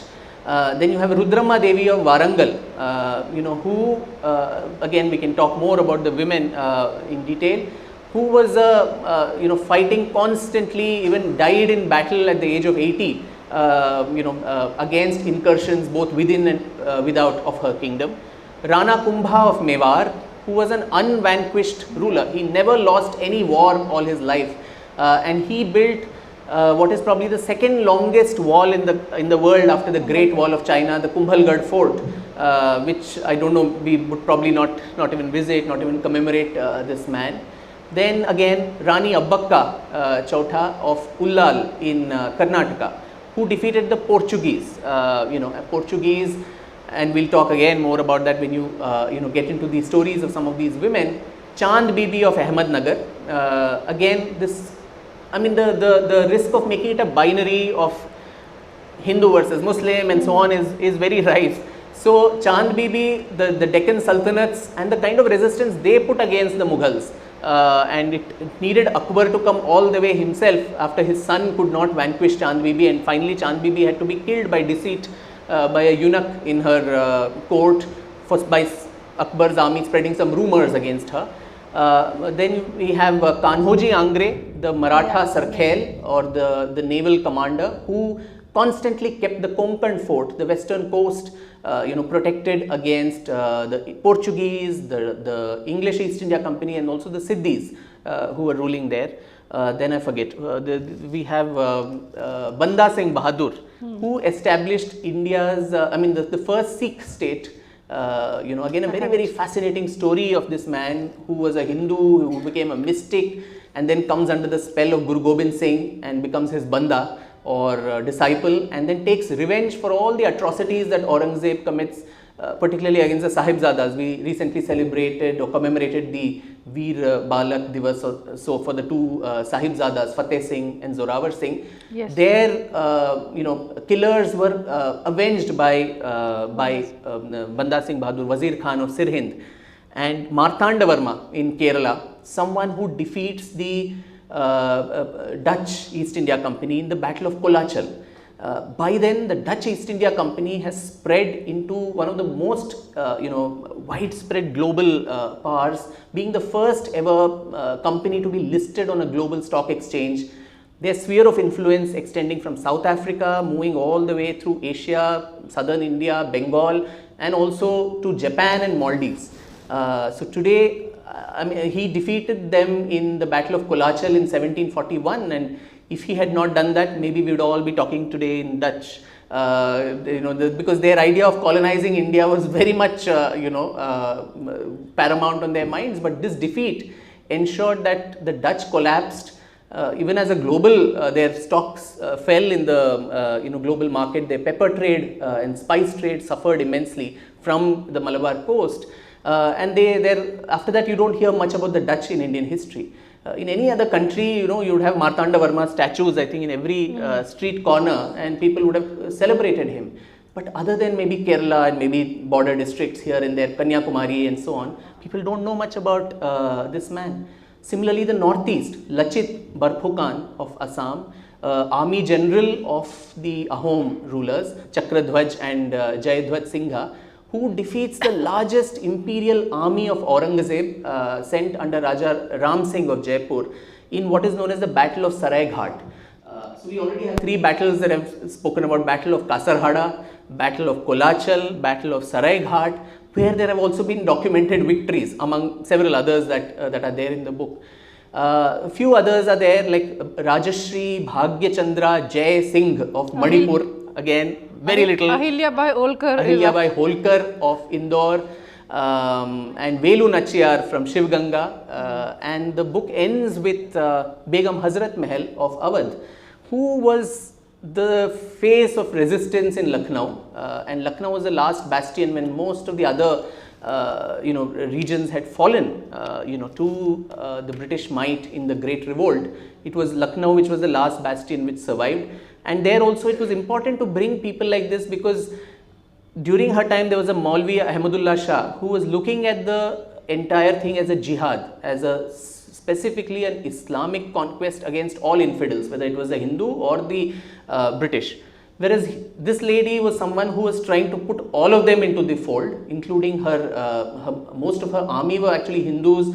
The women corps that she created was largely led by Dalits, including this lady called Uda Devi Pasi, who was a part of the army, who was killed by the British. So these 15 stories, very, very disparate, but I think linked with that common thread of a civilizational resistance, a civilizational upsurge, probably one of the many reasons why we are still around today as a civilization. So very long answer to your short question. That's how it's going to be for the rest of the hour.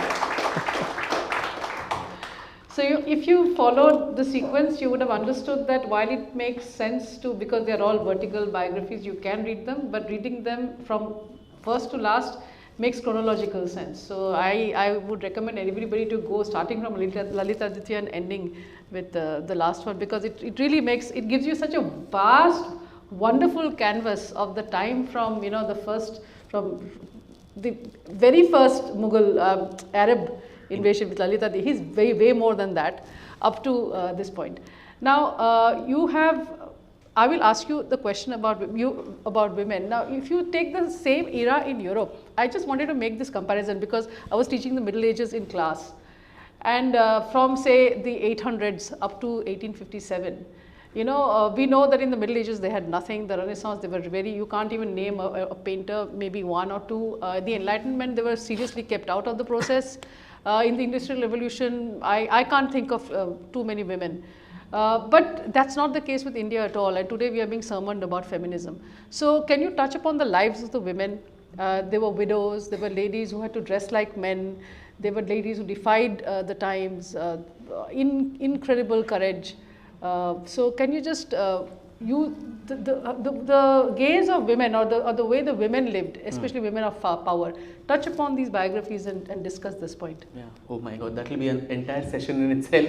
But very briefly, one point that I'd like to add, Alo, to what you said, the chronology. So it's, for me, this book is the history of India seen through the eyes of these people, where all these dynasties make an appearance. I do not, subscribe to this notion that somebody should be excised from our history.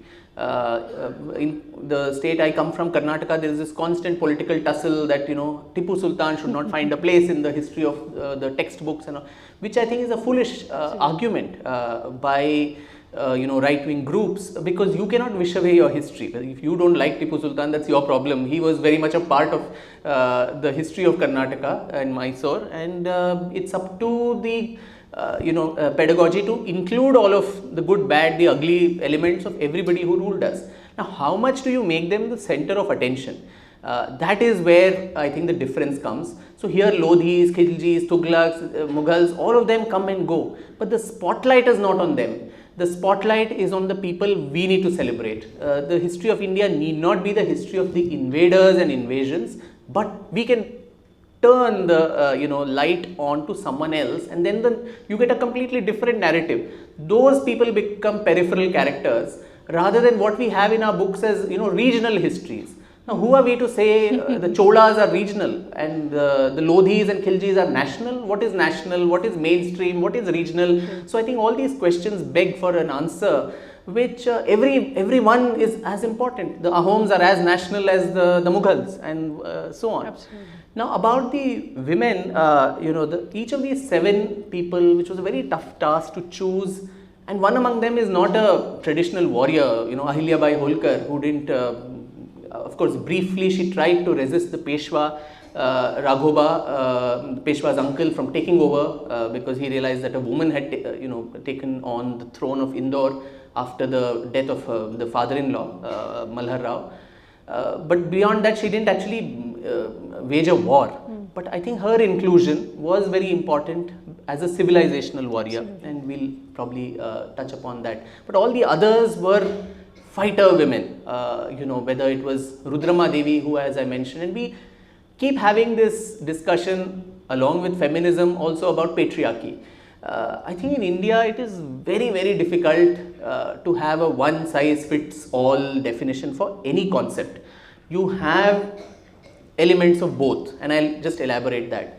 Rudrama Devi from the Kakatiya, kingdom, her father Ganpati Deva, he doesn't have a male heir, and he does what is known as the Putrika Yajna, which is to anoint the daughter as the successor, legitimate successor, and he does something very interesting, that he hides the gender of the daughter. She's sent away as a small child into hiding with some of these, the nobles and warriors, to train her right from childhood in military warfare. And much later, when she comes of age, when her gender can no longer be hidden, that's when she's announced to the rest of the kingdom. And father and daughter together sit on the throne and rule for a couple of years, and then the father dies and she takes over as the successor. And since then, as I said, from the day she becomes the ruler till the day of her death at the age of 80, there is constant fight. So there is a father who's also giving this opportunity to the daughter in the patriarchal setup that we talk of. And that continues several centuries later, where even Velu Nachiyar, her father in the Ramanathapuram and Shivganga, the two principalities that she's born in and then married to, there also her father trains her in all the elements of warfare, the acrobatics and everything that she is taught, and that is why she becomes such an important bulwark against the East India Company, the first woman to fight a war against the East India Company and also to regain the kingdom of Shivganga from them and the Arcot Nawab. Ahilyabai Holkar, again, very, very fascinating story, where she's her father-in-law Malhar Rao Holkar, he's transiting from one place to the other, he's spending a night somewhere, and then there he in the host's house he finds this young girl who's very, very intelligent and well-mannered, and he is immediately, you know, taken in by her, and he asks for her hand in marriage for his son, Khande Rao, and she's married and he's brought back to Indore as the daughter-in-law. And Malhar Rao Holkar ensures the education of his daughter-in-law. Again, you have a father-in-law who's ensuring the education of the daughter-in-law. She's trained in finance, in administration, and the son is a little delinquent. He has multiple, you know, dalliances, affairs, and so the daughter-in-law becomes the main support for the father-in-law, and he's constantly communicating with her, even when he's at the third battle of Panipat, so giving her valuable information about geopolitics, about statecraft and all of that. And when Khande Rao dies and all the other wives, they commit sati, this lady is asked not to. You have been the source of support. If you also commit sati, then what will happen to me? And she agrees, and she becomes the successor to Malhar Rao after he dies.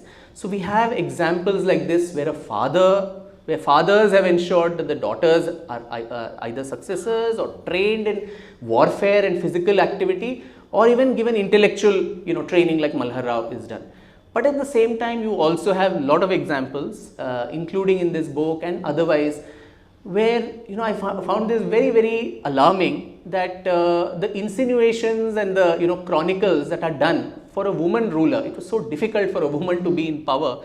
That right from Rani Didda of Kashmir, or Abbakka also, or even someone as pious as Ahilya Bai, the common bazaar gossip would be, especially if the queen, you know, the children were dead, the mortality rate was what it was, and so it was natural that many of the children died.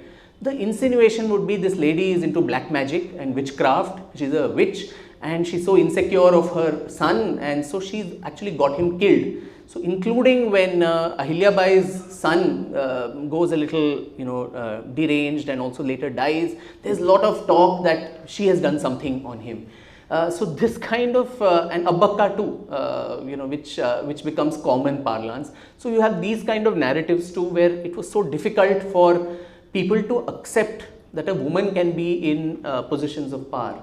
And someone like Nike Devi, whom I mentioned, who had such an important role in the history of India, I would say, because if Ghori had occupied Gujarat then, and the whole of Rajputana, southern Gujarat would have fallen to him at that time.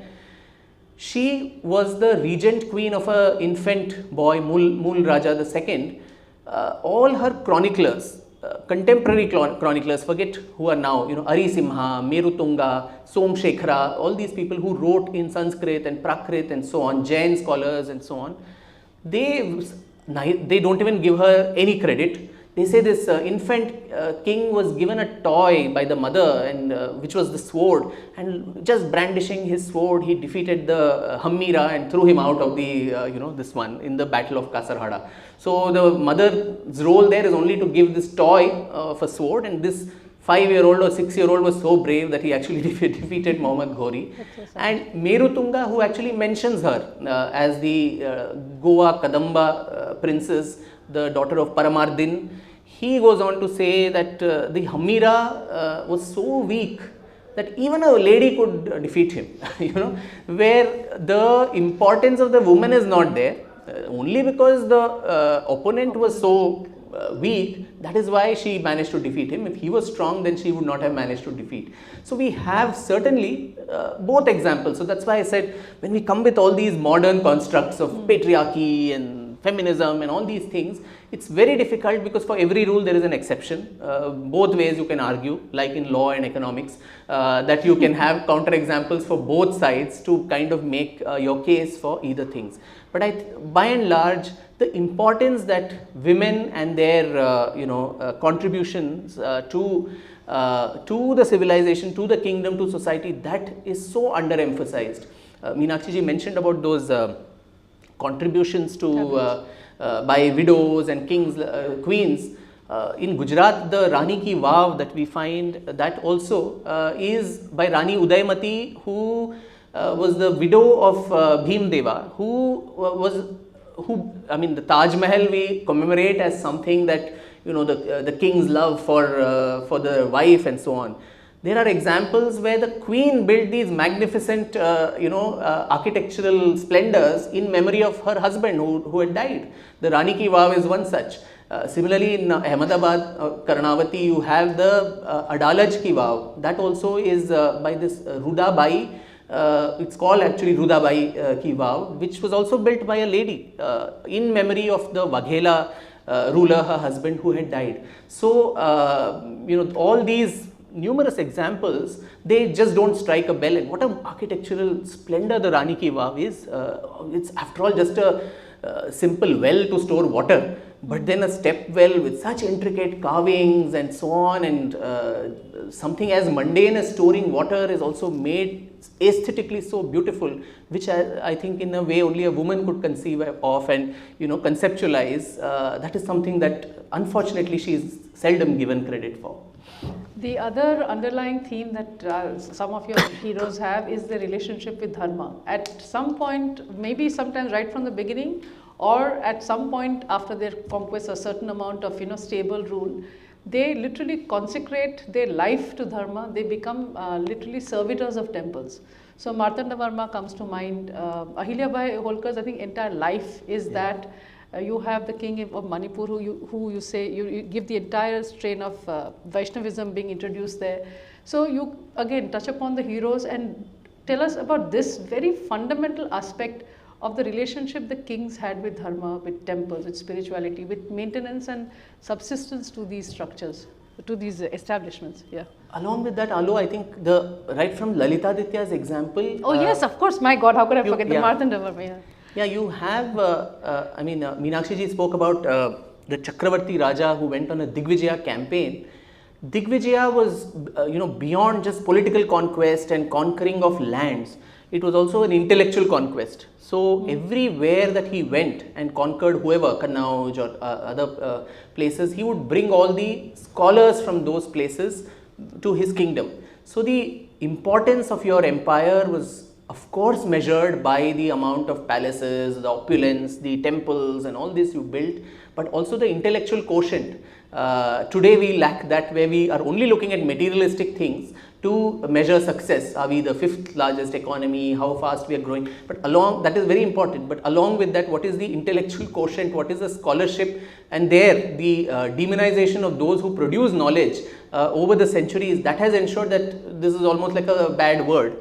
So, in the Digvijaya was done and you became a Chakravarti along with great empires you built. Your empire, your court had to be a seat of learning, and the index of how great you were was a composite index of all of this. So, Vakpati, Bhavabhuti, Atrigupta, all these people were brought from various conquests, Aryabhatta and so on, to the Kashmir court.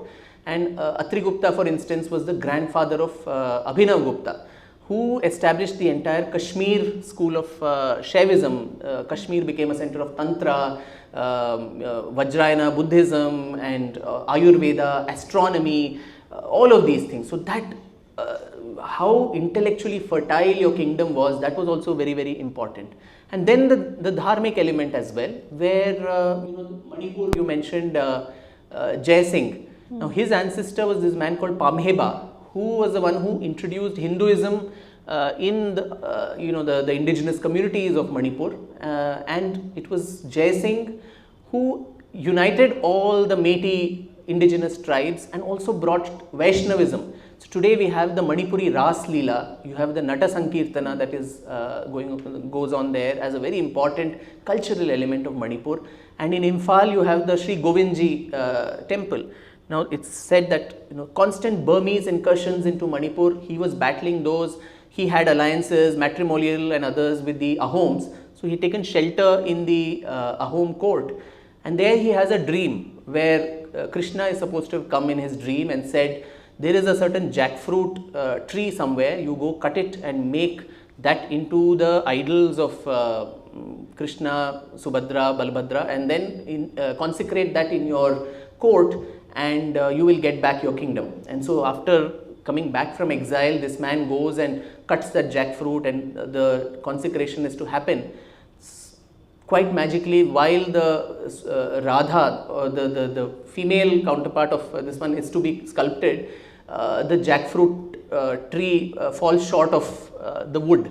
And then he does something very strange, which is his 8-year-old daughter, Bimbavati or Lakshmi Priya. He dedicates her as Radha to the Govindji, and she becomes, that name is very complicated, some Manipuri name. That's the new name that she takes on. And through that, so this whole Ras Leela that you see of dance with those round costumes, and the songs that were composed then, that gave Manipur its cultural element, and the name Manipur itself, a very Sanskritic name, was also given by this man. So that was as important. And in his kingdom, when by chance a Brahmin priest was punished wrongly and executed, this man is so sad that under his watch an injustice has been committed, and so he renounces his kingdom and goes away on penance all the way to Vrindavan, and on the way he dies. Similarly, Marthanda Varma, he is somebody from the small principality called Venad. He creates this entire Travancore kingdom, all the small Quilon and Elayada Swarupam, all these small principalities he unites and makes Travancore, suppresses all the terrible rebellions that are happening in Travancore by the Pillayars and all these people who are there in the court. And after all this campaign, he dedicates the entire kingdom to Sri Padmanabha Swami and calls himself Padmanabha Dasa. And the king is a trustee. I am just a trustee. I am carrying out the entire rule in your name. So that spiritual element, even when we not mentioned here, but Chhatrapati Shivaji Maharaj and so on, the spiritual element of that. And that is where I think Bankim Chandra's verse, and also what Aravindan ji rightly mentioned, this whole element of the divine feminine, that Devi, Bhavani, Bharti, as Sri Aurobindo mentions, Chandi in Punjab, Durga in Bengal, Bhavani in Maharashtra, their role in this warrior spirit, and which in turn I think fed into our freedom movement, which fed into the way the violent struggle of the revolutionaries, of which I think Sanjeev must have spoken in depth in the afternoon. That was a very important element. Now, post-independence, particularly since the Hindu element of our existence had to be subsumed, even in the freedom movement, all these elements, today a Bankim Chandra would be probably called communal. All these people who took, Shivaji Maharaj who took an oath on Bhavani's sword that was given to him and so on, they would be communal. So all these elements had to be subsumed, and the freedom movement itself sanitized to such an extent that these aspects don't come out. But then the long tradition of that goes back to all these different Bravehearts of Bharat, who for whom dharma, spirituality and that Kshatriya spirit that came with it was a very, very essential component. We were not an absolute non-violent or pacifist civilization or nation. So my last question in two parts, because I think it's only fair that we finally give the audience a chance to ask questions. It pertains to also the way you write your book. Each story begins with a beautiful legend. Sometimes it is oral tradition, sometimes it is song, sometimes it is almost fantastic. And also, the reason why I'm asking you that is you are a trained historian. So what is the value you see in this sort of inclusion of legend into writing a biography? Because some of it is steeped or anchored in fact. And the reason I'm asking you this is that, when we are going on talking about debunking history and, setting the narratives right, there is a certain lived reality that is lived via these songs, via these legends, via these mythological stories that persist even among the people today. Yeah. Whereas in academia, we have this entire debate of writing, setting a narrative, debunking a narrative, and I know that every time there is a controversy about Savarkar, I feel bad for you, that you have to keep coming back on TV and again and again and again talking about petition, it's become, so you understand. So how long are we going to be in a setting of debunking? and at the academic level, whereas when we read the stories, there's so much that is still alive within the people. So can you just wind up with that? Yeah. Before that, I'll just bring one element which I forgot, which was, one is of course the folk legends and so on. Yes. To all those people who say, there was no consciousness of Sanatan Dharma or Hinduism or whatever, right through this unending chain that we see of common resistance that I'm talking of. And when Muhammad Ghazni, goes to Somnath, by then this Bhimdeva, who is the ruler, he has run away. And he has a free run through Patan and goes to Somnath. And there he is so, astonished to see about 50,000 common Hindus who are protecting the temple. And it takes him 3 days to kill all of them, and then he enters the temple. And there too, of course, this unfortunate distortion that is done to mention Somnath, that this was not for theological reasons. Of course, you have the wicked Brahmin who was amassing wealth, and it was a den of all kinds of vices. Recently there was some nonsense that he found a lot of vices there, and so he came he came to cleanse. The same about Aurangzeb in Kashi. He found, to protect women. That's the silliest thing, where Ghazni had entire this thing of slave trade and sex trade with all the women from Hindustan being taken there. And these people were coming all the way and cleansing our temples, where they found all kinds of vices apparently. So, and also eminent historians who keep telling us this, that it was not at all for this one. Different chroniclers have different versions. Obviously, today if there's an accident that's happened on the road and you ask 10 eyewitnesses, 10 people will tell 10 different things. Finally, did the fellow die or not? That is the ultimate question, which maybe there's a concurrence. But all those chroniclers are unanimous in their account that he destroyed the Somnath Shivling. How he did he pierce it in the middle or from the top? That doesn't become a thing to say that he didn't do it. So there too, when he goes there and he, after killing these 50,000 people, he goes and asks these, the priests come running and say, you are a Lutera, so whatever amount of money you want, you take and just leave from this place. He supposed to have laughed, and this is what some of his Al-Baruni, then Farishta, Minhaj-e-Siraj, all these people accounted in detail, that he laughs and says, if I do that, my name will be etched in history as a trader of idols. I don't want my name to be known like that. I want to be known as But Shikan or a breaker of idols. So all Sikandar But Shikan of the Shahmiri dynasty of Kashmir, they took pride in suffixing their name with the title But Shikan. That was a common title to all those people who broke as many Buts or idols. So in such a case where he says that, and this is accounted first person accounts of their own chroniclers, you have today's fellows saying that this was not for theological purpose, it was only for wealth and all of that. And even after, so let the rulers do what they do. Now after he is going back to Ghazni, the amount of consciousness, the hurt that is there in the minds and souls and psyche of common Hindus, that their important Jyotirlinga was desecrated. When the army is wanting to go back, of course Bhimdeva comes and makes a re-entry and tries to attack him from the back, and while he is literally on a retreat, then a few people come posing as guides and say the army needs water and food and so on. So they say, we'll show you where water is available, and they take him all around the desert and arid regions, and at some point they become suspicious as to where they are leading us, and they catch the guide and ask him to reveal the truth. And finally he says, yes, there is no water body here, and I am actually misleading you and misguiding you, and I wanted to take revenge and ensure your entire army and you die of starvation and thirst. And of course he is Sartan se juda after that. But then this common angst, absolutely, that consciousness, and that remained so many centuries later. So why did Ahilyabai 800, 900 years later, it struck her that these were the important centers she had to renovate.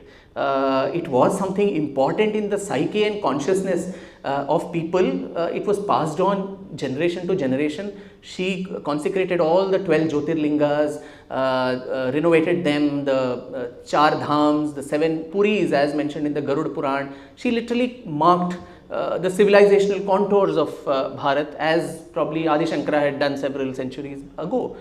And few more years later, when that story of course has multiple contestations, when Maharaja Ranjit Singh, it is said, when he made this offensive against Durrani, Zaman Shah in Afghanistan, it is said that he, after defeating him, said, you give us back the dwars, the silver gates, which was of Somnath, which was put into Ghazni's mausoleum, the Mazar in Ghazni. And as a, after being defeated, they had to give those things back. But by then there was no temple there, it was all in ruins and so on. So the people in Gujarat said, we can't house it. And it was actually made as the Darshan Dwars of the Golden Temple. The original, this ones that came, sandalwood gates with silver, laden and so on. There are contestations to that. Some say this is, and the Sikh revivalism that we see today, they don't want to associate with the Hindu element of their own Maharajas. That becomes a problem. But still, Ranjit Singh also donated so much of gold to the Kashi Vishwanath Mandir. So why was that happening? All through that consciousness of this wounded civilization, that things have been broken. And I think those who haven't read should read Meenakshi Ji's book on the flight of Hindu deities, which is, I think, like, it's a heart-moving account of how resilience was, along with battles, common people transporting idols, moving from one place to the other, hiding it in wells, in lakes, burying it underground, all these things happening all the time. That is how this, the survival has happened due to this indomitable strength of resilience. And that is also lived history, that is also lived experience. But to your question on folklore, one example, because there's not much time, we've all seen Kantara and this whole idea of Bhuta tradition, Bhuta Aradhane. So in coastal Karnataka, most of us in mainstream history textbooks, we may not know about Rani Abbakka. But in coastal Karnataka, in Ullal, in Mangalore, that region, the Bhuta Aradhane that is done invokes not only gods and demigods and spirits, but also ancestors, kings and queens and so on. And Abbakka is invoked in plural form, because there were 4 Abbakkas actually, not 1 but 4, and all of them in their own ways gave resistance to the Portuguese. So they are invoked as Abbakka Deviyaru or Mahadevi. That is the common thing. And this Abbakka spirit comes, and I was fortunate to see one such performance, where the practitioner talks about how we destroyed the Portuguese fleet, and very graphic details and so on. A lot of it is fantastic stories, which is interesting, and like what we discussed, Anand and I, in the morning, of how that storytelling, the fictional element, makes it so interesting and enlivening for all of us. History is not some dead, frozen museum object, but something that lives amidst us.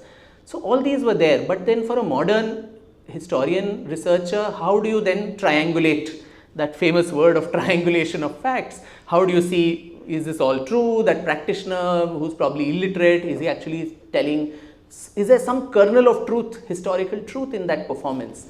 So while I was doing this, there's this Italian, traveler, Pietro della Velle, who comes to India and goes all into different places. He has heard about this entire story of Abbakka in the court of the Persian emperor. And then among other things, he also wants to come and see who is this lady. And the story that was doing the rounds was precisely this, that there was this lady who actually defeated the Portuguese fleet. And how did they do that? When the fleet was parked on the shores of Mangalore, in the night all the Mapillas, the Mogaviras, all these soldiers of hers, in coconut shells, the ammunition was filled, and these were hurled, hundreds of coconut, very indigenous ammunition, made and hurled at the Portuguese fleet, and the entire thing caught fire, and all the admirals and captains, everybody was killed.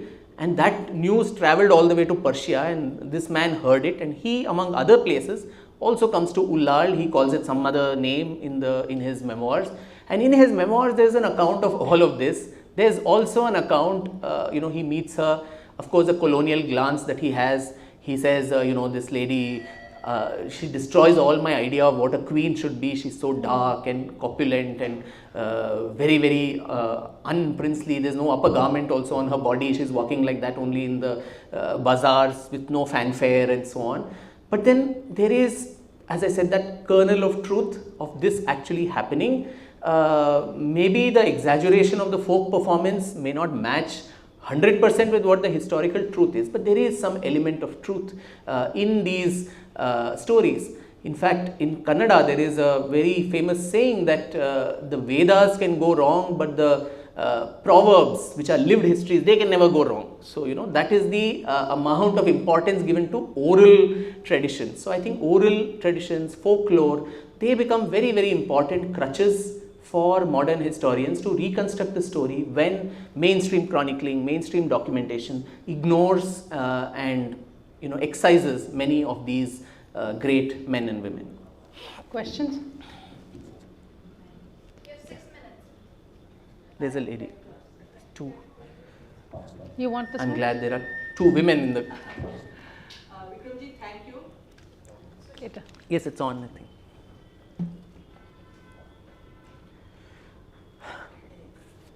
Thank you for a very enlightening session. Just wanted to tell you, it's very interesting you're talking about Abaka Chauda and the traditions in Ullal, because for Durgavati also, the gods have turned her into a goddess. Yes. So it's the same, I think there is some kind of, so do you know other examples like this, where the queen becomes, mythologized into a celestial being? I think one that comes, even Lakshmi Bai, the manner in which she is among the Bundelas and so on in Bundelkhand, I think she is to quite an extent, may not be as a goddess, but I think in folklore she is given a lot more importance than what she actually was. Ahilya Bai for sure, Punya Shlok and the entire Indore airport named after her, there are and the maternal concern that she had for the kingdom, which I think was very important when we talk of leadership models too. Here was a maternal instinct of this lady that what good governance and leadership needs to be, where not only the human being, even for the human beings in the summer months, there would be people who would be stationed on footpaths to give water to the poor and needy. In the winters, there would be people who would give bedding and blankets and warm wear. Not only human beings, but also dogs and cats and stray animals. For them, there would be pots of water and food kept in different parts of Indore. The Narmada Ghats, where she would go for a ritual, bath every morning, there was specific amount of food kept aside for the fish which were there in the river. So the a ruler, what a good ruler needs to be, not just look after the human beings in the kingdom, but you are a mother for the entire, all the living beings. I think that element is what makes them deified to the extent that they are, and rightly so. Yes. Anand wants to ask a question. I think the lady, after that. I am very scared of that man. So. 10 seconds, yeah. She will take only 10. Your strategy back at you. What, according to you, led to this much of whitewashing of our history? Second question. You talked about Koili in your book. Yes. And there are some sources which say Koili is a fictional character. Did you really get some material evidence that she was a true character? Yes, there is. In the British accounts itself, there is a very small mention of this lady. So, Koili is this character, I am sure in Tamil Nadu and Pondicherry, there is no need to say much about that, but the first suicide bomber, so to say, where she douses herself with kerosene. She was a part of the women corps of Velu Nachiyar, and to regain Shiv Ganga on the day of Vijayadashmi, when all these women are going there and ostensibly as devotees to worship at the Rajarajeshwari Koil there, she goes inside and douses herself with kerosene, enters the ammunition center and sets herself on fire, and the whole the Shastra Bhandar is destroyed, and that is how these women then remove their swords with vetrival, slogans, and then enter this one. So there is an account of that in the British documents, and very fleetingly even in the Arcot chronicles about, they don't mention the name, maybe that way she may be fictional, but there was some woman who did things like this is certainly mentioned.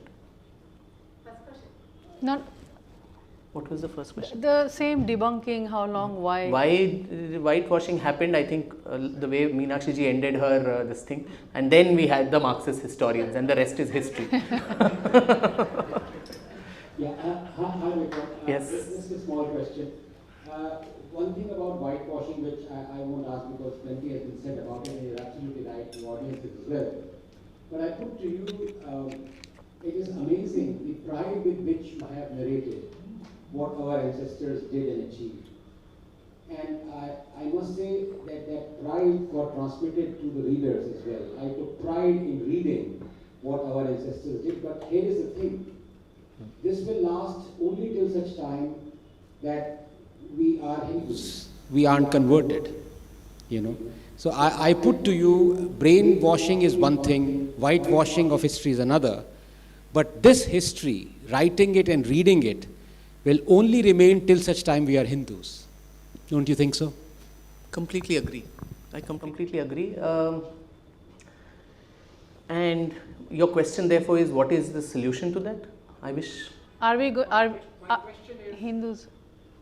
My question is, why do only Hindus amongst Indians take pride in our ancestors?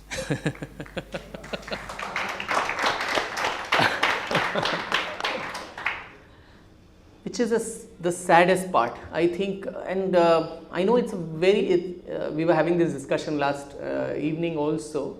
It sometimes seems like a lost cause, but I keep hammering that much at the peril of a lot of people on this side of the ideological divide too. Can we, in some manner, de-hyphenate communities of today, particularly say the Muslim community, and elements of those who take pride in what the atrocities and associate with the invader. And there are politicians who go to the mazar of Aurangzeb and pay their obeisances, whereas the man was a monster who doesn't even deserve a mazar. So can we in some way keep hammering that version? Icons, they are not your heroes. Your ancestors suffered at the hands of these people as much as the ancestors of the Hindus. Yours converted, none of them have come in from Iran or anywhere else, Central Asia. They've all been people of this land itself. Their ancestors, for various reasons, either they could not resist or it was such coercion that they had to convert. So I think the Indonesian model in some ways, where you can be a Muslim nation, but the Hindu culture there, where Ram Leela is performed even by a Muslim majority country, where there are icons of Hinduism there, where they all say we trace our ancestry to that. We may by faith be something else.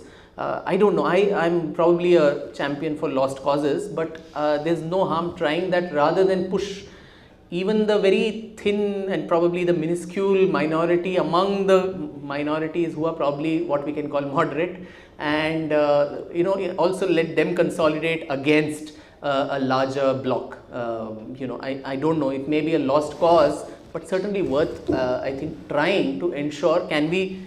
Can we build that narrative instead, that don't take pride in these characters, Ghazni, Ghori. While we say today's Muslims are not responsible for all the atrocities, don't make today's people associate or idolize and we have ruled over you for 800 years, give us the army for half an hour and we'll show you what it is, and these kind of statements. I think that if we can somehow get rid of that, I know it's, as I said, it's a lost cause, but certainly worth trying. Okay, so we've run out of time, but Meenakshi Ji always has the last word. Just one thing I want to add. You said if they can accept their Hindu ancestry, that seems absolutely impossible. I'm just giving you an example that in 1911, the census was done in Bengal. All right? out of 21 million Muslims, 19 million said we have come from outside. Whereas the number was actually just the opposite. They were all locals who had converted, but they said, no, we have come from outside. So that gives you an idea of the challenges.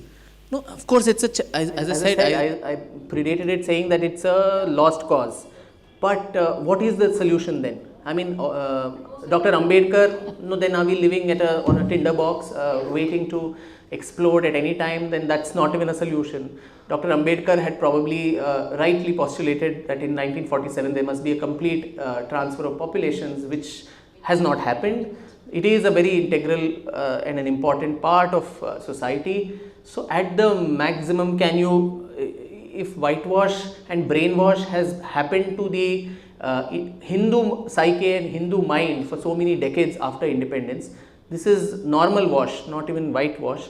Can we try with some elements of those side to ensure that there is some crossover? As I said, it's an experiment worth trying, but that is the next, only last option that one has. Because history also thereby has when we constantly demonize and do this, in 1937, I think history has that important lesson also, that the Muslim League was at the brink of disaster, breaking up. There were so many protests.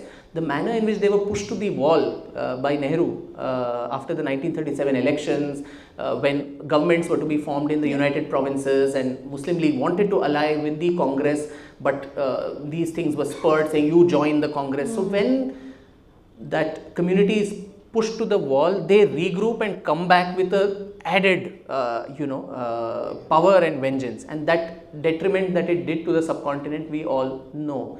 So do we want to do something similar where we can alienate to the extent that there is being pushed to the wall, there is another consolidation, another division, another bloodbath? I don't know. As I said, that's why. So that's why, I mean, many people have, had problems saying, how can Chand Bibi be a part of this? How can Hazrat Mahal? So why don't we say that these are your icons? Why don't we say a Rahim, a Ras Khan, a Shishunal Sharifa, or APJ Abdul Kalam, or Arif Muhammad Khan? These people can be your icons rather than Aurangzeb and Tippu and all these people. To make icons of, you need to whitewash them. So as I said, this is the success of this experiment. I can certainly not guarantee. Maybe it will be a failure, but it is certainly worth trying rather than the other very dangerous alternative, which will, God forbid, see another repetition of 1947. So, sorry, it was a very somber note to end on. No. With that, we conclude this session. But Vikram, probably it's not just they accepting their right heroes. The day a Muslim historian of your caliber will include Hindu heroes in their list of heroes, maybe that day it will be. It's not just them accepting the right, just like you did with Chand Bibi and Hazrat Mahal. Yeah, that will be the day. True.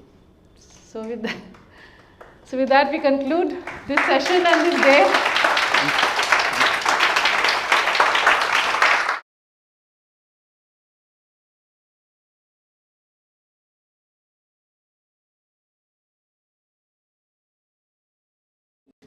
Who have been supporters, as well as Swarajya, mine and Khulke. So without their support and patronage, this would not have been possible.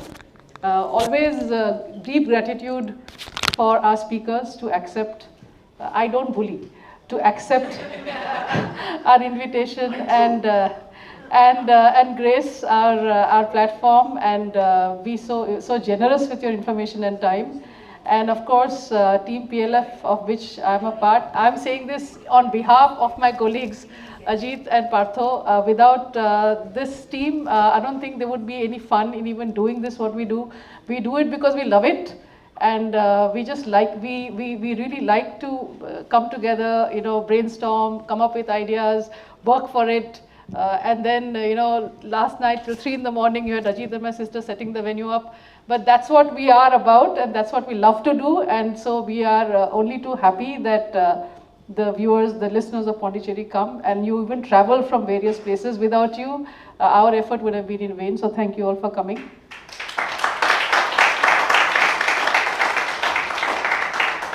And yes, Bharat Shakti is all what we are, so I end with a Vande Mataram. Thank you. The bookstalls will be open for another 20 minutes if you want to buy any of the books and get them autographed by the authors.